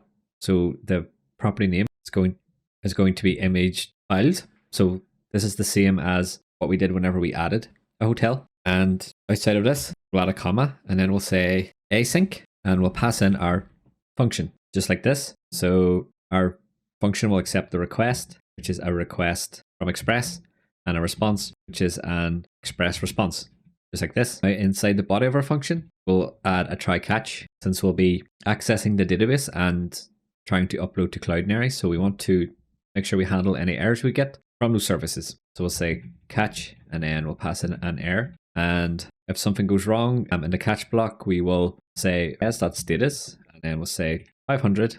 Then we'll say JSON to send back a message, and then we'll say something went wrong, just like this. So the update request is going to be quite similar to the post request in that we have to get the form data from the request and save the changes to the hotel document in the database, and we also have to upload any new images we receive to Cloudinary and save the URLs. So we'll do this one step at a time. So the first thing we'll do is we will get the string fields from the body. So this is things like the hotel details, the number of guests, and so on. So we'll say const updated hotel, and this will be of type hotel type, and this will be equal to the request body, just like this. And then the first property we'll update in here is the last updated. So we'll say updated hotel, last updated, equal to new date. So now that we've created a new hotel object based on the request data, what we want to do is get the hotel that we're updating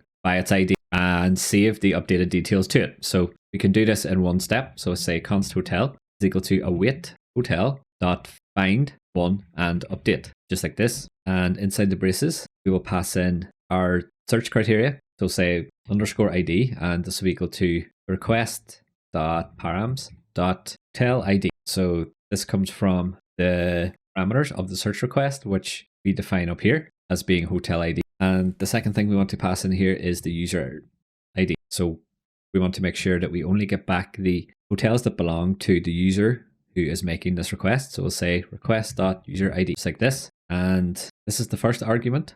So just after the last closing brace, we want to add a comma, and then we want to pass in our updated hotel, just like this. Then we'll add a comma again, and then we'll add an object, and I will say new is going to be true, just like this. What this is doing is it's going to go and find us a hotel based on this criteria. It will then update and merge the new properties into the hotel that's returned, and then we'll say new is true, so that this hotel variable that we're going to be working with is going to have the most updated properties in it. So now we have to check if it actually found a hotel to update. So just below all this stuff we just added, we'll add a new line, and I'll say if not hotel, that means we didn't find anything. So we'll return early, and then we'll say res.status, and then we'll say 404, then we'll say .json, and then we'll send an error message that says hotel not found.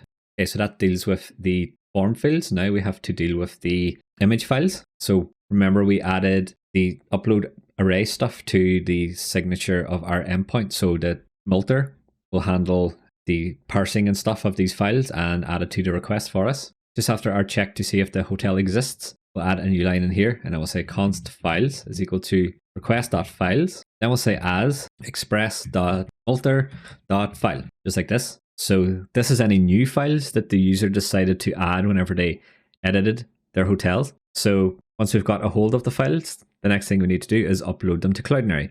Now this is going to be exactly the same as what we did whenever we added a hotel. So what we're going to do is scroll up to the post function, and inside the body of the post function, we're going to extract this into its own function so that we can reuse it in our put function.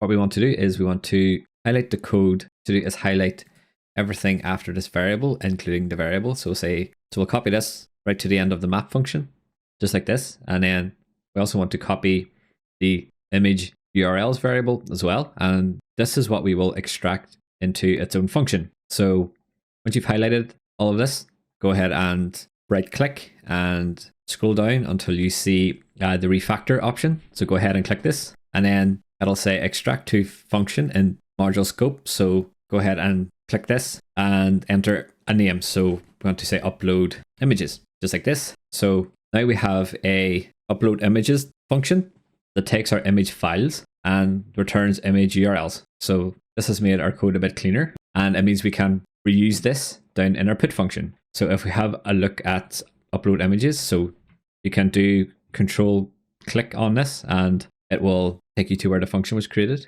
and it might have created it at the very bottom. So what you want to do is highlight the export default router, cut this, and just paste it at the very bottom of the file, just like this. And it would have created the upload images function using the function keyword. You can change this to use an arrow function if you want, but it doesn't matter too much. So the other reason why we want to extract this out into its own function is because it's quite a nasty piece of code. So like there's lots of little places to make mistakes and stuff in here since we're working with strings. So instead of copying and pasting this, it's better to put it in its own function. So if we have to change it in future, then we only change it in one place, and it's a lot less error prone. It also means we could write a unit test for this if we wanted to, but since we have end-to-end tests, we don't really have to. Okay, so now we've got an upload images function that accepts some image files that are of the type express.multer.file.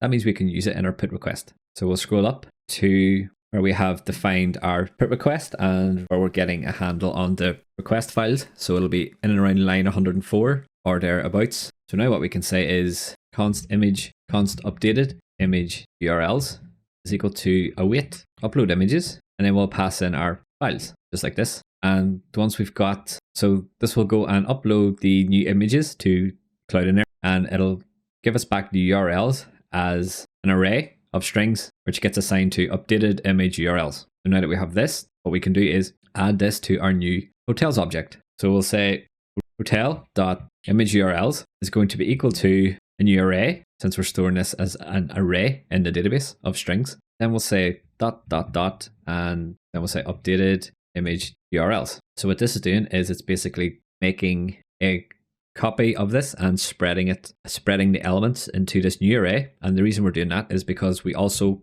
want to add the existing image URLs to this array as well. So remember, the user can delete images as well. So once they're finished deleting existing images, then whatever images are left will get sent in the put request under the image URL property. So we want to make sure that we add those as well. So here, what we'll do is do the 3 dots again, and then we'll add some brackets, and then we want to say updated hotel.image URLs, and then we'll say double pipe, and then we'll say an empty array. So we're handling a case here where the user has decided to delete all the existing images. So in that case, the image URL that they send to us will be either undefined or an empty array. Just in case it's undefined, and we'll say if there are no image URLs that are sent to us in the put request, then just use an empty array. So then that essentially spreads nothing. But if we do have some images, then we want to save those to the hotel along with the new images that the user has uploaded. So once we've saved the new images and any existing images to the hotel object, we can go ahead and save this. So say await hotel.save, just like this. Okay, so now we've created the backend endpoint. What we can do is go into our API client and create the fetch request. We'll go into the front end folder, and we'll go into source, and then we'll go into API client.ts, and at the bottom we'll say export const update my hotel by ID, and this will be equal to an async arrow function, and it's going to accept the hotel form data, and its type will be form data because we need to send the request as a multi-part form as opposed to JSON, because we're working with images here as well. So inside the body of our function, we can say const response is equal to await fetch, and we'll open some backticks. Then we'll say $, and open our braces. We'll say API base underscore URL, and then we'll say slash API slash my dash hotels slash, and we'll add a $, add our brackets, and then we'll say hotel form data dot get, and then we'll get the hotel ID from the form data. So we'll add a string, and we'll say hotel ID, just like this. And after the string, we'll have to pass in an object with some options in it. So the method here is going to be a put request, and then the body is going to be the hotel form data, and then we'll pass in the credentials to authenticate who we are. And once we've got a response back, we need to check it. So we'll say if the response is not okay, then we'll throw a new error that says failed to update hotel, just like this. And so we've done that. The API request will give us a updated hotel object back, and even though our front end isn't going to use it at the minute, it's a good idea to return the body anyway, so that future components that need it can get access to it. We'll say return response.json, just like this, and have to update our backend API for this, which is something that we forgot to do.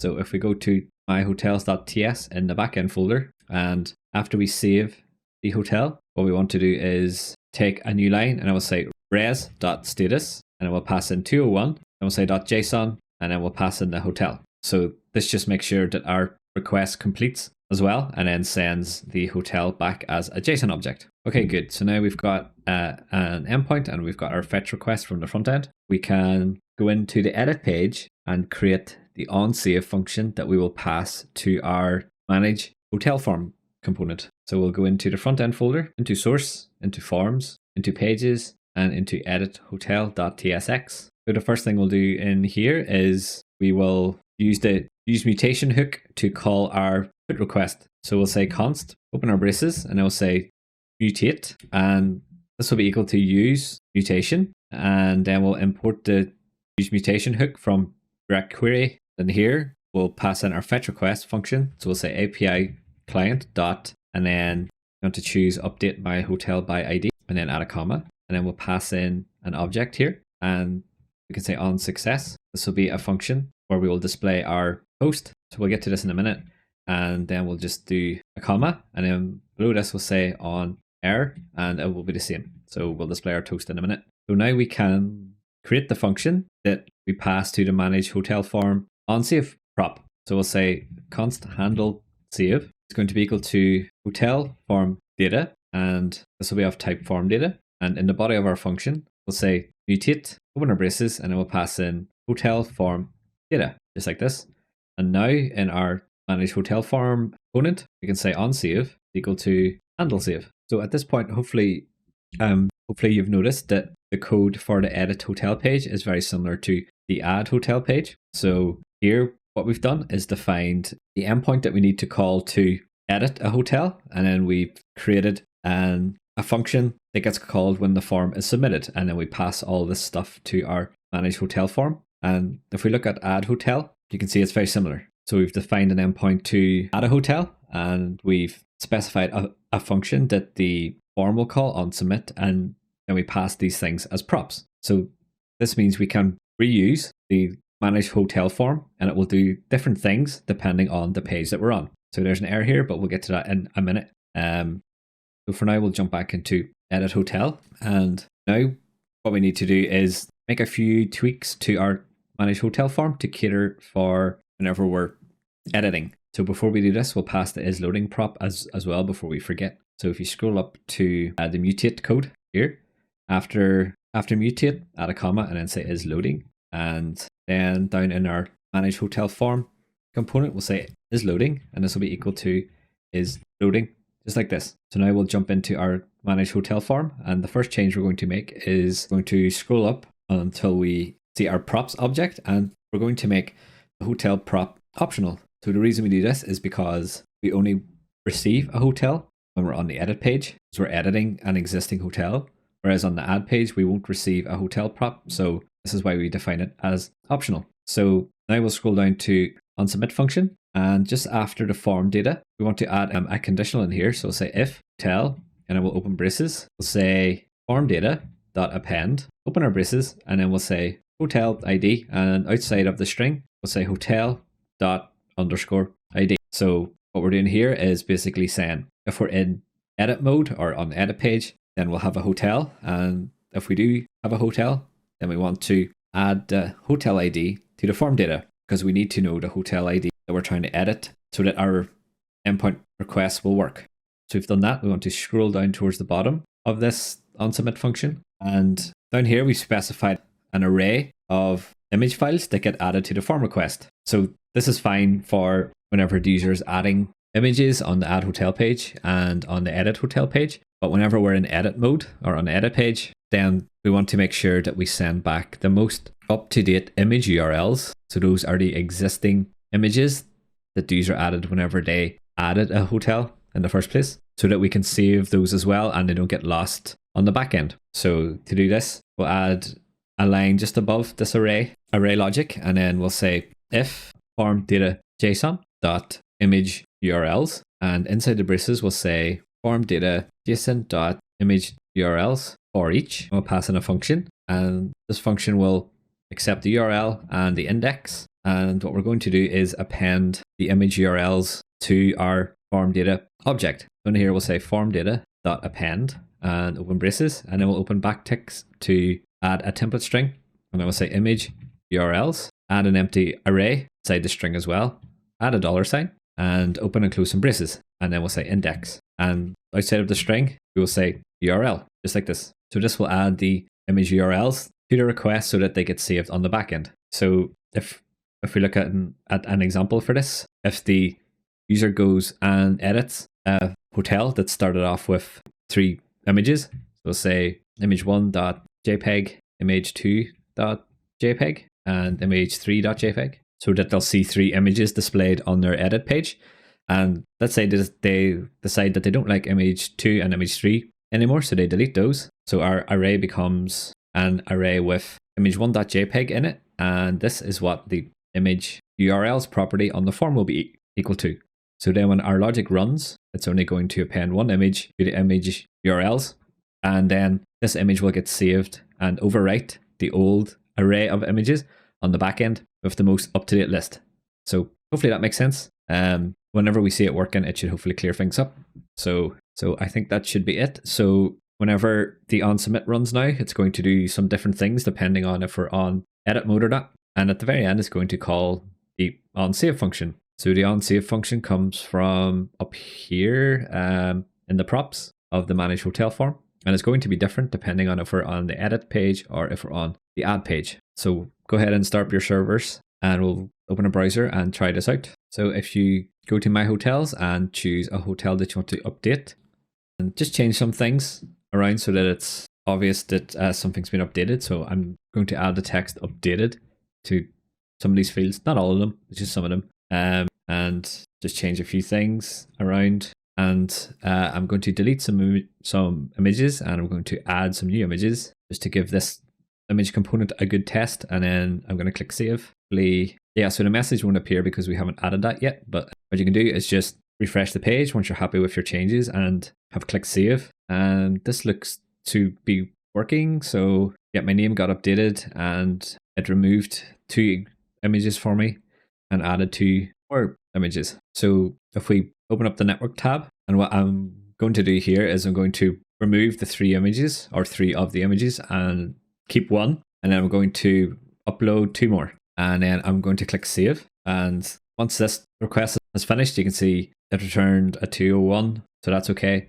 And I'm going to have a look at the payload. And if I scroll down, you can see that there's image URLs and then there's image files. So the form only sent a URL for the single image that is on the page. And then it also sent the 2 new images that I uploaded. And it didn't include the ones I deleted. So now if I refresh the page, I should have 3 images here. And so this seems to be working. So this is good. Some complicated stuff in there. So take your time just to understand how the edit and add page works, to reuse the manage hotel forms, and how we've built things out so that the code is reusable. It's a pretty complex form that you've just created.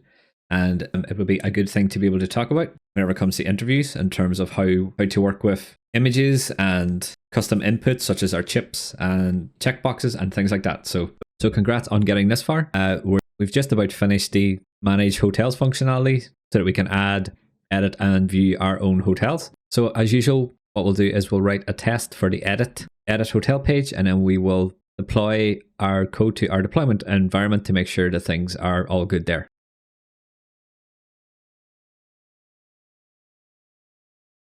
Okay, so before we write our test for the edit page, what we need to do is add our little toast messages whenever we make the request to save the hotel. So in edit_hotel.tsx, what we want to do is inside the braces for the onSuccess function, we want to say show toast, open our braces, and then we'll pass in a message. And this will be hotel saved. And then we'll pass in a type, which will be success, just like this.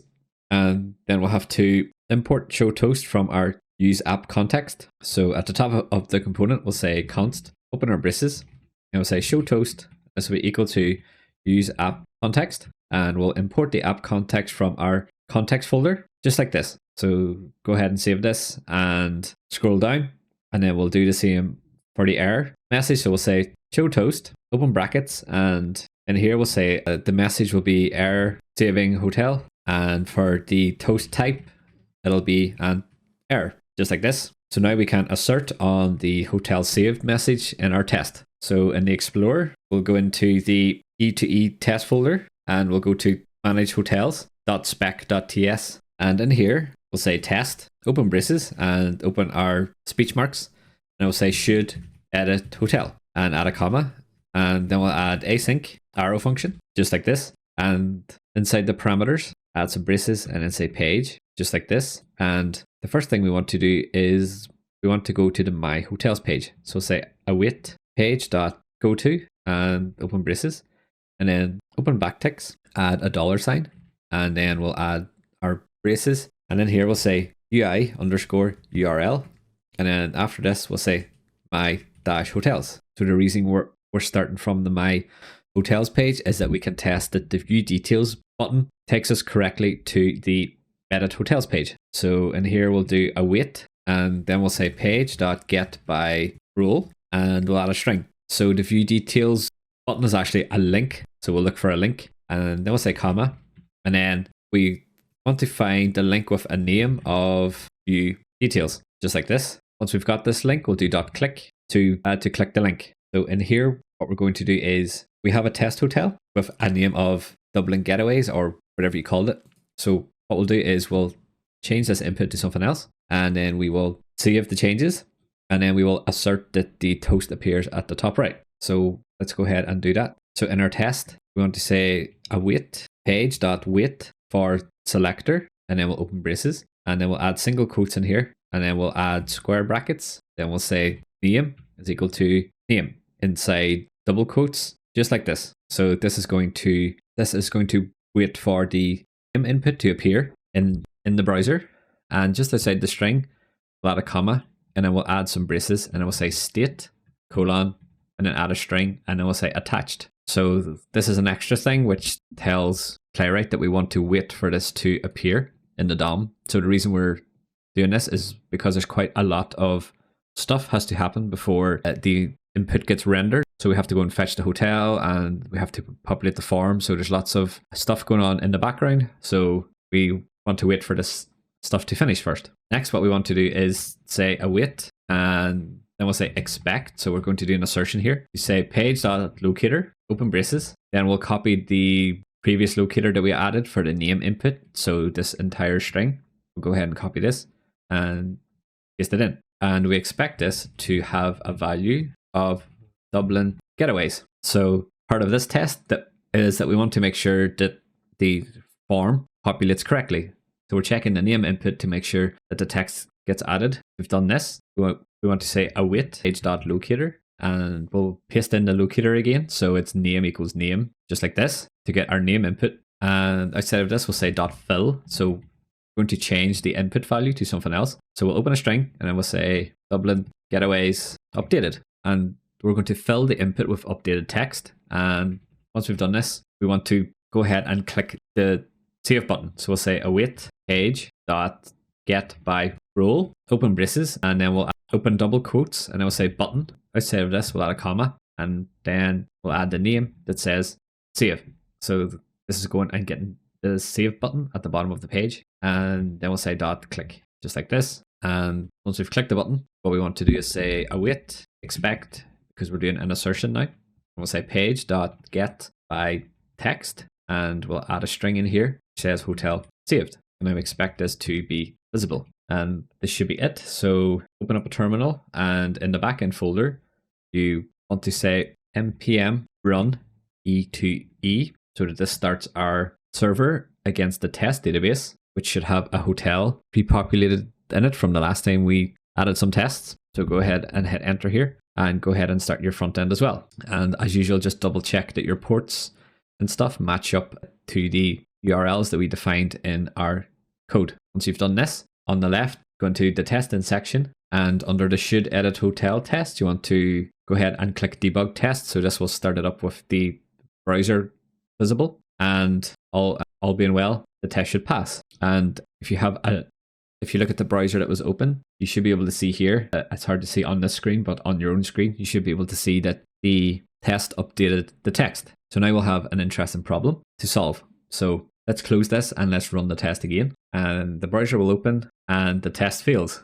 So if we have a look at why, so it says it expected string Dublin getaways, but we received string Dublin getaways updated. So what happened here is the first time we ran this test, the name of the hotel was called Dublin getaways, but then we updated this and we saved it to the database. So we updated this name and saved it to the database. So that means whenever the test ran again, the name was different.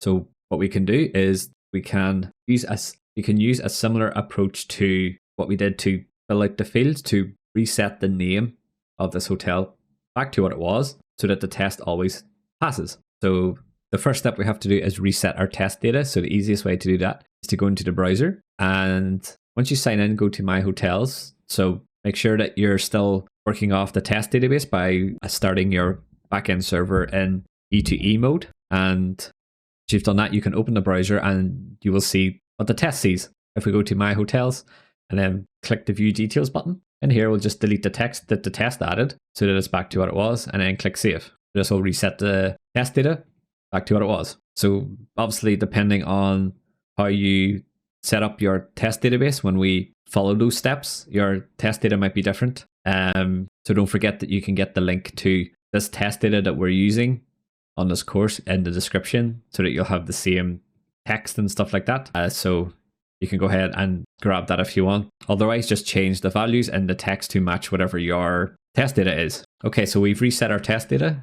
Now we can jump into the code again. And what we'll do is at the bottom of our test, we'll say await page.reload. So this is going to refresh the page, and it gives us an added benefit of making sure that whenever we update the hotel name input, that after we refresh the page and refresh the data, that this input still has the updated value in it. So we might as well do an assertion for this. So in here we'll say await expect page.locator open braces, and then we'll pass in our string for the locator. So we'll just copy one of these up here and paste it in. And outside the last brace, we'll say to have value, and then we'll add in a string, and we'll copy the text value that the test changed this input to. So it'll be Dublin Getaways updated, or whatever your test data is. So once we've asserted that the text does update, what we want to do now is reset it back to its original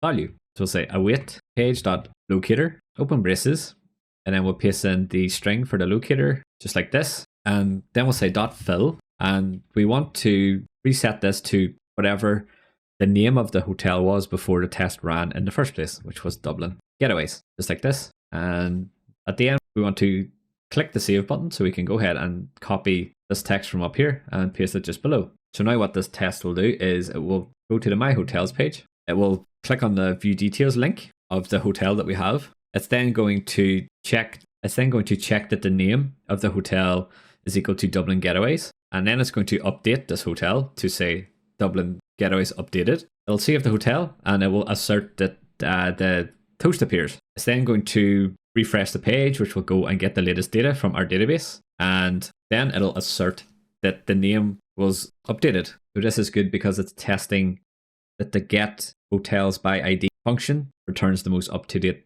data. So this is nice. Once the test is happy with the changes and that the form field updates correctly, then it's going to reset the name of the hotel back to what it was initially. So it'll reset it to Dublin Getaways, which is what it was set to at the very start of the test. And then it's going to save this. So that means by the end of the test, the value is going to be set to what it was at the start, which means that each time this test runs, it should pass. So let's try this. Open up the testing tab on the left, and if you debug this test, it'll spin up the browser and it passes. So that's good. And if we run it again, it passes again. So now we have quite a robust test that's able to edit the form for a given hotel, and then it resets itself back to what it was so that each time the test runs, the test should pass. So this is just one approach to how we can reset our tests to cope with tests that need to actually edit data. So there's a few other ways to do it, but this way works good for now. We've also only asserted on one of the inputs, which I think is enough. If you wanted to practice your test writing, you could go and change some of the other inputs and things like that, just to see how it all works. But this test is good enough that we can have confidence that our feature is working. So the last thing we want to do is we want to run the whole suite of tests just to make sure we haven't caused any regressions or bugs in the other features by accident. So go ahead and run all your tests and they should all pass. So some of the tests actually failed, and this is interesting because if we look at the error, it's saying it's finding any view details button. So our should display hotels test and our should edit hotels test both failed because of the same reason. So if we look at where it's broke, it says when it's trying to click the view details link, it's saying, oh, I found too many links and I don't know which one to click. So if we have a look at the browser to see what the test is seeing, hopefully your test hotels at the top, but because we have a create hotel test as well, and it's created many test hotels. So there's many buttons on the page. So what we can do is update our test to say that we want to click on the first one it finds, which will be the top one. Now this is only going to work if you're using the test data that I've provided. So what we can do is tell the test to get the first view details button on the page, which will give us the test hotel that we're trying to edit. So we'll jump back into the code, and in our manage hotels test, we'll go to the should display hotels test, and we'll scroll down. So we have page.getByRole, then get the view details link, and just before the last brace here, and we want to say dot first and open and close our braces just like this. So now we're saying expect the first view details link on the page to be visible, and this first link is going to be our test hotel that we added to the database. So we'll scroll down to the should edit hotel test, and that's the same idea. So it's on the second line here, we've got page.getByRole, and we're getting the view details link. So at the very end, just before the dot click, all we'll do is say dot first and open and close braces, just like this. So it's going to pick the first view details link that it finds and it's going to click it. So now let's try our tests again, and this time they all pass. So that's an example of how to pick out a certain element when you have more than one. Okay, so now that our tests are passing, we'll go ahead and deploy our code to our deployment environment and check that everything's working there.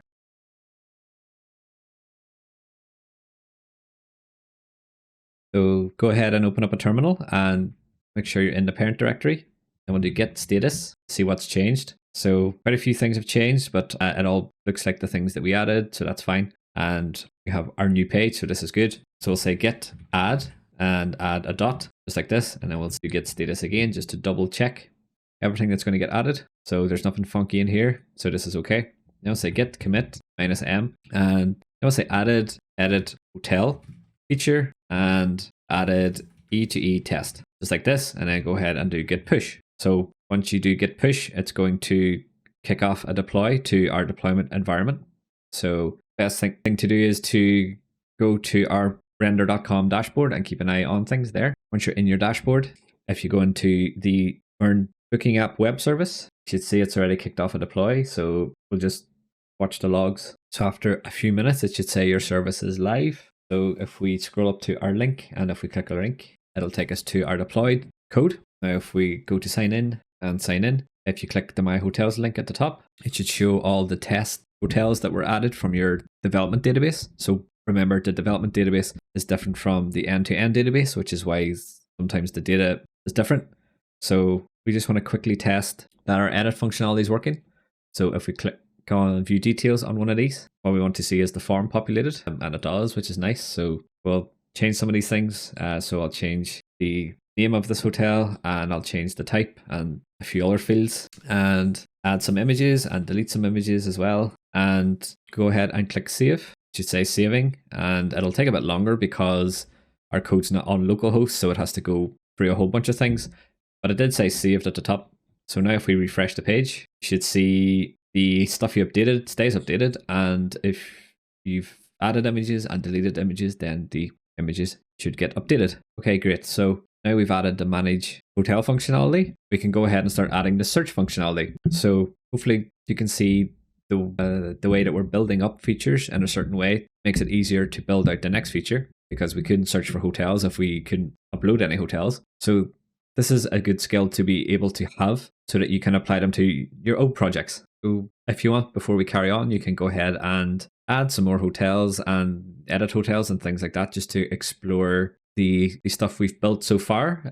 It won't affect the rest of the course, so feel free to go in and play about with the stuff you've built so far, because there's some pretty cool functionality in here. And take your time to understand what we've done. We've covered quite a lot so far. So yeah, so when you're ready, we'll jump into the next section, which is going to be searching for hotels.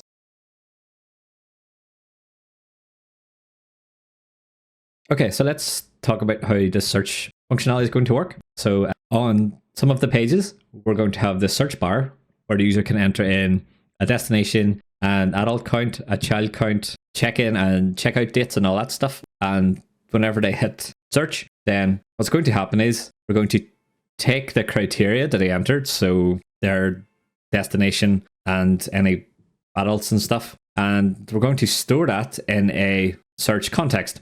So this is similar to our app context. And once we've stored their search criteria, we're going to redirect them to the search page. Once we're on the search page, what's going to happen is we'll have some code in our search page component that gets the data from the search context, gets any filters, sorting criteria that the user has selected on the search page, and then it's going to put all that stuff together and it's going to make a GET request to our backend. Then the backend is going to go and get all the hotels that match this criteria and send the response back to the front end where we will display the results. So that's a high level approach. If we look at the finished example, you can see we'll have our search bar up here. So we've got a bunch of stuff that we can enter. So if we fill this out and if we click search, it'll bring us to the search results page. And based on the stuff I entered in the search bar, it's gone and found me 2 hotels and displayed them in little cards here. So what we can do from here is we can sort by. So for example, if I wanted to sort by price per night, low to high, when I click this, you can see the results update. And if I sort by star rating, you can see the highest rated hotels are at the top and so on. So if I change the adults to be 1 and put search again, it should give me more hotels. And if we scroll down, you can see we have some pagination at the bottom, so I can jump on to the next page and so on. And then we have the filters on the left here. So we can filter on the number of stars. So number of stars, hotel types, we can select multiple here and it'll go and fetch all the hotels that match the hotel type, and same for the facilities, and then we can enter a max price. So all these things work together to return any hotels that the user is looking for. So it's quite powerful in that we can filter, search depending on what we want, and we can also sort, and then there's pagination as well. So this is a very common thing you'll be building in your web apps whenever it comes to working in companies and such. So yeah, pretty good thing to know. So the first thing we'll do is we will create this search bar and get some results displaying on the page. And once we're happy with that, we'll add the filters and the sorting and stuff after.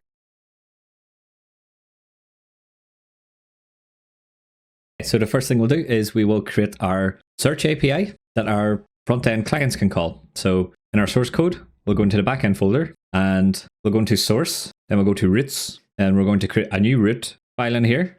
So go ahead and select new file, and then we'll call it hotels.ts. So in here, we'll create a new endpoint.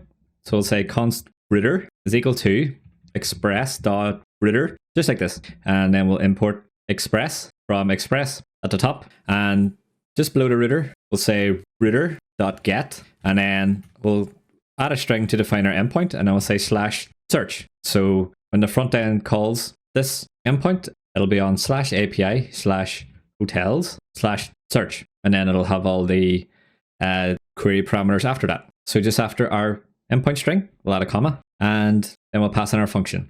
So it'll be an async arrow function, and inside the arguments, we'll say request, which will be an express request, and then response, which will be express response. And we'll import this from express.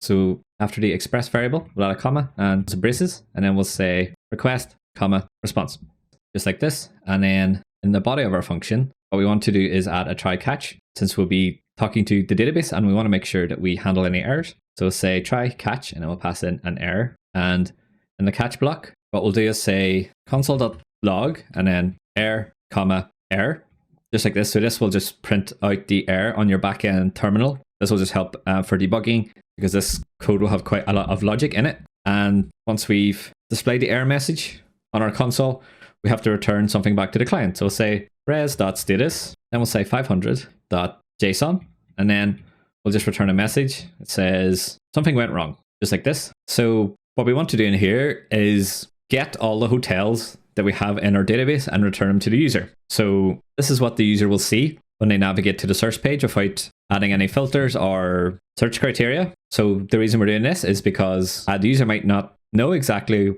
where they want to go and what dates and how many people it's for and so on. So they might just be looking. So when they go to the search page, we'll just display everything. So to do this, we'll say const hotels is going to be equal to await.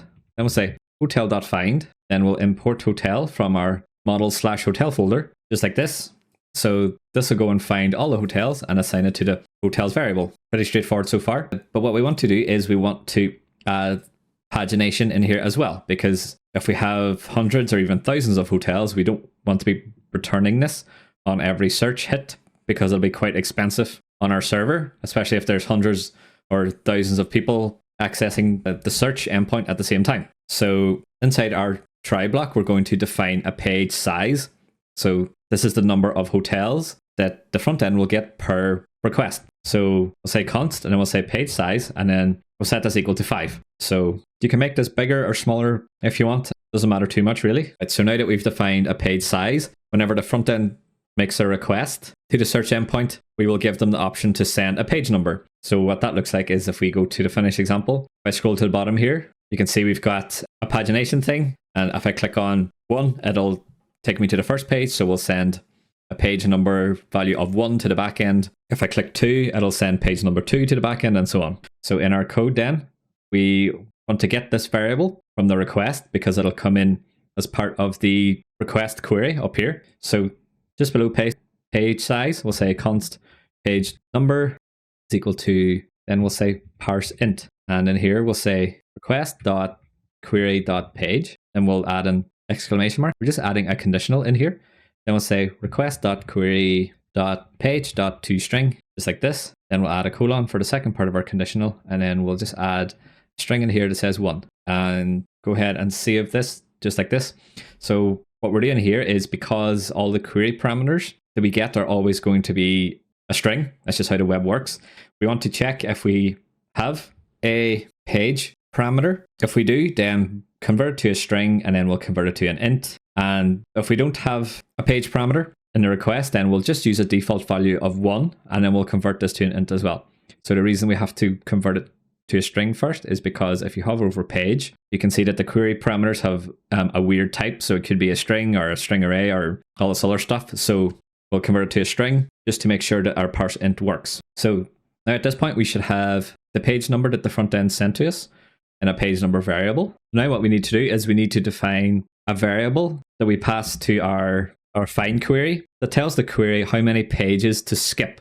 So just after the page number variable, we'll say const skip, and this is going to be equal to open brackets, and then we'll say page number -1, and outside of the brace we'll say asterisk, and then we'll say page size. So what this is going to do is it's going to tell our query how many pages we want to skip.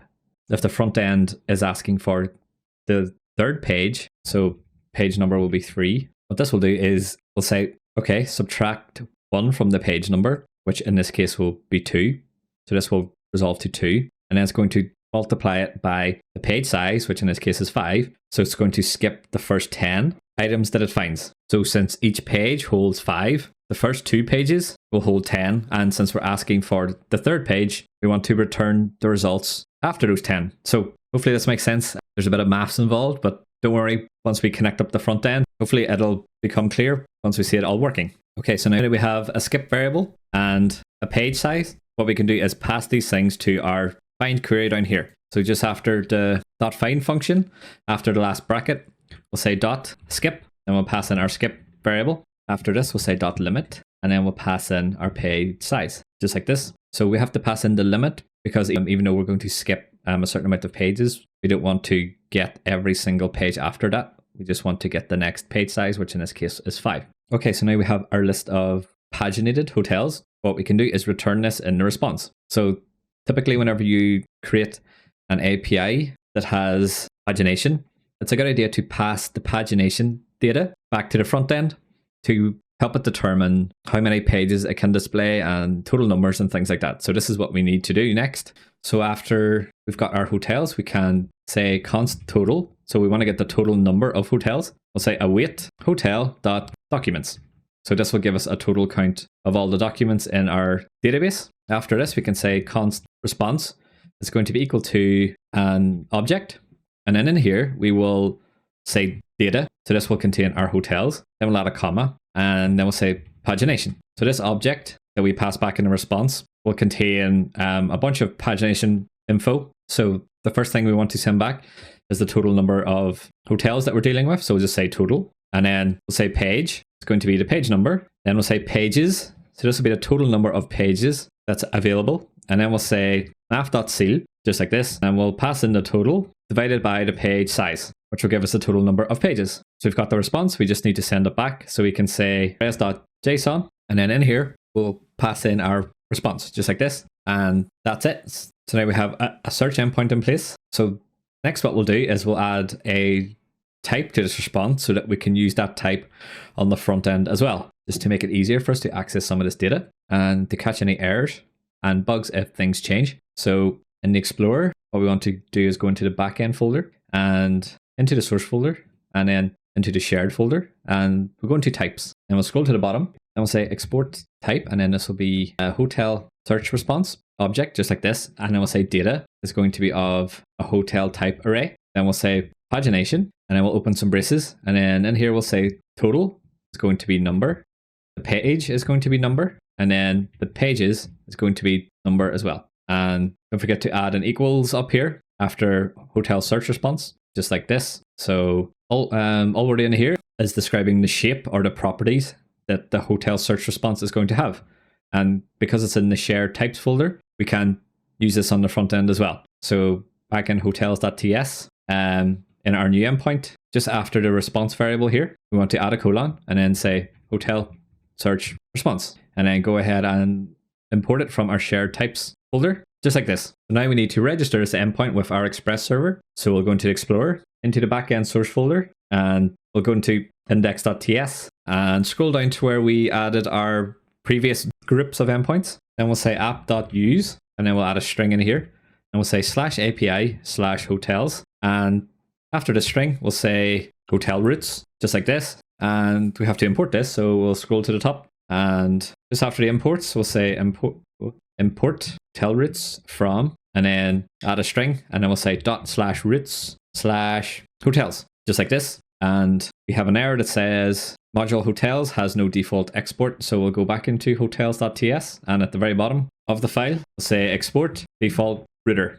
just like this, and go back to index.ts, and the error's gone. If we scroll down, the error's gone from here too. So hopefully it's starting to make sense why we split out the hotels routes from the my hotels routes, because the my hotels routes only deals with the endpoints that the current logged in user needs to manage their own hotels, and the hotels endpoint deals with the endpoints that are needed for visitors to the website to search for hotels and view hotels and things like that. So this is why we split it out like this. And that's it for the first part of our search endpoint. We'll come back to this later, and we'll add the sorting and the filters. But for now, we'll jump into the front end and get our search bar and search page working.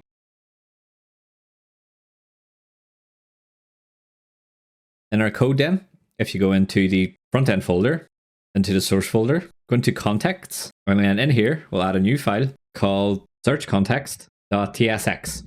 So this is going to be the context where we store the user's search criteria that they filled into the form after they hit submit. And the reason we're doing this is because we need to get these values in quite a lot of places in our app. So putting it in a context makes it easier to do that. So in here, the first thing we'll do is we'll create a type for our context. We'll say type search context going to be equal to an object. And then in here, we'll add the properties that match up to the form fields. So we'll say destination, and then it's going to be a string. Then we'll say check-in, it's going to be a date. Checkout, it's going to be a date. Adult count is going to be a number. Child count is going to be a number. And we'll add hotel ID in here as well as a string. So this isn't something that's saved on the search bar form, but whenever the user goes to view a hotel, we'll store this in here as well, as we'll need it to make different sorts of requests, which we'll see later. So now we need to define a function that will pass to our search bar component that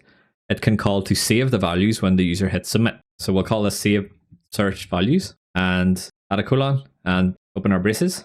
And here we'll say destination is going to be a string, add a comma, and then we'll say check-in is going to be a date, check out is going to be a date, adult count is going to be a number, and child count is going to be a number as well. Go ahead and save this. And at the end here, we will define the return type of this function. So say equals, arrow, and then say void. So this function isn't going to return anything. So go ahead and save this. It should format everything for you. So all we're doing here is defining a function that will pass to our components that lets the components update the destination, the check-in, check-out, and so on in one easy to use function call. So we'll see how this works in a second after we finish creating our search context. So now we have a search context type. We have to actually create our context using this. So at the bottom, after all that stuff we just added, say const search context is going to be equal to react.create context. Then we'll open our angle brackets, and then we'll pass in our search context type, and we'll add a pipe, and then we'll say undefined. And in braces, we'll say undefined. So this is the same approach as what we did with our app context. We're just creating a context. We're specifying the type that we created up here, which is the search context type. And then we're defaulting it to undefined because the first time the app loads, it's going to be undefined. So now we need to create a provider. So we'll say export const search context provider is going to be equal to an arrow function. And then in here, we'll say return. And inside our return statement here, what we're going to do is say search context dot provider and open and close our braces just like this. And inside the tags that we just added, we're going to say children. And the children variable comes from the props, which we can destructure up inside our search context provider arguments. So add some braces in here, and I will say children, just like this. So this is going to wrap our entire app, and it's going to give all our components access to some values, which we'll define in a second. First, we have to fix some of these errors. So first thing to do is import React from React. And next we have to define a type for our provider. So just outside the provider, we'll say type search context provider props. It's going to be equal to an object, and this will take the children, which will have a type of react.react node, just like this. And then we can attach this type to our provider. So just inside the arguments, after the object, we'll add a colon and then paste it in just like this. So now we're saying our search context provider has props of this type. Okay, good. So now the last thing is in the provider, we have to specify a value. So if we say value equals and then add in some braces, and then we'll pass an object in here. So it's still giving an error, but if you hover over it, it says type empty object, which is what we just passed in, is missing the following properties from the search context, destination, check-in, checkout, adult count, and so on. So it's basically saying that we've specified a type up here, our search context, but we haven't specified what those values are. So if we scroll down into our provider, just above the return statement, we'll add a few new lines, and then we're basically going to have a state object to store each of the form values in. So we'll say const destination set destination is going to equal to use state, which will have a type of string, and then we'll default it to an empty string. And then go ahead and add the import from React, and we'll take a new line, and then we'll say const check-in, comma, set check-in is going to equal to use state, and this will have a type of date, and then we'll just default this to a new date. So then we can copy and paste this line, and then we'll change check-in to checkout, and we'll change the update function to set checkout, just like this, and then the type will be date, and then we'll default it to new date as well. And then we'll say const open braces adult count, comma, set adult count is going to be equal to use state, and this will be of type number. And then we'll default this to 1, since the business logic for our app says that all hotels must accept at least one adult. Then go ahead and duplicate this, and then change adult count to child count. Now we'll change the setter for this to set child count. And then we will default this to 0, since children are optional. Okay, so now if we look at our type again, we've defined values for each of these. Now we just need to create this save search values function that we will pass to our components as well. So scroll back down to the search context provider, and after our state values, we'll say const save search values, which will be equal to an arrow function. And then we basically need to define each of these again in the parameters, as this is what the components will pass to our function. Inside the arguments, we'll say destination will be of type string, check-in is going to be of type date, checkout is going to be of type date, adult count will be of type number, and child count will be of type number as well. So go ahead and save this, and this is what we have so far. So lots of errors, but don't worry, they will sort themselves out in a second. So inside of our function, what we want to do in here is basically update these state values of the values that we received when the component calls this function. So we'll say set destination, and then we'll pass in the destination, and then do set check-in, and then we'll pass in the check-in, just like this. And then we'll say set checkout, and then we'll pass in the checkout variable, and then we'll do the same for adult count. We'll pass in adult count, and then just like this. And then finally, the last one we'll do is we'll do set child count, and then we'll pass in the child count, just like this. Okay, good. So a bit of typing involved here, but it's going to save ourselves lots of work as we go forward, which is always nice. So we've defined our variables, and we've defined our function to update the variables. What we can do is scroll down, and inside the value object that's still complete in here, we basically have to pass these things in. So it doesn't matter too much the order really, but I like to keep things in order of state value. So inside the object, say destination, and then add a comma, then say check-in, and add a comma, checkout, add a comma, and then the same for adult count and the child count, just like this. And then we also want to pass in our save search values function. So we'll paste this in here as well, just like this. So we're passing in a reference, so you don't need to add any braces at the end. And it's saying that hotel ID is missing from type. So we don't need the hotel ID just yet, because we'll be looking at that when we come to the view details stuff, but we'll add it in while we're here. So if we scroll to the top where we added in our state variables, we'll just add a new one to the bottom. Say const hotel ID, comma, set hotel ID is going to be equal to use state, and then pass in a string, just like this, and then we'll default it to be an empty string. And in our save search values function, in the arguments, we'll add a new one to the end. So we'll add a comma after the child count number. Then we'll say hotel ID. Then we'll add a question mark because it's an optional parameter. Then we'll say this is a string. And in the body of our function, we'll take a new line. And we'll say if we get a hotel ID, then we want to save this to our search context state. We'll say set hotel ID, and then we'll pass it in like this. And the last thing we need to do is we want to expose this in our provider. So scroll down, and inside values, at the end, we'll say hotel ID, and then we'll add a comma, just like this. And that's all the errors. Okay, good. So now we've created a search context provider that will hold the user search criteria and expose it easily to any component that needs it. So we'll see the benefit of this as we go throughout the course and how it's helpful to put things into a context provider. But next, what we'll do is we will create a hook that lets our components get easy access to these properties. So towards the bottom, we'll say export const use search context, and this will be equal to an arrow function. And then in here, we'll say const context. It's going to be equal to use context, and then we'll pass in our search context. And then you'll have to import the use context hook from React, and then we'll say return context as search context, just like this. And then we'll jump into the Explorer. Then we'll go to main.tsx. And in here is where we have defined our app context provider. So we'll just import it and add it the same way. So it's just inside app context provider. We'll say search context provider, and then we'll paste our app component inside of these two things, just like this. And that's it. We've added a context and our app has access to it through the hook that we just created. So hopefully you've seen that the search context and the app context are quite similar in terms of the structure. So we defined a type, created a context, and added a provider, and then exposed the provider through a custom hook. This is quite a common way to do it. So even if all this stuff doesn't make sense, if you're able to reference this and adapt it in your own code and projects, then it'll work the same regardless of the scenario.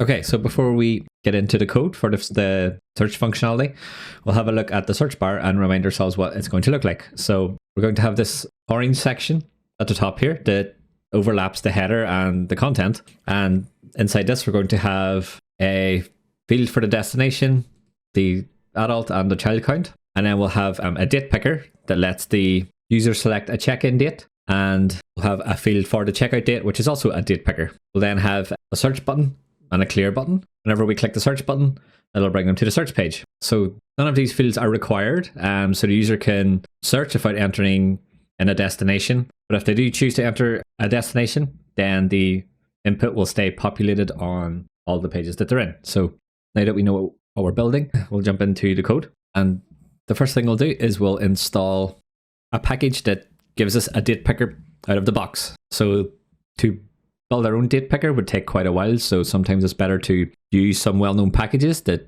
achieve the same thing. So in a terminal, what you want to do is make sure you're in the front end folder, and then we'll say npm i, and then we'll say react-date picker, just like this. So this will install a date picker package for us. So we've done this, we can close our terminal.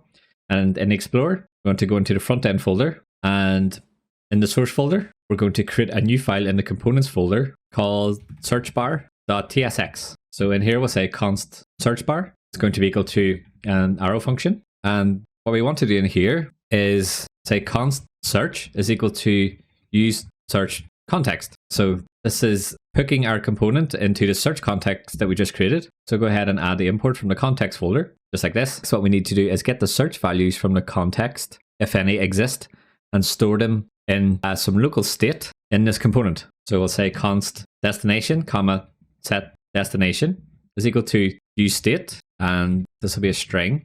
And then we'll initialize this to be whatever the destination is that's stored in the search context. So we can get this from the search variable. So inside the braces for our useState hook, we can say search dot, and then it should give you IntelliSense to show you all the properties that are available in the context. So we'll say search dot destination, just like this, and we'll import our useState hook.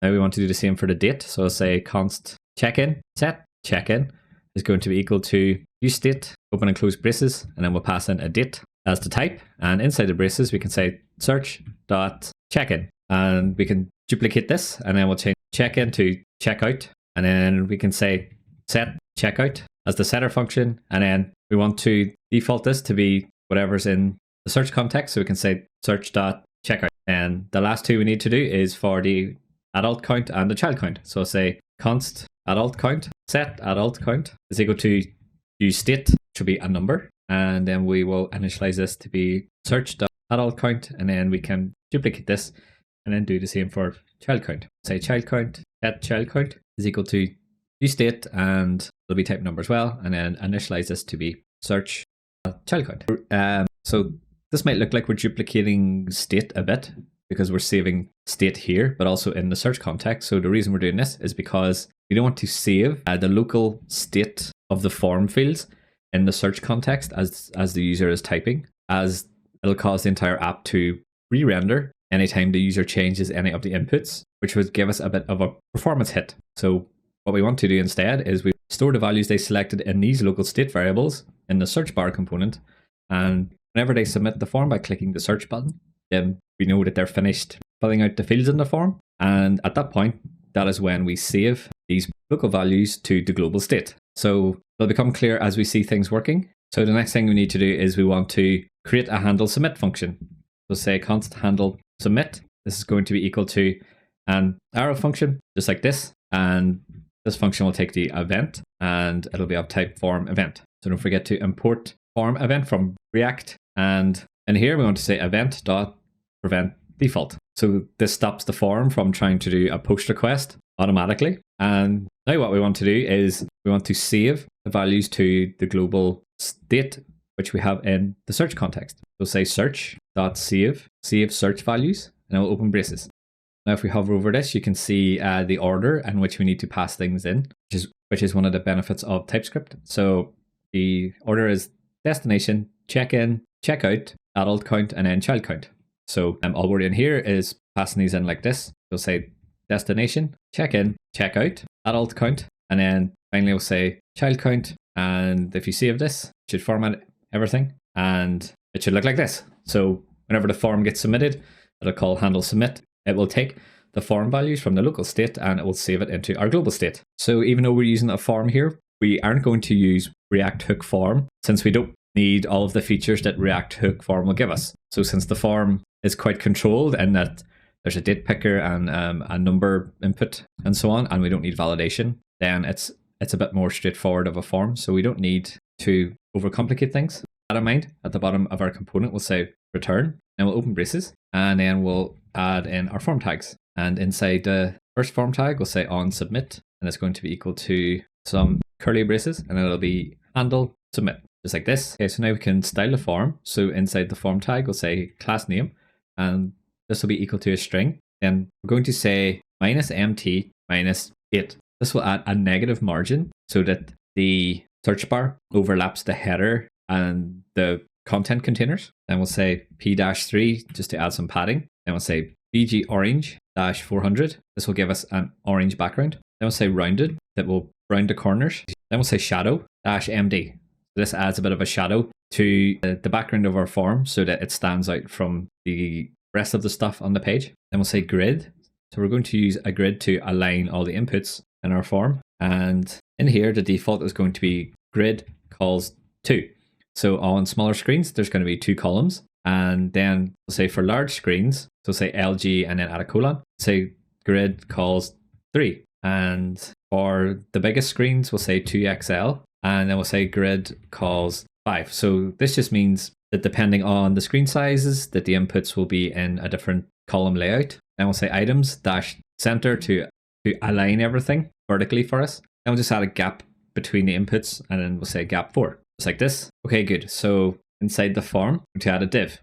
So if we look at the finished example, this will contain the icon and the text box here for the destination field. So inside the top div tag, we'll add a class name and we'll add a string, and then we'll say flex, and then we'll say flex row so that our icon and our input is aligned in a row. And then we'll say items center. Then we'll say flex 1, which means take up all of the available space. Then we'll add a white background by saying bg white. And we'll say p-2, and just like this. And inside of this div, what we want to do is say md travel explorer. So this is coming from the React icons package. So we'll scroll to the top and we'll say import, open our braces, and then we'll say MD travel explorer. Then we'll say from, open our string and say react-icons/MD, just like this. And if we scroll down, the error is gone. And inside the MD travel explorer component, we'll pass in a size. So we'll say size will be 25. And then we want to add a class name that will just add a bit of spacing to the right.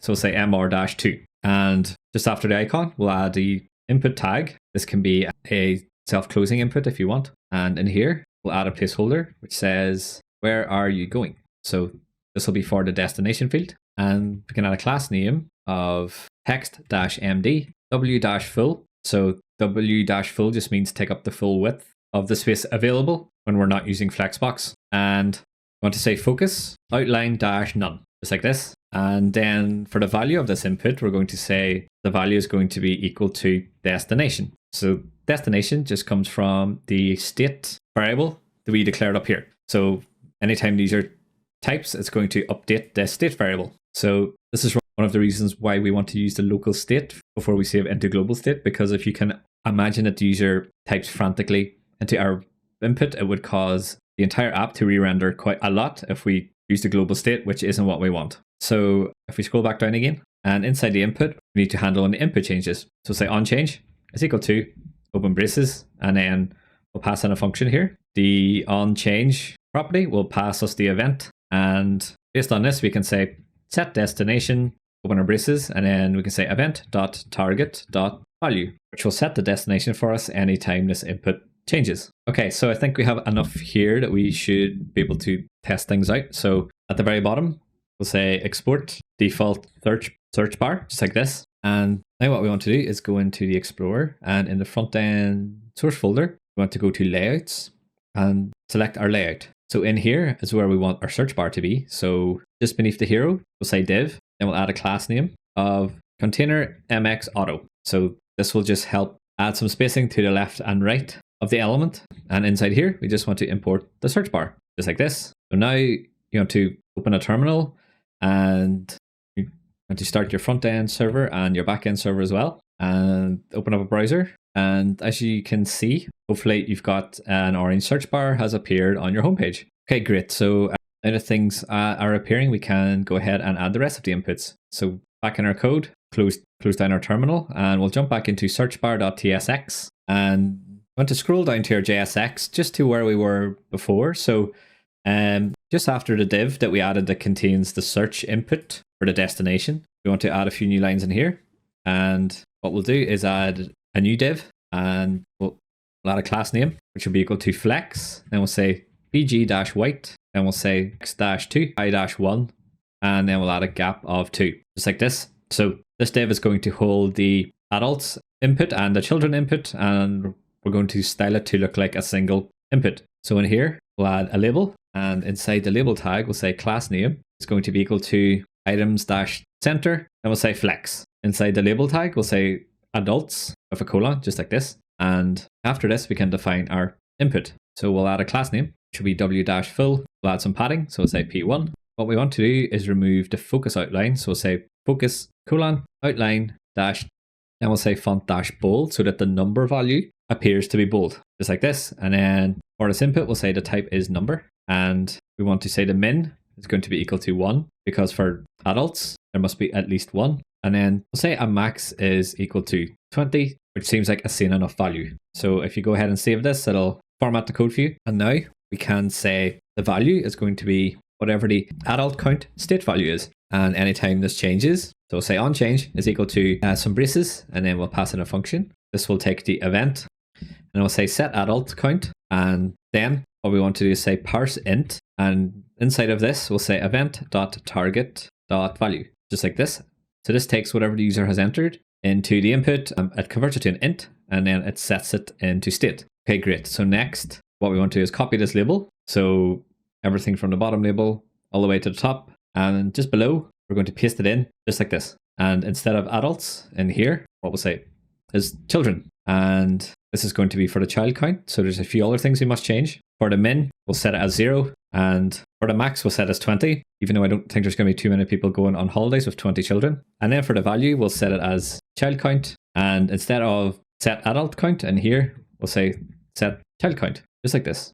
Now, if we save this and have a look at the browser, you can see we have a input here for the adults and children, and we can enter values and change the values, which is good. So now we'll add a couple of date pickers for the check-in and check-out dates. So just after the div that we added that groups the adult and the children inputs, we'll add a new line just below this, and this is going to hold our date pickers. So we'll add the date picker component just like this. And if it didn't import it, what you need to do is go to the top, and then we'll say import date picker from React-date picker, just like this. And if you get an error, it might say cannot find the types or whatever.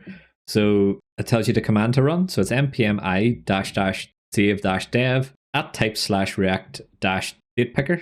So go ahead and copy this, and in your terminal, you can stop your server and just run that command to give you the types. And once it's installed, you can start your server again, just so we don't forget. And you can close this down and the error should be gone. And it's given an error here. It's saying, did you mean to use import date picker from React date picker instead? And yes, I did. So thanks very much, TypeScript. So we just want to remove the curly braces here, just like so. And there we go. So now it's imported. If we scroll back down, it's telling us we have to add some props to our date picker, which is fine because we haven't done that yet. So there's a few things we want to add. So inside here, first thing we'll say is selected. And since this is the check-in field, we'll say check-in. So this will pre-select the date of the check-in value on our little date picker for us. Then we'll add an onChange event, and we'll pass a function in, and this will give us the date that the user has selected. So we can say set the check-in value as being date, and then we'll say as date. This will just convert it to a date for us before we set it into state. And go ahead and save this just like this. And we'll say select start. So because we're working with ranges, this means select the first date as specified in the start date property, which we'll add now. Say start date is equal to the check-in. We'll say end date is equal to checkout. We'll say min date is equal to the min date, which we haven't created yet, but we'll create in a second. And then we'll say the max date is equal to the max date, which we also haven't created yet, but that's okay. And then we'll say placeholder text, be check-in date. And then we just want to add some classes in here. So we'll say class name. We'll say min w-full, which means take up all the space in this grid column. Then we'll say bg-white. Then we'll add some padding to the inside. Then we'll say focus :outline -none, just like this. And that should be it. So before we check this in the browser, we will add the min and the max date. So these basically specify what the user can select and what they can't select. So if we scroll up, just above the return statement, we'll say const min date is equal to new date. So this basically means today. So they can't select any dates in the past. And we'll say const max date is equal to new date as well. And then we'll say max date dot set full year, open our braces. Then we'll say max date dot get full year, open our braces, and then +1. So what we're saying here is that the max date is going to be 1 year from now, just as a same default so that the user can't book too far ahead. Now, if we check our date picker, the error's gone. So you can go ahead and start your front-end server if you haven't already. And then we'll jump into the browser. And as you can see, we've got an input has appeared. And if we click on it, we get a calendar. And the calendar is a bit of a mess. And that's because the React date picker package doesn't style it for us. So instead of going and styling this ourselves, what we're going to do is take the default style sheet that they provide for us and use that just to save a bit of time. So if we jump back into the code and you want to scroll to the top, and in here, you want to say import, open speech marks, and then we'll say React-date picker /dist/React date picker.css, just like this. So this will import a style sheet for us that will style our date picker. If you save this and open the browser again, you can see that things look a bit better now, and we have a nice calendar that appears whenever we click on the input. And you'll also notice that we can't select a date in the past, which is nice. So this is good. And if we select a value, the input will update. So it's up to you if you want to style this date picker yourself, feel free to do that. But we're just going to leave this as it is because it works fine and it doesn't look too bad. So now we'll jump into the code again. And the joys of having done it once means that we can copy and paste. So what we want to do is select a div that has the date picker in it, just like this, and copy this. And just outside of the closing div tag, you want to paste this in. So this is for the checkout date. So we just have to change a few things in here. So we'll say the selected is going to be checkout, and on change, we want to set the checkout date as being what date they chose. Okay, good. So this is nice because since we specified a start date and an end date in here, it means that the user can see the range that they've selected. So if we save this and go back to the browser, and if I choose a check-in date, so just choose any date in the future, and if I select on the checkout date, and if I select any date that's a bit farther in the future than that, and if I choose this again, you can see it's highlighted my dates for me, so that's nice. So we have a bit of a gap between these things, so let's fix that. We jump into the code again, and in the date picker component,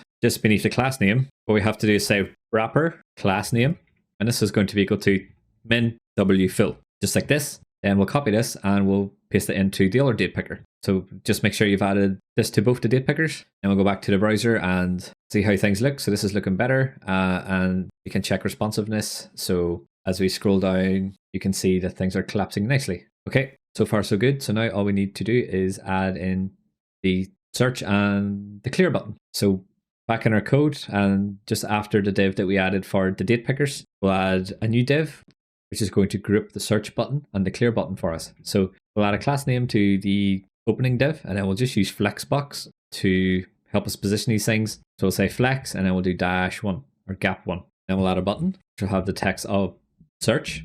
So just like this, and we'll add a class name in here. So we want the search button to be a bit bigger than the clear button. So we'll say w-2/3, which means take up 2/3 of the available space. Then we'll say bg-blue-600. We'll say text-white. Then we'll say pitch-full. So take up all the height that's available. Next we'll say p-2, and we'll say font-bold, text-XL. And then we'll add a hover style. So we'll say hover: bg blue-500, just to make the button a bit lighter when the user hovers over it. So go ahead and save this.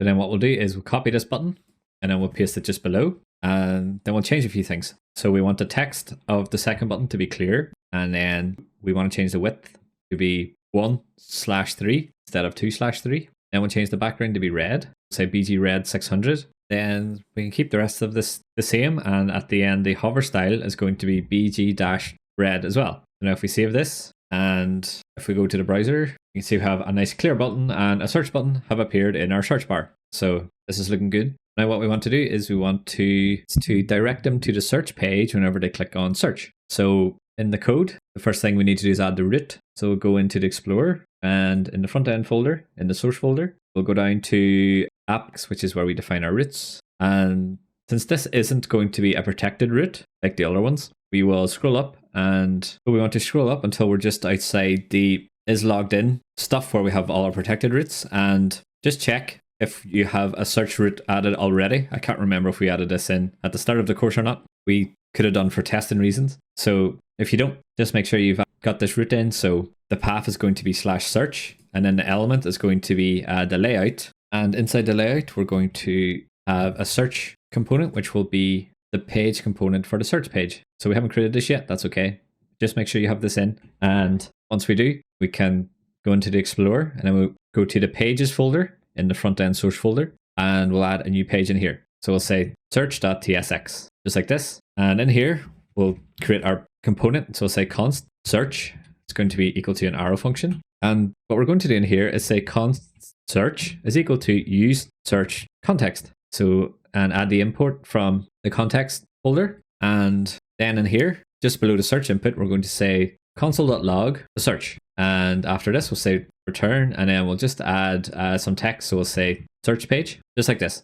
So all we're doing here is we're creating the search page, and we're going to just make sure that the values that the user has added to the search bar form is correctly getting saved to the search context. And the way we're doing this is we're going to get everything out of the search context, and then we're just going to console log it to the browser. So at the bottom, we'll say export default search, just like this. Then we'll jump back into app.tsx, and then we'll add the import from pages/search, just like this. And the last thing we need to do is we need to take the user to the search page when they've submitted the search bar form. So if we go into searchbar.tsx, and we'll scroll down to our handle submit function. So after it's saved the values, what we're going to do is going to say navigate, and then we'll pass in where we want to take them to. So we'll say /search, just like this. And then the navigate function comes from the use navigate hook. So we need to get this. We scroll to the top of our component, and then we'll say const navigate is equal to use navigate. And then import this from the React Router DOM package, just like this. And now if you scroll down, the error should be gone. So after it saves the values to state, it's going to push them to the search page. And then on the search page, we're just going to pull the values out of the context and then display them. If you jump back to the browser, doesn't matter if you fill these out or not, just remember what the values are. Might make sense to change them just to test that things are working properly. So once you filled it out, go ahead and click search, and the text search page should appear because that's all we have on our search page at the minute. And if you have a look at the console, you can see we have a bunch of values in here that are taken from the search context. So this proves that things are working, and it means that in our code, we can easily get access to the search terms that the user has selected by going to the use search context. And it means that we don't have to worry about how to arrange our components so that we can pass props and stuff, and it makes our code quite clean.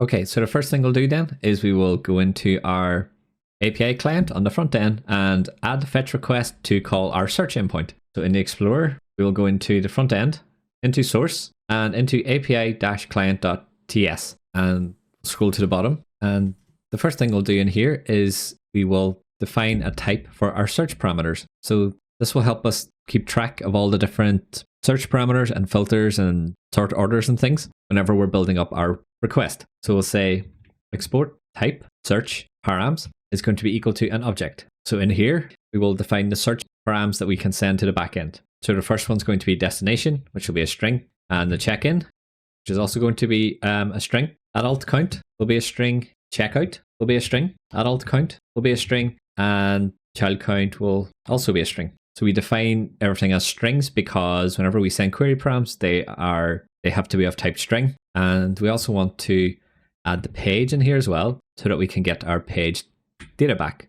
We'll say page and it'll be of type string. Once we have this, we can go ahead and create our function. So we'll say export const search hotels is going to be equal to an async arrow function. And in the arguments of the function, we'll say search params, and this will be of type search params that we just created up here. And in here, what we need to do is build up the URL search parameters using the URL search parameters object. So we'll say const query params is equal to a new URL search params, just like this. And in here, what we can do is say query params append, and then we will give this a key. So we will just do them in order in which they're specified up here. So we'll say destination, comma, search params dot destination. Then we'll do a double pipe, and then we'll say string. So since all the search parameters are going to be optional, since a user can go in and view all the hotels without having to enter too much info, then we will default it to an empty string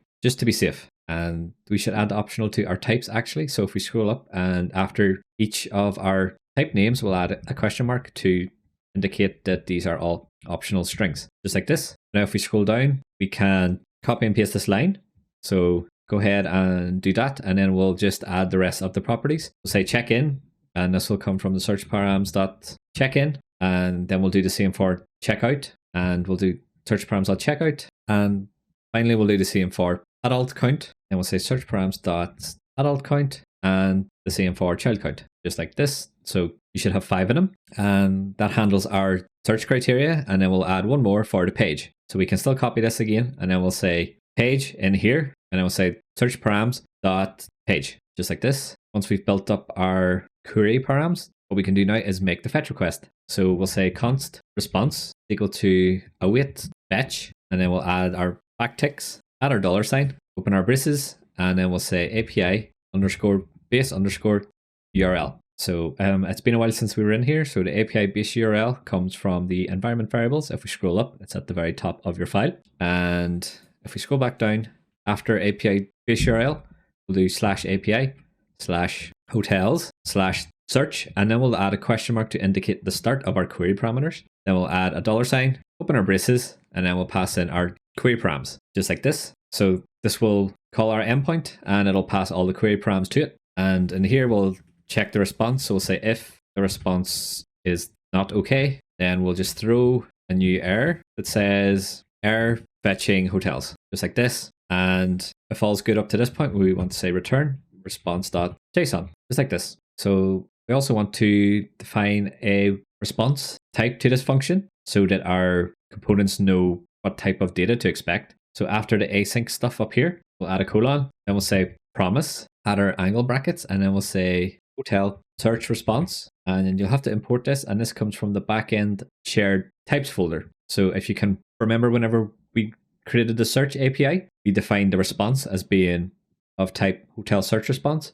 So we're just using this type here as well to make sure that our front end and back end are in sync when it comes to the shape of the response. So this is probably the biggest advantage of TypeScript that we will see. So now we've got our fetch request, we can jump into our search page. So if you go into the front end source pages folder to search.tsx, where we've added some stuff to do here, is we want to use React query to call our search endpoint. So we can delete the console log statement, and just underneath the search, we'll say const, open our braces, and we'll say data, and we'll say hotel data, just to rename the data variable to something more helpful for us. And outside of the last brace, we'll say use query and open our braces. And in here, we'll open some square braces and we'll give our query a name. So we'll say search hotels, then we'll add a comma, then we'll say search params. So I'll explain what this does in a bit more detail in a second. And just outside the array, we will pass in a function that we want the use query hook to handle. And in this case, it will be API client search hotels, which is the fetch request we just created. And then we have to pass in our search parameters, just like this. So we have a few things to fix.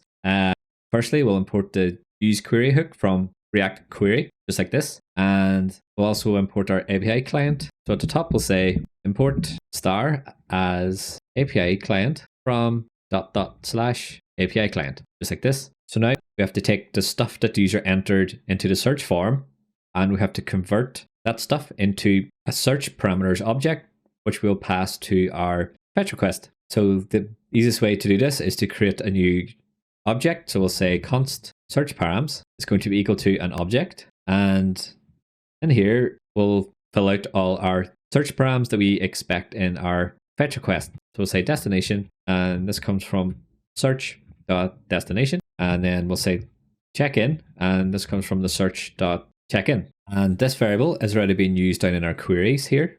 And as you can see, we're getting an error. So it's saying the type date is not assignable to type string on property check-in. So what that means is that our fetch request is expecting a bunch of strings because the query parameters must be of type string, but our check-in variable that we get from the search is of type date. So that's no good. But what we can do is we can convert it to a string before we pass it on. So you can say check-in.toISO string, just like this. And as you can see, the error is gone.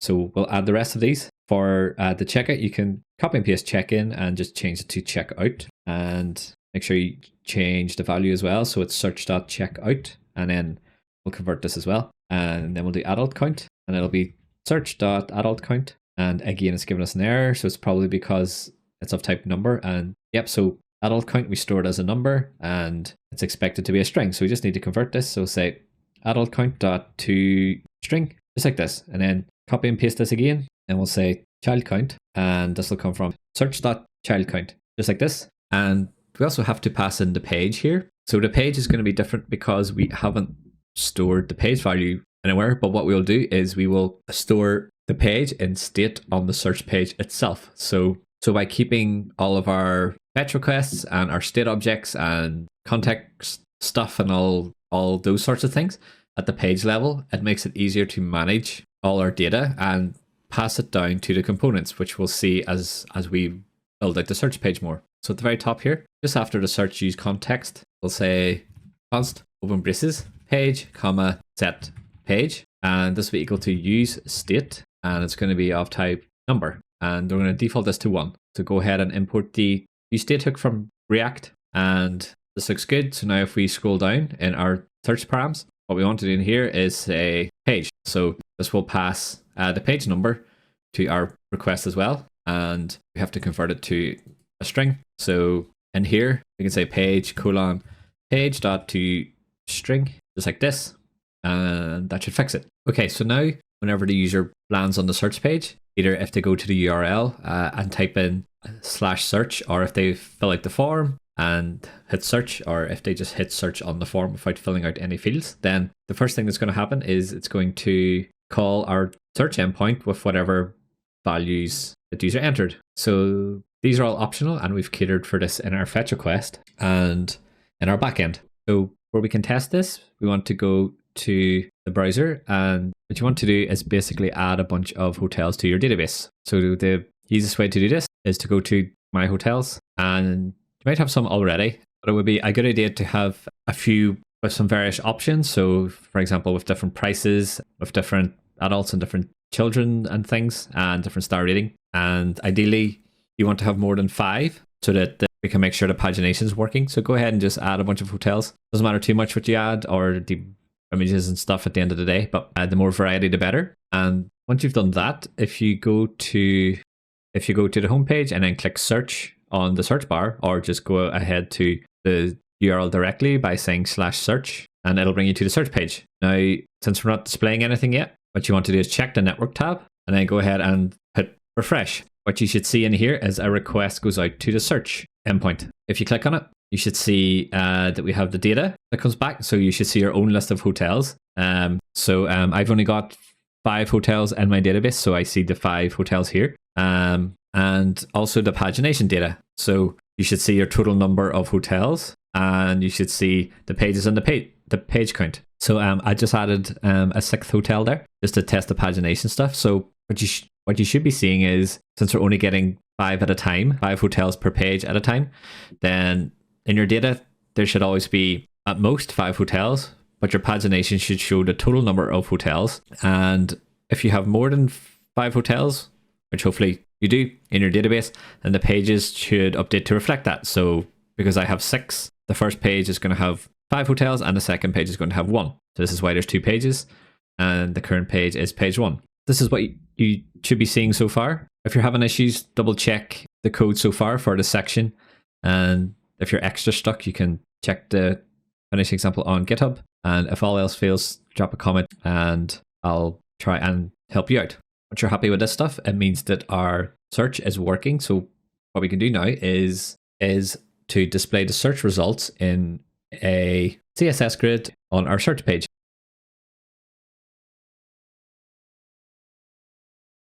So in our search page in search, we're going to scroll down until we get to the return statement. So we've added some stuff in here, some text, but we can delete this and fragment. We'll open some braces, and then in here we will add a div. So if we have a look at the finished app, we're going to have essentially 2 columns here. So the column on the right is going to have our search results, and on the left we'll have our filters. So we're going to put this layout in place, but we're not going to worry about the filters just yet. We don't want to confuse ourselves by doing too much too soon. So we're just going to focus on the search and the pagination at the bottom as well. So back in the code, we want to start off by adding our 2-column layout. So in the div, we'll say class name, and this will be equal to grid. And we'll say grid-calls-1, which will be the default for small screens, so that the filters will stack on top of the search results. But for the larger screens, we're going to say grid calls, and then we'll add in our square braces, and then we're going to say 250 pixels underscore 1FR. So this essentially will give us 2 columns. The left column will be 250 pixels, and then the right column will be whatever space is left. So this just stops the filters column from becoming too large, which isn't really necessary. And the last thing we need to add in here is a gap of 5, just like this. So we'll add the filters column first, since we want it to appear on the left. So we'll say div, and in here we'll say class name. It's going to be equal to rounded-lg, and we'll say border, and we'll say border-slate-300, and we'll say padding of 5, and we'll say pitch-fit, which means fit the height of the container. Then we'll say sticky, and then top-10, just like this. So what sticky does is that it'll stick this div to the window as we scroll down. So The best way to see this working is to have a look at the finished example.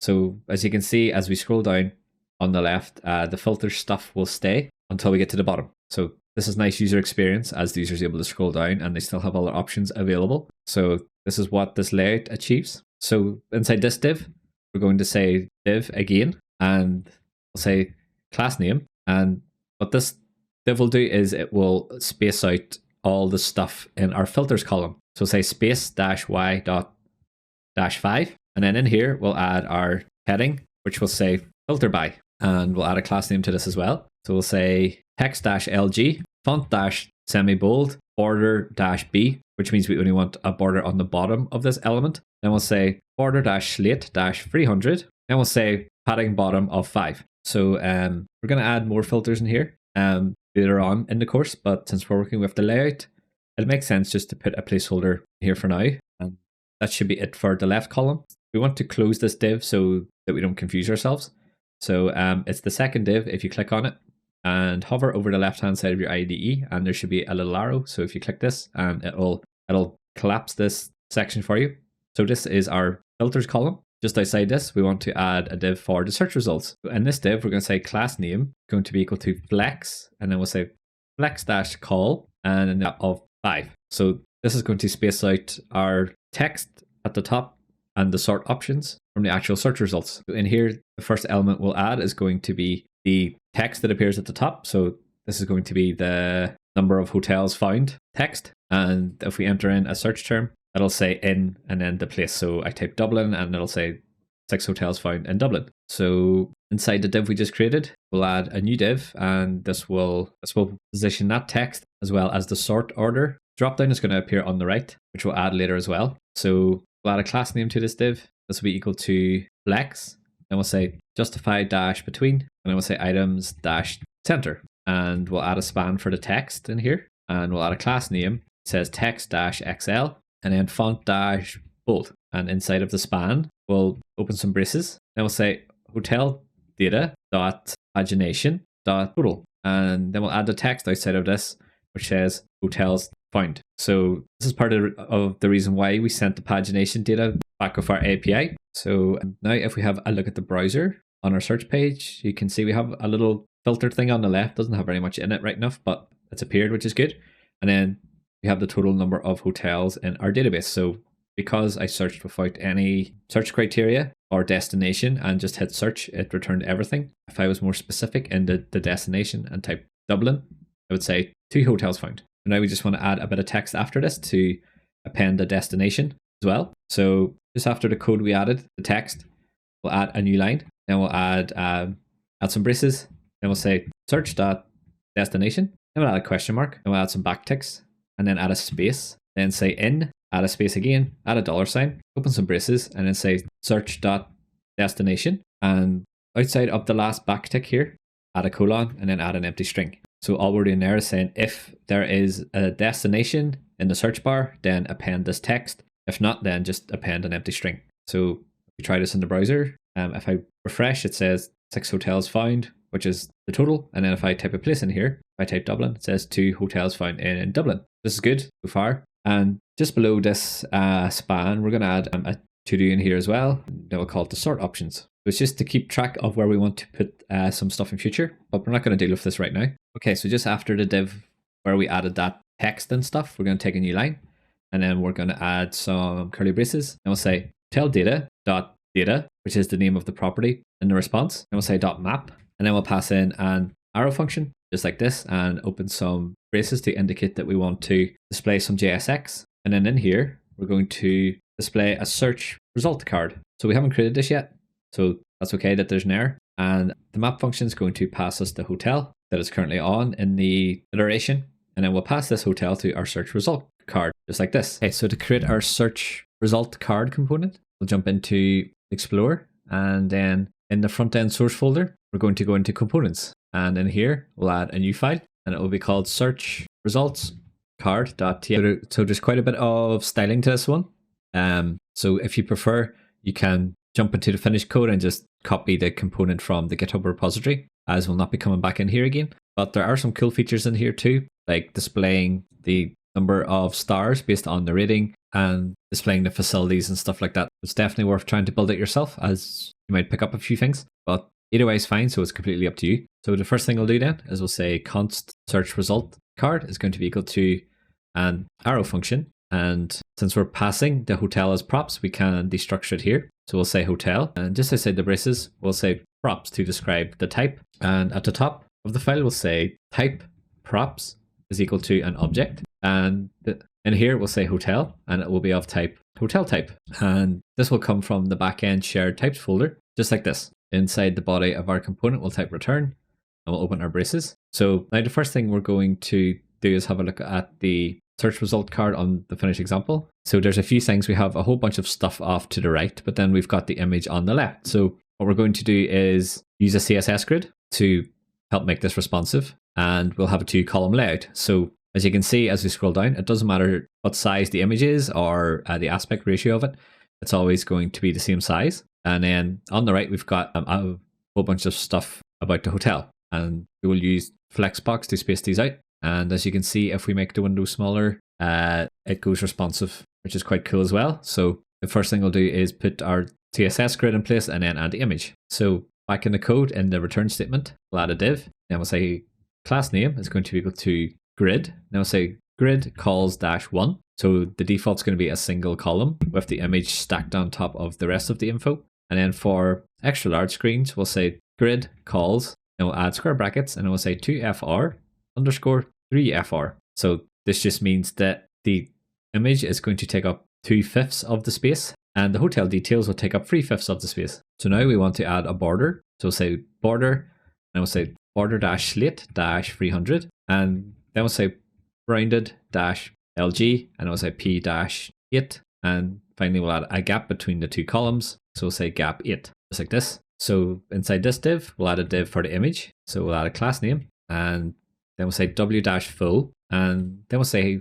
pitch dash open square brackets, and it will pass in 300 px. So what this means is it's always going to have a height of 300 pixels, and then the image will scale the width to keep this aspect ratio. This is what ensures that the images stay all the same size. And within this div, an image tag, which can be a self-closing tag, and in here we'll say the image source is going to be from the hotel dot, and then IntelliSense should kick in, and what we want is the image URLs, and then we'll just take the first one, just like this, and then we'll add a class name here of w-full space pitch-full, then we'll say object-cover and object-center, just like this. So what these properties mean is that the image will scale to fit the div where we specified our own aspect ratio, and object cover and object center means to crop the image and to focus on the center, just like this. So this is our first column. After this div, we'll add a new div, which will be the right column. So we'll add a class name for this. Then we'll say flex, and then we'll say flex call, and we'll say justify dash between. And we'll add some text in here. It says details column, just for now, so that we can see what things look like. So at the very bottom, go ahead and say export default search results card. And it said, did you mean search result card? So we'll keep the component the same name as the file.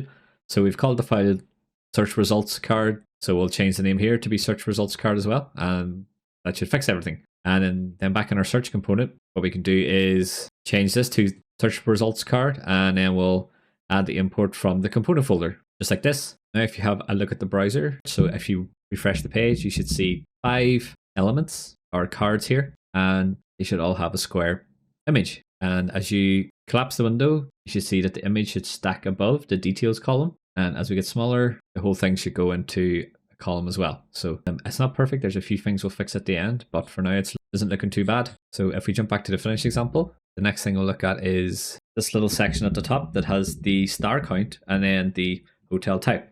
So the way we're going to do this is we're just going to work from the top down. So if you think of each of these elements as being a row, that's what we'll do. So the top row has the star and the type. So we'll look at this first. Okay, so back in our code then, where we have this div that we just added with nothing in it, we're going to change the class name to use a grid, as it might be a bit easier to follow. We'll say grid in here, and then we're going to say grid dash rows dash open braces, and then we'll say 1fr, and then 2fr, and then 1fr. So we're splitting our right hand column into 3 rows.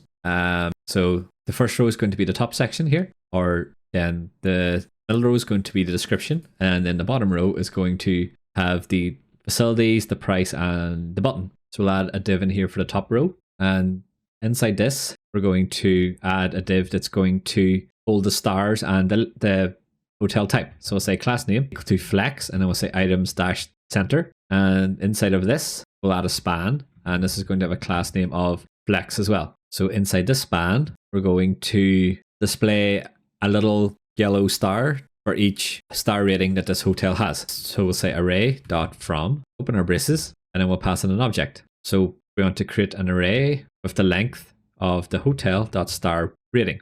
So if the star rating is 3, then this array is going to be 3. And outside the last brace here, what we're going to say is .map. So we're going to create an array based on the star rating, and we're going to map over it. So we'll pass a function in here, and then we'll open our braces to render some JSX. So in here, what we can do is say AI fill star, which is going to be an icon from the React icons package. So to get this, we'll scroll up and we'll say import, open our braces, and we'll do AI fill star from React-icons/AI, just like this. So for each star rating, it's going to display a star. And then what we can say is class name is equal to a string, and I will say fill-yellow-400, just like this. Now if we have a look at this in the browser, you can see we have some little stars up here, and if you scroll down to see the rest of your hotels, depending on how many star ratings you have created the hotel with, then it's going to appear as that number. Okay, good. So now back in the code, after the span that we just added, we're going to add a new span, and this is going to display the hotel type.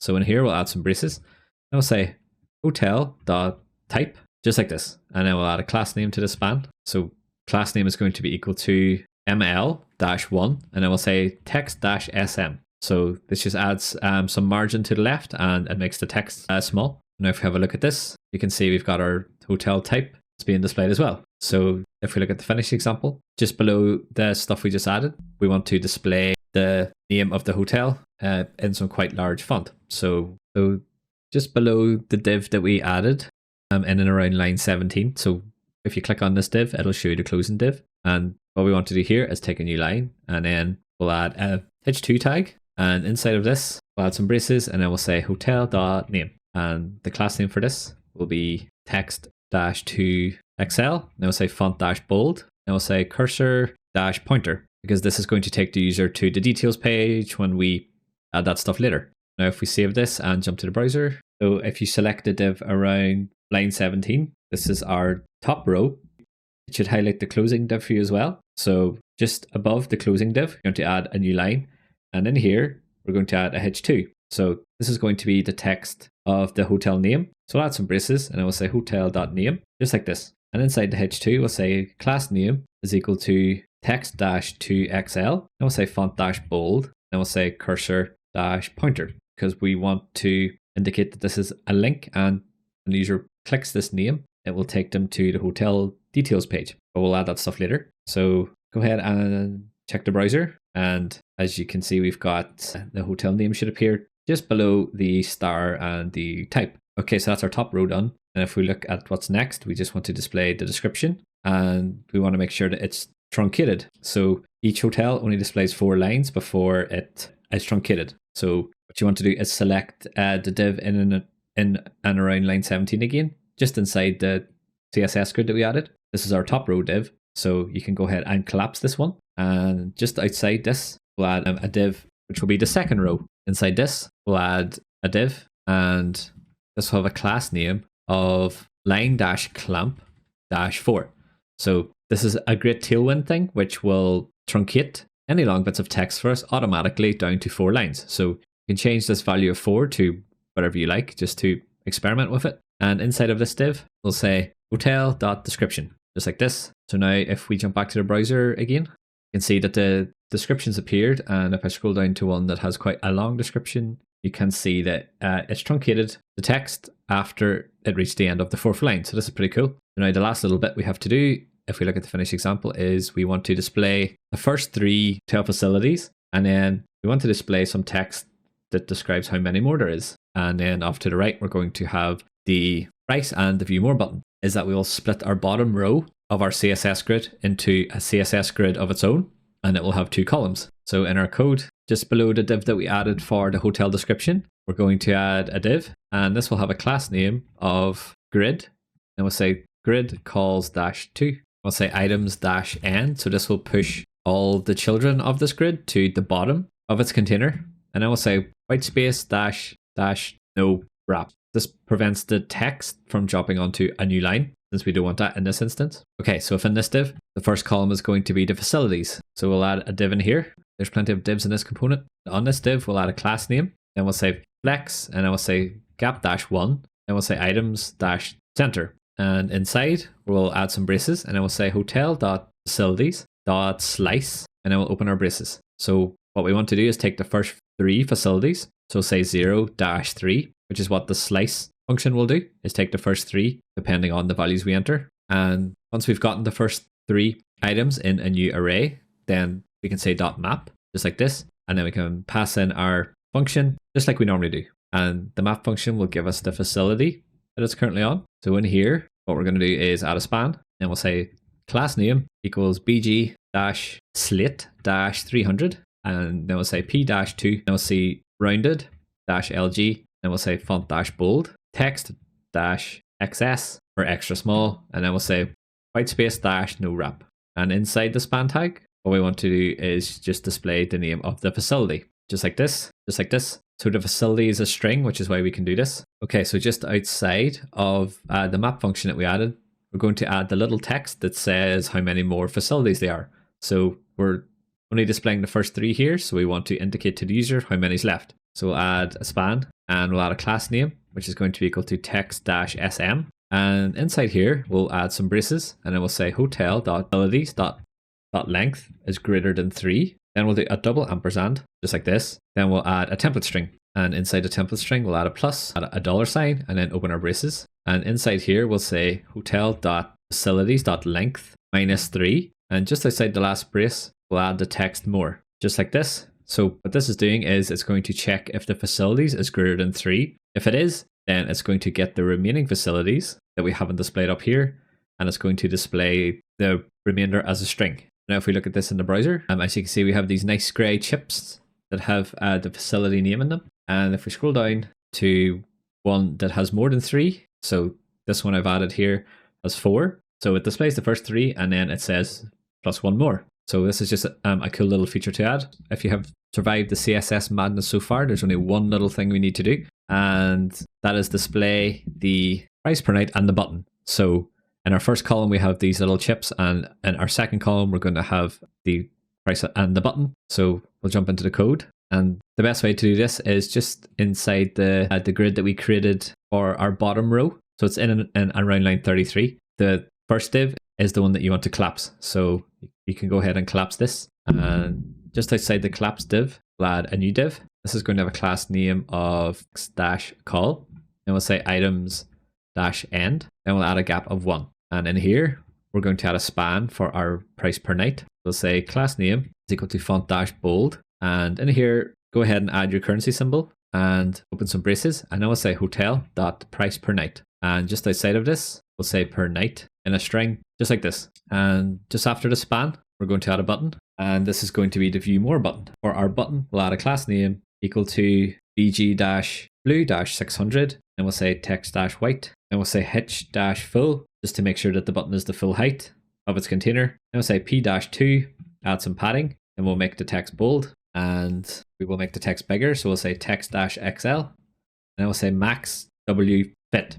So this just means don't expand too much of the width, and it should shrink to fit the content of the button. So sometimes CSS grid can be funny, and it can make the children expand too much. And I think the last thing we need in here is a hover style. So we'll say hover, and we'll say bg-blue-500, just like this. So I think that should be it. So if we save and have a look at the browser, and if you scroll down, you should see your price per night and your button appear. So let's just do a quick CSS test on the responsiveness. So if I shrink down, things look like they're stacking okay. And if I go to the small screen, you can see that everything's stacked vertically. This is pretty good and seems to be working well. So the last thing we need to do is we need to add functionality so that if the user clicks on the button or clicks on the name, then it takes them to the hotel details page. So thankfully this isn't as crazy as the CSS stuff that we had to go through. So if we jump into the code and to scroll up until we find the h2 tag where we added the hotel name. So it should be in and around line 26. And what we'll do here actually is we'll change the h2 to be a link. And this link will come from the React Router DOM package. So go ahead and change the tag at the end as well. So it makes more sense that it's a link because it's a clickable thing. And we need to say where we're sending this to. So we'll say to is equal to, and then open braces, and then we'll add a template string in here. And in front of the template string, we'll say /detail/ and then inside the template string, we'll say hotel._ID.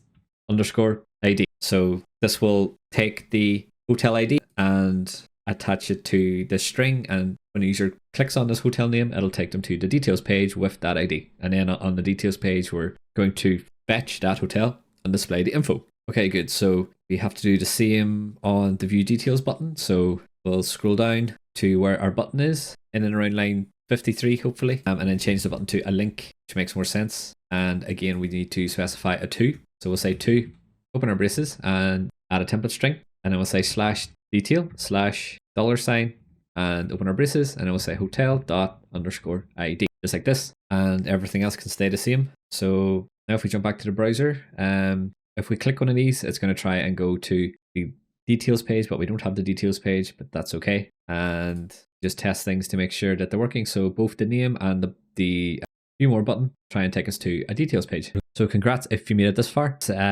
A lot of styling went into the search results card, but hopefully you can see that if we break things down into grids and things like that, that it should make it a bit easier for you to build out different things like this. And we've added some cool functionality here as well, which is nice. So now that we've got this working, what we can do is add the pagination stuff to the bottom.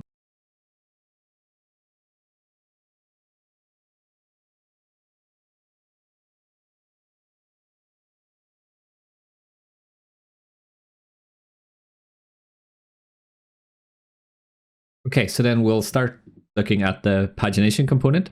So we already built out the backend logic that handles the pagination. So all we have to do is add some stuff to the UI and pass the page parameter to our search API. So to do this, we will go into the front end folder, and in the source folder, we will go into components, and then we'll create a new file, and this will be called pagination, just like this. And in here, the first thing we'll do is we will create a type for the props that this component will expect. So we'll say export type pagination props, and this will be equal to a object. And then in here, this component will accept the pagination data that it gets back from the search response API. So that is the page.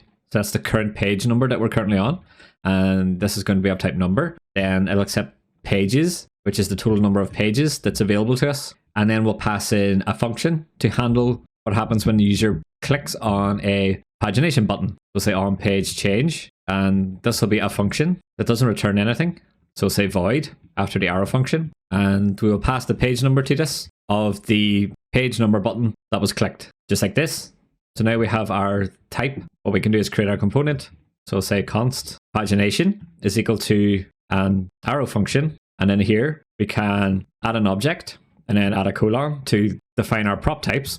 So we'll say props in here, and we can destructure our props. So we'll get the page, we'll add a comma, then we'll get the pages, and then we will get the on page change function, just like this. So the first thing we want to do in our component is we want to create an array of page numbers. This is so that we can display a number for each page in our pagination component at the bottom of our search results page, which let the user jump to whatever page they want. So we'll see this working in a second. But for now, we'll say const page numbers is equal to an empty array. And then in here, we're going to add a for loop. So we'll say for, open our braces. Then we'll say let I is equal to 1. Then we'll add a semicolon. And then we'll say while I is less than or equal to pages.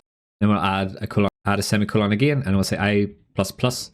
And then we'll open our braces. And then in here, we'll say page numbers dot push, and then we'll say I. So if we have a total page count of 10, then this for loop will run 10 times, and we'll display the numbers 1 to 10, and we'll add the numbers 1 to 10 individually to our page numbers array. So now we have an array of page numbers that we can work with. What we want to do is say return, open our braces, and down in here, we will add a div that will be the container for our pagination component. Then we'll say class name is equal to a string, and then we'll say flex, and we'll say justify center. So this will just center our component in the middle of the page. Then we'll add a list, and we'll give this list a class name, which is equal to flex, and then we'll say border. Then we'll say border slate 300. So this just adds a border around our pagination component. And then in here, we can say page numbers dot map, and then we'll pass in our function, and we'll open some braces in here to say that we want to return some JSX,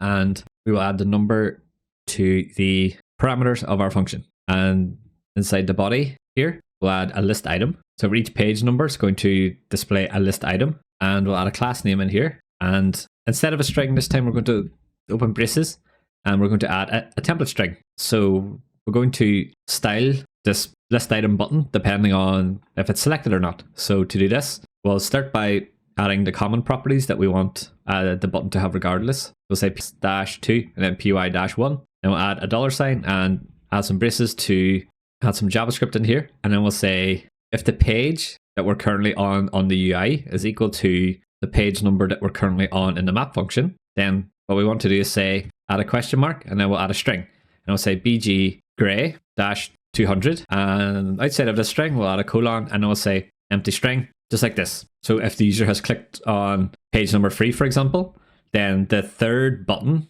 in our pagination component here will have a background color of gray. Otherwise, it'll just have the default background color, which we've indicated here by not passing in any additional styles. So this looks good so far. So now we'll add a button, and then the button text is going to be the number. So again, and in our button, we want to add an on click, and we're going to pass a function in here. And whenever this button gets clicked, what we want to do is call the on page change function that the parent component has passed to our pagination component. So back down in our button, after the arrow function we just added, we're going to say on page change, add some braces, and then we'll pass the number in, just like this, just like this. And at the very bottom, we'll say export default pagination, just like this. And that just about does it for our pagination component. So now we just need to add this to our search page. So in the Explorer, we'll go into Pages, down to Search, and in here, we're going to scroll all the way to the bottom until we see the code where we're displaying the hotel data.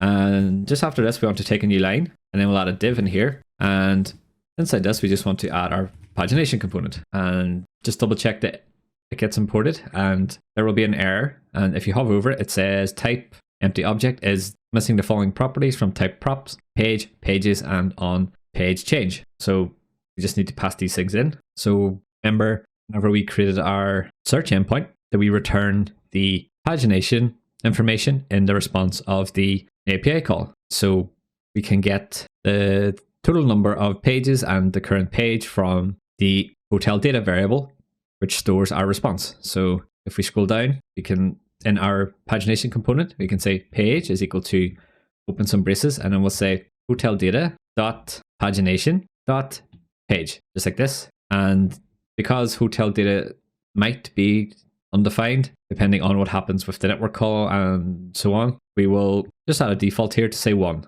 So if something does happen that results in the page being undefined, we will just display 1, which is better than causing the app to crash, so that's good.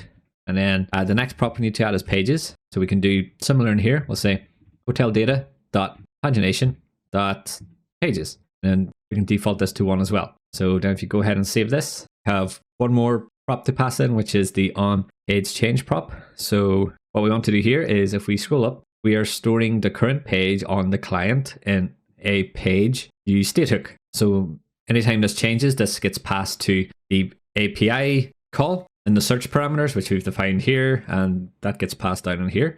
So all we have to do is update this page whenever the user clicks on one of the number buttons in our pagination component. So we'll scroll down, and in here we'll say on page change is equal to an arrow function, just like this, and then and this will have the page number in it, and then we can say set page and pass the page in. Okay, so this looks good, no errors that we can see. Anyway, so go ahead and start up your front end and back end server and jump into the browser. And once you've logged in and gone to the search page, what you want to do is make sure you have more than 5 hotels, because we have set the page size to be in 5. And in my example, I have 7. So if I scroll down, there's 5 on this page, and then you can see my little pagination component at the bottom here has a second page. So if I click the second page, it should display the last 2, and it does. And because I'm on page 2, the 2 button has a background color of gray. So the more hotels you have, the clearer this will be, as you'll have more pagination links and so on.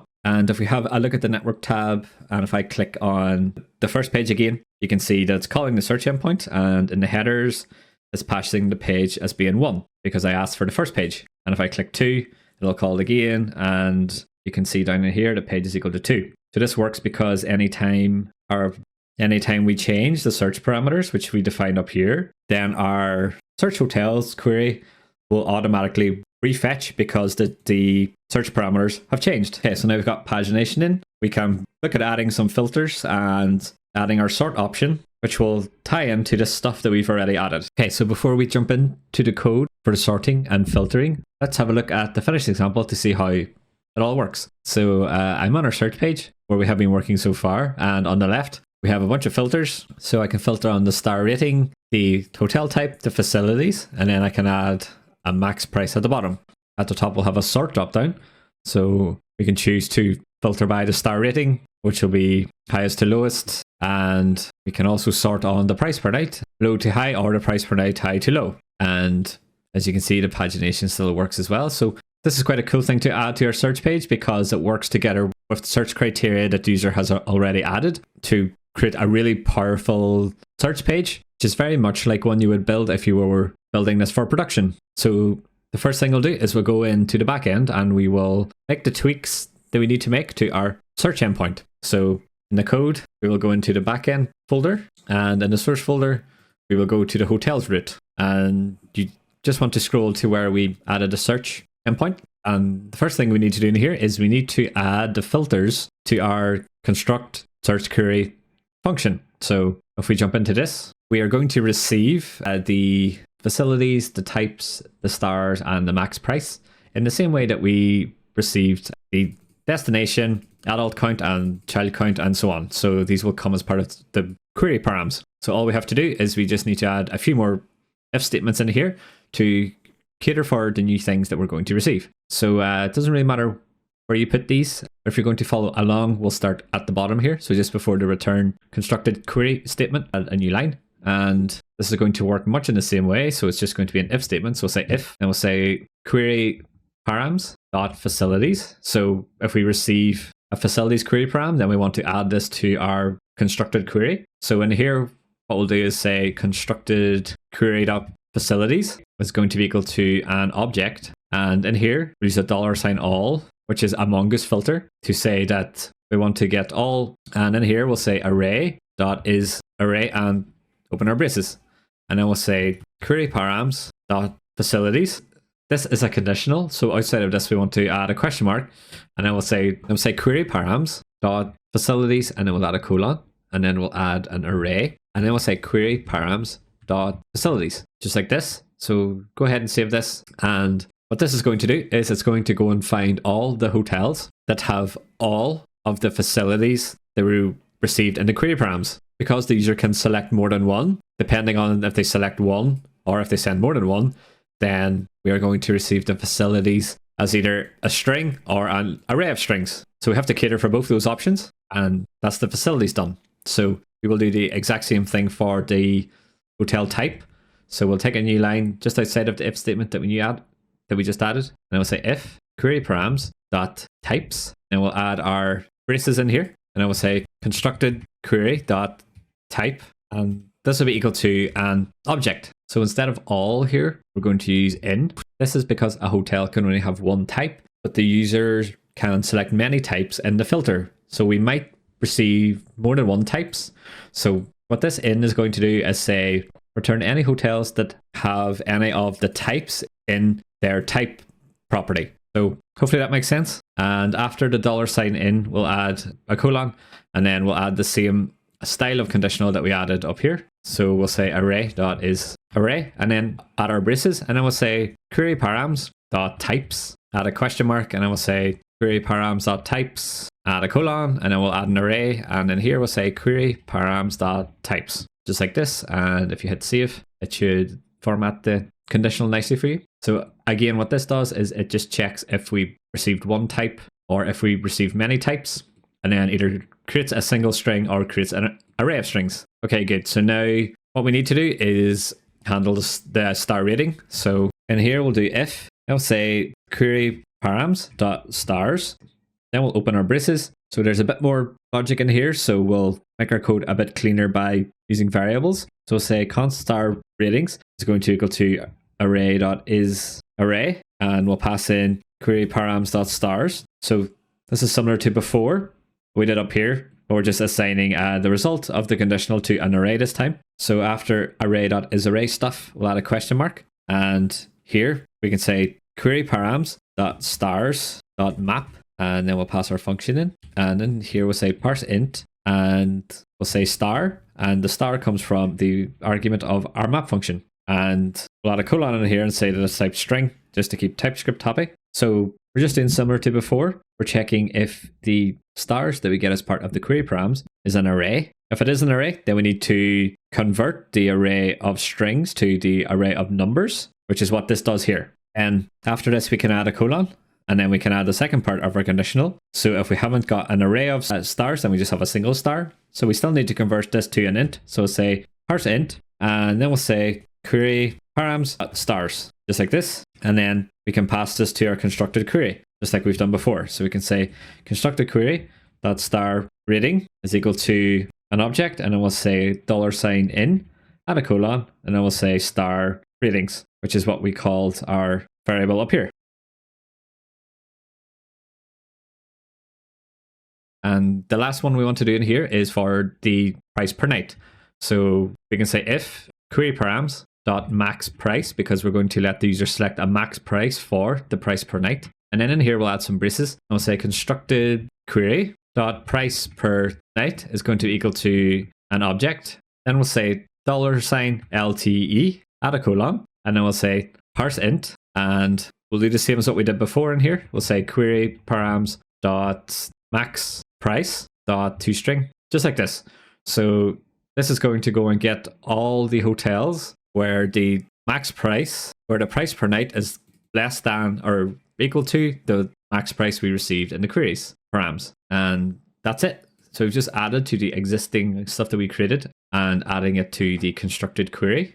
And then back in our search endpoint, when we call construct search query, all those if statements will kick in and the results will get assigned to the query parameters or this query variable. So we've sorted the filtering, but now we need to sort the sorting logic on the back end, which is a little bit different, but too much more work. So after we've created a query here, what we want to do is take a new line, and then we'll say let sort options is equal to an empty object. And then in here, we want to put a switch statement, and we're going to do a switch on request.query.sort option, and we'll add our braces here. So we're going to send the sort option along with the query's parameters as well. So in here, we'll just check which sort option the user selected, because remember the sort option is going to be a single value, which is taken from a dropdown. So in here, we'll add a case, and then we'll say star rating, just like this. And then we'll add a colon outside of the string. And we'll say sort options is going to be equal to, add an object, and then we'll say star rating, colon, and then -1. This will mean sort all the results from our query where the star rating is high to low. It's kind of weird having to pass -1 in here for that, but that's what we have to do. Sometimes code is a bit weird. And at the end, we just want to break on this so that it skips out of the case statement. And then we can add the next one.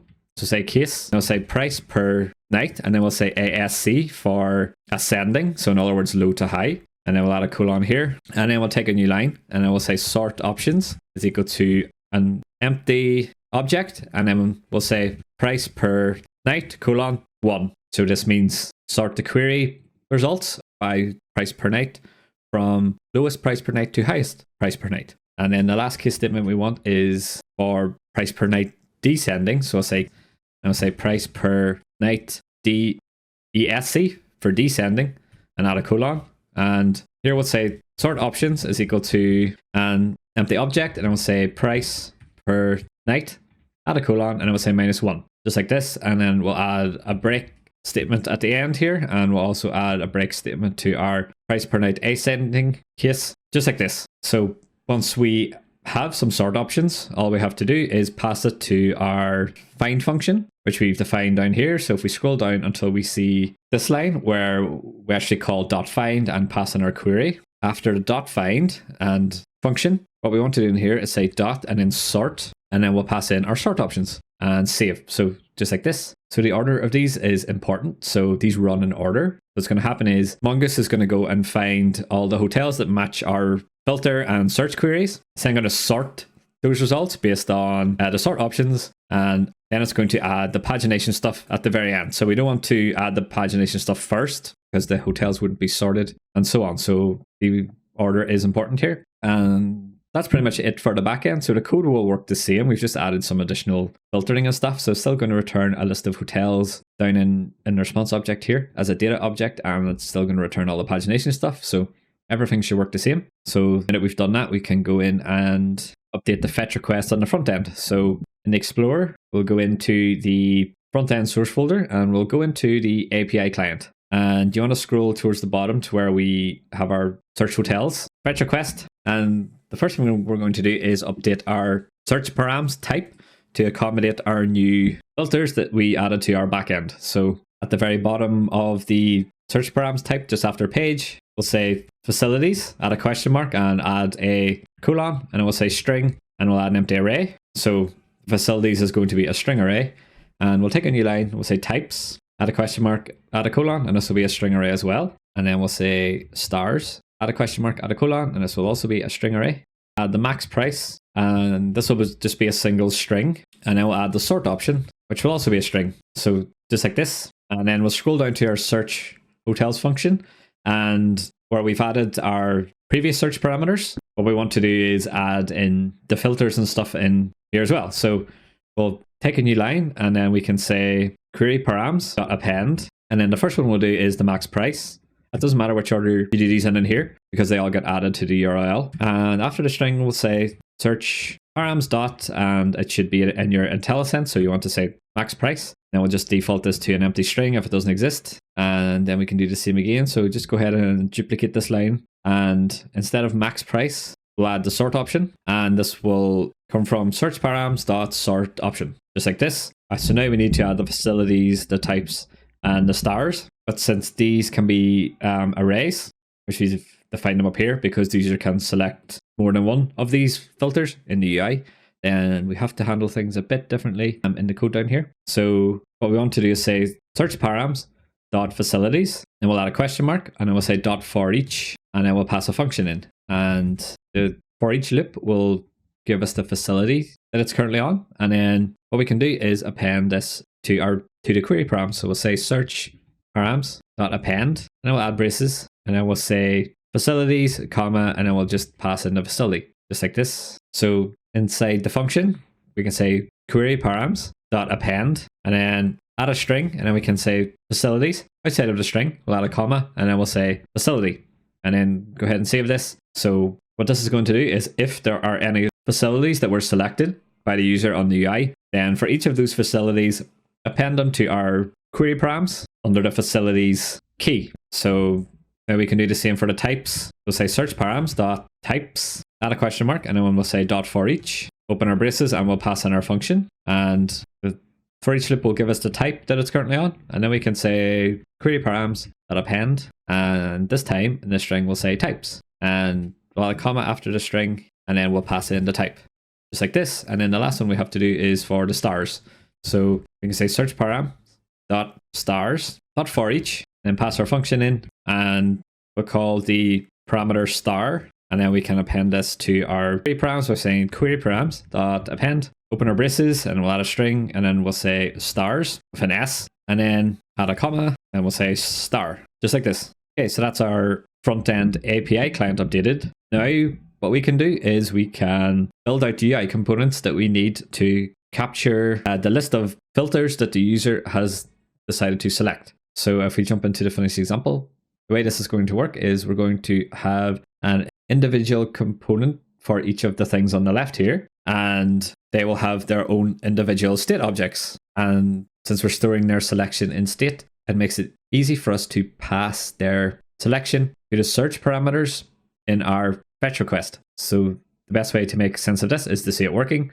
So we're just going to start at the top of these filters. So we'll add the rating first, and then we'll add the type, then we'll add the facilities, and finally the max price. And at the very end, we'll add the sorting stuff. So we'll jump into the code, and in the Explorer, we're going to front end source, and in the components folder. So in the components folder, we'll add a new file, and we'll call this the star rating filter .tsx. And in here, the first thing we want to do is define a type for this component. So we'll say type props is equal to an object. And what we're going to do is store the state of the star ratings that the user has selected in the parent. And then we'll pass the state stuff in as props so that we're keeping all the state centralized on the search page. So we'll see this working in a minute, and hopefully it'll make more sense. So in here, we're going to add selected stars, then we'll add a colon, and this will be a string array. So this is going to contain all the stars that the user has selected so far, if any. And then we'll add an onChange function. So we'll add an arrow function that's going to return void. And the argument for this is going to be the event. And this is going to be of type react.change event. And then we'll add some angle braces in here. And I will say HTML input element. So this is the type for an event whenever a checkbox is checked, which is really ugly, but again, it is what it is. Okay, so now we've defined our props. We can create our component. So say const star rating filter is going to be equal to an arrow function. And in the parameters, we'll destructure our props so we can get the selected stars, just like this.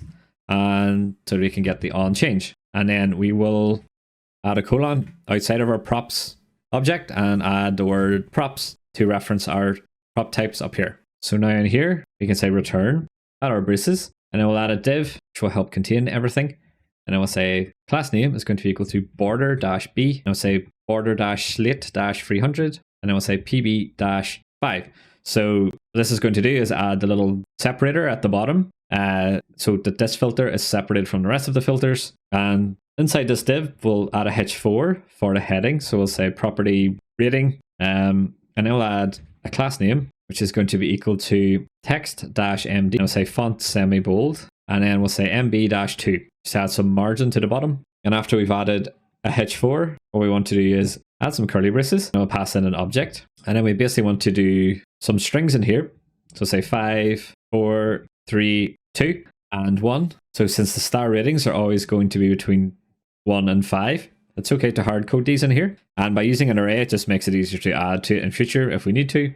So outside the end of the array, we'll say .map, and then we'll pass in a function, and we'll add some braces because we're going to add some JSX in here. So in the argument of our function, we want to get the current star, so whatever number we're currently on. And for each of these numbers, we're basically going to display an input with a text label. So in here, we'll say label, and we'll say class name. It's going to be equal to flex items dash center, and then we'll say space dash x dash 2. So this aligns everything vertically for us, and also adds some spacing between the input and the label text, which is what we want. So in here, we can add an input just like this. And then the first thing we want to say is that this is of type checkbox, just like this. And then we'll say class name, we'll say rounded, just to make it look a bit nicer. And then the value for this is going to be whatever our star we're on. So we're going to have 5 checkboxes, and each one's going to have a value of 1 to 5, just like this. And then we want to say checked, and this is going to be equal to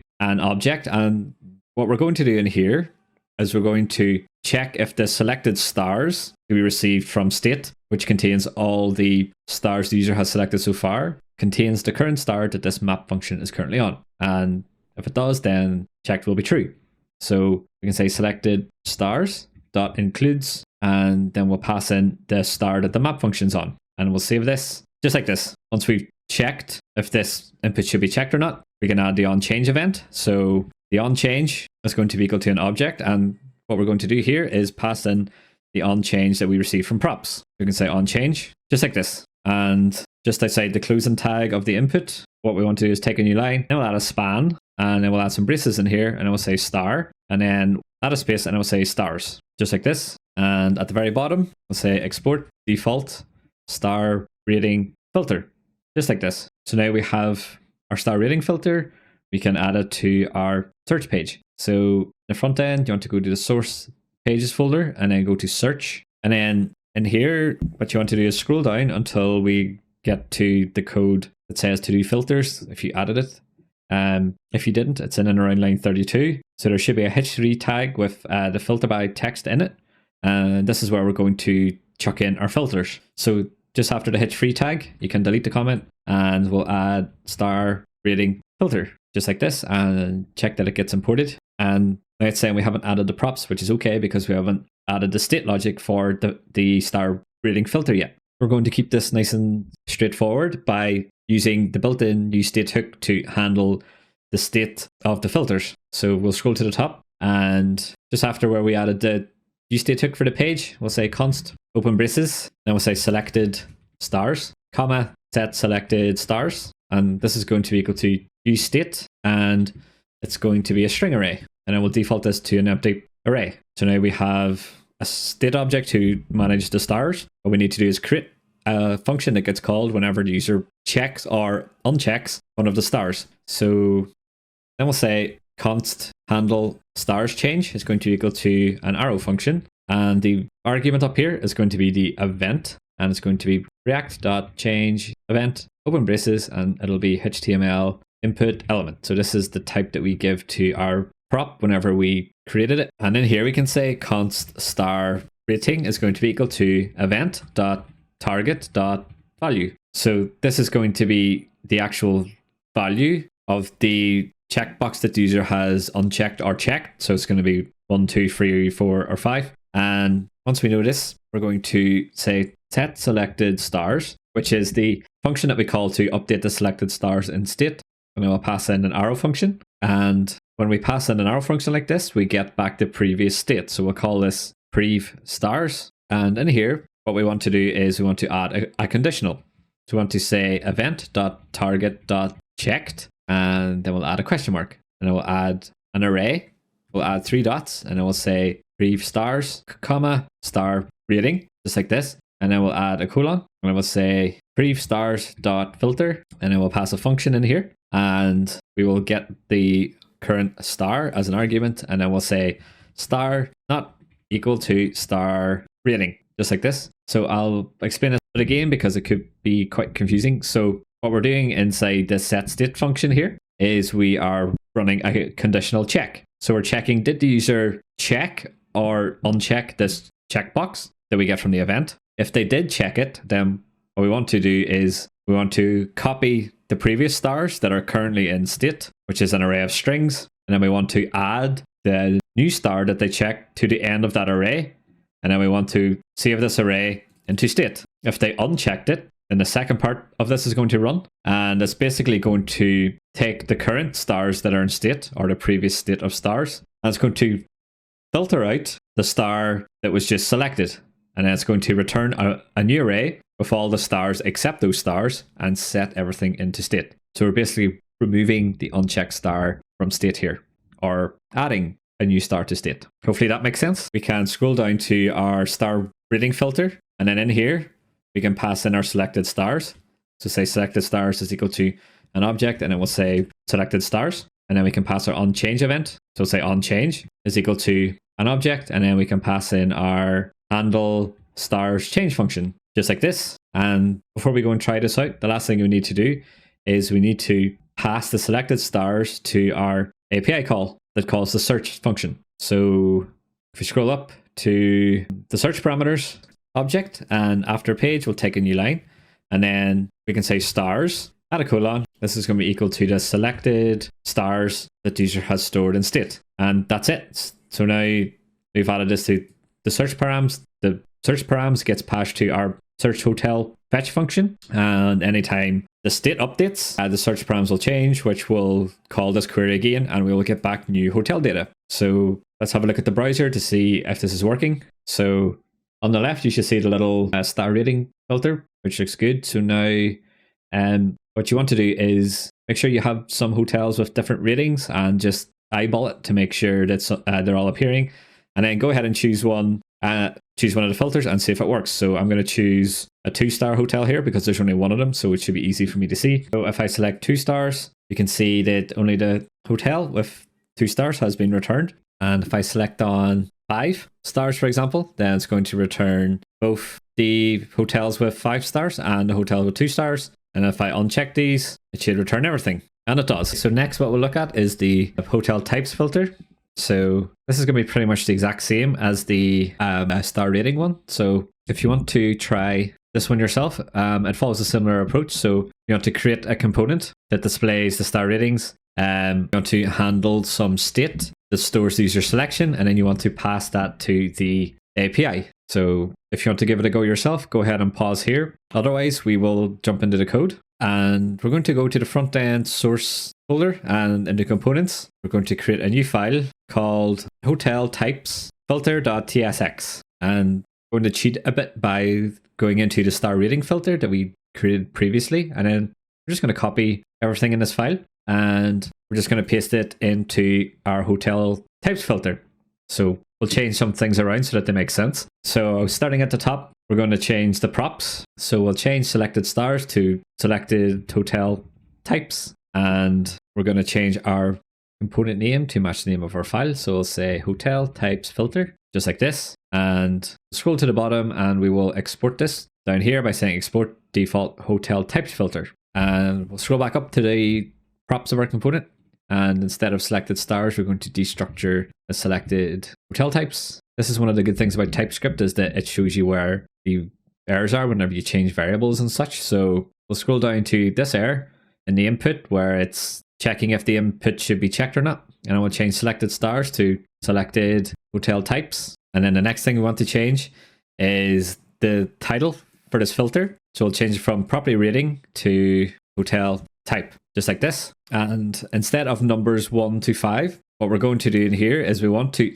display the hotel types that we have stored in the configuration. So we'll say hotel types, and it should pick it up from the IntelliSense. So what you want to do is add import from /config/hoteloptions.config. And if we look at this, you can see this is where we've defined a string array of all the available hotel types that our app offers. So we'll jump back into hotel type filters, and I will change the name of the variable. So a quick way to do this is if you select it and then right click and go to rename symbol, and in here we'll change star to hotel type, just like this, and it should change the various variables for us. And inside the span tag, we just want to remove the stars text, and we'll just display the hotel type as it's already a string, and that should be it. So this component is going to work the exact same as the star filter that we created.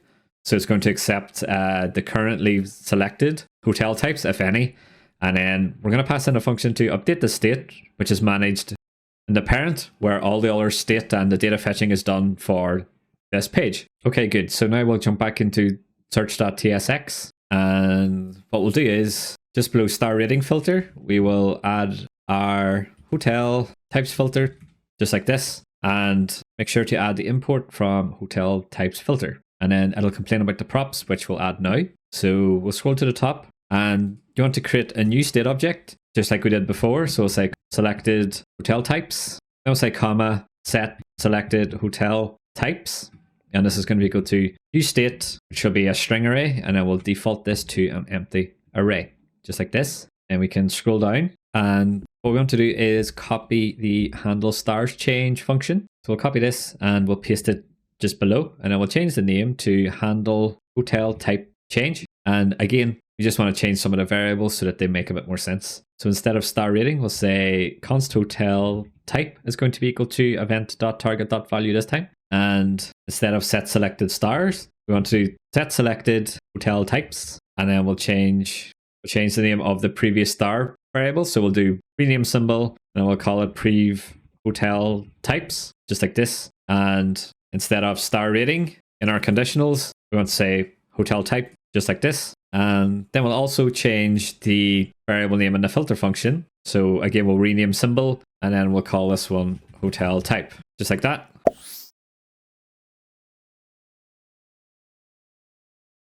And that's it. So now we can pass these things to our new component.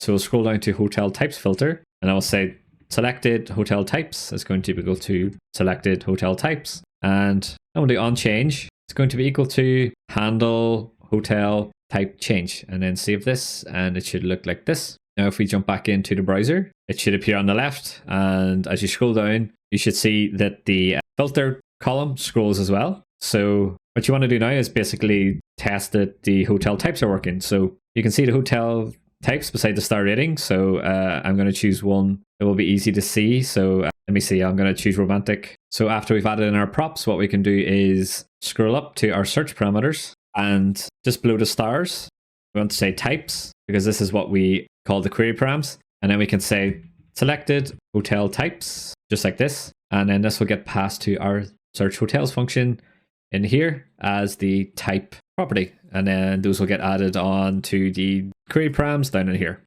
Okay, so now what you want to do is you want to save everything, double check there's no errors, and jump back to the browser. And what you want to do is select the hotel type just to make sure that it's working. So go ahead and choose one that's going to make it obvious. So I'll choose romantic here, as there's only one. And this looks good, so it's returning my single hotel. And then I'll just check my property star rating. So if I choose 3, it gets returned again. And if I choose some other ones and deselect 3, then it doesn't return because it doesn't match the criteria. So this is good. So this shows that the hotel types filter is working. So now we'll look at the facilities. And again, it's going to be very similar to the hotel types filter that we added. So if you want to try this one yourself here, go ahead and pause the video. Otherwise, we'll jump into the code, and we're going to go into the components folder of our front-end source folder, and we'll add a new file. And this one is going to be called facilities filter SX. And since this is very similar to the hotel types filter, in that it comes from configuration, what we're going to do is go into hotel types filter, and we're going to copy this. So copy everything and paste it into the facilities filter. And just like before, we'll change some of the names. So we'll say selected facilities. It's going to be a string array, and the unchanged one can be the same. And we'll change the selected facilities down here in our props. And then we'll change the name of our components. So double click the name and right click and choose rename symbol. And then the wee thing will come up, and then we'll say facilities filter, just like this. And then we'll scroll down, and the first thing we want to do here is we want to change hotel type to facilities. And instead of hotel types, this time we're going to say hotel facilities. And if you click on this, this is going to be imported from config hotel options as well. So just like the hotel types, we are importing the facilities from our config. So let's just make sure that everything's consistent, because only the user can create a hotel that has facilities stated here. So this ensures that the filters will always work. And we'll rename the hotel type variable in the map function to be facility, just like this. And then instead of checking the selected hotel types, what we want to do is choose the selected facilities, just like this. And I think that's it. So we'll jump into our search.tsx component and scroll to the top, and then we'll add a state object to store the selected facilities. So we'll call this one selected facilities. I'm going to say comma set selected facilities. This is going to be equal to useState, and it will be of type string array, and then we'll pass in an empty array when we initialize the state hook. Okay, good. So you can probably guess what's next. So we're going to create our function that will update the set selected facilities state object. So we'll scroll down until we see handle hotel type change. And we'll go ahead and copy this, and then we'll paste it just below. And we'll change the name of this to be handle facility change, just like this. And then we'll change some of these things around so that it makes more sense for this function. Instead of hotel type in the variable, we'll say const facility, and then we'll change the name where it's given us an error. So it should be in 2 places. Then we'll change the state that we're updating. So instead of set selected hotel types, we'll say set selected facilities, and then we'll change the variable name that we get passed to us. So we'll say prev facilities, just like this. And down in the filter function, we'll change the name here too. We'll say prev facility, just like this. And now we can pass these to our facilities component. So we'll scroll down until we see hotel types filter. And just after this, we'll say facilities filter, and we'll import this from our components folder, and we'll pass in the props. So we can say selected facilities is going to be equal to selected facilities. And then on change, we want to call our handle facilities change function. Okay, good. So if you have a look at the browser then and see what things look like, if you scroll down, you should see the facilities here. And so we've added the props. We can scroll up until we get to the search parameters, and we can pass them in here as well. So we'll add a new line and we'll say facilities, selected facilities, just like this. And that should be it. So now if we check the browser and filter on some facilities, you should see that all the results should only contain the facilities that you have selected. And if you choose some other filters, it should all work the same. So this is good. So the last filter that we're going to add before we move on to the sort thing is to add a max price. Copying and pasting this time, but since we're dealing with a single input, it's going to be a bit simpler, so that's nice. So again, you can try this one yourself, or you can follow me by jumping into the code. And what we want to do is we want to create a new component in our components folder. And this is going to be called pricefilter.tsx. So in here, we'll define our props. So we'll say type props is equal to an object. And since we're still storing this state for this in the top level search component, we're still going to pass the state stuff to this component as props. So we'll say selected price, and this is going to be an optional number. And then we'll say on change, and this is going to be a function that returns void. And for the arguments, it's going to be a value of type number, and value is going to be optional as well. And we'll see why in a moment. And we can create our component. So we'll say const price filter is equal to an arrow function. And then we want to destructure our props in here. So we'll say selected price, comma, on change, just like this. And then we'll define our props by saying props. So in here, we'll say return, and then we'll add a div. And inside this div, we're going to add a h4 tag. So this is just the same as what we've done so far. And we're going to add a class name equal to text-md. And I'll say font dash semi-bold, and I'll say MB-2, and then we'll give this a title. We'll say the max price. And after this h4, what we want to do is add a select. So this is going to be the dropdown for all the available price filters that we'll have. And inside the select tag, we'll say value is going to be equal to the selected price. So this just pre-populates the dropdown with whatever they selected, if they selected anything. Then we'll add an onChange in here, and we'll pass a function in. And the onChange property will pass the event to our function. And then what we want to do in here is call our onChange function that we get from props. So in here, what we want to say is event.target.value, and then add a question mark. So if there is a value, what we want to do is parse that into a number. So you can say parse int, and then say event.target.value. And outside of this, we'll add a colon, and I'll say undefined. And if we save this, it should format things for you. So it should look like this. So the reason we do this is because the user can select the default option, which if we look at the finished example is going to be select max price. So in this case, it's not going to be a number. It'll be undefined, which is fine because the filters are optional. If they select something else, then it's going to be a number. So if we look at it down here, it's a number. And if we jump back into the code then, so inside the select tags, what we want to do is add the default option, which is going to have a value of empty string, just like this. And then we'll just add some text that says select a max price, just like this. Now, after this option tag, what we're going to do is add some braces, and then we'll add an empty array. And inside this array, we'll add the values that we want to filter on. So this can be whatever you want. I'm just going to use some scene defaults here. So I'll say 50, 100, 200, 300, and 500. But you can add more if you like. And then outside of this, we'll say .map, and then we'll add in a arrow function, which will get the current price that the map function is currently on. Then we'll add some braces so that we can render JSX. And then for each of these number options, what we want to do is render an option tag. So we can say option like this, and inside the option, we can give this a label, which is going to be price. And the value for this is going to be equal to the price as well, just like this. And at the very bottom, we'll say export default price filter. Okay, so now we have our component. We need somewhere to store the state, and we need to create a function that updates the state and pass it to price filter as props. So in our search function, we can scroll to the top. We've defined all the other state stuff. And in here we say const max selected price, comma, set selected price. And this is going to be equal to use state, and it'll be a number or undefined. And we don't have to initialize this because we're working with a dropdown and it has a default value already. So that's fine.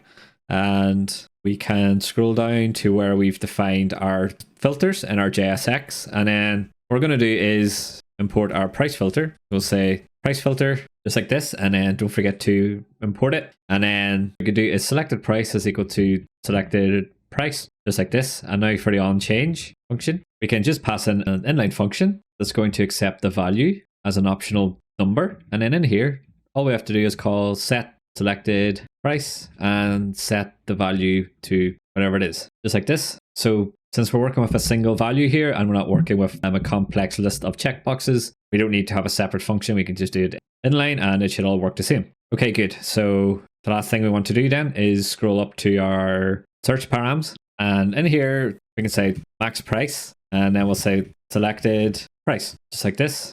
And we can say toString, just like this. Now if you save this, and if you jump into the browser, and if you scroll down on the left, you should see the filter appears at the bottom. And we forgot to add some styling, but that's okay.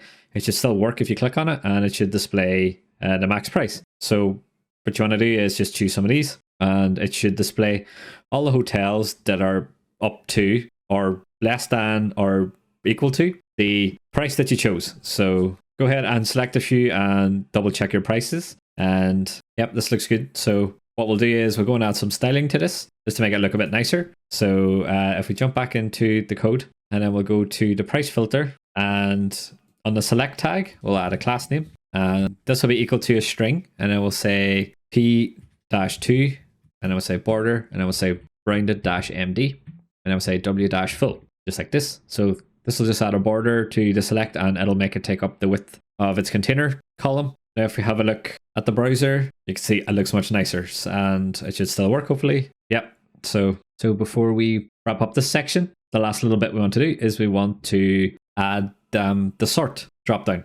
So even with all these filters and stuff selected, if I choose the sort by option, it'll sort by whatever option I've chosen. So this works very similar to our filters in that we're going to have a state object that holds the value of the dropdown, and then we'll pass that value to our API, and the backend will add it to the query that we built and return the results in a certain order. So we'll jump into the code, and we could create a new component for this if you want, but consider it's just a select dropdown and it's going to be quite a small component. I don't think it's really necessary, but it's up to you. So let's scroll down until we are in our JS, and the dropdown is going to go beside the text where we display the number of hotels that were found for the search query. So it should be in and around line 100. Hopefully you added a to-do in here. If not, then yeah, just look for those markers. So it should be around line 100 with the text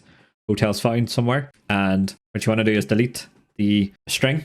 And just after the span tag, we're going to add a select, just like this. And inside the select tag, we'll say the value is going to be equal to sort option. So we haven't created these state objects yet, so that's okay that I can't find this name. We will create it in a minute, and then we'll handle the onChange as well. So the onChange will pass an event to our function, and inside our function, what we want to do is call the set sort option function that will update the sort option state variable, and we want to pass in the event.target.value. So we haven't created this yet either, but that's okay. And then over here, we'll style it before we forget again. So we'll say class name is equal to p-2, and we'll say border, and then we'll say bounded-md. And inside of the select, we want to add an option tag. And we're basically going to have an option tag for each option since there aren't too many of them. And in here, we'll add the default one first. So we'll say value is equal to an empty string, and then we'll say sort. And then we can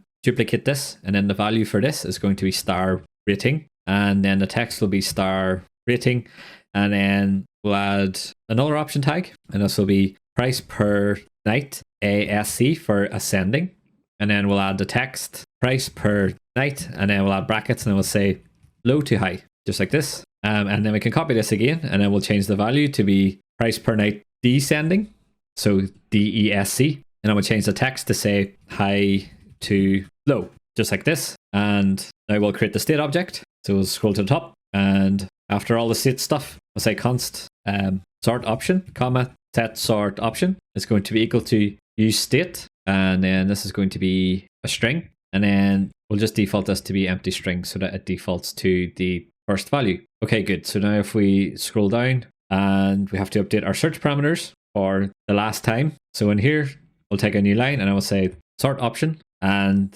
because we named it the same as what the expected property is, then we can just use the shorthand one like this. And that should be it. So now if we look at the browser, if you scroll to the top, you should see a drop down that says sort by, and you should have your options. So if you choose a different option, so high to low, for example, then your search results should show the highest at the top. And if you scroll to the bottom and go to the next page, at the end of the last page, it should be the cheapest price. And you can go ahead and filter all this stuff and it should work the same. So if I choose some filters here, it's filtering on my options, and it's also applying the sort order, which is really cool. So yeah, so good job making it this far. You've built quite an extensive search, filter, and sorting functionality, and added some pagination for good measure. So go ahead and play about with this so that you really understand how it all works, because this is a really awesome thing to talk about whenever you're in your interviews. And yeah, you can go ahead and add some extra filters, add some extra sorting, and things like that if you want to help hone in your understanding. So next what we'll do is we will write a quick test just to make sure that our search bar works and that our search page displays some search results.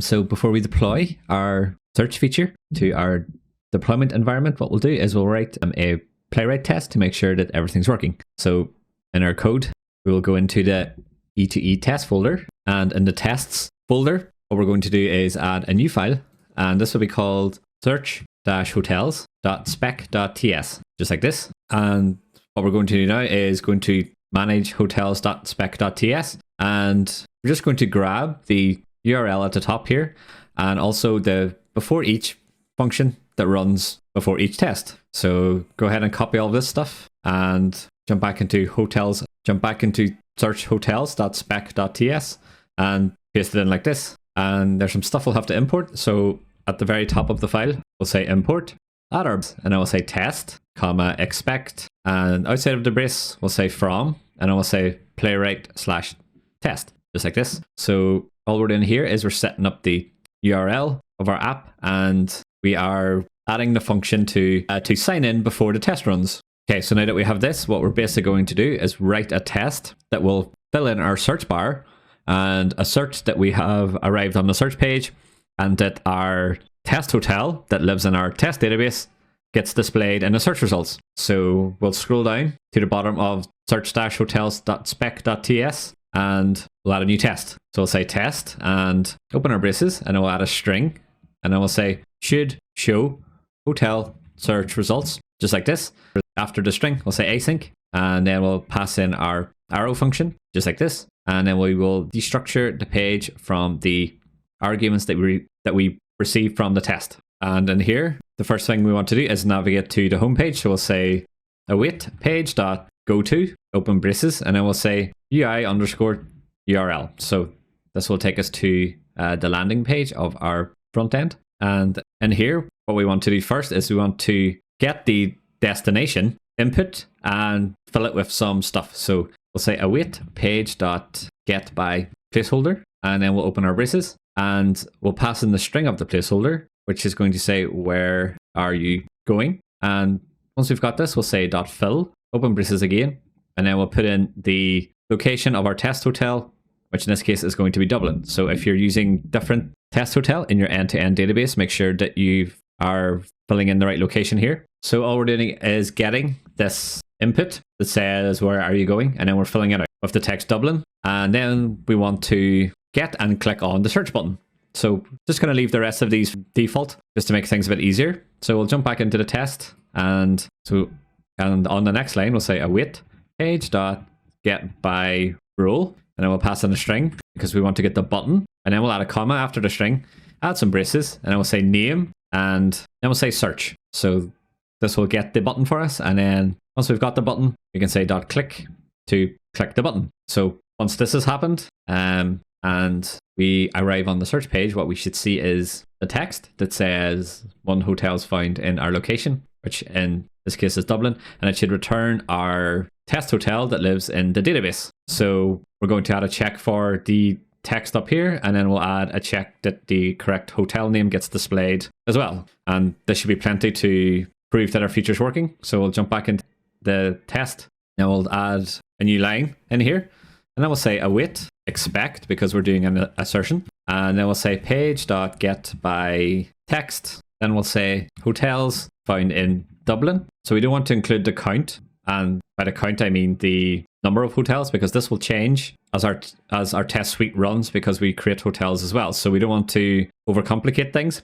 So it's enough to check that the text itself appears. So enter test then.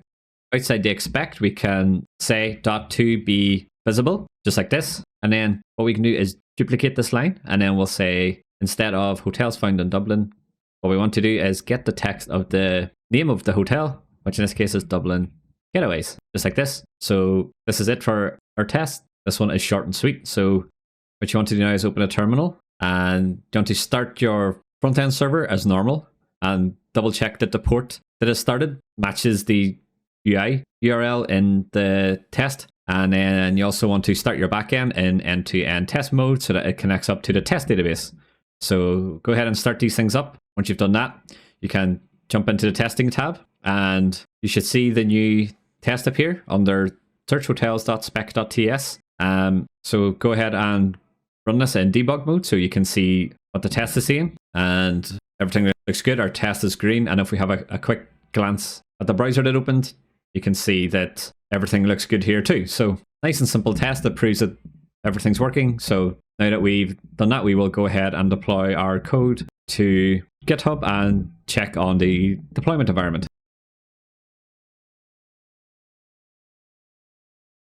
Okay, so what we want to do now is go to the terminal tab, and in here what we want to do is make sure that we're in the parent directory. So we want to be in the MERN booking app, and then we'll say get status, and then we'll just double check to see all the things that are going to get added. So there's a good bunch of stuff that's going to go in because we added quite a lot of code to our feature.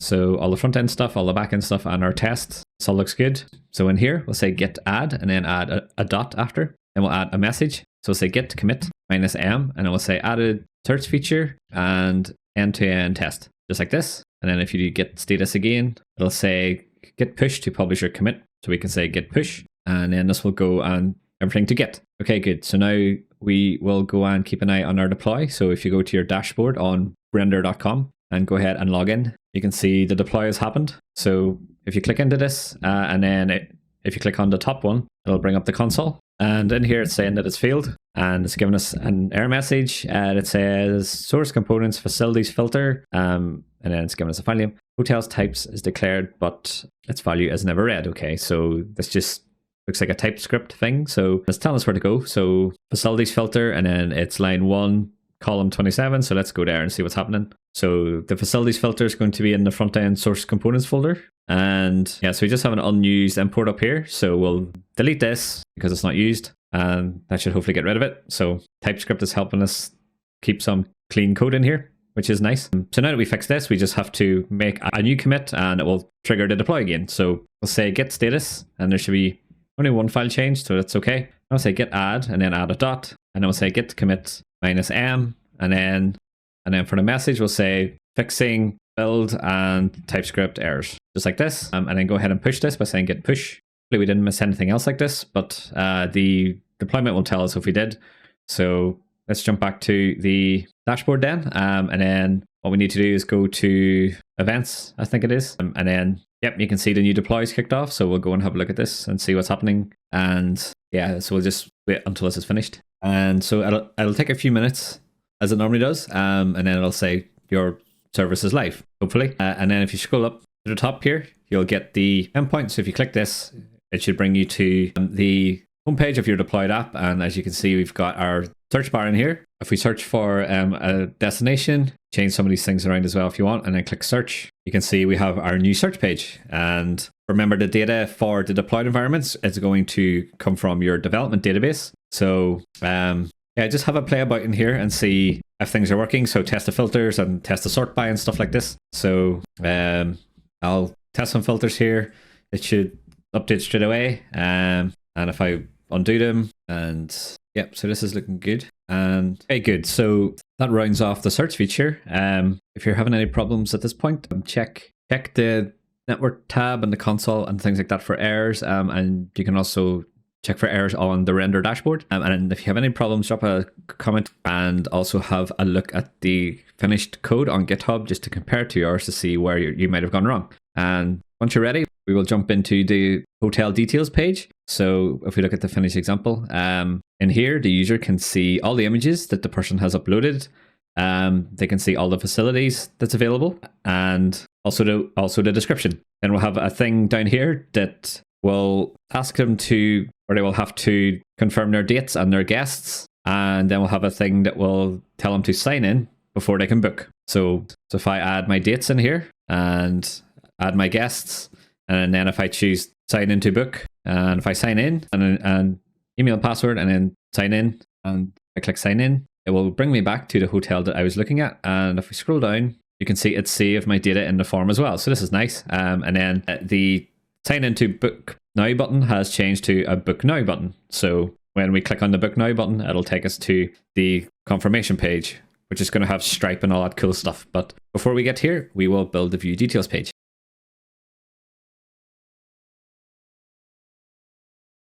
Okay, so the first thing we'll do then for the details page is we need a way to get an individual hotel. So when the user navigates to the details page, we're going to store the ID in the URL, and we will use this ID to fetch the given hotel from our API. We will do this first. So I'll jump into the code, and what we want to do is go into the backend folder, and in the source folder, we're going to go into the hotels routes. And what we want to do is just after the router variable we created, we'll take a new line and I'll say router.get, and then we'll pass in a string. And all we have to do in here is say /ID. So any requests that go to API/hotels/ whatever hotel ID is, it's going to get handled by this handler. So after the string, then we'll add a comma, and then we'll say async, and then we'll pass in our function just like we normally do, which is going to be an arrow function, and it's going to take the request, which is a express request, and a response, which is an express response. It's like this. And what we'll do in here is add some validation just to make sure that this ID that we get is valid. So after the string and after the comma, we'll add in an array, and then we'll add a comma again. And inside this array, we're going to use express validators that we used before to validate the query params. We'll say param, and then we'll open braces, and we'll say ID. And after the last brace, we'll say dot not empty, add a brace again, and then we'll say with message, just like this. And then we'll add a string to say hotel ID is required. And then we'll have to import the param from express validator. So add import from express validator, just like this. And this looks good. So inside the body of our function, the first thing we'll do is we'll check for any errors. We'll say const errors is equal to validation result, and then we'll pass in the request. And what we want to do then is check the errors. So we'll say if not errors.isEmpty. So if there are any errors, what we're going to do is we're going to return status of 400. Then we'll say .json, and then we'll pass in the errors as an array. So we'll say errors : and then we'll say errors.array, just like this. And we'll have to import the validation result from express validator as well. So go ahead and update the import for that. And that should be it. So now that we're confident that we have an ID, we can say const ID is equal to request.params.id.toString, just like this. And then we'll add a try catch block because we're going to be doing some database stuff in here. So we want to make sure that we catch any errors. And inside the try block, we'll say const hotel is equal to await hotel.find by ID. And then we'll pass in the ID of the hotel that we want, just like this. And all we have to do now is return the hotel. So we'll say res.json, just like this, and then we'll pass in the hotel. So if the hotel is empty, then this will pass back an empty object. So the front end can deal with it as it likes. So we'll fill out our catch block here. So we'll say console.log error. So this is just for helping with debugging. And then we'll say res.status 500, and then we'll just pass a message. And then JSON object that says error fetching hotel, just like this. And that's it for our endpoint. So now what we want to do is create the fetch request on the front end. So we'll jump into the front end folder. In the source folder, we'll go into api-client.ts. And what you want to do is scroll to the very bottom. And in here, we'll say export const fetch hotel by ID. This will be equal to an async arrow function. And this function will accept the hotel ID as a string as its arguments. So this will get passed in from the page component whenever the page tries to fetch the data. So now we have the hotel ID. We can say const response is equal to await fetch, add our braces, and then we'll add a template string with some backticks, and we'll add a $sign in here and some braces, and we'll say API_base_URL/API/hotels, and then we'll add a slash again, and then we'll say $sign, and then add some brackets, and then we'll say hotel ID. So this will get parsed on the back end and used to fetch the hotel from the database. Once we've got a response, we can check if it's okay. So we'll say if response is not okay, then we want to throw new error, and then we'll pass a message in, and we'll just say error fetching hotels. And if everything went well up to this point, we can return the JSON from the response body. We'll say return response.json, just like this. And this looks good. So hopefully at this stage, you're starting to see a bit of a pattern in how we do data fetching and the order in which we build things, which hopefully makes it easier going forward. So now that we have our fetch request, we can create our component for the details page. So in the front end source pages folder, we're going to add a new file, and we'll call this detail.x.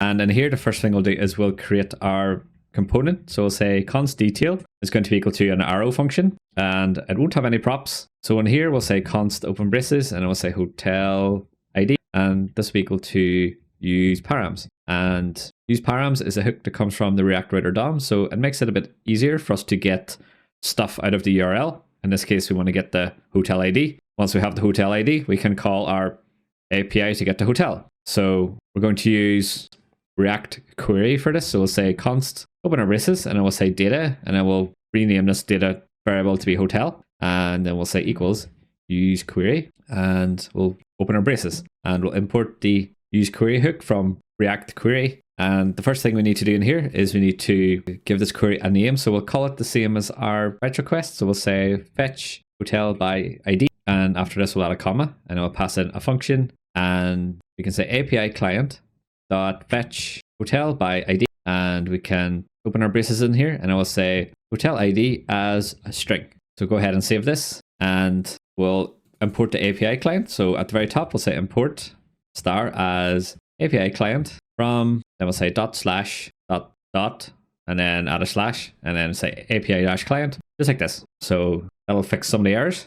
And what we want to do next is at the end of this line where we call our API client, we want to add a comma, and then we want to pass in some braces. And then in here, we want to say enabled, and we'll add a colon, and we'll say double exclamation mark, and then we'll say hotel ID. So what this basically means is don't run this query if we haven't got a hotel ID. So sometimes due to the way React works, it's going to render a bunch of times before this hook renders. So hotel ID might be undefined on the first render, so there's no point calling the API in that case. So this is what this enable does. And then the double exclamation mark means a truthy value. So if hotel ID is undefined, this will result to false, which means enabled is false. And if there is a value for hotel ID, it's going to result to true, which means enabled is true. Okay, so now we've got our data. What we can do is add a return statement, and we can start putting together our HTML. So start off by adding a div, and we'll jump back to the browser just to have a look at what we're building again. So the best way to think about this page is to think about it in rows. So the top row is going to have the stars and the name of the hotel. And then the second row is going to have a grid of images. So there's only 3 here, but we're going to have up to 6. And then the next row is going to have the little features or facilities that a hotel has. And then the bottom row is going to be split up into a CSS grid, with the first column having the title, and then the second column having this little guest info form with the book now button. So with that in mind, we'll start at the top, and we'll put the stars in place along with the name of the hotel. So back in the code, in the div we just added, we'll say class name, and this will be equal to a string, and then we'll say space y6. So since everything's going to be in a column, we'll say space Y6 just to space out all the individual rows that we talked about. So inside the div then, we'll add a div for the top row. And inside this div, we're going to add a span. And this will be the little stars. So inside the span, add a class name, which will be a string of type a string. And we'll say flex because we want all the stars to appear horizontally. And then inside the span tag, we'll add some braces, and then we'll say array.from, open braces, and then we'll say object. And then inside the object, we'll say length, add a colon, and then we'll say hotel.star rating. And outside of the last brace, but before the last closing brace, we want to say .map. And then in here, we'll pass a function, and we'll pass in some braces to indicate we want some JSX in here.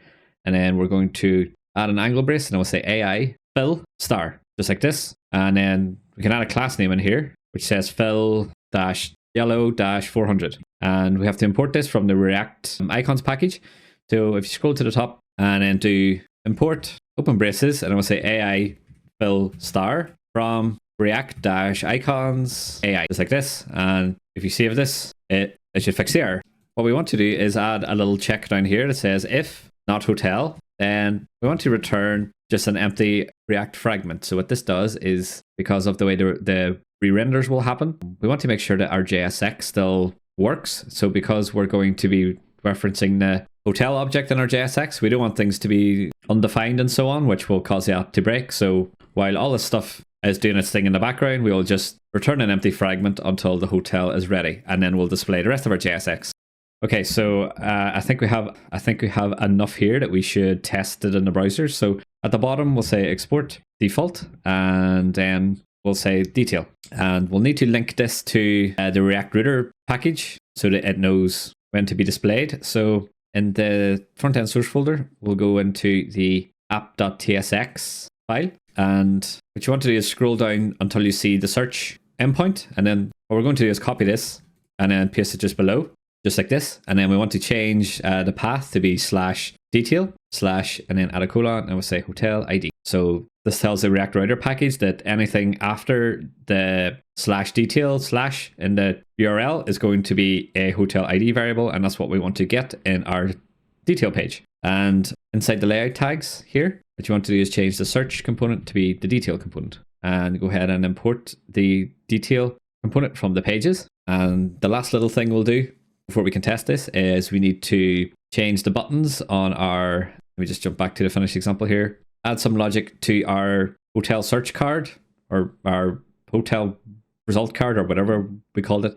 Whenever we clicked on the view more button, it takes us to the detail page for that given hotel. So in the code, we'll go into the front end source components folder, and we want to go into the search results card. And there's two places we want to add this. So, okay, so we've already added it. So this is good. And we'll just check the button as well. Yeah, so it's going to take us to detail and then hotel ID. Okay, good.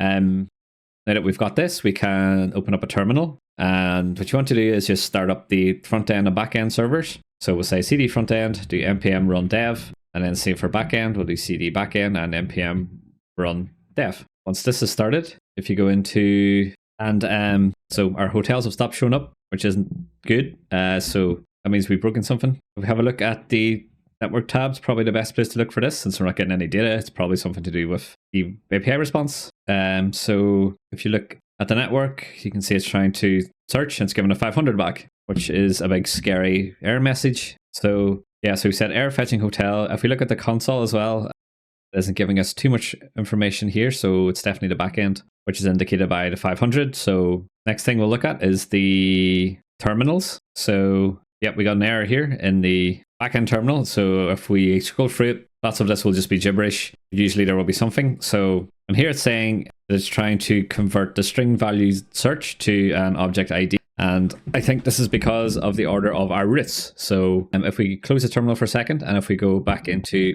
hotels.ts, what's happening is we defined an endpoint here of /:ID. So anything after the slash is going to be considered an ID. But if you look down here, we've also got /search. So Express is getting a bit confused because it thinks that search, the string search, is an ID. So the best way to solve this is we want to copy our router.get request that we just created, and we want to paste it after the search endpoint that we created previously.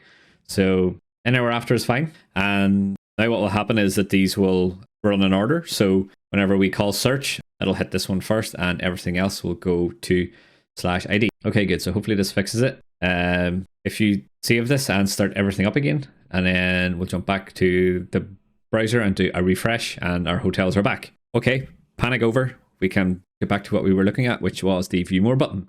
So got a bunch of hotels here. So if you choose a hotel and click on the view more button, it'll bring us to the details page. And as you can see, we've got 2 little stars appearing because this hotel was a 2-star hotel. Okay, so now we can start adding the rest of this stuff in. So back in our code, just after the span tag, where we added the stars, we'll add a h1 tag. And in here, we'll add a class name equal to text-3xl. And then we'll say font-bold. And inside the h1 tag, we'll say hotel.name, just like this. So that's our top row done. So what you want to do is highlight the div that we added that wraps the span and the h1 stuff, and go ahead and collapse this just to make it easy for ourselves to see where different things are. And after this, we'll add a new div, which is going to be the image grid. So we'll say class name is equal to a string, and then we'll say grid, and then we'll say grid calls 1. So on mobile, we'll have a single column. And we'll say LG,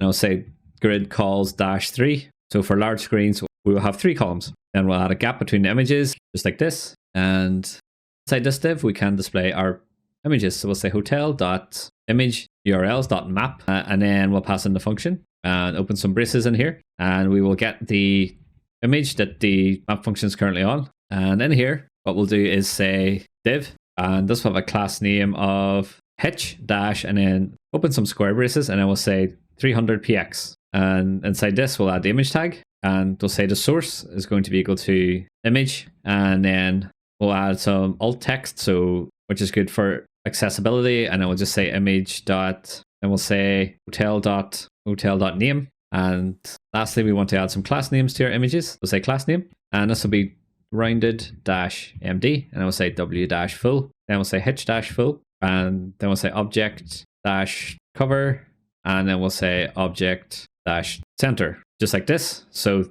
this will make sure that the images are always the same size and that the images get cropped with a focus on the center. And we can go ahead and save this. And now it's giving us an error that says image implicitly has any type. And if you notice that if we hover over hotel, it says hotel is any, and that the IntelliSense doesn't work. So the reason for this is because in our fetch hotel by ID function, we didn't specify a return type. So if you hover over this, it says promise any. So to quickly fix this, we will jump into the fetch hotel by ID function. And at the end of the arguments, after the last brace, we'll add a colon to specify the return type. And then we'll say promise, open braces, and then we'll say hotel type, just like this. Now, if you go back into the details page, you hover over the function again, you can see what type we're getting back. And if we scroll down to the error, it's now picked up the image as being a string. And if we type hotel dot whatever, it'll give us IntelliSense. So this is why it's good for backend to use TypeScript to describe what the response will be, so that your components will be able to know what properties the objects have. And it also makes it easy for you as the dev to use TypeScript and IntelliSense. Okay, so let's have a look at the browser then to see our image grid, which has hopefully appeared. And yep, if we scroll down, this hotel has 4 images, so it's displaying 4 images in a grid. So the next thing we need to do is we need to add the facilities bit in here. So back in our code, we will select the div that acts as the grid for the image grid, and we'll close this one down, and we'll add a new line, and we'll add a div again. And this one will have a class name equal to grid, and then we'll say grid calls 1. So for mobile screens, we'll just stack these vertically as well. But for large screens, we'll say grid calls 4, and we'll add a gap of 2, just like this. And inside here, and inside this div, we'll add some braces, and we'll say facilities.map, and we'll say hotel.facilities.map, and then we'll pass in our function here and open some braces, and we will get the facility from the map function, and we'll add a div. Then we'll say class name is equal to border, then we'll say border-slate-300, then we'll say rounded-sm, and we'll say p-3, and then in here we'll say facility, just like this. So this will display the array of facilities for us. And if we have a look at the browser, we scroll down towards the bottom, we have our 4 facilities. So it'll drop to the next line if you have any more than 4. And as you can see, things are nice and spaced out because we added the spacing to the top level and each of our rows is in its own div. So that the spacing is nice and even, which is good. Now we can add our last row. So we'll collapse the div we just created and we'll add a few new lines in here. Then we'll say div again, and this will be a class name equal to grid, and then we'll say grid calls 1, and then we'll say LG, and we'll say grid calls, and then we'll add a dash, and then we'll add some braces in here. Then we'll say 2FR underscore 1FR. So this basically creates 2 columns, with the left column taking up 2/3 of the available space, and the right column taking up 1/3 of the available space. So in here, we'll add a div for the description. So we'll add a class name, which will be equal to whitespace dash pre dash line, like this. Then we'll say hotel.description. So the whitespace pre-line class just prevents overflow and breaks the text up on any whitespace. And after this div, we'll add a new div, which will have our guest info form. So in here, we'll add an angle brace, and then we'll say guest info, and we'll add it in just like this. So we haven't created this yet, but we'll add it in a minute. And to the div that we just added, we want to say class name equals hitch-fit. So this just prevents this column from stretching with the column to the left, and it'll make its height match its content. And what we'll do is comment this out until we've created it, because it'll break the app otherwise. So go ahead and save this, and then we'll check the browser. And as you can see now, we've got our details page. We've got our stars, we have our name, we have our image grid, we have our facilities and the description on the left, and then we've got a space on the right for the guest info form. So that's what we'll build next.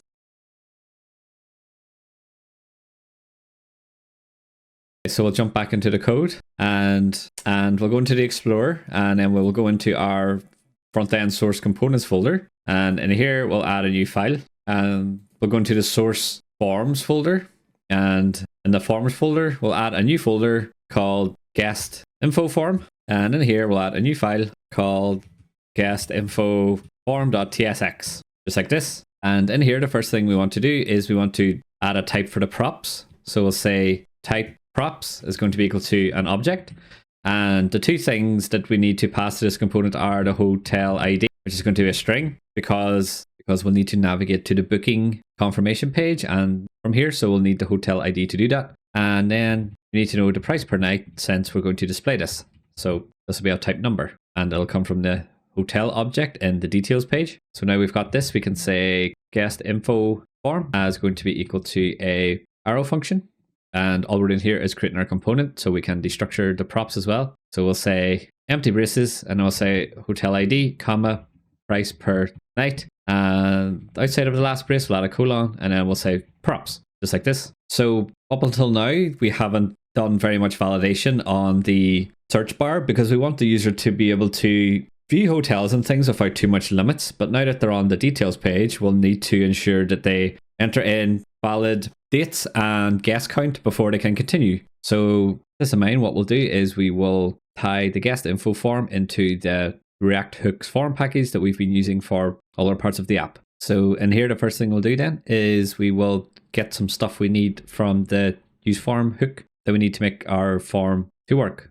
So we'll say const open braces, and after this we'll say equals use form, and then we'll open up some braces like this, and we will add the import from React hook form. So the things we need are the watch function. We'll say comma, then we'll say register, so that we can register some inputs. Then we'll say handle submit, and we're going to need the set value function, which will help us handle the dates. And then we need to get the errors. We'll say form state colon open braces, and then we'll get the errors from the form state. So go ahead and save this, and it should look like this. Now we need to define a type for our form.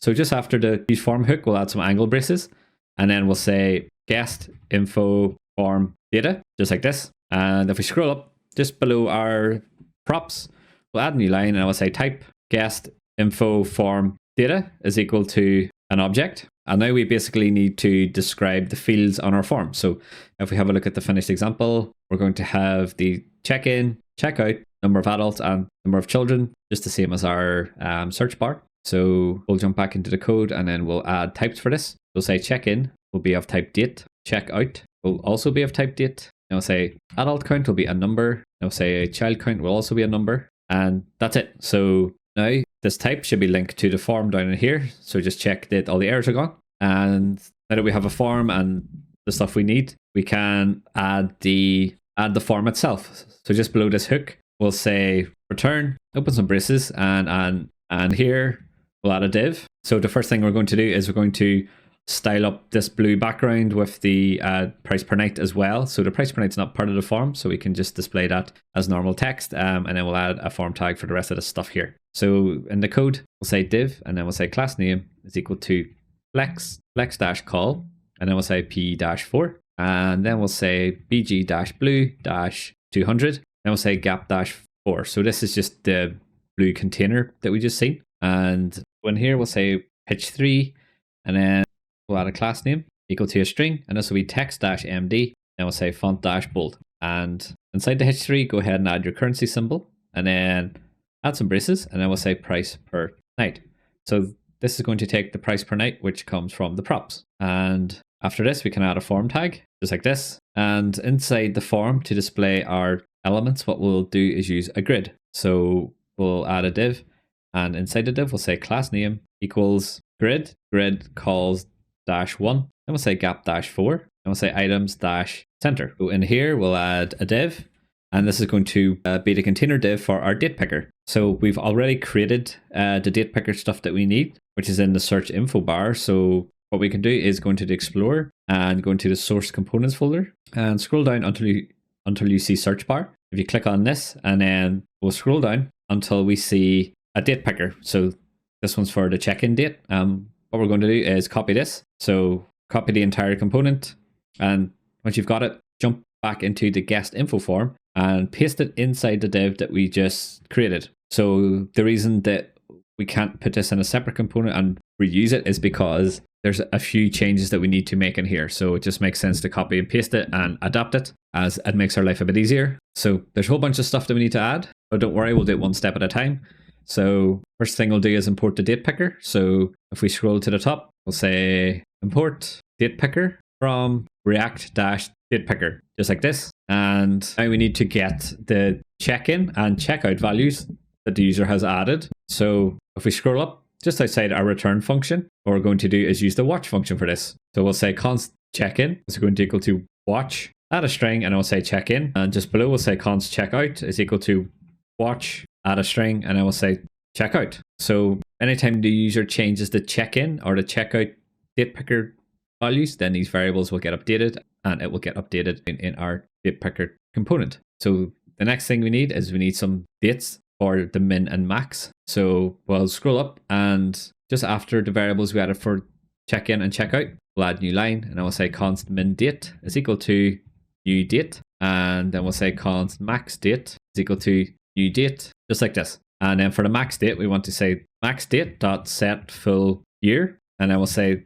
max date dot get full year, open and close braces, and just outside the braces we'll say +1. So this is going to say 1 year from now. So if we scroll down, that's those errors sorted. And what we want to do now is in the onChange for check-in, instead of calling our own state variable, what we want to do is call the set value function from the form. And inside the braces, we have to add a string to say the property that we want to update, and we'll say check-in, just like this. And we'll also add required to this date picker so that it shows an error if the user hasn't selected a value. So sometimes with third-party components, it's harder to tie it into form libraries and things like that. So sometimes we have to add little workarounds like this, but they work just as well. So if we open the browser now, we don't see anything yet, and that's because we haven't imported our form. So let's do that.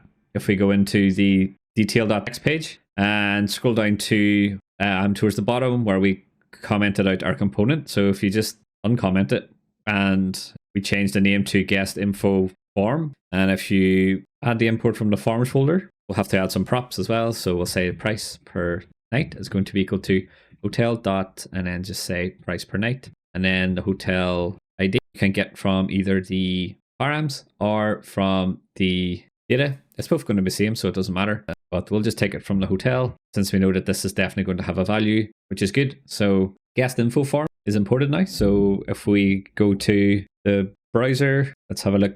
If we scroll down, so now we've got a check-in date field here, and we can choose our dates, which is good. So now we just need to add the checkout and the thing for the adults and the children. So we'll jump into the code, and the good thing about this is that we can do some copying and pasting to save ourselves some time. So what you want to do is go to guest info form and highlight the div that surrounds the date picker that we just added, and then we'll copy this and paste it just below. So there's a few things we want to change in here. So for selected, we want to change it to checkout as opposed to check in. So say checkout, and on change, whenever the value changes, we want to say check out, just like this. And the start date and end date can be the same. So can the min date and the max date, just like this. So just outside the closing div that wraps the date picker, what we want to do is take a new line in here. And this is where we're going to put the stuff for the adult and the children. So again, we've done this before. So best thing to do is go into searchbar.tsx and to scroll up until I think it's around line 49, depending on how your IDE is set up. But we've basically got a div, and inside the div, there's a text input with a label for the adults. And then just below that, we've got a text input for and a label for the children. So we want to copy this div and those two sets of label tags. So just like this, and jump into guest info form again. And in the space we just added, just paste it in like this. So that'll give us some inputs. And what we want to do is tie these into the React hook form. So the first one we'll do is the adults. So if we scroll down to the input for the adults, we want to delete the value and the unchanged stuff. And in its place, we'll add some braces, add 3 dots, and I will say register, open braces, and I will say adult count. Outside of the string, we'll add some braces, and I will say that this is required. Then we'll just add some text. This field is required, and outside of this, we'll add a comma, and I will say min, add a colon, add some braces, and I will say value 1, and then we'll add a comma, and then we'll add a message, just like this. And in the string, we'll say there must be at least 1 adult. And just after the min stuff, after the comma, we'll say value as number, and this will be true. So this basically gets the input as a number for us and stores it in the form. Okay, great. So now we've got an input for the adults that is being handled by the form, thanks to the register function. And we'll scroll down and we will do the same for children. So instead of value and onChange, what we want to do is add some braces, add our 3 dots, and say register, add a string, and then we'll say child count. And after this, we're going to add a object, and inside the object, we'll say value as number, and this will be true. So we don't want to check that this field is required because remember, children are optional when it comes to booking hotels, but there must always be at least 1 adult. So this is fine. And we've also added protection to the input to say that the min can't go below 0 for children and can't go below 1 for adults. So there's lots of protection here. So the last thing we need to do is we want to display an error message if we don't have the correct amount of adults. So just below the label for the children, we'll add a new line in here and open some braces, and I will say errors.adult count. Then we'll do double ampersand and add some braces, and then we'll add a span. And in here we'll say class name going to be equal to text dash red dash 500.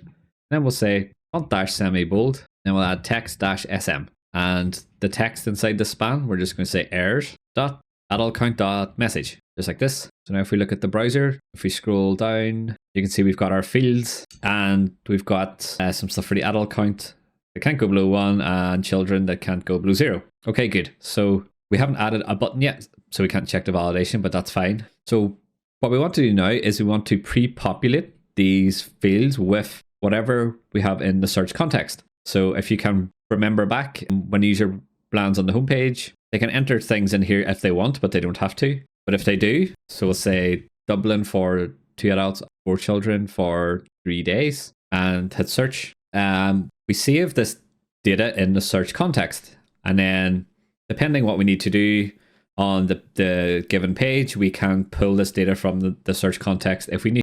So this is a good UX thing to have this down here because we're going to have a book now button. So it means the user can see quite easily what they entered previously so that they can double check their details before they go ahead and try and book. So hopefully that makes sense. So now we'll code it up so that we can see it working. So we'll jump into our code and we'll scroll to the top, and just inside the component of our guest info form, we'll add a new line, and I will say const search is equal to use search context, just like this. And then we can import this from our context. And now if we look inside the search variable, you can see we've got all the stuff that the user has potentially entered. So now that we have this, we can pre-populate our form with this info. And the way we do that is you scroll down to our use form hook, and inside the braces here, we'll add an object, and in here we'll say default values. So the default values is basically what the initial values are. Then we'll add a colon, and then we'll add an object. And if we do space, you can see that it's given us all the properties on this form. So we can just define these using our search variable that we got from the context. So we'll do the check-in first. We'll say check-in is equal to search.check-in. Then we'll add a comma, and then we'll say check out. And this will be a value of search.checkout. Then we'll add a comma, then we'll do adult count, which will be search.adult count. Add a comma again, then we'll say child count, and this will be search.child count, just like this. So now if you jump back to the browser, and what we'll do is we'll just go to the home page and add some stuff into the search. So it can be whatever you want, really, it doesn't matter too much. And hit search. So at the point when we hit search, it saved our details to the context and did the search. So now if we go to the view more, it'll bring us to the details page. And if you scroll down, you can see it's populated my check-in and checkout with my dates and added my adults and children. So this is a pretty good example of why you should store things in the context that are needed app-wide. So not everything goes in the context, but if you have many pages or components that rely on a piece of data, then don't be afraid to stick that data into some sort of context in your app. And as a quick side note, if you go to inspect and install the React Dev Tools, you can see what's in your context under the components folder. So I have a search context provider here, and as you can see, it says state, but based on the values, you can kind of figure out what they are. So the top one's the destination, and then you have your check-in, check-out dates, and your adult count. So this is an extra thing that I probably should have told you about earlier, but yeah, go and install the React Dev Tools if you haven't already. Okay, so now with that out of the way, we have a form that the user can fill out to confirm their guests and their dates.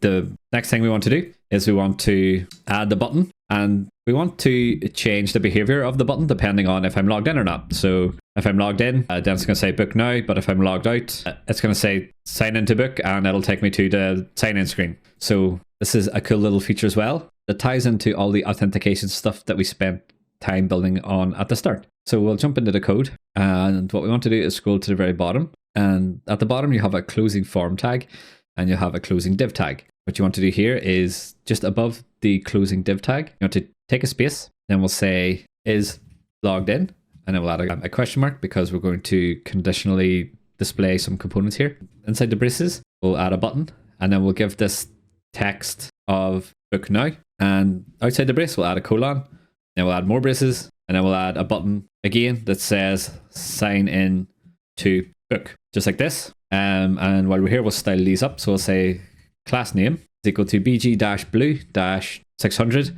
we'll say text-white, and then we'll say hitch-fill. Then we'll say p-2, font-bold. So we're just styling this up to look like the rest of our buttons. And we'll add a hover style. So we'll say hover, colon, bg-blue-500, and then we'll say text-xl, just like this. And what we're going to do now is we're going to copy this class name. So copy the class name property and the string with the styles in it all the way to the end, and we'll paste that into our sign into book button down in here. And before we can test this, we need to get the is logged in variable, which we added to our app context. So we'll scroll to the top, and just below the use search context, we'll say const open braces, and then we'll say is logged in, and this is equal to use app context, and don't forget to import it. So add the import from context and app context, just like this. So we're just destructuring here, whereas before we pulled everything out into a single variable. So there's no best way to do it. It just depends on how much stuff you need. So now that we've got is logged in, and if we scroll down,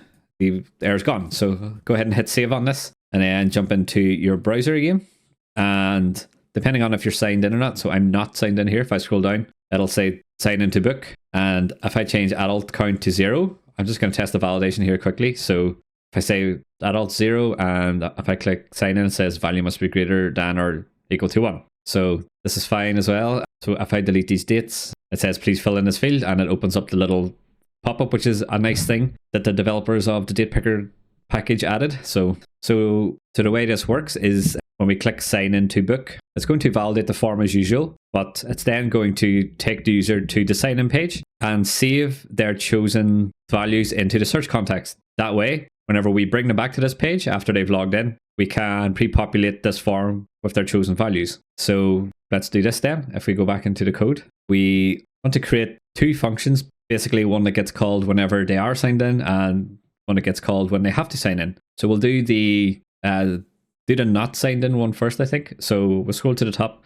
and just above the return statement, what we'll do is create a function called on sign in click, and this will be equal to an arrow function. And this function will take the data from the form, and it's going to be of type guest info form data, just like this. And whenever the user submits the form, the validation and all that stuff will kick in using the handle submit function that we'll call in a minute, and then it'll call our function with the data if the form is valid.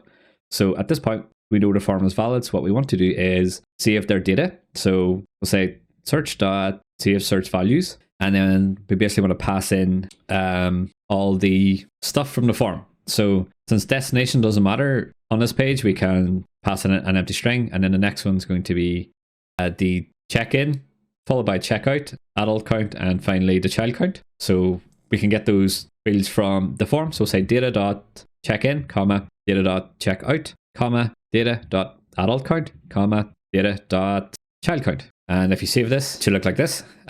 So the search.save values comes from the context. And if we look at the context, the save values function basically takes everything that was passed to this function and saves it into the state which we have in our context. So just the same as we did with the other form. And if we jump back to our guest info form in our on sign and click function, after we save the values, we want to take them to the sign in page. So we'll say navigate, open braces, and then we'll say sign dash in. And after this, we'll add a comma, and we can pass some state to this, which is handled by the React Router DOM package. So we'll say state, and I'll add some braces, and then we'll say from, and I will say from location. So this is basically going to save the URL, which has the hotel ID and all that stuff in it, so that we can push them back to this URL from the sign-in page after they've done the sign-in stuff over there. So we have to import the navigate hook. So we'll scroll up, and in here we can say const navigate. It's going to be equal to use navigate, just like this, and go ahead and import this from the React Router DOM package. And the next thing we need is the location. So we'll say const location is equal to use location. And this comes from the React Router DOM package as well. So just update that import. And if you scroll down, you should see that the errors are gone. So this is the function that gets called when they are not in. So we'll go ahead and create the function that gets called when they are signed in. So we can copy this because they're going to be a bit similar. And instead of on sign in click, we'll call it on submit. Yeah, just on submit should be fine.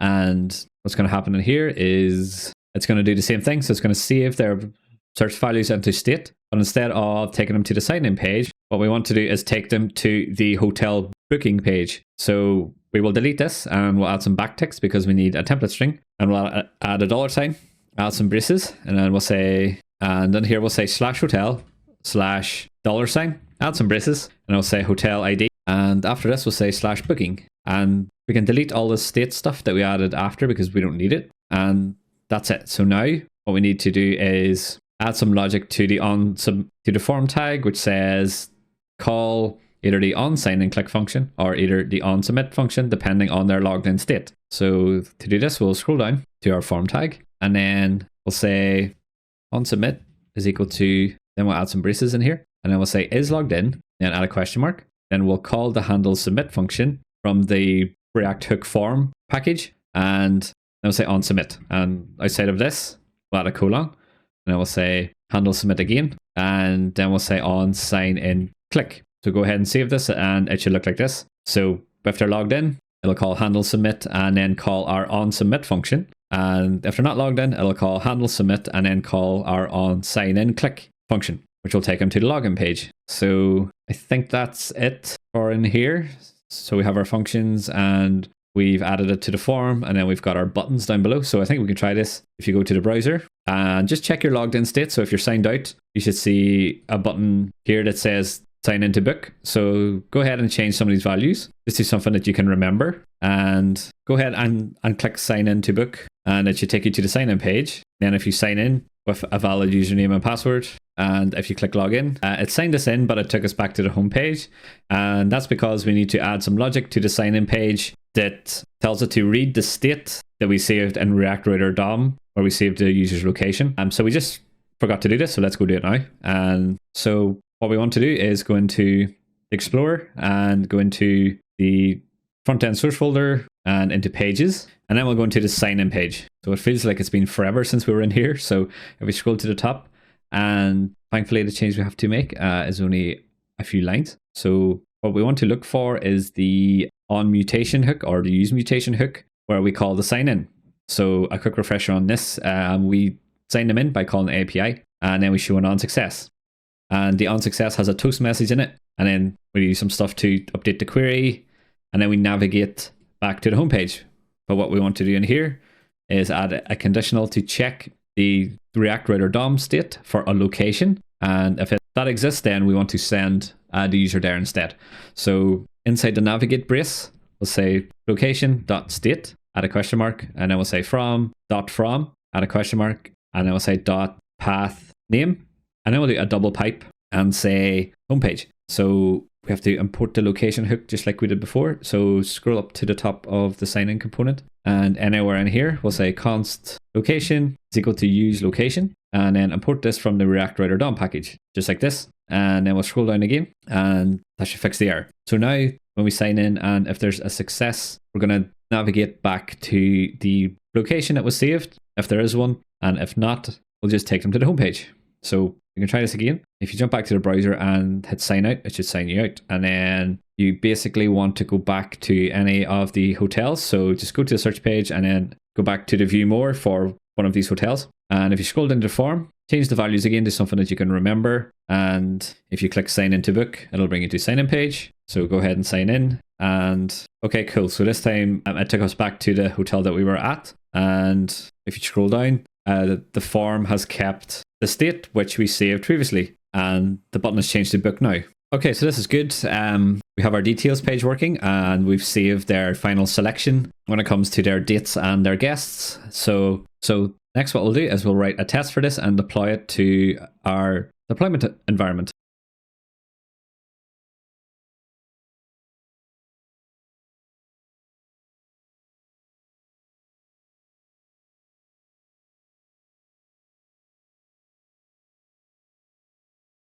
Okay, so to write a test then, we're going to write a test that, okay, so for our test, what we're going to do is write a test that asserts that we're on the view details page and that the correct button text gets displayed on the form. So if we jump into the finished example, just to remind ourselves, so whenever we click view more, we have a title up here. And then since the test will be signed in, when it runs this, we want it to say sign into book in the text of the button. So we'll jump into the code, and in Explorer, we'll go into the search hotels.spec.ts file, as this makes sense it keeps all the hotel search stuff together. And in here, we'll create a new test, and we'll call this one should show hotel detail. And then we'll add an async arrow function, and then we'll destructure the page from the test. Okay, good. So as always, the first thing we'll do is we'll go to our homepage. So we'll say page.go to UI URL. And in here, we want to fill out the destination field and click the search button. So if we scroll up to our previous test, we've done this already. So we get the input by its placeholder and then fill in the text Dublin. Then we get the sign in button and then we click it. So we can copy this, and this will take us to our search results page. And what we want to do then is say await page.get by text, and then we want to get the first result, which is going to be our test hotel called Dublin Getaways, or whatever you've named your test hotel in your database. And then we want to click this so that it takes us to the detail page. And we can assert on this by saying await expect to do an assertion. And then we'll say page. And outside this, we'll say to have URL. And then we'll pass in a regex here. So we'll add a / and then we'll say detail. And then we'll add a / again. So we don't want to be too exact in the URL in case the endpoint changes, for example, in future. So we'll just make sure that the URL has detail in it. And then the last thing we'll do is we'll say await expect page.get by role, add button in some string tags. And then we'll add a comma. We'll add an object and we'll say name, and then we'll say book now, just like this. And at the very end, we'll say to be visible. So since the test will be in a signed in state before it runs as test, because we told it to up here in the before each, then we want to make sure that the button displays based on this signed in state. So go ahead and save this, and that should be it. And what you want to do is go to the testing tab, and in here under search hotels.spec.ts, you should have a should show hotel detail. If you debug this, it'll spin up the test and the browser, and the test pass. And if you have a look, you can just eyeball to make sure that things look good. If your test didn't pass, just make sure that you started the server in end-to-end mode so that it's running against the test database. And if you want, you can run the entire test suite, and this will give you confidence that things are working without you having to go and test everything. And there is nothing better than seeing all the tests being green, which means all is well in the world. Okay, good. So now we've added our detail page. We will stick by good practices and check in our feature and test that it's working on the deployment environment. So go ahead and make sure you're in the top level directory in a terminal, and then do git status. And this will tell you all the things that have changed. Not too many changes this time, thankfully. And then we'll say git add, and then we'll say git commit -m, and then we'll say added hotel detail page and end-to-end test. And then we'll do git push, just like this. Then we'll jump to the dashboard and keep an eye on the deploy that's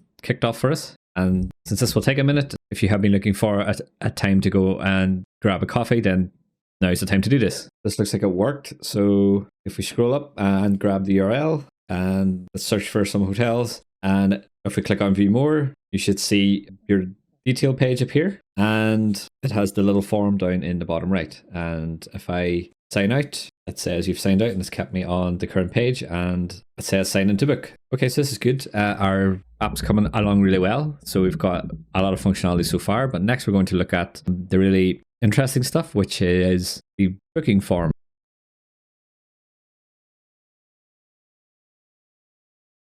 So before we jump into the booking confirmation page, there's one little change that we're going to make, and that is to save our search values into session storage. So the reason we're doing this is because if the user enters in some values here and chooses some dates, and if they hit search, then our page updates, which is fine. But if they refresh the page, then they lose their search values. So by storing this in session storage, it means that we can persist this data whilst the user has the tab open. So this doesn't take too much code, thankfully. If we jump into the IDE, and what we want to do is go into our search context, because this is where we store the user's search values currently. So the way this works is we're going to keep the state values and all the stuff we have in here for saving search values and so on.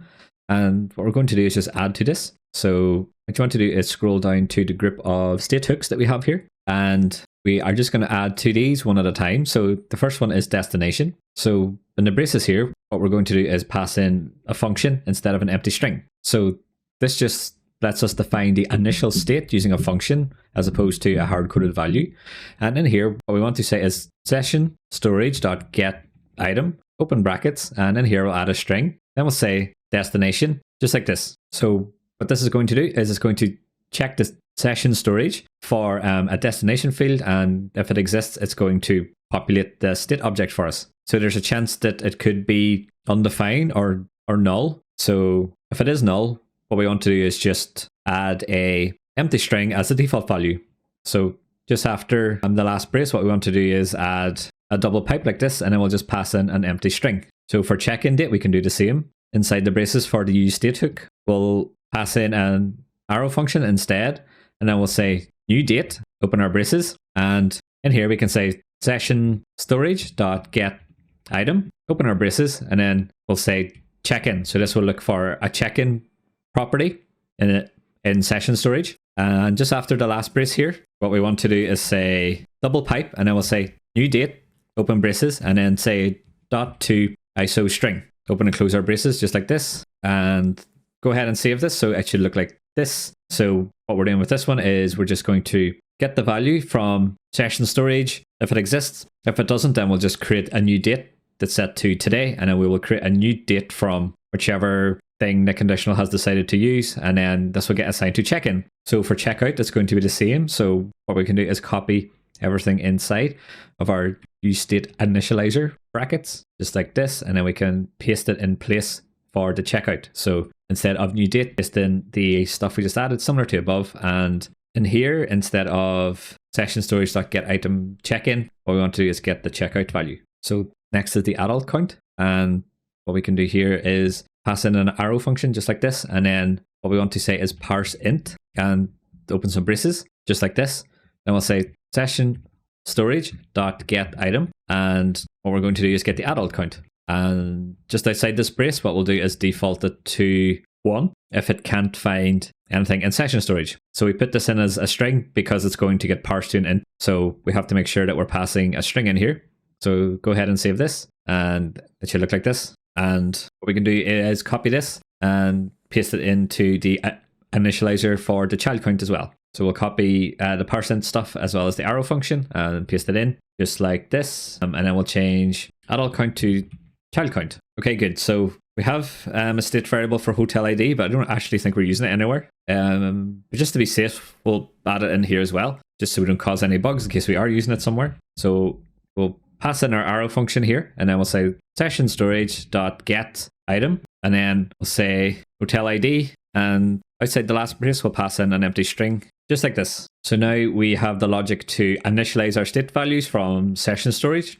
What we need to do is save to session storage whenever we update the state variables. So the best place to do this is down in our save search values function, because this is what all our components use, and this is where we're setting this state currently. So just below the if statement at the bottom, we'll add a new line, and in here we'll say session storage dot set item, and then we'll add a string, and then we'll say destination, then we'll add a comma, and then we'll say destination, just like this. And that's all we have to do to set an item into session storage. So we'll just fill out the rest of these as well. So we'll say session storage dot set item, and then we'll say check-in, and outside the string we'll say check-in dot to ISO string, just like this. So we have to save values as strings when we save it to session storage. And next we'll do the checkout. So we can just duplicate this line for the check-in, and then we'll just change the values to checkout. We'll say checkout as the key, and then we'll say checkout to ISO string as the value. And then you can say session storage dot set item, add a string for the adult count, and then we'll add a comma here, and then we'll say adult count dot toString, just like this. And then we can duplicate this line again and change the key to be child count, and the value will be child count as well. And these will both be strings. And the last one we want to do is add a hotel ID. So we'll say if we have a hotel ID, like this, we'll do session storage dot set item, add a string, and we'll say hotel ID, then we'll add a comma, and then we'll say hotel ID in here, just like this. And that's it. So now anytime our components call the save search values function, it's going to save it to the local state, and then it's going to save it to the session storage as well. And provided the user is in the same tab, after they've done that, if they refresh, then our state variables up here are going to get initialized based on the session storage, and it's just a bit of a better user experience. So go ahead and start up your front end and back end servers, and we'll jump into the browser and test this out. So I'm on the homepage here, and it's just displayed the default values. So if I enter in some search terms for the destination and for adult child count, and if I choose some dates in here, if I choose search, let me change this so I actually get some results back. Okay, that's good. So now we've got 3 hotels found based on my search criteria up here. And if I do Control and R to refresh the page, you can see that it's kept the form state and it's populated the fields. And also if I choose the View More button it'll take me to the hotel. And if I scroll down, you can see our little guest info form is populated as well. And if I hit refresh in here and scroll in again, it's saved my values. So this only works for the current tab. So if I jumped into a different tab or a new window, it wouldn't save the values. But I think it's a nice compromise to use the session storage, because using local storage, which would persist it across all tabs and all windows, just makes it a bit harder to manage the data, as there could be stale data on the user's browser. And if different users are logging in and out of the same computer, then it'll be a bit of a pain to manage that. So session storage provides a nice in-between. And this is the added benefit of using a context to store our search variables, as it made it a lot more straightforward to go in and add this little bit of functionality, as opposed to having to go into all the individual components and add this logic in there too. So this is why we store the search values in a context.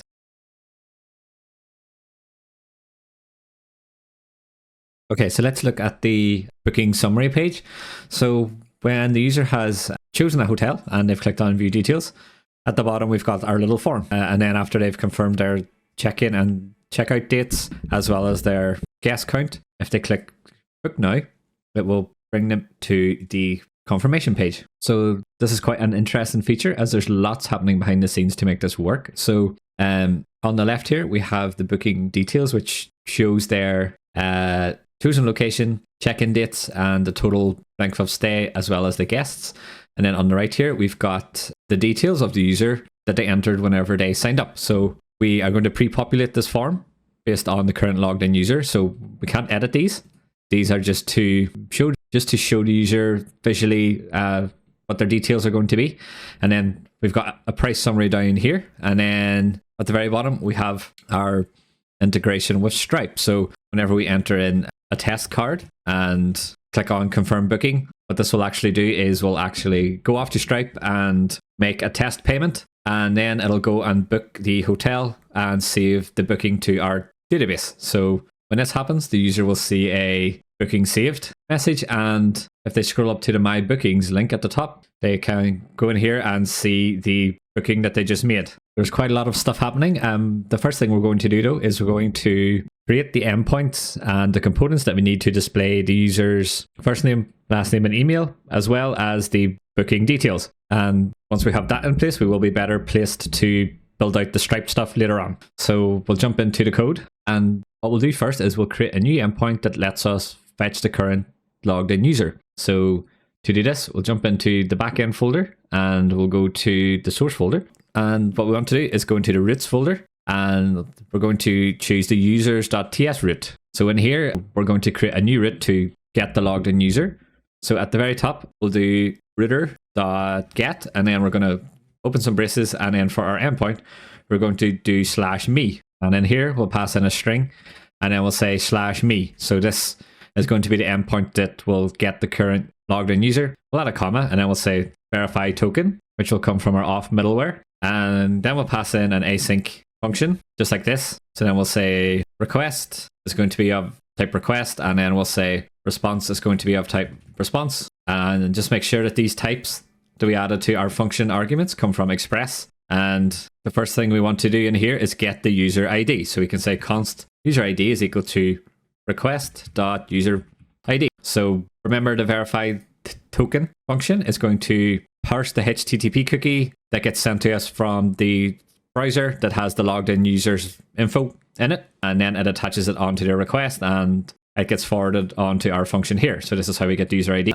And in here, we'll add a try catch block, just like this, so that we can handle the errors. And in the catch block, we'll say console.log error, and we'll say res.status of 500 to say something went wrong, and we'll send back some JSON, and we'll pass in a message that says something went wrong, just like this. And inside the try block, what we're going to do here is get the user from the database based on the user ID. So we can say const user is equal to await user.find by ID, and then we'll pass in the user ID, just like this. And outside of the find by ID braces, we want to say dot select, and in here we'll add a string, and we'll say minus password. So this will get the user, and it will not include the password field in the response because we don't need that. And it would be a bit of a security risk to display this on the front end. So what we'll do now is say if we don't have a user, so say if not user, then we'll return early and say, is that status? And we'll say 400, and then we'll pass back some JSON that says user not found. And if we do have a user, we will say res.json and pass back the user. And this user will have a type of user type, which we will also use on the front end in the response. And the reason that we use an endpoint like this called /me is because it means the UI doesn't need to know the ID of the current logged in user. And it doesn't need to know because it's in the HTTP cookie anyway. So it's best to take the user ID from the cookie, which is more secure and makes it easier for any of our front end clients that are using our API. So now that we have an endpoint in here, we can jump into the front end and build out the little personal details section of our form. So in the Explorer, we'll go into the front end folder and we'll go into source and we'll go into pages, and then we'll create a new page in here called booking.tsx. And we'll go into the front end folder, and then we'll go into the source folder, and then we'll go down to API client.ts, and we will create the request to call the endpoint that we just created. So if we scroll to the top, this is where we put our register and sign in functions. So this is where we'll put our fetch current user function. So in here we'll say export const fetch current user, and this will be equal to an arrow function, and we don't need any parameters here. So inside the function we can say const response is equal to await. We'll say fetch, and we'll pass in a template string. We'll add a $sign, add some braces, and I'll say API underscore base underscore URL, and I will say API /users /me. And don't forget the async keyword on your function up here. And after the endpoint string that we just added to the fetch, we'll add a comma, and then we'll add some braces in here, and then we'll say credentials include, which will tell the browser to send any HTTP cookies that we've got stored. And we'll say if response is not okay, then we will throw a new error that will say error fetching user. And if the response is okay, we will return the response as JSON. So say return response JSON, just like this. So next, we'll jump into the Explorer and we'll create the booking page that will hold the form. So in the front end source folder, scroll down to pages, and in here, we'll add a new file and we'll call it booking.tsx, just like this. And the first thing we'll do up here is import our API client. So we can do import star as API client. I will say from, add a string, and I will say // API client. And I will create our component. So I'll say const booking. It's going to be equal to an arrow function. And in here, the first thing we want to do is use React query to call our fetch current user endpoint.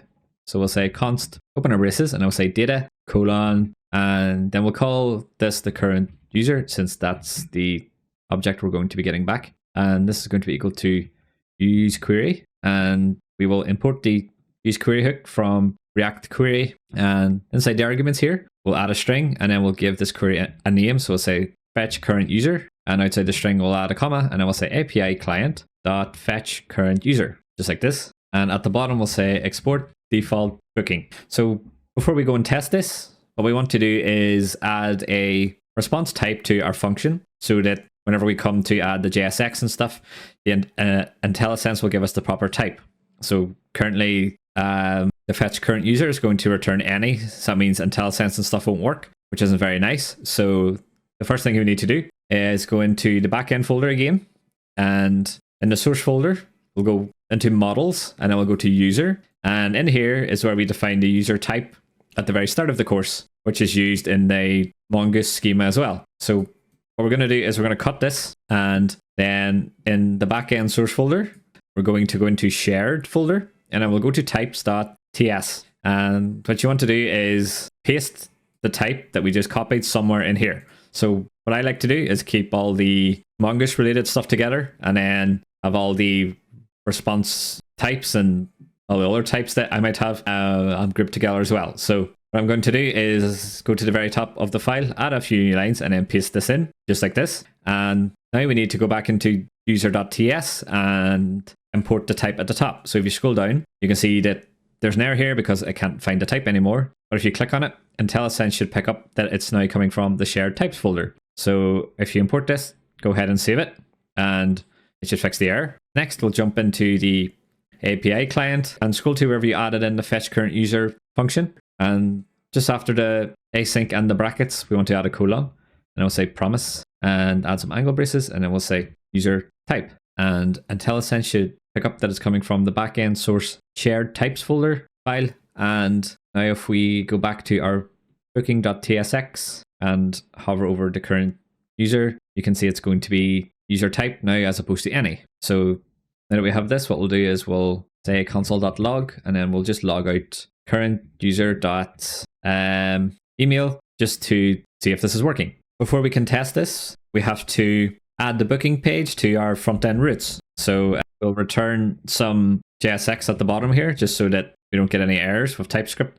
So go ahead and return an empty fragment or a string or anything like that, just so that it picks up that this is a component. And then we'll jump into app.tsx. And what you want to do in here is scroll down to the group of routes that we have under the is logged in conditional, because we want the hotel booking confirmation page to be for signed in users only. So best thing to do here is just to copy the top route, and just inside the little fragment that we've added at the top here, we're going to paste it in just like this. And then we'll change the path to be hotel / and then add a colon. Then we'll say hotel ID, add a / and then we'll say booking. And we'll change the component in our element inside the layout to be the booking page. So go ahead and import this and save this. So I think that should be it. So if you go ahead and start up your front end and back end servers, and we'll jump into Chrome and just make sure you're signed in. And what you want to do is go to the detail page of a hotel. It doesn't matter too much which one it is, and fill out the form at the bottom. And if you click book now,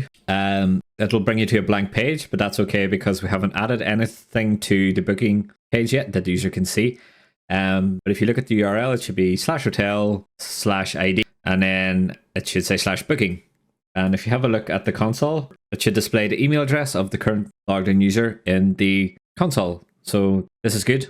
And you can have a look at the network tab too if you want, and see what happens when the page loads and it's making a request to the /me endpoint. And you can see in the response that it has the user details, but it's left out the password, which is good. Okay, so if we jump back to the finished example that we have here, so we're going to start by building the stuff on the right, but we'll add the layout for the stuff on the left while we're here. So we'll jump into the code and we'll go to booking.tsx, and we can delete our log message. And in the return statement, what we're going to do is add a div. The best way to split this page up is to use a grid with 2 columns just to keep it nice and straightforward. So we'll say class name is equal to a string. And then in here, we'll say grid, and then we'll say md grid -calls - and then we'll add an array in here, and we'll say 1fr, and we'll say underscore 2fr. So the form on the right is going to take up 2/3 of the total space available, and the details of the booking will take up 1/3 of the space available. So in here, we'll add a div, and this is going to have a class name of bg-green-200. And then we're going to add some text inside this div that says booking details summary. So this is just some placeholder stuff so that we can visualize what the page is going to look like without having to go and build out all the detail stuff, because we're not focused on that right now. We're focused on the actual booking form. So we'll just leave this there. And just below this, we're going to say booking form. So we haven't created this component yet, but we will create it now. And we will pass the current user to this component. And the current user comes from the GET request that we just made up here when the page loads. So to create the booking form, we'll go into the Explorer, and we want to go to the Forms folder. We'll create a new folder called Booking Form. And in this folder, we'll create a file called bookingform.tsx, just like this. And in here, the first thing we want to do is define the type for our props. So we'll say type props is equal to an object, and then we'll say the current user is going to be of type user type. So the user type we'll have to import. So go ahead and add it from the backend source shared types file, just like this. And this is all we need for now. We'll add some more later as we add more stuff to the form. But for now, we'll say const booking form, and this is going to be equal to an arrow function, and we'll destructure our props. So we'll add some empty braces, and we'll give our props the type of props, just like this. And inside the braces, we'll destructure the current user. Okay, so since we're dealing with a form, you've probably guessed that we're going to use the React hook form package. So we'll go ahead and import this. Say const open braces, and outside the braces, we'll say equals, and we'll say use form, and we'll open some braces, just like this. Go ahead and import the use form hook from React hook form, and inside the braces, beside our const variable, we're going to get the handle submit function, and we're going to get the register function. So in here, we have to define a type for our form. So just outside the component, we'll say export, we'll say type booking form data is going to be equal to an object. And this basically has to describe the inputs on the form. So if we have a look at the finished example again, we're going to have a first name, a last name, and an email. So if we jump into the code, we can define these in here. So say first name, it's going to be a string, and then last name is going to be a string, and email will be a string as well. So down in our component in here, just after the use form hook, we'll add some angle braces, and we'll say booking form data, just like this. So we'll add more stuff to this as well as we go. But for now, we want to go into our component, and after the use form stuff here, we'll say return, and we'll add some braces, and then we'll add our form tags. So we'll add some classes to our form. So we'll say class name is going to be equal to grid, and I will say grid calls -1. So we only want one column here. And I will say gap 5 so that all our elements in our form are spaced out the same. And we'll say rounded -LG border -slate -300. So this just gives us a bit of a gray border. And I'll say P-5 to add some padding to the inside of the border. Okay, good. So inside the form tags, we'll add a span tag, and this will say confirm your details. So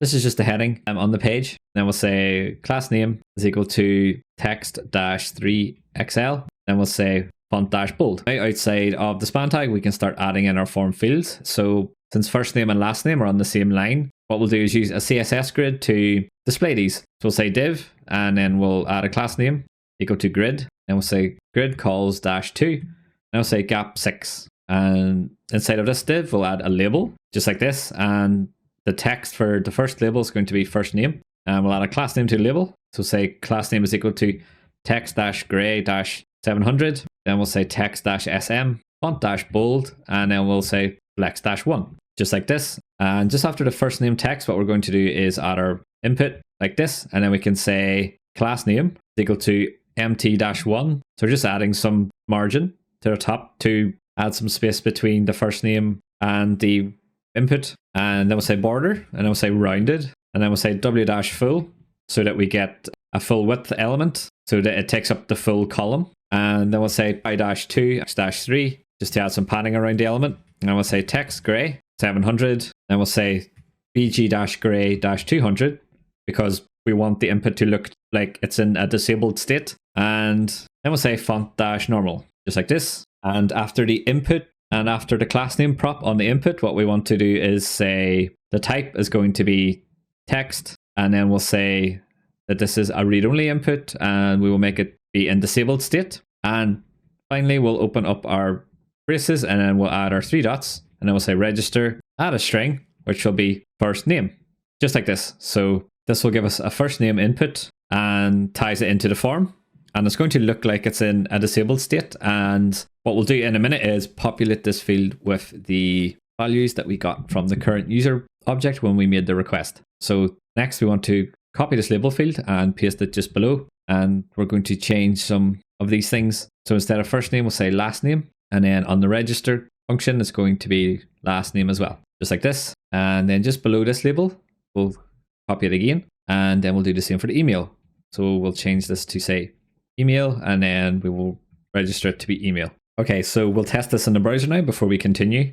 So if you scroll to the bottom, and then we'll say export default booking form, just like this. And if you go into booking.tsx, you want to add the import from the forms folder. And it's giving me an error here. And if I hover over it, it says, did you mean current user? Because I spelled it wrong. And I did, so I'm going to fix this. And it's still giving me an error that says user type or undefined is not assignable to type user type, which means that the current user, which comes back from React query, is going to be of type user type, or it could be undefined. So we have to cater for this. So what we'll do is just above the booking form, we'll add a new line. and then we'll add in some curly braces, and I will say current user. Then we'll add double ampersand, and then what we'll do is cut and paste the booking form after this, just like this. So now this means that the booking form will only display if we have a current user. So if something went wrong, then it'll not display the booking form, which is okay because it likely means that there's quite a bad bug somewhere. So now that we've got this in place, we can save and have a look at the browser.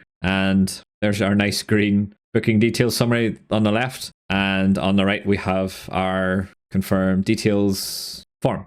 So what we want to do now is we want to pre-populate these fields based on the current user. So we'll jump into the code and we'll go into booking form. And we have the current user because it's being passed in from the parent page component that handles the fetching for us. So now what we need to do is scroll down until we see use form hook that we import.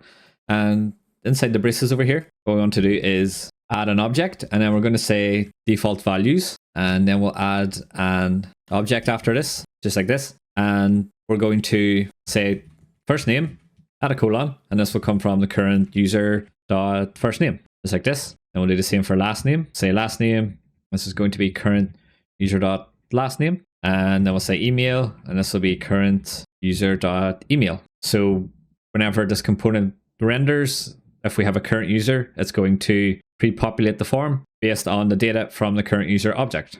And if you save this and have a look at the browser, you can see we've got our name and our email has been populated in the form. Okay, so that's the first little bit done.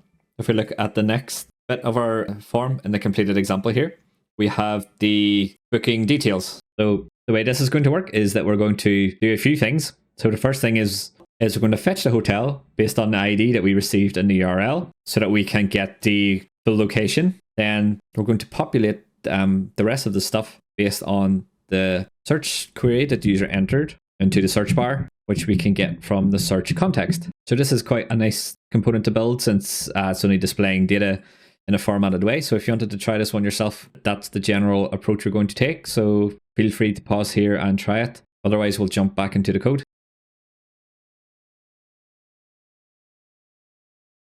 So in here, the first thing we want to do is we want to get the search stuff out of the search context. So we'll say const search is equal to use search context, and we'll import this from our context folder. So add import from context / search context. And we also have to get the hotel ID. So we'll say const hotel ID, and this is going to be equal to use params. So we're going to get this from the URL. And once we have the hotel ID, we can go and fetch the hotel. So we'll say const data, and this will be called hotel. And then we'll say equals use query, open braces, and we will give a query a name. So we'll say fetch hotel by ID. And after this, we'll add a comma, and then we'll pass in our function. And this will call the fetch request that we already created and that lives in our API client. So we'll say API client dot fetch hotel by ID. And in here, we want to say hotel ID as a string,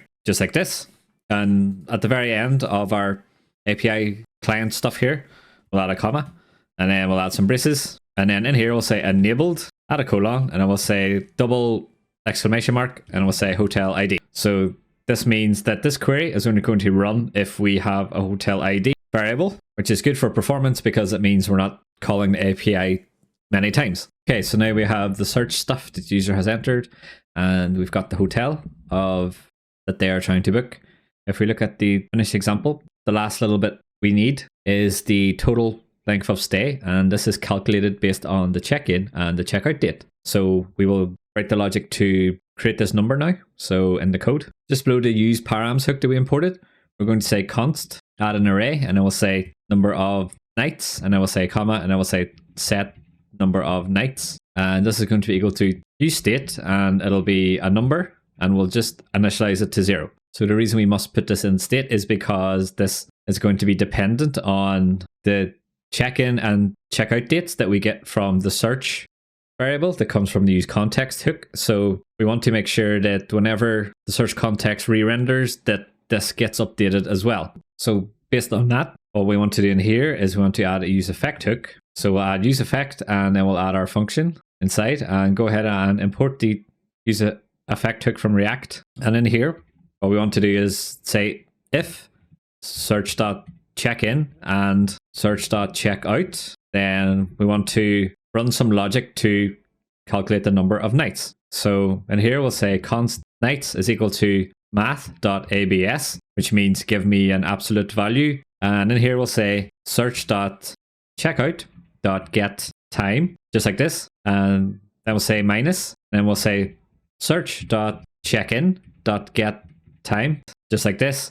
And after the last brace, we want to add a forward slash to say divide. Then we'll open our braces and then we'll say 1000 times 60 times 60 times 24. So go ahead and save this and I'll explain what it means because there's some maths involved here. So if we have a check-in and checkout date, what's going to happen is we're going to get the checkout time in milliseconds, and then we'll get the check-in time in milliseconds, and then we'll subtract the two. And then that'll give us an absolute value in thousands or whatever it is. And then whenever we divide by this number, it's going to convert it to days. And just after this, then we'll say set number of nights. It's going and open braces, and then we'll say math.ceil, and then we'll pass in the nights. So math.ceil just make sure that we have a whole number, and then it sets it into state. So what we want to do is in our use effect hook, just after the function we added down in here, we want to add a comma and add an array. So we want to say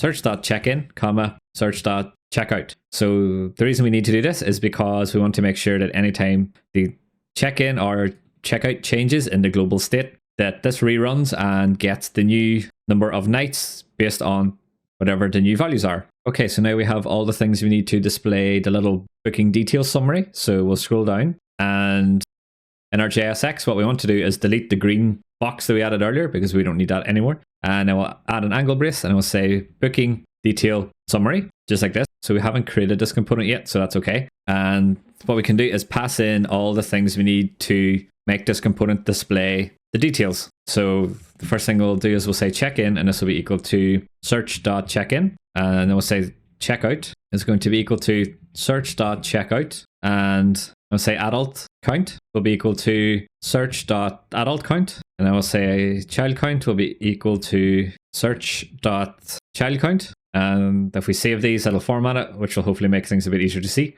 And then we can say the number of nights is going to be equal to number of nights. And then we'll pass in the hotel so that we can get the stuff we need to display the location. So this is one of the benefits of having a top level or a parent component that handles all the state and the majority of the data fetching, because it means everything is in the one place and you're able to pass things down to your child components depending on what they need. And as we'll see in a second, it makes our child components quite small and easy to manage. So let's jump into the Explorer then, and we'll go into the components folder this time, and we'll add a new file, and this will be called booking details summary.tsx. And in here, we'll define our prop types. So we'll say type props is equal to an object, and then we'll say check-in is going to be a date, check out is going to be a date, and adult count is going to be a number, child count will also be a number, and the number of nights will also be a number.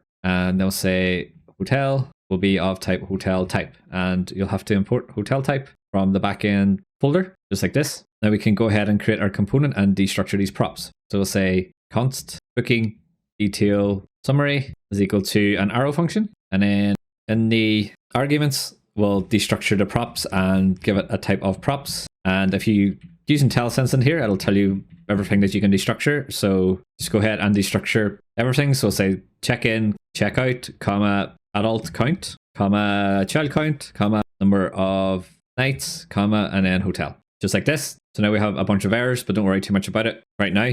They'll go away whenever we build out the component. So if we have a look at the finished example again, so on the left here, we'll have a title at the top, and then we'll have a little text field, and each thing is separated by a little divider in between them. So it looks quite nice. So we'll jump back into the code, and then we'll add a div, which will act as the container div for this component. And we'll say class name is equal to grid, and then we'll say gap-4, and we'll say rounded-lg, and we'll add a border. So we'll say border, and we'll say border-slate-300, and then we'll say p-5, and then we'll say height-fit. So the h fit just means that is that this grid column isn't going to stretch to match the other grid columns, so it'll only be the height of its content. And in here, we'll add a h2 tag and we'll say your booking details, just like this. And I will say class name is going to be equal to text-xl, and I'll say font-bold. After the h2 tag, we're going to add a div and add a class name for the div. So we'll say class name equals border-b, so this means border bottom only. And I will say py-2. So this just adds some space between the content of this div and its bottom border. And inside the div, we'll add the text location. And then we'll add span tag in here. And we'll say class name equals font-bold. And inside the span tag, we'll add some curly braces. Then we'll add backticks. And then we'll say $, and then we'll add some curly braces again. So we're going to use a template string in here to display the location of this hotel. So we'll say hotel.name. And outside of this, we'll say comma, and then we'll add a second variable, and then we'll say hotel.city, and then we'll add a comma again, and then we'll add a third variable and say hotel.country. Okay, good. So this is why template strings are quite nice, because it makes strings very readable. Okay, so let's have a look at this and see what things look like. So at the bottom, we'll say export booking details summary, and don't forget the default keyword. So it looks like this, export default, and save this. These errors are fine. I won't stop the app from running, but it will stop a deploy, just like we've seen before. So keep that in mind. Okay, so we'll go to booking and you can import this, and it's not picking it up for some reason. Oh, it's spelled it wrong. So make sure that it's booking details summary, or whatever you call your component. Just make sure they match up. And if you go ahead and add the import from the components folder, and there's some errors we'll have to fix. So let's see. Type void is not assignable to type rect node. That means it's not picking this up as being a component. Strange. Oh yeah, so we want to make sure that the JSX we just added is in return statement. You've probably done that already, but if you didn't, just type return, add some braces, and then paste everything inside the return statement just like this. So that should fix it. If you go back to booking.tsx, one more error to deal with. Type hotel type is undefined and is not assignable to type hotel type. So because hotel type comes from up here in the use query hook, it might be undefined sometimes. So simplest way to solve this is just outside the return statement, we'll say if, and then we'll say there is no hotel. So we'll say if !hotel will return empty React fragment. So this shouldn't really happen because there should always be a hotel. But if not, then we'll just return nothing. You can return some text in here if you want, or some other component. Doesn't matter too much really. I think this is fine for now to get us over this hump. So if we have a look at our component now, all the errors are gone. So if we go into the browser and choose a hotel, you can see the booking section, details section has appeared on the left, and we've got our location. But the location needs to drop onto a new line, so we'll go and fix that, and we'll add the rest of the stuff. But it looks to be generally working, which is good. So I'll zoom out on my browser. So we'll jump into the code, and then what we want to do in the booking details summary.tsx is change the span tag that we added around the location stuff to a div, just like this.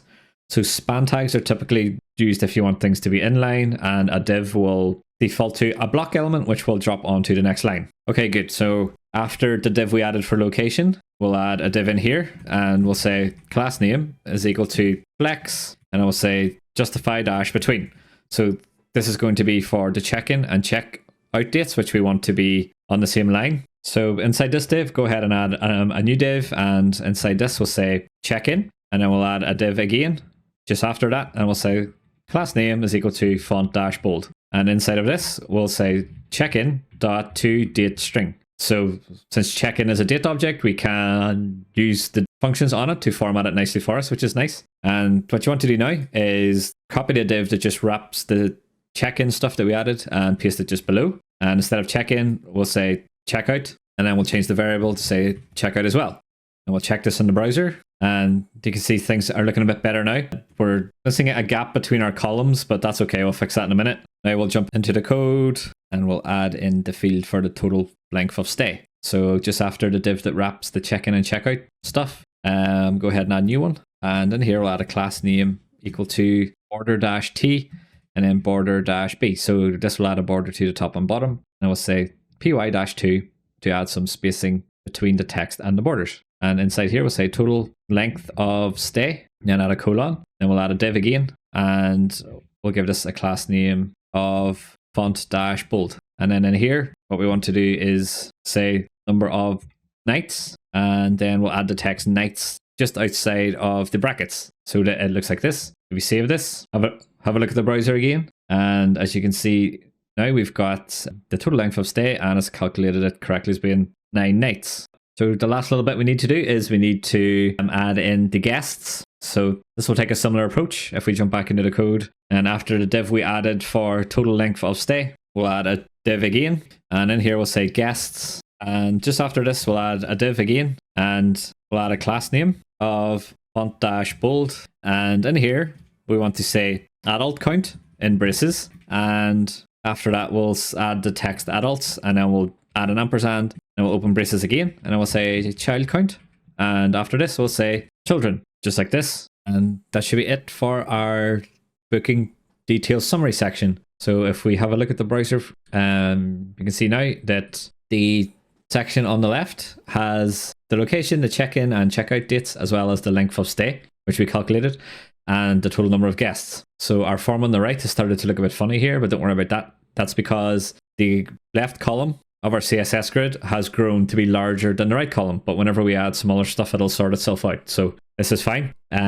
So if we look back at this component we just made, hopefully you have seen the benefit of doing all the fetching at the page level to get your data and then passing different props to your different components where needed, because it makes it really easy just to create what's called presentational components, which our booking details summary component is a prime example of. Okay, so if we look at the finished example, now that we've got the details stuff over here in place and the booking details stuff on the left in place, we can get into the really cool stuff, which is integrating with Stripe and creating a booking.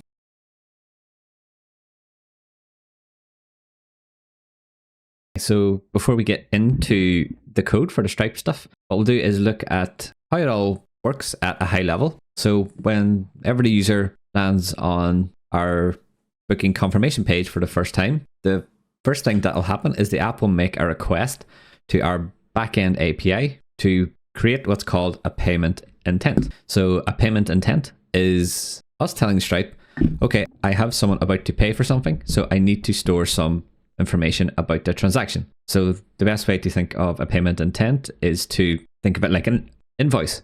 So we haven't received any money yet, but we want to create and store some data so that we can give this to the paying customer. So this is created on Stripe, and we'll calculate the amount based on the price per night that gets sent to the payment intent endpoint, and we'll store this along with the user ID and the hotel ID on the payment intent on Stripe. So we're just creating an invoice with some information about the hotel and about the user. Once we've created a payment intent on Stripe, or in other words, created an invoice, Stripe will give us a client secret, which is basically a link to the invoice on Stripe that was just created. This will get returned to our backend, and in turn, we will return it to our front end. So once the front end has a client secret, we will use the Stripe SDK to display some elements that lets the user enter in their card details. And these elements will tie into our own form, so everything looks seamless. Whenever the user submits the form on the front end,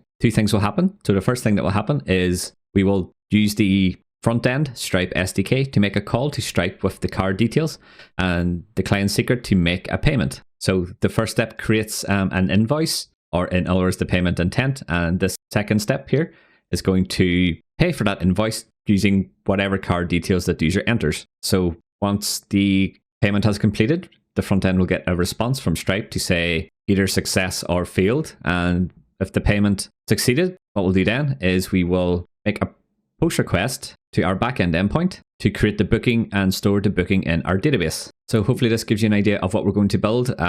There's a few bits and pieces that we need to implement here, but don't worry, we'll take it step by step. And the first thing we need to do is we need to go and get ourselves a Stripe account.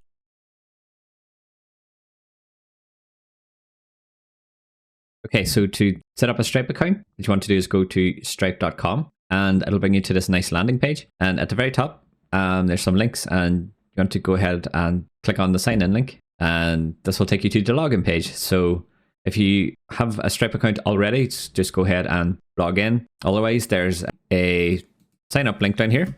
Go ahead and click this and just fill out this form and click on create account. So whenever you create an account and you sign in for the first time, it's going to bring you to dashboard.stripe.com, and you might see this activate your account thing here, and it's going to ask you for lots of bank details and stuff like that. But you don't need to fill this out because we're only going to be using Stripe in test mode, which works the exact same as a live Stripe account, but it just deals with test data instead of having to work with real cards and payments and things.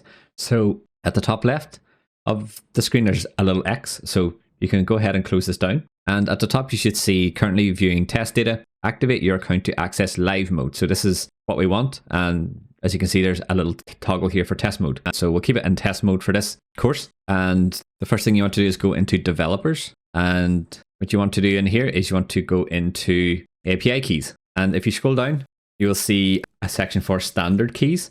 And in here, there will be two keys or two tokens. The first one's going to be a publishable key. So this is what gets used on the front end so that the user can make a card payment to Stripe. And then we'll have a secret key, which is what we'll add to our backend, which will basically give us admin access to our Stripe account using the Stripe SDK. So what we'll do first is we'll set up the backend endpoint which lets us create a payment intent.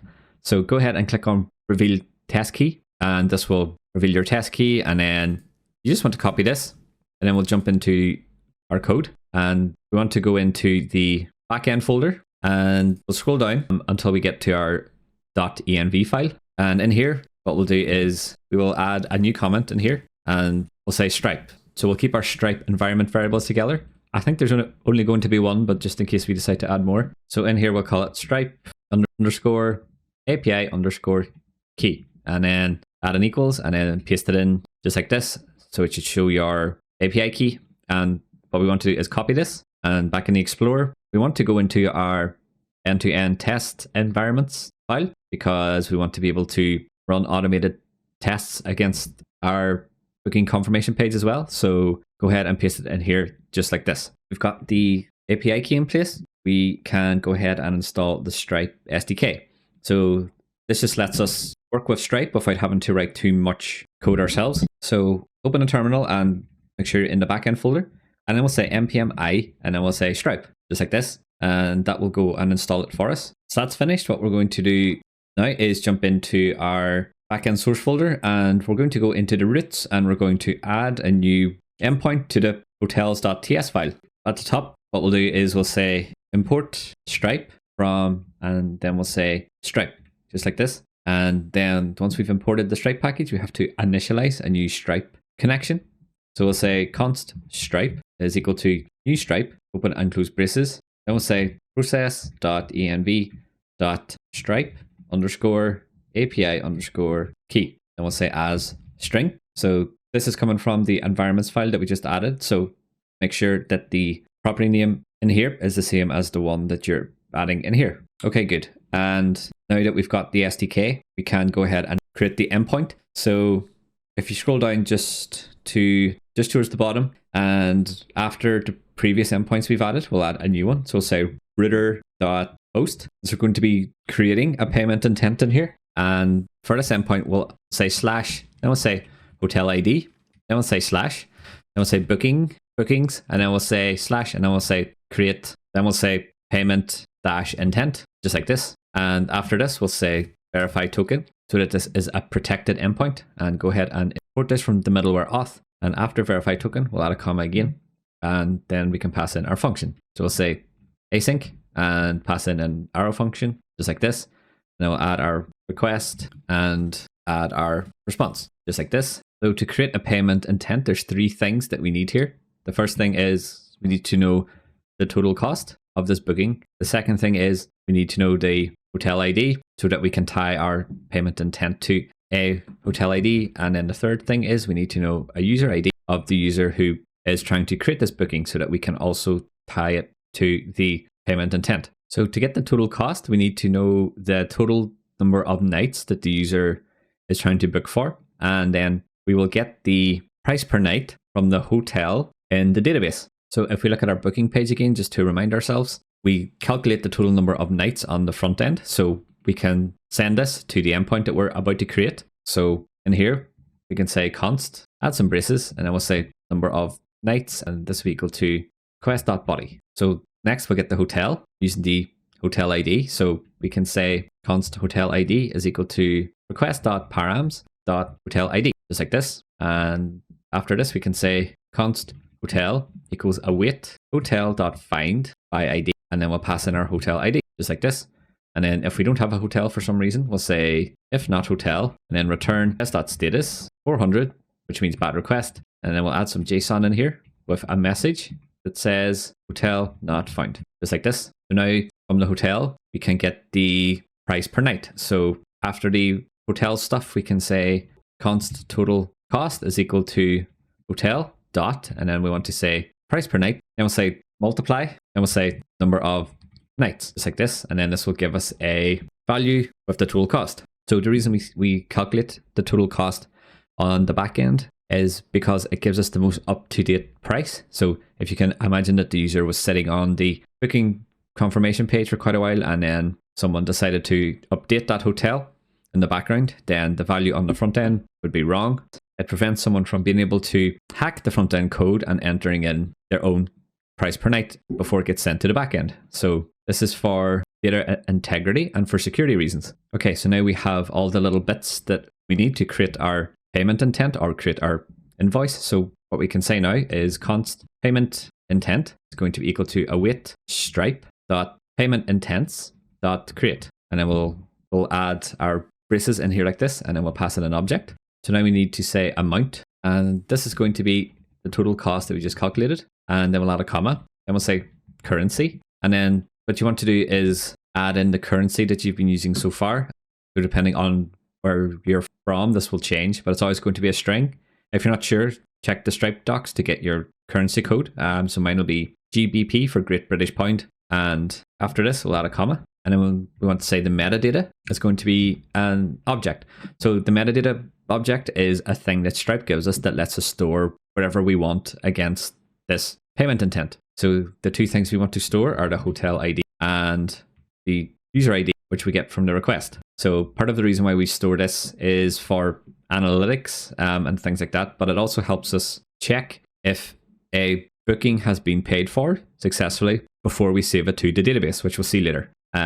Okay, so now we've got a payment intent that gets created on Stripe, and this payment intent will have a client secret in it. So the client secret is the thing that we need to return back to the front end so that the user can create a card payment against this payment intent to pay for the invoice, essentially. So after our payment intent code block, we'll add a new line in here. And since the client secret is important, so we want to check if it exists.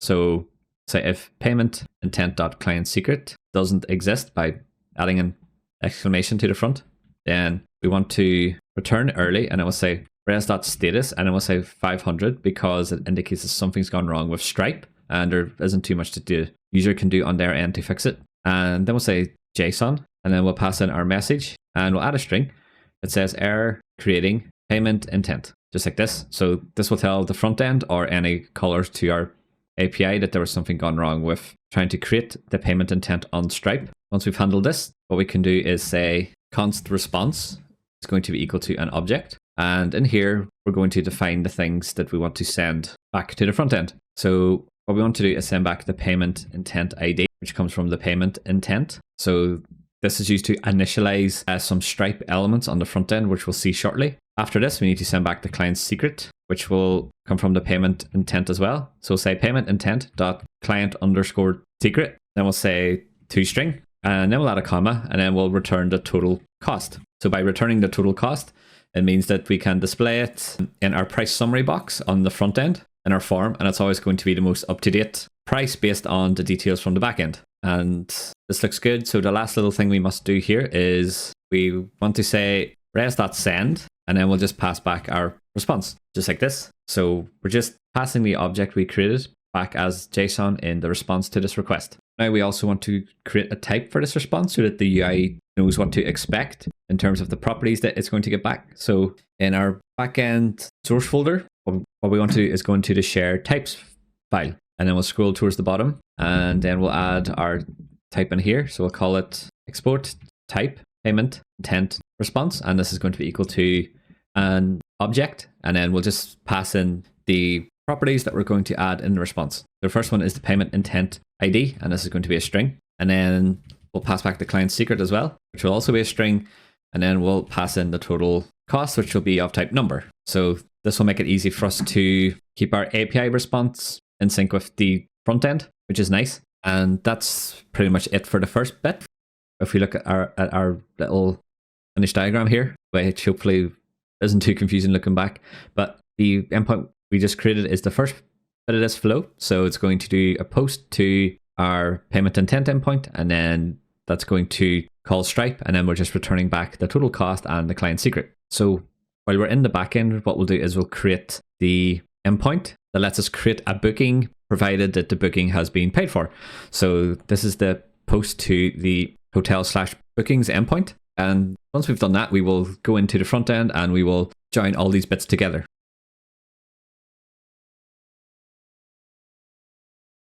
Okay, so to create our booking endpoint, the first thing we need to do is update our hotels model so that we can store bookings as well. So we will create a type for this first. So we'll jump into our types.ts file, and just below where we have created the hotel type, we will add a type for the bookings. So we'll say export type booking type, and this will be equal to a object. So the first thing we need in here is an ID. So we'll say underscore ID, and then we'll add a string. And then we also want to store the user who has made this booking. So we'll say the user ID, and this will be stored as a string as well. And next we'll store the details from the form and the dates and things like that. So we'll say first name is going to be a string, and then the last name is going to be a string, and an email is going to be a string. And we'll say adult count is going to be a number, and then the child count is going to be a number, and then the check-in is going to be of type date, and then checkout is going to be of type date, and then we'll also add the total cost in here as well. This as a number. So the reason we store the total cost as part of each individual booking is that if the price per night of that hotel changes, then we don't want to change all the bookings that have already been confirmed. And it also makes it easier to retrieve this data since it's part of the document in the database. So now that we have a type for the booking, what we can do is scroll up to our hotel type. And then here, what we want to do is add a property called bookings. And then this will be an array of the booking type that we just created. So we'll say booking type array and add a semicolon just like this, and then save. So now that we've updated our TypeScript types, we can jump into the backend source folder and go into the models folder, and then we'll go into hotel.ts. So in here, what we'll do is create a booking schema, which will be embedded in the hotel schema. So this lets us separate out our models so that they make sense to us and other developers, while also allowing us to embed documents within each other. So at the very top, just after the imports, we'll say booking schema, which will be equal to a new mongoose.schema, and then we'll add our angle brackets in here, and then this will be of type booking type that we just created. So go ahead and update the import from the shared types folder, and it should look like this up here. And at the end, we'll add some braces, and then we'll pass in an object. So now we need to define all the properties that we want in the schema. And since we've already defined the type by saying it's of booking type, if you press Control Space inside the object, you can see all the properties that we need. So we basically have to go down these one by one and define the types so that Mongoose knows what they are as well. So say first name, we have type string, and we'll add a comma, and then we'll say this is a required property. So we'll say true, and we'll add a comma at the end. And we can copy this and then just change first name to last name. And we can copy this again and change this one to email, since these are all string types. Next we'll say adult count, and this will be of type number. Then we'll add a comma, and then this is required as well. Then we'll copy this and we'll change the second one to say child count. And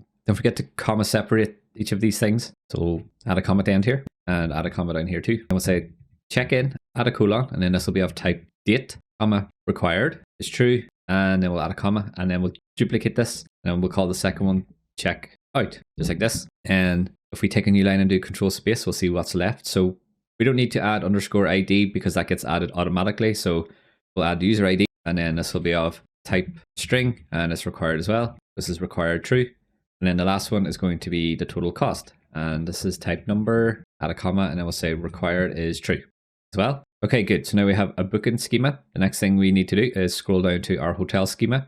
And in here, what we're going to do is take a new line at the bottom, and then we'll say bookings, and then we'll add a colon. And then this is going to be an array of booking schema, just like this. So now we've linked the booking schema up here to the hotel schema down in here, and we've said it's an array. So now we can start adding to the bookings array for a given hotel. So we'll go into our hotels root in the backend folder, and what we'll do is just below the endpoint we created for the payment intent, at the bottom of the file, just above the construct search query stuff, we'll add a new endpoint in here that will let us create a hotel booking. So we'll say router.post and then pass in a string, and then we'll say colon hotel ID so that we can get the hotel ID, and we'll say bookings, just like this. And then we'll add a comma, and then we'll say verify token, because this is a protected endpoint. And then we can pass in our async function. So we can say request colon of type request, and then response colon of type response, just like this. And in here, we'll add a try catch block, and we will catch the error in the catch block. And if something goes wrong, we'll say console.log, and then we'll log the error. And we'll say res.status 500, then we'll say .json, and we'll pass in our message object, which says something went wrong. Okay, good. So the first thing we want to do is we want to check if the Stripe payment was successful and that booking has been paid for. So to do that, we are going to use the payment intent ID that will get sent to us by the front end. So if we look at our diagram again, whenever we create a payment intent, we pass back some stuff back to the front end. So the total cost, the client secret, and we also pass back a payment intent ID here. So the front end has this, which is the ID of the invoice for this booking, essentially. So the front end will have to send this back to us again. So we'll say const payment intent ID is equal to request.body.payment intent ID, just like this. Once we have the payment intent ID, we can say const payment intent is going to be equal to await stripe.payment intents.retrieve, and then we'll pass in the payment intent ID as a string, just like this. So all we're doing is getting the invoice for this booking, essentially. And what we want to do in here is add a check to say if the payment intent wasn't found or is undefined or whatever.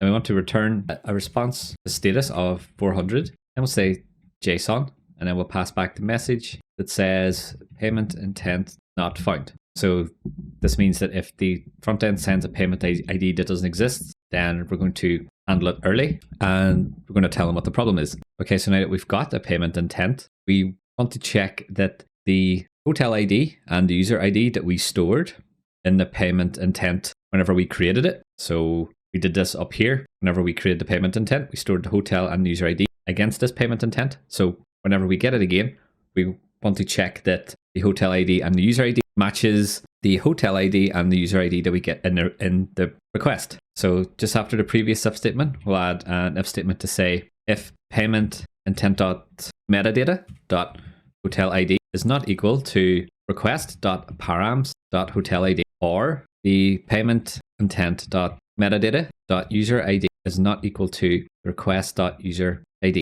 And then we'll add some braces and save, and it should format it for us.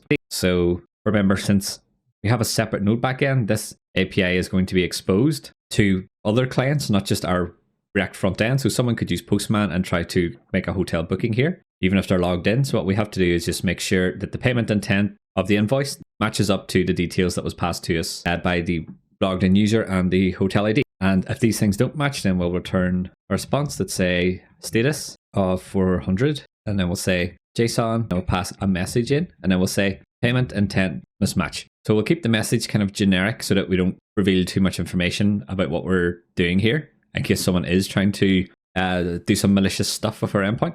So the last check we want to do is we want to check the payment status of the payment intent. So we'll say if payment intent.status is not equal to succeeded, then we're going to say return res.status 400, and then we'll pass back a JSON response with an object with a message. And in the message, we're going to add a template string this time. And then we'll say payment intent not succeeded. Then we'll say status, add a colon, and then we'll add a $sign. And in here, we'll add braces, and then we'll say payment intent, and then dot, and then we'll say status. So what we're doing here is we're going to return whatever the payment intent status is, because we don't want to complete the booking if the payment hasn't been completed. And this also tells the front-end client what went wrong. So now that we've got this far, we assume that the payment intent is a valid one and it's been paid for. So we can go ahead and create the booking. So what we'll do here is we'll say const new booking and add a colon, and I will say type booking type, and this is going to be equal to an object, and go ahead and import the booking type from the shared types folder. So we're going to create a new booking type object here. And what we want to do is take all the details from the body of the request. So we'll say request.body, and then we'll add a comma, and then we'll say user ID, and then we'll say request.user ID, just like this. Now that we have a booking, we need to get the hotel and update it. So we'll say const hotel is equal to await, and then we can say hotel dot find one and update. And then the first argument here is going to be an object. So we can say underscore ID, which is the ID of the hotel we're going to find. And then we'll say request dot params dot hotel ID. And after this object, we'll add a comma, and then we'll add our update function, which in this case is $push. And then we'll add a colon again, and then we'll say bookings colon new booking, and save this. So what this does is it's going to go and find the hotel based on the hotel ID that we got in the request. And then it's going to push the booking object that we just created up here into the bookings array of that hotel. And we'll add a check in here to say if we didn't find a hotel, then we'll return a status in the response of 400. And then we'll say .json, and then we'll pass in a message that says hotel not found, just like this. And if all goes well up to this point, we have a hotel and we've updated it. So we just have to say await hotel.save, and then we'll pass back a response, a status of 200 to say everything went well, and then we'll say .send. Okay, so we added quite a bit of code there, but basically all we're doing is we're going to get the payment intent that was sent to us along with this booking request. And then we're going to add do some checks on this just to make sure that the payment intent is valid and that the payment has been successful. And if that goes well, then we're going to create a new booking, and then we're going to save the booking to our database. So this is good. And adding all these if statements as well is good practice, because it helps us catch any edge cases and places where things can go wrong. And it's a very good skill to be able to show whenever you're talking to employers and such, because it shows that you can think about not just what's called the happy path, but edge cases and where problems could occur. So all this is good practice to have.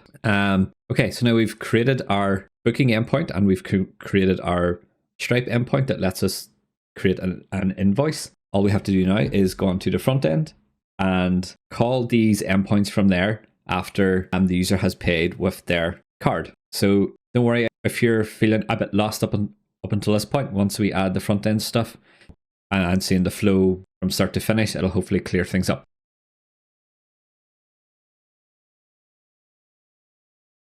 So now what we'll do is we'll jump into the front end, and we will install Stripe and set up the Stripe SDK. So in the terminal, you want to make sure you're in the front end folder. So do cd front end, and in here we'll say npm i --save, and then we'll say at stripe/react-stripe-js, and then we'll say space, and then add at stripe/stripe-js, just like this. So this will add the base Stripe JavaScript package, and then add the React components on top of that. So go ahead and hit enter. Okay, so now once that's installed, what we need to do next is we need to initialize Stripe when the app loads. So because we want this to happen once when the app loads, the best place to do this is in the app context. So we'll jump into app context, and at the top, what we'll do is we'll say import, add our braces, and then we'll say load Stripe, and then add a comma, and then we'll say Stripe, and then this will be imported from at stripe-react at stripe/stripe-js, just like this. And to connect to Stripe from our front end, we need to get our publishable key. So we'll store this in environment variables, but for now we'll just go ahead and import the variables. So we'll say const stripe_pub_key is equal to import.meta.env.beat_stripe_pub_key, and then we'll say or empty string.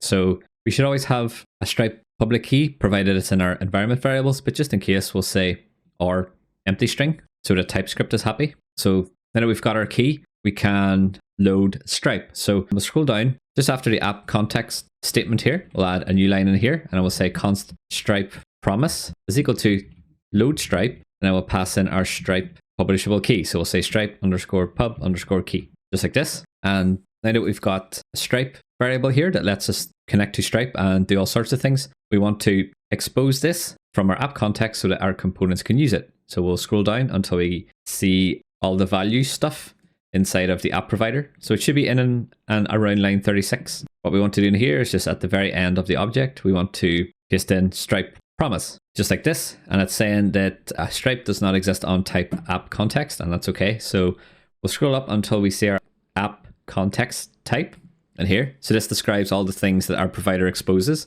So in here we'll say Stripe promise, and this will be of type promise, and then add some angle brackets, and then we'll say Stripe, add a single pipe, and then say null. So now we've exposed a Stripe promise, we can use it in our components. And because we've added it to app context, then the code to load Stripe is only going to run when the app loads. So this is good, as we don't want to be constantly loading Stripe, as it does a bunch of API calls from the browser, and we don't want to have that performance hit. So next, what we need to do is go into the front end source folder, and we need to update our .env file. So in here, what we want to do is take a new line, and we'll say feet underscore Stripe underscore pub underscore key, and this will be equal to our Stripe publish key. So we can get this from our dashboard on Stripe. So in the browser, from your dashboard, if you go to developers and then go to API keys, just underneath developers here, and then if you scroll down, you can see you've got your publishable key here. So go ahead and copy this,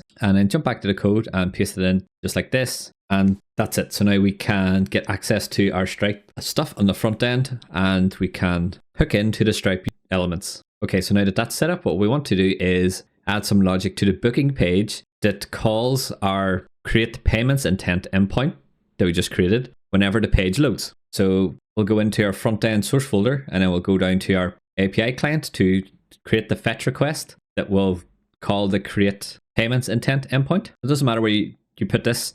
I'm just going to scroll to the bottom here, and we'll put it in here. In here, we'll say export const create payment intent, and this will be equal to an async arrow function. And this function will accept the hotel ID as a string, and then it'll accept the number of nights as a string as well. So these are the things that we need to know to create payment intent, and we need a number of nights so that we can calculate the price on the back end and return the total price in the response. So in here, we want to say const response is equal to await fetch and open braces. Then we'll add our template string and add in our curly braces in here, and we'll say API underscore base underscore URL, and then we'll say slash API slash hotels slash, and then we'll add a $sign again and add some more curly braces, and then we'll say hotel ID, and after this we'll say slash bookings, and then we'll say slash payment dash intent, just like this. And don't forget to add the async keyword to your function if you haven't already. And after the string we added, we'll add a comma, and then we'll add some braces here, and then we'll say credentials include, and we'll say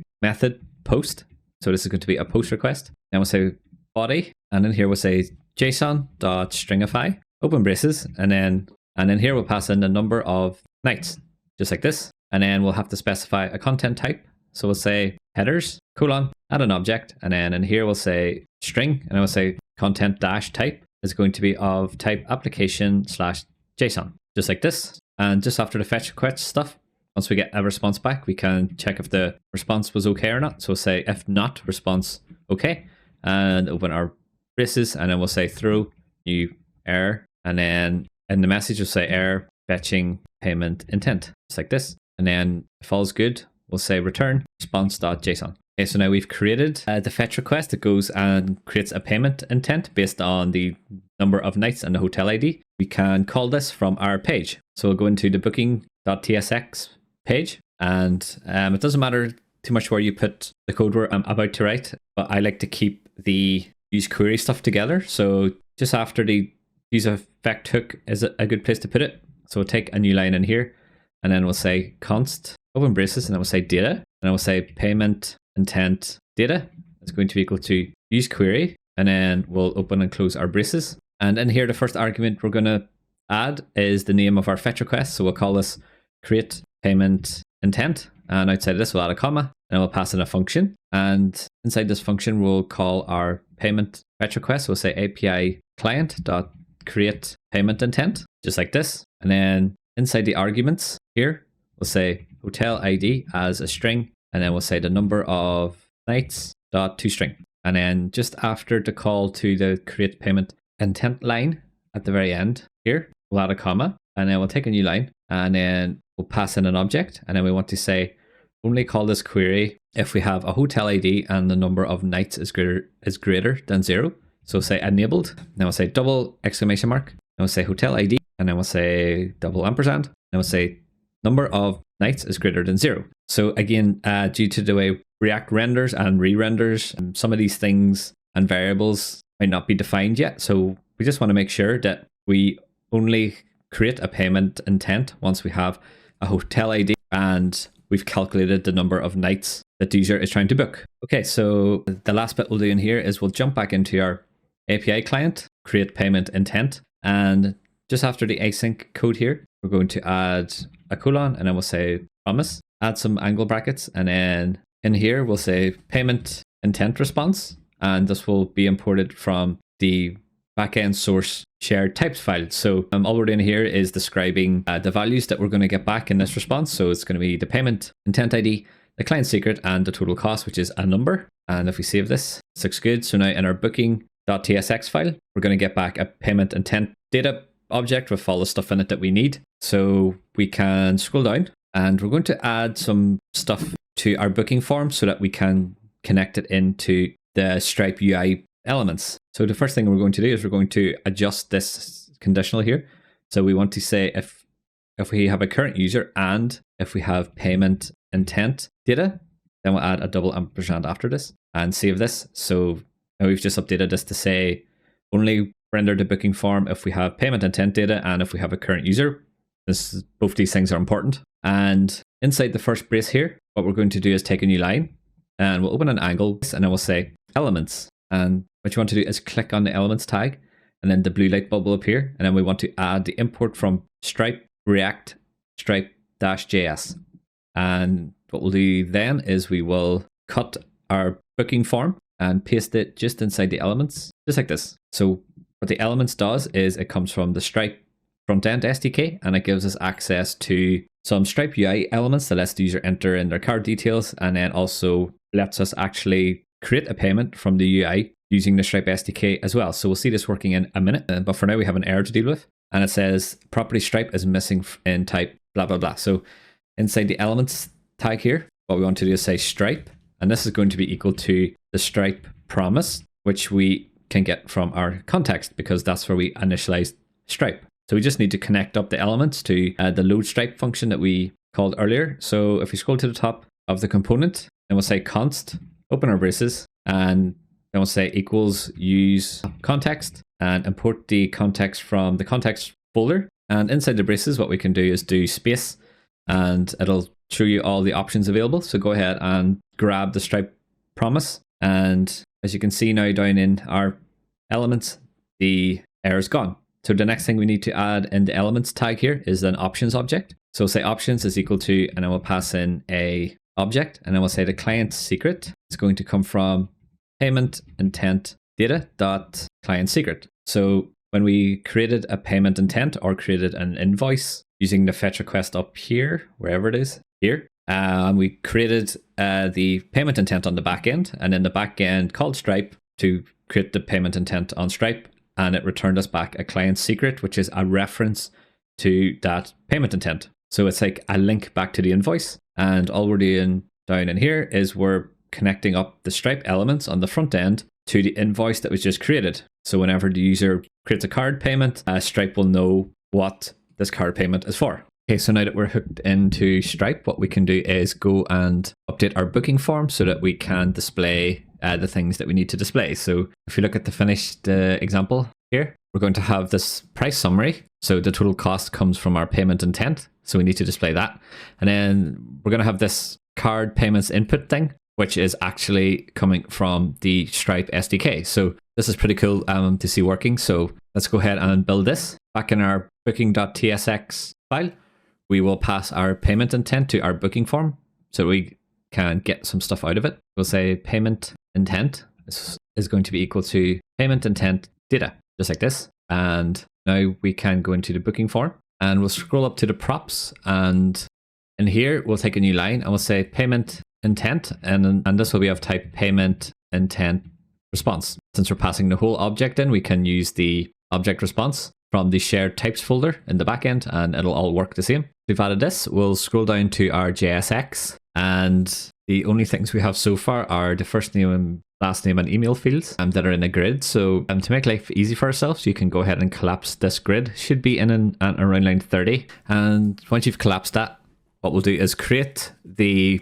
little card that shows the total price of this booking. So we'll say div in here, and then we'll say class name is going to be equal to BG blue-200, and then we'll say P-4, and then we'll say rounded-MD.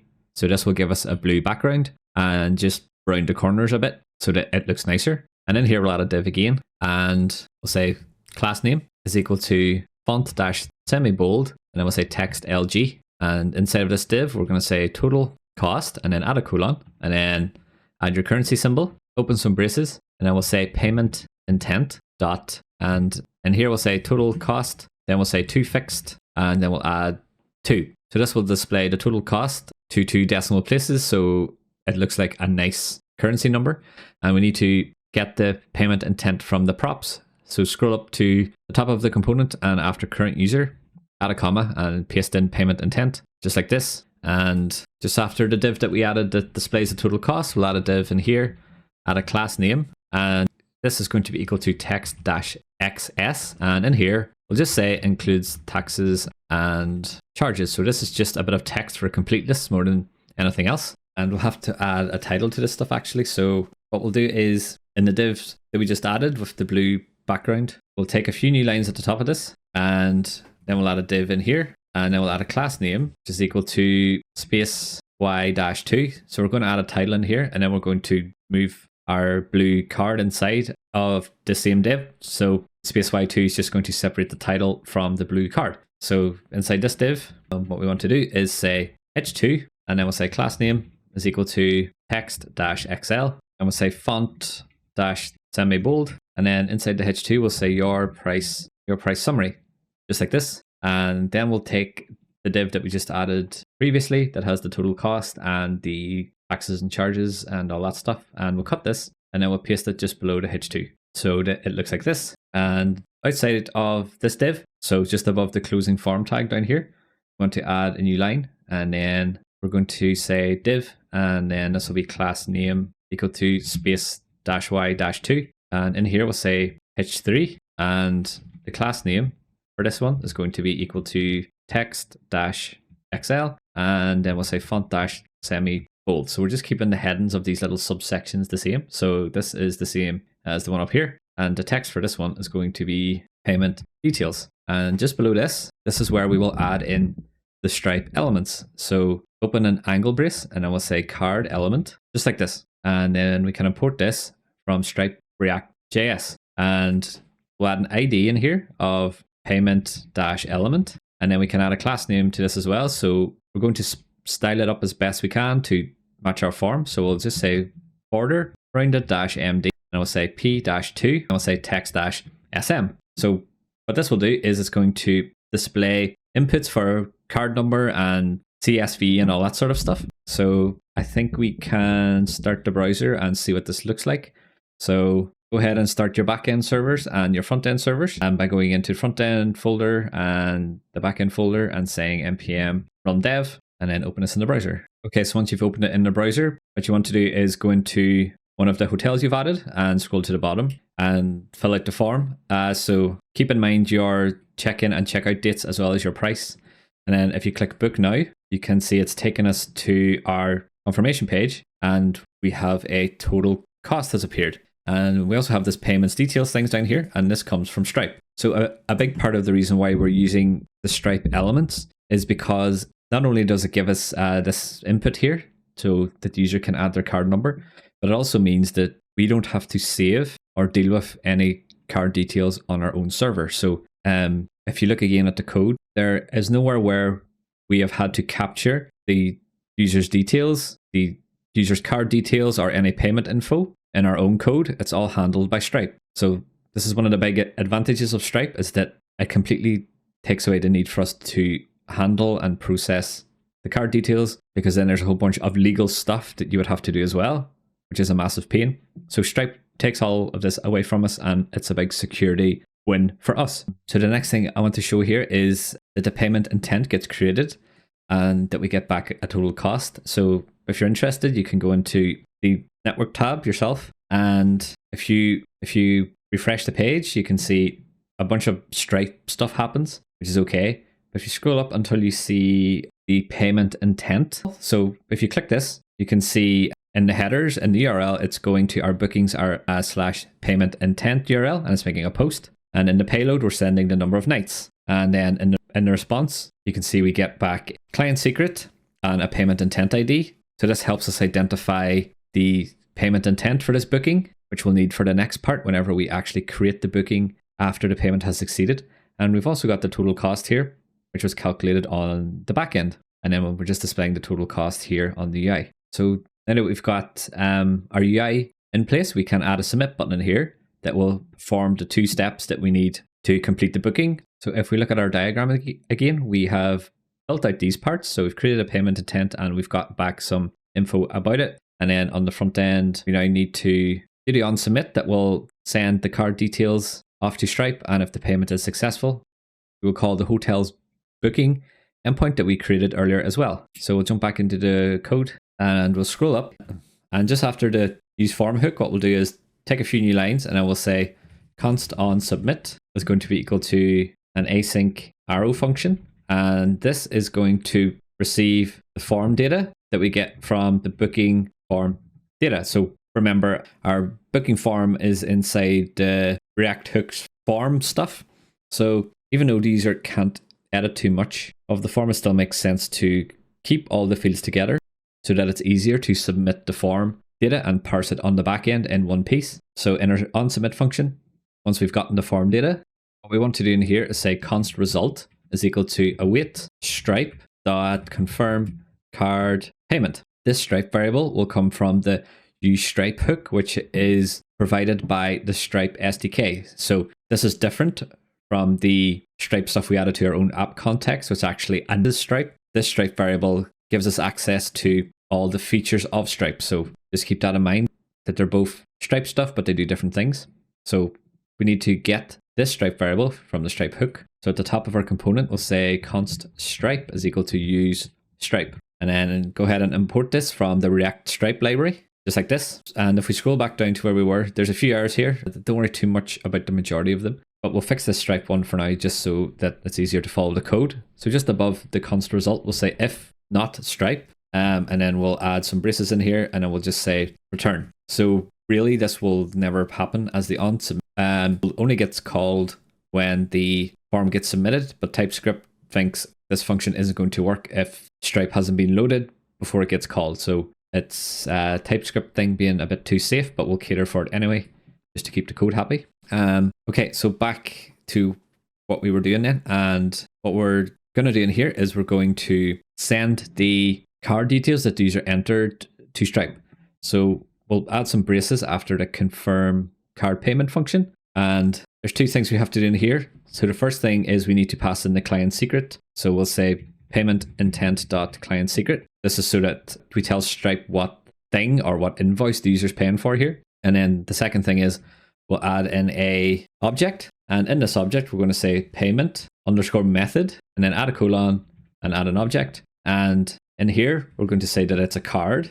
And I will say elements dot get element, and then we'll pass in card element, and then we'll say as Stripe card element, and go ahead and add the import from Stripe.js. And then we also have to get the elements from the use elements hook, and I'll explain what this does in a second. So we'll scroll up just below the Stripe hook. We'll say const elements is equal to use elements, just like this. So this comes from Stripe as well. So go ahead and add the import and save. Hopefully that clears up some of the errors. If however it says elements is possibly null. Okay, so we'll do the same thing as what we did before. And in our little conditional up here, what we'll do is add an or, so add a double pipe, and then we'll say not elements, and that should hopefully fix it. So this is just being extra safe in making sure that this code doesn't run unless Stripe and the elements have both been initialized correctly, which is okay. So what this does then is that it's going to confirm or go and complete the payment using the card details that the user entered.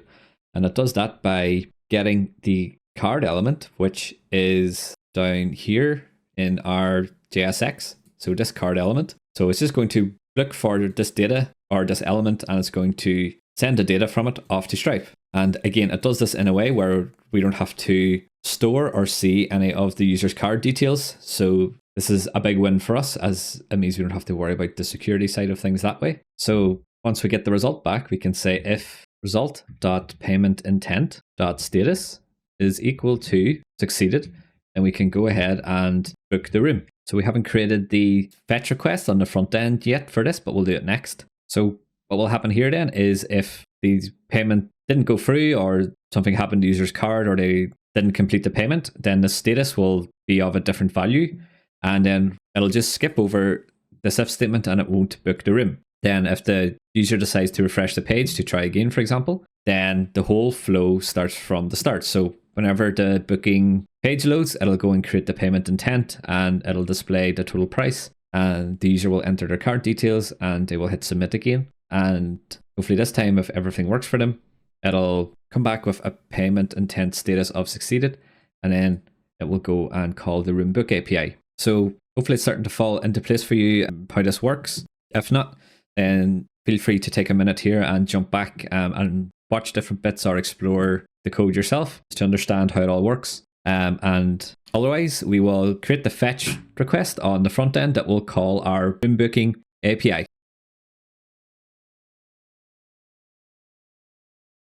Okay, so to tie all this stuff into the room booking API that we need to call to book a room, what we'll do is we'll jump into our API client. So in our front end source folder, we'll go into API client.ts, and just below the create payment intent function, we'll create a new function and we'll say export const create booking, and this will be equal to an async arrow function, just like this. And this is going to accept the form data, which is going to be of type booking form data. And we specified this type in our booking form. So we just need to jump back in here, scroll to the top and export this so that our API client can get a hold of it. So back in API client, what you want to do is add the import for this, just like so. And in the body of our function, you can say const response is equal to await fetch open braces. And in here, we'll add in our template string and we'll say API base underscore URL / API / hotels / and then we're going to add a template string again, and then we'll say form data dot hotel ID, and then we'll say / bookings, just like this.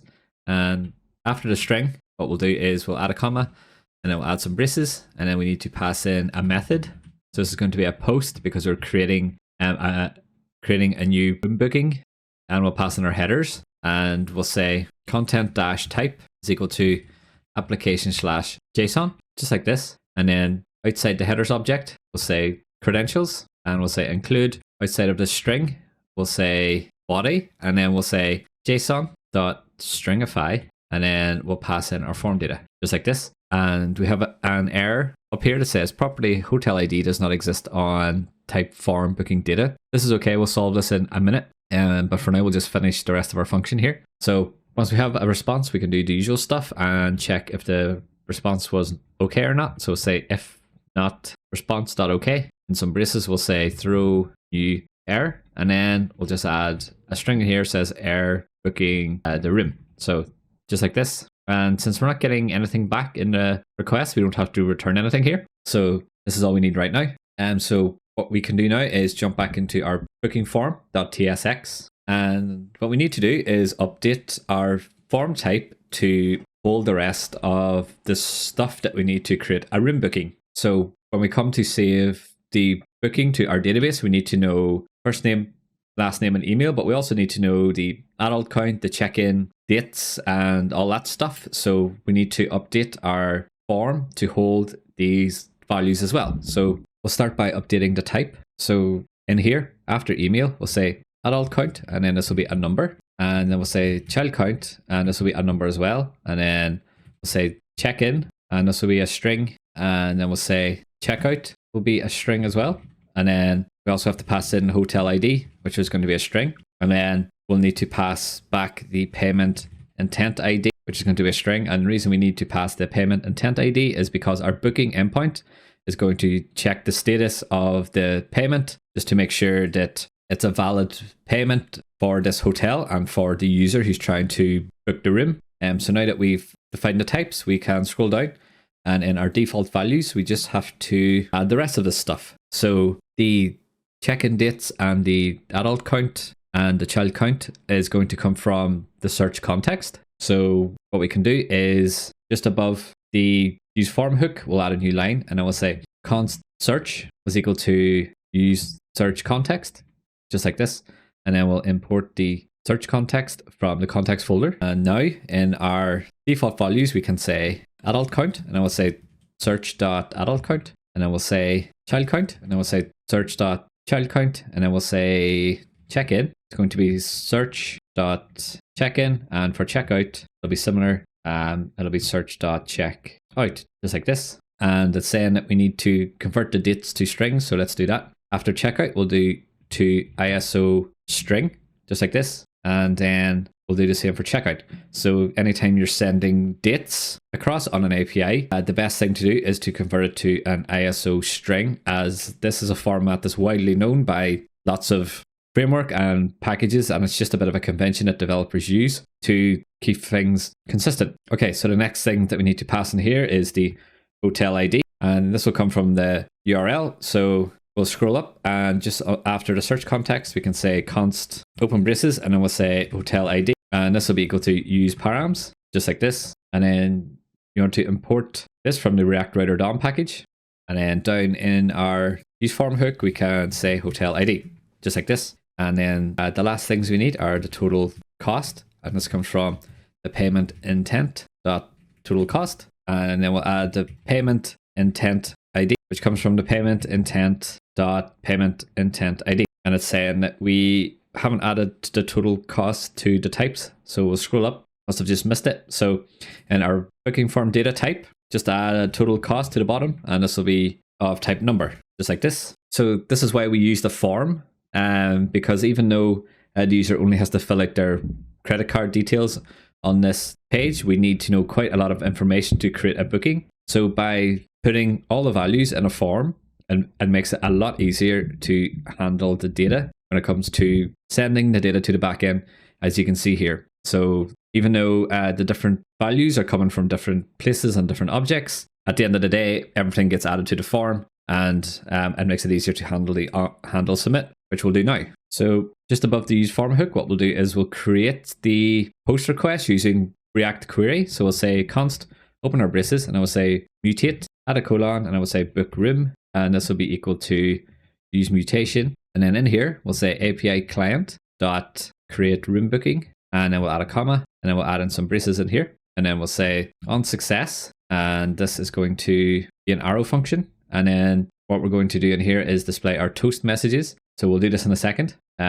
So after the function, add a comma, and then we'll add on error, and then we will add a function in here too, and then we'll add a toast message in here as well. And we have to import the use mutation hook from React query, and also import the API client. So we'll scroll to the top, and then we'll say import star as API client, and then we'll do dot dot slash, and then it'll be API client, just like this. And then we'll scroll back down to our submit function, which is all the way down here, and then around line 60. So this is what's going to get called when the form is submitted. And in here, and after we check if the payment has succeeded, what we want to do is say book room, and then open braces, and then we're going to pass in an object here. We're going to copy the form data that gets passed to us by the React Fix Form package up in here. And after this, we'll add a comma, and then we'll say payment intent ID, and we'll add a colon on it, and then we'll say result dot payment intent.id. So all we're in here is we're just adding the payment intent ID to the rest of the fields that we get from the form data. So the reason we're doing this is just to make sure that we have the most up-to-date payment intent ID as it comes from the call that happens previously. So then we know that this is always going to be the most up-to-date ID, just in case Stripe decides to change it or whatever reason. And that should be it. So now when the payment's succeeded, it's going to take all the stuff that we defined in our form data, which is first name, last name, email, adult count, check-in dates, the total cost, and all the other stuff that we need. And it's going to pass it on to the API. So now what we can do is we can add the button and the on submit to our form so that we can submit the form. So we'll scroll down and just inside the form tag, we'll say on submit, and this will be equal to some curly braces, and then we'll say handle submit and open some braces, and then we'll say on submit, just like this. And then we'll scroll to the very bottom, and just before the closing form tag, we're going to add a div. So we're just going to add a button in here, and then we'll say class name is going to equal to flex justify end, so that this button gets pushed to the right of the container. Inside here, we'll add a button, and then this will be type of submit, and then we'll add a class name, and then we'll add all the stuff we need to make a blue button. So we'll say bg blue-600, and then we'll say text-white, and then we'll say p-2, then we'll say font-bold, then we'll say hover, add a colon, bg-blue-500, then we'll say text-md, just like this. And then the text for the button, we're going to say confirm booking. And just for completeness, what we'll do is we will add the toast messages, and we'll add the loading states just while we're here. So we'll scroll to the top then, and at the top of the component, we're going to get our toast from the app context. So it doesn't matter too much where you put this code, just make sure it's at the top level inside your component. And I will say const open braces, and I will say show toast, and this is going to be equal to use app context, just like this. And what we want to do is in the on success, we want to add the show toast in here, and then we'll pass in our object. And then for the message, we'll say booking saved. And I'm going to be very excited to see this message on the UI. And we'll add a comma after this, and then we'll say type, and then we'll say success, and we'll do the same for on air. So we'll do show toast, and then we'll add our object in here, and we'll say message, and then we'll say error saving booking, which is something we definitely don't want to see. And then we'll add a type in here, and then we'll say error. Okay, so just like this. And next we'll add the loading states in. So whenever the book room function gets called with the use mutation hook, it'll give us back is loading. And based on this, we're going to scroll down, and we're going to add some properties to the button so that the button is disabled while it's loading, and we also indicate this to the user. So we'll say disabled is going to be equal to is loading. So if is loading is true, then disabled will be true. And then in our class name, what we want to do is say disabled, add a colon, and then we'll say bg gray -500. So all we're doing here is saying if the button's disabled, then display a gray background, and we'll change the text as well. So just inside the button tags, we'll add some braces, and we'll say is loading, add a question mark, and then we'll say saving with some dots, and then after this we'll say confirm booking, and then can delete the text that we added just below that. And that should be it. I can't think of anything else that we haven't added. So this is the moment of truth. We're going to start it all up and see if we can create a payment to Stripe and save our booking. So go ahead and start your servers up, and then we'll jump into the browser. And once you're in here, probably a good idea to open up the console and stuff, just so that it tracks what's happening in case we do get any problems here. And then what you want to do is you want to scroll down until you get to the payments detail bit. If you click on this, what you want to do is use the test card that Stripe provides for us. So the test card is 4242, and then you just keep repeating this until the field's filled out. So 4242, and then add 42 a few more times. And for the expiry date, it doesn't matter. It just needs to be something in the future. So if you put in a month and then any year in the future, for the CVC, it doesn't matter. And for the zip, it doesn't matter either. So if there's any errors, then it'll be indicated in red here. So once you're ready, go ahead and hit confirm booking and cross your fingers, and it says booking saved. And if we look at the network, everything looks good. So I check the payload of the booking. Yep, it's got everything in it. So this looks good. So best thing to do here is to check two things. First, we want to check our Stripe dashboard. So if you go into your dashboard, if you go to events, you can actually see all the things that is happening on your app. So you can see that a payment was charged for £2.20, which doesn't sound exactly right. I think I know what that is. So it's not the worst bug in the world. And then you can see as well that there was a payment created and there was a payment succeeded. So the Stripe developer events dashboard is really good to help you debug some problems if you're having any. You can look at the logs as well in here just to see all the things that are happening. And you can also see the data that's being passed back and forth. So this is a big part of why Stripe is an industry standard, is because it's very developer friendly. So yeah, check the events and check the logs if you're having any problems. The next thing we want to check is our MongoDB database, just to make sure that the booking was saved against the hotel. So if you go into cloud.mongo.com, into projects and into development, and if you click on your database and if you click on browse collections, if you go to hotels, let's have a look and see what this could be. And if you scroll down to where the hotel is that you just booked into, and there should be a bookings array and there should be one object in there. And if you open it up, then you should see all the stuff that was sent to the backend with the form. So hopefully you're seeing the same thing. If you're not, then a few things to check are check the network requests of your API calls, and check the console of your backend server in your IDE, as that should display any errors. And also have a look at your Stripe logs and stuff like that to see where things have gone wrong. And if all else fails, drop a comment and we'll see what we can do to help. So the last little thing that we should fix is the little bug that we've seen, where instead of £220, it's tried to create a payment for £2.20. So this is actually quite an easy fix. So we jump into the code again, and what we want to do is go into the backend folder and go into hotels.ts, and we want to scroll to the endpoint where we create the payment intent. So it's going to be in hotels.ts, and the endpoint is the hotel/booking/payment intent endpoint. And what we want to do here is we want to scroll down to where we create the payment intent. So the problem is that whenever we calculated a total cost, we calculated it based on the assumption that the price per night was in pounds. But whenever we send it to Stripe, then it assumes the amount is in the smallest currency unit. So yeah, if you hover over amount here, it should give you an explanation. So for example, if you pass in 100 and if your currency is dollars, that's going to assume it's 100 cents as opposed to $100. And same for euros and all the rest. So keep this in mind with the currency that you've used. And all we have to do is say total cost times 100 in here, and that will convert it to be pounds. So now, for example, if the total cost is £220, instead of sending 220 pence, we times that by 100, and that will be £220.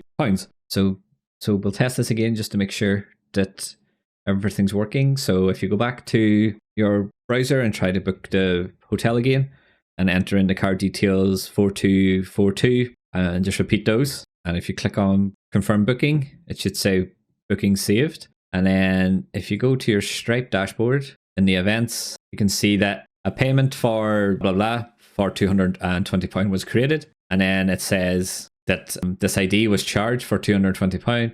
And then it says the payment for £220 has succeeded. So that's the 3 steps really that it's logged out for us. So this is good, and it shows that our hotel booking functionality is working. So yeah, that was quite a crazy feature that you just implemented, but it's a really good one to know, because you can use the same process throughout all your apps to handle payments. And it's definitely something that you can show to impress your interviewers whenever you're applying for jobs. So good job on getting this far. What we'll do next is we will write a test to make sure that this works, and then we'll deploy our code to render just to make sure that everything's working there.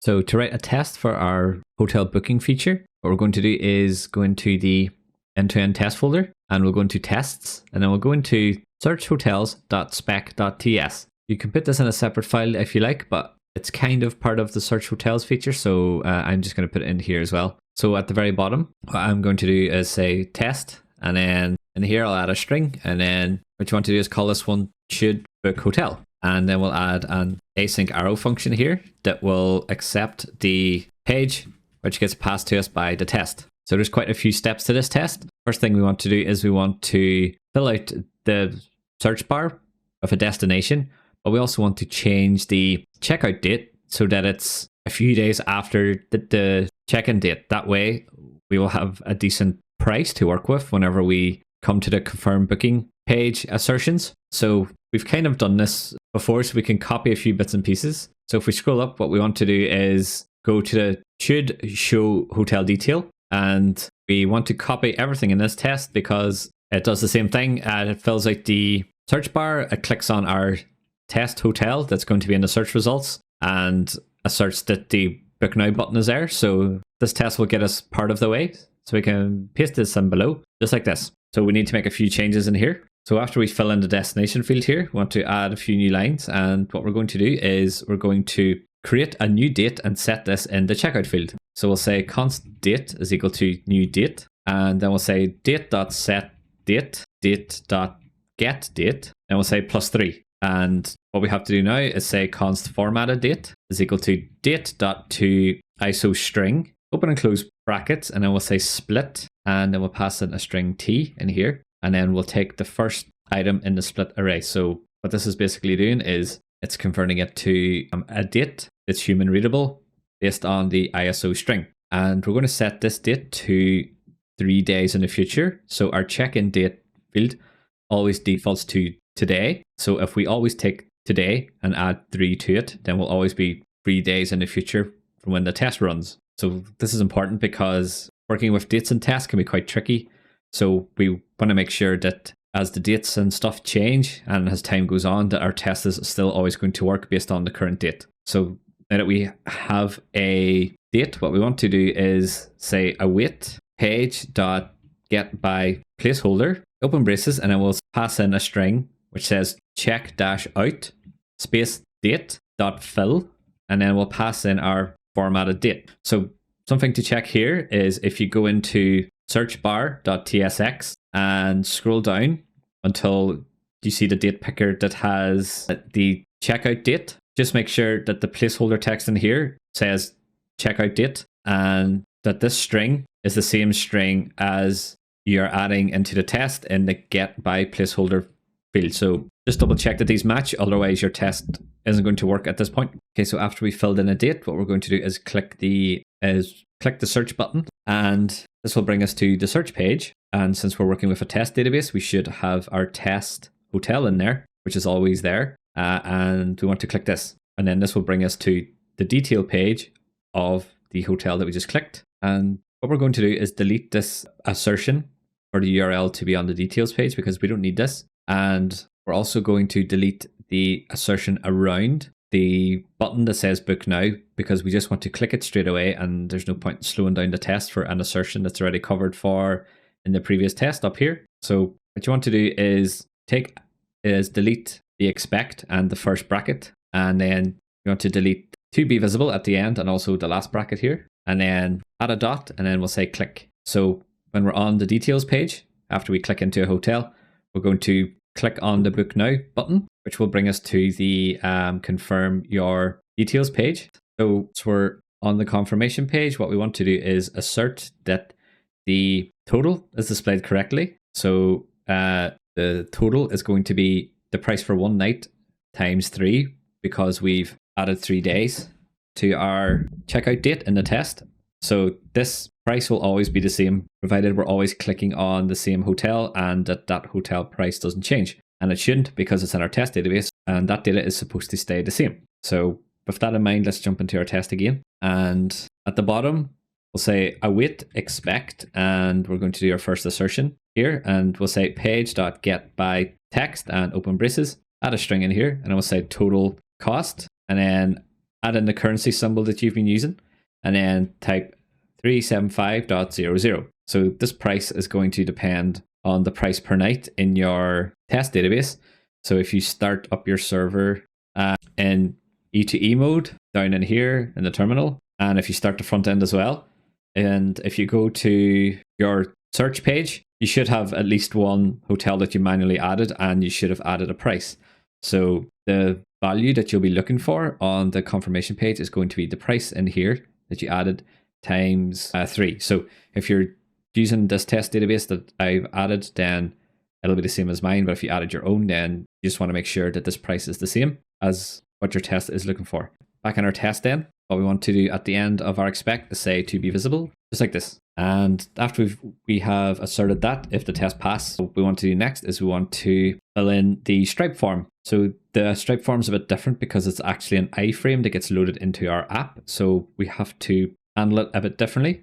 So say const stripe frame is equal to page.frame locator, and then we'll say iframe in here in string, and then we'll say first because there's only going to be one on the page anyway, so first is fine. Then we'll say await stripe frame dot locator, and then we'll fill in the card detail first. So we'll say empty array, and I will say this folder equals, and then add double strings in here, and I will say card space, and then say number. So double check that the capital C is in there as well, because it's important that this is exactly as it is here. And after we've gotten the card number, we have to fill it with our Stripe test card. So this is going to be a string. And if you do 4242 and then do this 3 more times, and this is the test card that Stripe gives us. You want to make sure that you have 4 groups of 42s in here, just like this, and then delete the spaces once you're happy with it. And once we've got that, we have to fill out the rest of the fields. So the next one is the expiry date. So we'll say stripe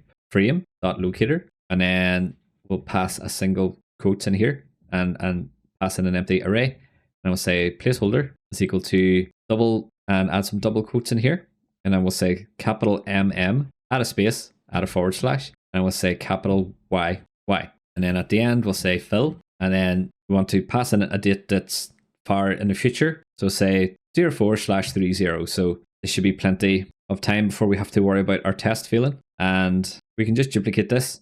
And inside the placeholder strings in here, we're going to say the CVC. And then we'll fill this with any digit, just like this. And then we can copy and paste this again, and then we'll add the zip. So depending on your country, the fields might be different. So just have go by the UI, and whatever fields you have to fill in are the fields that you have to enter here. But I think most countries will follow this format.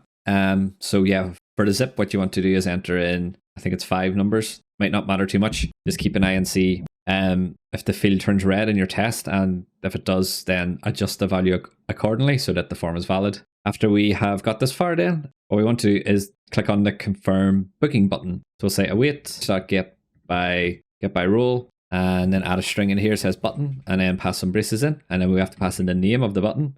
In this case, it's going to be a string that says confirm booking. And at the very end, we'll say .click, just like this. And the last thing we have to do is we want to check that our toast appears. So we'll say await expect, and we'll say page.get by text, and then we'll pass in a string in here that says booking saved with an exclamation mark. At the end, we'll say to be visible, just like this. And that's it.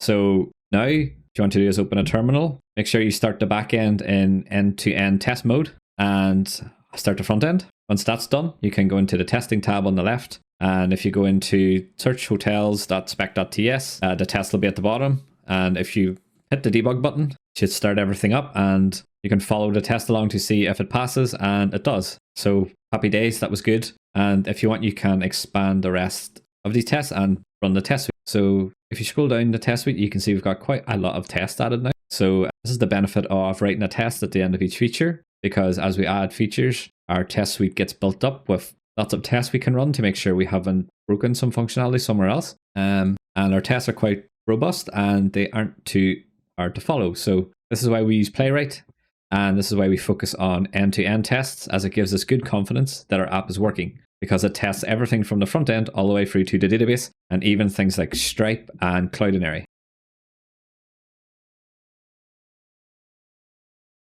Okay, so to deploy the booking feature, what we need to do before we push our code to GitHub is go to our render.com dashboard, and in our MERN booking app service, what we need to do is add a few environment variables. So if you go into the environments tab and scroll to the bottom and go to add environments variable, then we'll jump into the code and we'll go into the backend environments file. And in here, we want to copy the Stripe API key. So we'll copy the key first, or the property name, and then we'll jump into render and paste it in, and then we'll jump back to the code, and then we'll copy the API key string. So once you've grabbed it all, jump back to the code and paste it in here like this. And then what you want to do is click on add environment variable, because we need to add the publishable key that's in the front end. So we'll go to the front end folder, and in here we'll go to .env, and what we need to do is copy the property name, including the feet part. So grab this and jump back to the browser, paste it in, jump back to the code, and then we'll copy the public key and paste it in as the value. And then go ahead and save this, and we'll jump back into the code again. And in here, what you want to do is open up a terminal, and then we'll say git add dot.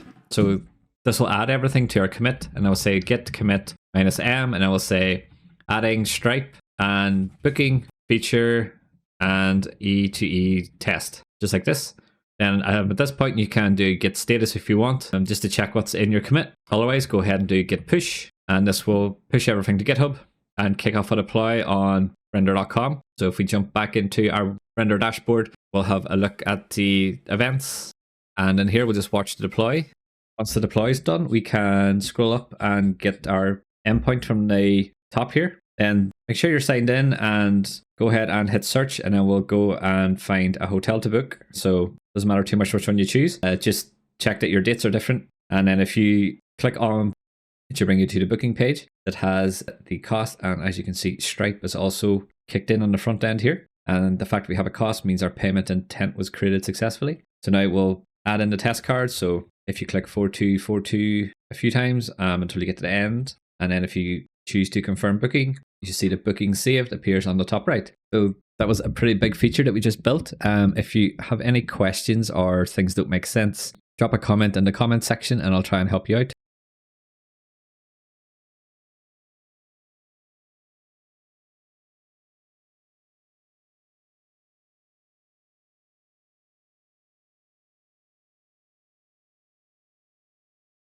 Okay, so now we'll look at how to create the My Bookings page, and this is going to show all the bookings that the user has made for all their hotels. So on this page, we're going to have a little card component for each hotel that they've booked, and it's going to have the image, a title, and a location, and then it's going to have all the dates that they have booked for this hotel. So since it's possible in our app that the user can book the same hotel over different dates, then we want to make sure that we get all the dates for the hotel. So here's an example I've got here where I've booked a hotel twice, once in December and then the second one in January. So this is quite a good one to try yourself because it uses lots of techniques that we've learned already. So what we want to do is create an API on the back end that returns a list of my hotel bookings. And then on the front end, we just want to display each hotel and all the dates that the user has booked this hotel for. So if you do want to try this one, go ahead and pause the video. Otherwise, we will jump into the code and we will go into the backend folder. And what we're going to do in here is go into the source folder, and then we'll create a new root in here by creating a new file.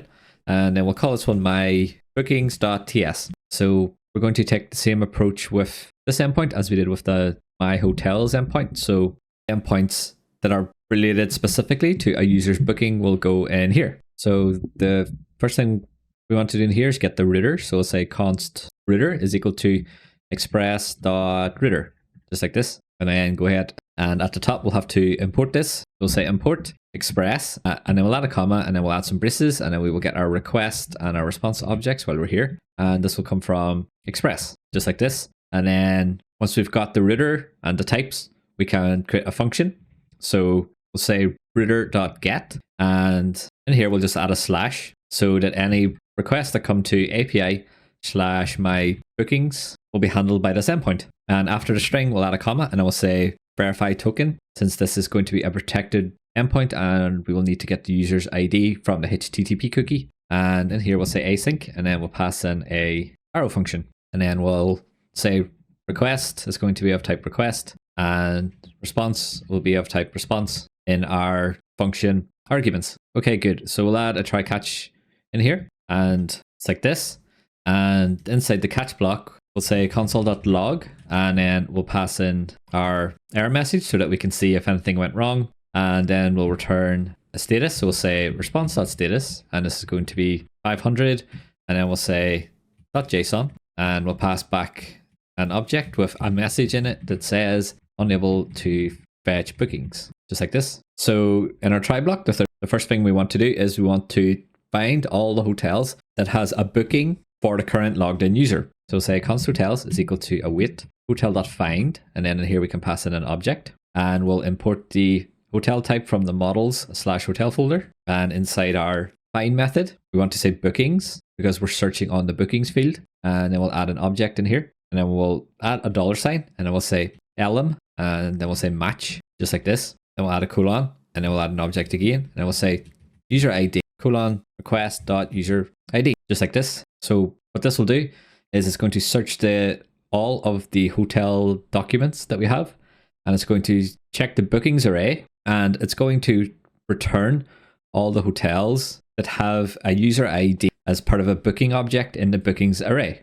So far so good, but what this will also return is it's going to return all the bookings for that hotel. So even though it's found a booking with our user ID in it, it's going to return the hotel and the entire bookings array. So that means we're going to get all the bookings for that hotel, which isn't what we want. So we have to change the data a bit by filtering out all the bookings for the different users who have also booked this hotel. So the best way to see this is to code it up. So we'll say const results is equal to hotels.map, and then we'll pass an arrow function in here, and we will get the hotel from the map function. So in here, for each hotel, what we're going to do is only get the booking objects from the bookings array where the user ID is equal to our user ID in the request. So we'll say const user bookings is equal to hotel bookings, and then we'll say filter, and then we'll pass in a filter function in here, and this will give us the current booking. So what we'll do in here is we'll say if the booking dot user ID is equal to the request dot user ID, just like this, we want to return that booking object. So it's not going to return any booking objects for different users who have also booked this hotel. So once we've got the user bookings for this hotel, we have to update the booking object. We have to update the bookings array with this new array. So all we've done here is created a separate array, but we haven't linked it back to this hotel. So just after the stuff we added, we'll add a new line, and then we'll say const hotel with user bookings, and this will be of type hotel type. This is going to be equal to an array, and then what we're going to do is we're going to copy all the properties from this hotel. So we'll add the 3 dots, and then we'll say hotel, then we'll say to object. So this just converts the mongoose hotel to plain old JavaScript object for us, and then we're going to update this object with the new bookings. We'll say bookings, add a colon, and I'll say user bookings, just like this, and then we will import the hotel type from the shared types file. So for each hotel, it's going to go and update the bookings, and it will give us an updated hotels array in the results variable. So after we've created the new object with the updated bookings in it, we just need to return this. So we'll say return hotel with user bookings, just like this, and then this will get added to the array since this is what we returned in the map function. So for each hotel, it's going to go and filter out all the bookings we don't want, and it's going to create a new array based on this logic, and it will give us this new array in the results variable. So once we have the results variable, all we have to do is return this in the response. So outside of this map function that we just created, we'll add a new line, and we'll say res.status of 200, and I will say .send, and I will say results. Okay, so now we've got this API endpoint. We need to add it to our Express server. So we'll go into the Explorer, and we'll go into the backend source index.ts file, and we want to scroll to the code where we have registered our endpoints, and then we want to say app.use, and then we'll add a string, and I will say /API/my bookings, and I'll add a comma, and I will say booking routes, just like this, and then we'll scroll up, and we will import this. So we'll say import booking routes from, and it'll be // in the routes folder, and I will say / again, and then it'll be my bookings, just like this. And we have an error that says no default export, which means we just forgot to export the router. So we'll go back to mybookings.ts, and at the very bottom, we'll say export default router, just like this, and the error is gone from index.ts. So that's our endpoint created. So now we can go into the Explorer and go into the front end source folder, and we'll go to API client, and at the very bottom of the file, we'll say export const fetch my bookings, and this will be equal to an async arrow function. And we don't need any parameters in here because the HTTP cookie that's going to get sent will have all the data we need. So in here we can say const response is equal to await, and I will say fetch open braces, and then we'll add our backticks, and we'll add a template string. And we'll say API base underscore URL, and then we'll add a slash, and then we'll say API slash my bookings, which is the endpoint we just created. And after the string, we'll add a comma, and we'll add an object. And then we'll have to pass in our credentials. So we'll say credentials and then add a string that says include, just like this. So really standard stuff. We're just calling our new endpoint and getting a response back. And then we'll check the response. So we'll say if response is not okay, what we're going to do is throw a new error, which says unable to fetch bookings, just like this. And at the very end, we need to return the response.json so that the components can get access to the body. And I think what we'll do as well while we're here is we will update the return type of this function. So we'll say it's going to be a promise of hotel type, and this will be of type array. And if we hover over this, you can see that we're going to get back a bookings array. So this is good because that's what we need. So now we've got our fetch request on the front end. We can create a page component to display the bookings. So we'll go into the Explorer, and in the front end source folder, we'll go to pages, and we'll add a new page in here called mybookings.tsx. And the first thing we want to do in here is import our API client. So we'll say import star as API client from, then we'll say dot slash API client. And once we have this, we'll create our component. So we'll say const my bookings is equal to an arrow function. And the first thing we want to do when the page loads is fetch the data. So we'll say const open braces, and we'll say data, and then we'll call this hotels, and outside of the brace we'll say use query and open our braces, and then we will import the use hook from React query, just like this. And inside the braces we need to give this query a name. So we'll say fetch my bookings, and it's going to call the API client dot fetch my bookings function. And there's a chance that the user hasn't made any bookings yet, so we want to handle this case first. So we'll say if there are no hotels, or hotels.length is equal to 0, then we'll add some braces, and then here we'll say return, and we'll just return a span tag with some text that says no bookings found, just like this. Okay, so if we reach this point, then it means we do have some stuff to display. So we'll add a new return statement, and then here we'll add a div. So this will be the div for our page wrapper. So in here we can say class name is going to be equal to space -y -5. So this will just space out the title and all the individual hotel cards. So we'll add the title first. We'll say h1, and this will have a class name equal to text 3xl and font -bold, and the title will be my bookings. Okay, good. So let's take a look at the finished example then, so we can see what we're going to build. So we just added the title at the top. Then each of the little hotel cards is going to have a border, which is going to be rounded, and there will be an image on the left, and then there will be some stuff on the right. So we'll use a CSS grid to organize our cards into 2 columns, and then we'll add the dates and the guests depending on how many bookings we have. We'll jump back into the code, and after the h1 tag we just added, what we want to do is say hotels.map, and then we'll pass in a function here of some braces to indicate we're going to add some JS. And the map function will pass a hotel object to our function, so we'll get that up here. And inside the map function, we'll add a div, and this will be the card div. So we'll say class name is equal to, and inside the strings we'll say grid. We'll say grid-calls-1. So that on mobile screens we have a single column, and then on large screens we're going to say grid-calls- and then we're going to add an array, and we'll say 1fr, and then we'll add an underscore, and then we'll say 3fr.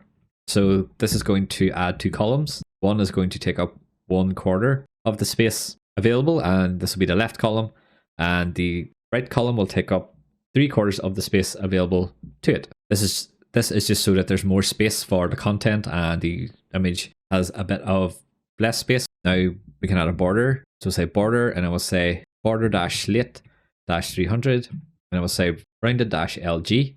And we'll add some padding to the inside, so we'll say P8, and then we'll just add a gap between the 2 columns. We'll say gap-5, just like this, and inside of this div is where we can start adding in our column content. So the first one's going to be the image. So we'll add a little container div for this. And we'll say class name is going to be equal to LG, and I will say w-full, and I will say LG, and I will say height is going to be a fixed value of 250 pixels. So this approach helps us keep the aspect ratio so that the images will always be the same size in all the cards, regardless of the image height and width. And in here, we can add the image tag, just like this. So for the source, what we're going to do is we're going to take an image from the hotel image URLs, and we'll just take the first one, and then we'll add a class name. So we'll say w-full, h-full, and we'll say object-cover and object-center, just like this. So this will crop the image, and it will focus on the center, and it will decide how to do that based on the height and the width that we defined in its parent div. So that's the left column done. So now we'll take a new line after the div that we added for the image, and we'll add a div for the content on the right. So we'll say div, and then we'll say class name is going to be equal to flex, and we'll say flex-call, and we'll say gap-4.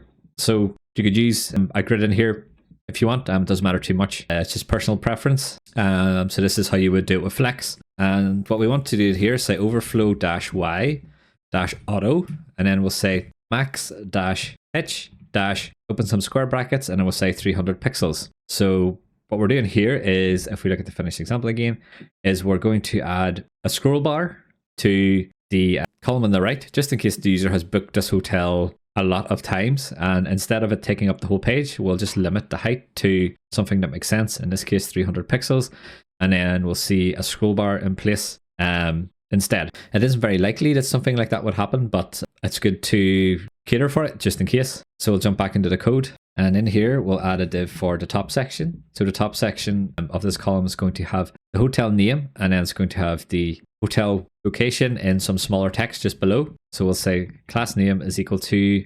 text-2xl, and we'll say font-bold, and inside the div we'll add some braces, and then we'll display the hotel.name. And just beside this we'll add a new div, which is going to in here. So this is going to hold the location just below the name. So we'll add a class name, which is going to be equal to text-xs, and this will be font-normal. And then in here we'll add some braces and say hotel.city. Outside the braces we'll add a comma, and then we'll add some braces again, and then we'll say hotel.country, just like this. So now we can display the bookings info. So what you want to do is highlight the div where we added the class name of flex and all this stuff, so that you can see the bottom div. And this one down here is the div we're looking for. So we're going to take a new line after this, and we're going to open some braces in here, and I will say hotel.bookings, and I will say .map. So since we're inside the map function for the hotels already, we have access to the hotel, and then that means we can say hotel.bookings.map because bookings is an array. So inside this map function, we'll do similar to what we did before and pass in our function, and we'll add some braces to indicate that we're going to add some JS. And then the map function will pass the booking that is currently on in this array to our function. So what we can do in here then is display all the booking info for this booking for this hotel. So we'll add a div. This will just group one group of booking info together. And then inside this div, we'll add a div for the dates. And inside here, we will add a span, just like this. And then in here, we'll say class name is equal to font-bold.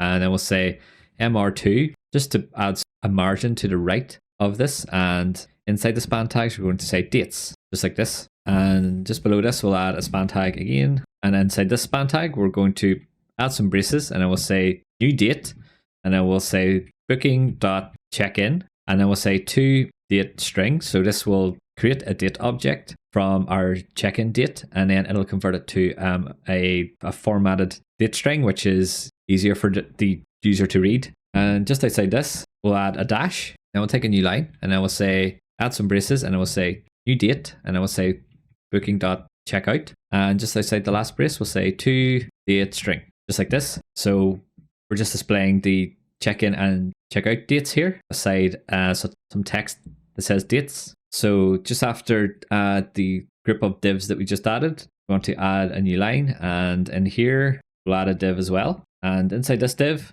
we'll add a span. and this span will have a class name equal to font-bold, and it will say mr-2, and this is going to tell us the guests info.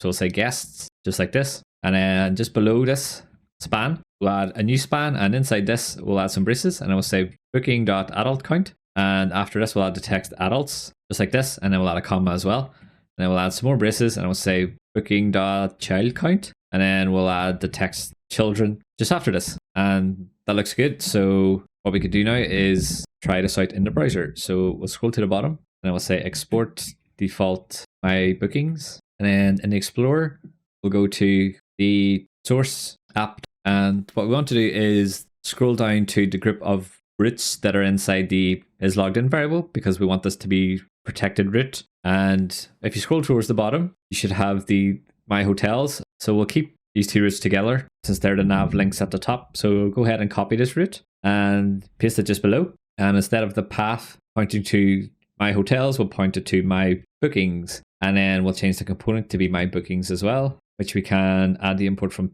the pages folder. Okay, so this looks good, and that should be it. So we have a look at, so if we start up the front end and back end in the terminal, so in the back end folder, run npm run dev, and in the front end folder, run the same, npm run dev, and it'll start it all up for you. And if you go to the URL in the browser, once you sign in, if you click the My Bookings link at the top, it should bring you to the bookings page. And as you can see, I've been booking this hotel quite a lot for testing, but the card's appearing, and I've got my dates here. So I've got 4 groups of dates. They're all displaying in the wrong place, but the image is appearing, and so is the text. CSS grid issue to deal with, so those are always fun. And I think what's happening is that if I look at the inspector, if I scroll down here, I can see I've got my grid here, but I've just nested things wrong because I should only have 2 child divs here. So our card is only supposed to have 2 columns, and we have the 2 columns, but I've just nested the date stuff outside of the right column, as you can see here, which is why it's dropping all my booking stuff down here. So if you're seeing the same thing, then jump into the code and just to scroll to the div that is just inside the map function where we define the grid. So this is our card, and inside the first div, what we want to do is collapse this div.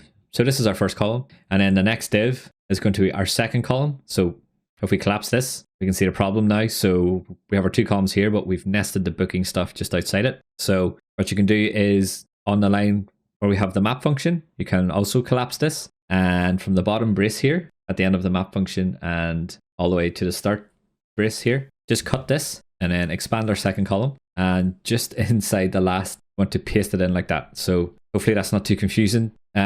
If it is, you can look at the GitHub and grab the code from there, because we're finished this component now. So if we check the browser now, you can see that the dates are appearing in the right column, and this looks much better. So, and it's showing all my bookings. So if you go to your search page and book a different hotel, you should see it appear. So we'll just jump into one here to test it quickly and see what happens. So on your Stripe page, fill in the card details, which is going to be 4242 just repeated. And once you've confirmed the booking, it'll say booking saved. And then if you jump into my bookings, you can see that the hotel that we just booked appeared, and it shows the title, the location, and our dates and our guests. So that about wraps it up for the My Bookings page. What we'll do now is, as usual, we'll write a test and then we'll deploy it to our deployment environment.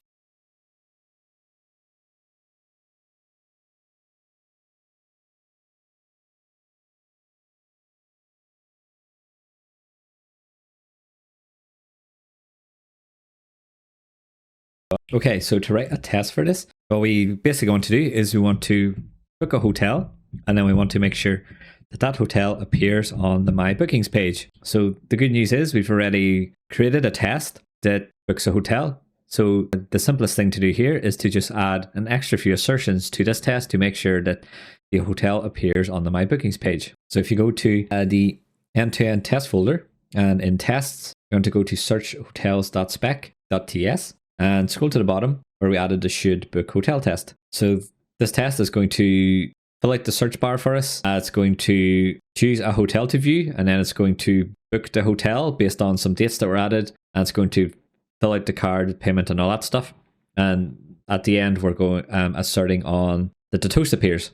So all we have to do here is add a few extra steps to this. So what we want to do is say await page.get by role. And then here we want to get a link, and we'll add a comma and then add an object. And then the name of the role we want to get, of the link we want to get, is the My Bookings link. So once we've got this, we'll say .click, and this will click the link. And then we'll say await expect, because this is the thing we're asserting on. And then we'll say page.get by text. And then the text we want to get is the name of the hotel we just booked. So in this case, it's going to be Dublin Getaways. So depending on your testing, yours might be different. If you're following with me, then it's going to be Dublin Getaways. So you can go ahead and enter that in here, just like this. And then we'll expect it to be visible. So this is pretty good, because now we have one test that tests quite a lot of our application. So what we're going to do now is we're going to go into the testing tab on the right, and we're going to debug this test. Oh, and it's saying that the context hasn't started. So just make sure that you've started your front-end server and started the back-end server. And the back-end server has to be started in end-to-end test mode using npm run e2e, just like this. And once it starts, you can try and run the test, and it should open the Chromium thing for you. And then just watch it do its thing here. And it's booking the hotel for us, and it all happened quite quick. And as you can see, our bookings appeared, and because the test is booking this hotel quite a lot of times, then the dates and stuff are going to be quite long, but that's okay because it's an automated test and it's no big deal.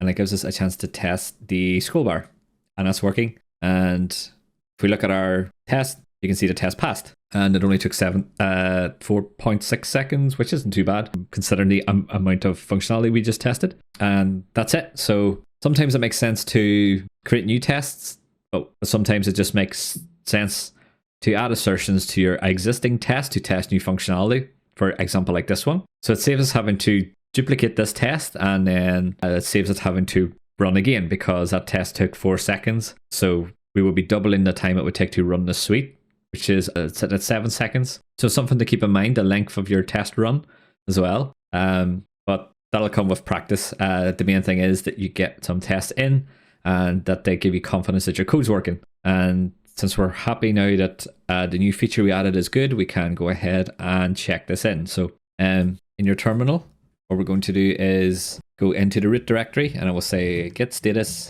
and then we'll say git add, and then add a dot, and I will say git commit -m, and then here we'll say added my bookings page. Oh, don't know what happened there, so I'll try again. We'll say git commit -m and add a string, and I will say added my bookings page and test. Then we'll do git push, and this will start our deploy. So we'll go to render.com and keep an eye on things there. So as you can see, it's deploying. So if you click into this and go to events and click on the latest deploy, then we will just make sure that there's no errors that we have to deal with. Okay, so that looks like it's deployed. So now we can go to our endpoint, just double check that things are working. So if you go to my bookings, you should see all the bookings that you've made in your development database.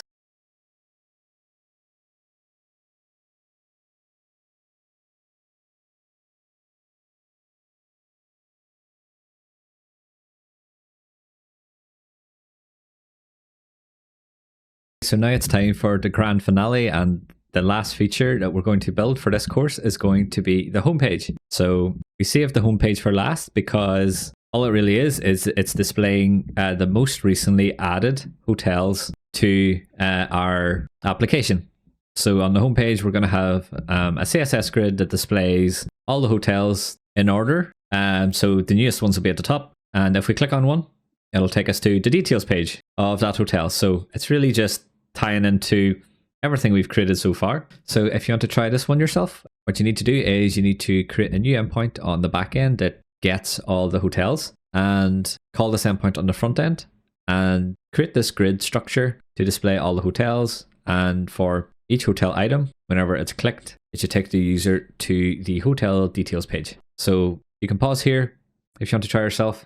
Otherwise, we'll jump into the code. We'll go into the backend folder, and in the source folder, we'll go into roots, and then we'll go into hotels.ts. And this is where we added all the endpoints that are related to hotels and for getting hotels and things like that for the entire app. So what you want to do is scroll down until you've find the endpoint that gets a hotel by an ID. And just above this, we're going to say router.get, and in here we'll add a slash. After this, we'll add our async function.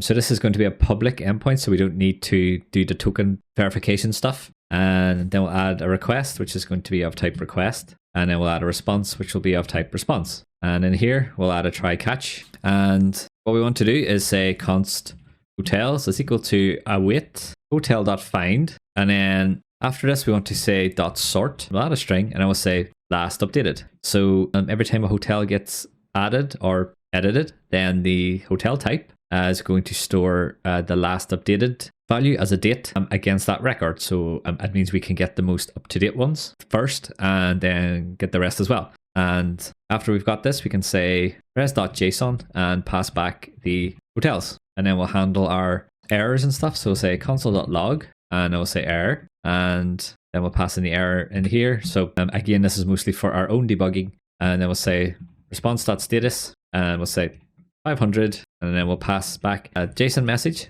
So we'll add some braces, and then we'll say message, and then we'll say error fetching hotels. And that's it. So now we have an endpoint that will go and get all the hotels that are sorted by the last updated. And that is our very last endpoint. So we can go into the front end and say goodbye to the back end. And what we'll do is we'll go into the source folder, and then we'll go into pages, and we'll add a new page in here called home.tsx. So we'll go into the front end folder, and then we'll go into source, and then we'll go into API client.ts. And what we're going to do is find the function where we fetch the hotel by ID. And just above this, we'll say export const fetch hotels. So the reason we're putting this function up here is because it just keeps the related functions together. So after fetch hotels, we'll say equals, and this will be an async arrow function. And the return type, which we'll put up here, is going to be a promise, and it's going to be a hotel type array, just like this. And inside the body of the function, say const response is equal to await fetch, and then we'll pass in our backticks, and then we'll say api.base.url / API / hotels, which will call the endpoint that we just created. And since this is a public endpoint, we don't need to pass the credentials in. So this is all we need for now. And then we'll say if not response.ok, we will throw a new error, and then we'll just say error fetching hotels. And at the very end, we'll say return response JSON, just like this. Now we can create our page. So in the Explorer, we'll go into the pages folder, and in here, we'll create a new file, and then we'll call this home.tsx. And the first thing we will do in here is we will get our API client. We'll say import star as API client from, add a string, and I'll say .. API client, just like this. And then we can create our home component. So we'll say const home is equal to an arrow function. And what we'll do in here is we will call our fetch hotels endpoint as soon as the page loads. So we'll say const data, and this will be hotels, and this will be equal to use query, and we'll import the use query hook, and we will name our query. So we'll say fetch query, and we'll say comma, and then pass in an arrow function, which we'll call API client.fetch hotels, just like this. So now we can start displaying the hotels. And if we look at the finished example, we're going to have 2 hotels on the first row. So this is just a bit of a nice feature to have, as it makes the most latest 2 hotels stand out. Then we'll have a grid on the second row, which will just display the rest of the hotels in a 3-column layout. So the top row is going to be its own grid, and then we'll have a grid for the rest of the hotels as well. So what we can do in here is say const top row hotels is going to be equal to hotels.slice, and then we'll say 0, 2, and after this we'll add a double pipe, and then we'll add an array. So what this is going to do is it's going to take the first 2 items from the hotels array and create a new array, which we will assign to the top row hotels. And it's given us a problem here, and it's saying property slice does not exist on type arrow function promise. So I think that's going to be a problem up in here. So let's see. Yeah, so just make sure you add some braces after fetch hotels up here so that your query looks like this, and that should fix the problem. So next what we'll do is we'll say const bottom row hotels is equal to hotels.slice, and then in here we'll say 2. So this is just going to take all the hotels starting at index 2 which is essentially going to be the rest of the hotels. And then if we don't have any hotels, we'll add a double pipe and then we'll add an array in here. So now we can say return, and then we'll add a div in here, which will be our page container. So we'll say class name, and then what we can do is say space dash y dash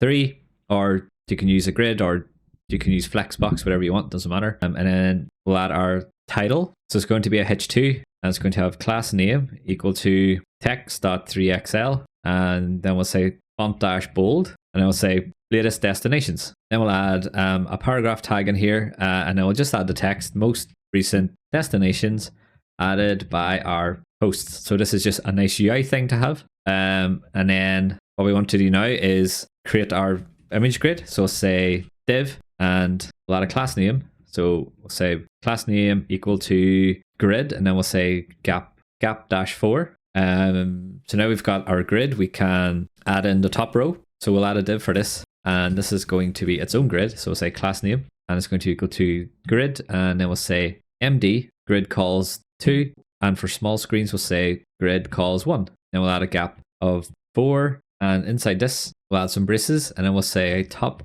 row hotels.map, and then here we'll add a function which is going to take the current hotel, and what we're going to do is we're going to create a new component called latest destination card, just like this. So if you save that, it'll hopefully format it for you. So yeah, we're going to create a new component to display the actual hotel card, and the reason we're doing this is because we're going to be reusing this component first whenever we display our top row hotels, and as you'll see in a second, we're going to use it to display the bottom row hotels, and we'll pass the hotel in here just like this. So once we've got the top row in, we can do the same for the bottom row. So just after the div that wraps the map function, we'll add a div in here, and this will be a class name equal to grid, and then we'll say MD, and then this time we'll say grid calls 3, and it'll be a gap of 4 as well. And inside this, we'll do similar to what we did with the top row hotels, open some braces, and then we'll say bottom row hotels.map, and we'll pass in a function in here, and we will get the current hotel. And inside this, we want to display the latest destination card, and then we'll pass the hotel to it, just like this. So next we'll jump into the Explorer, and then we will go into the components folder, and we'll add a new component in here, and it'll be called latest destination card.tsx. And the first thing we'll do is we'll define the type for our props. So we'll say type props is going to be equal to an object, and it's going to accept the hotel, which will be of type hotel type. And you can get this from the backend shared types folder, just like this. Then we can say const latest destination card is equal to an arrow function, and we'll destructure the props up here just like this so that we can get access to the hotel. Okay, good. So if we look at the finished example, there isn't too much to this. We've got a image with some text overlaid on it, and this will be a link that will take the user to the details page. So in the code then, we'll say return, and we'll add the link.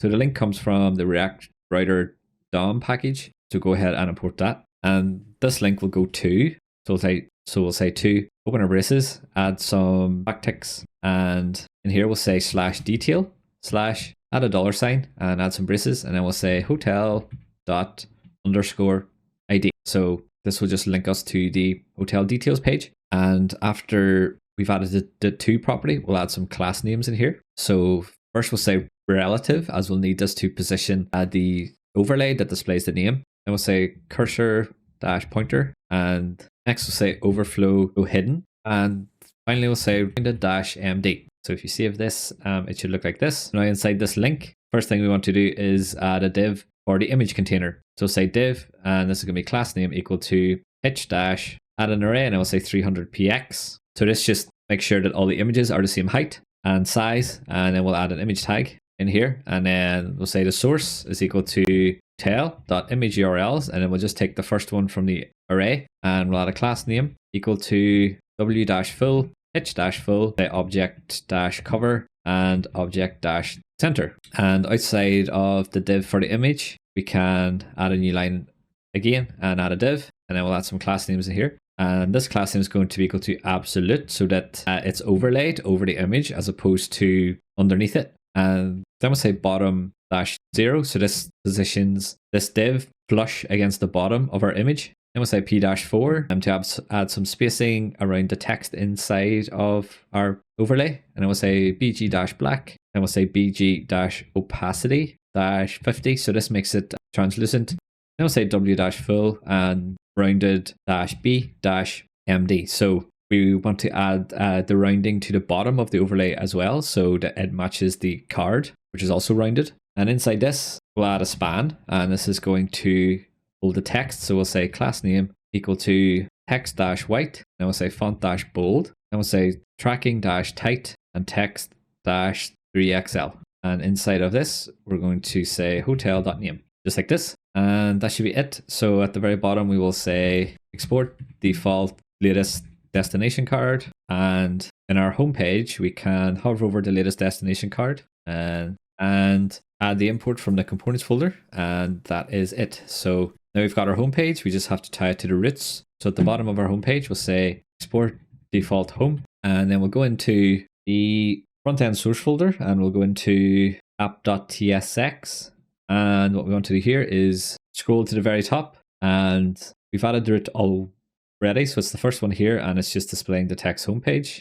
So what we want to do is just add our home component in here and import the home component. Now if we start our servers and go to the browser, you can see we've got the latest destinations up here, and we have a bit of a problem with our bottom columns, which doesn't look too bad really, but let's go and fix it. So we go into the latest, if we go into the home component, and it's going to be this line here. So just make sure that it's MD colon and then grid calls 3, just like this. If you're seeing the same problem as me, that is. And save this, and then we'll try again. Now if we look, we've got our 2 featured hotels at the top, and then we've got the rest of our hotels in a 3x3 grid.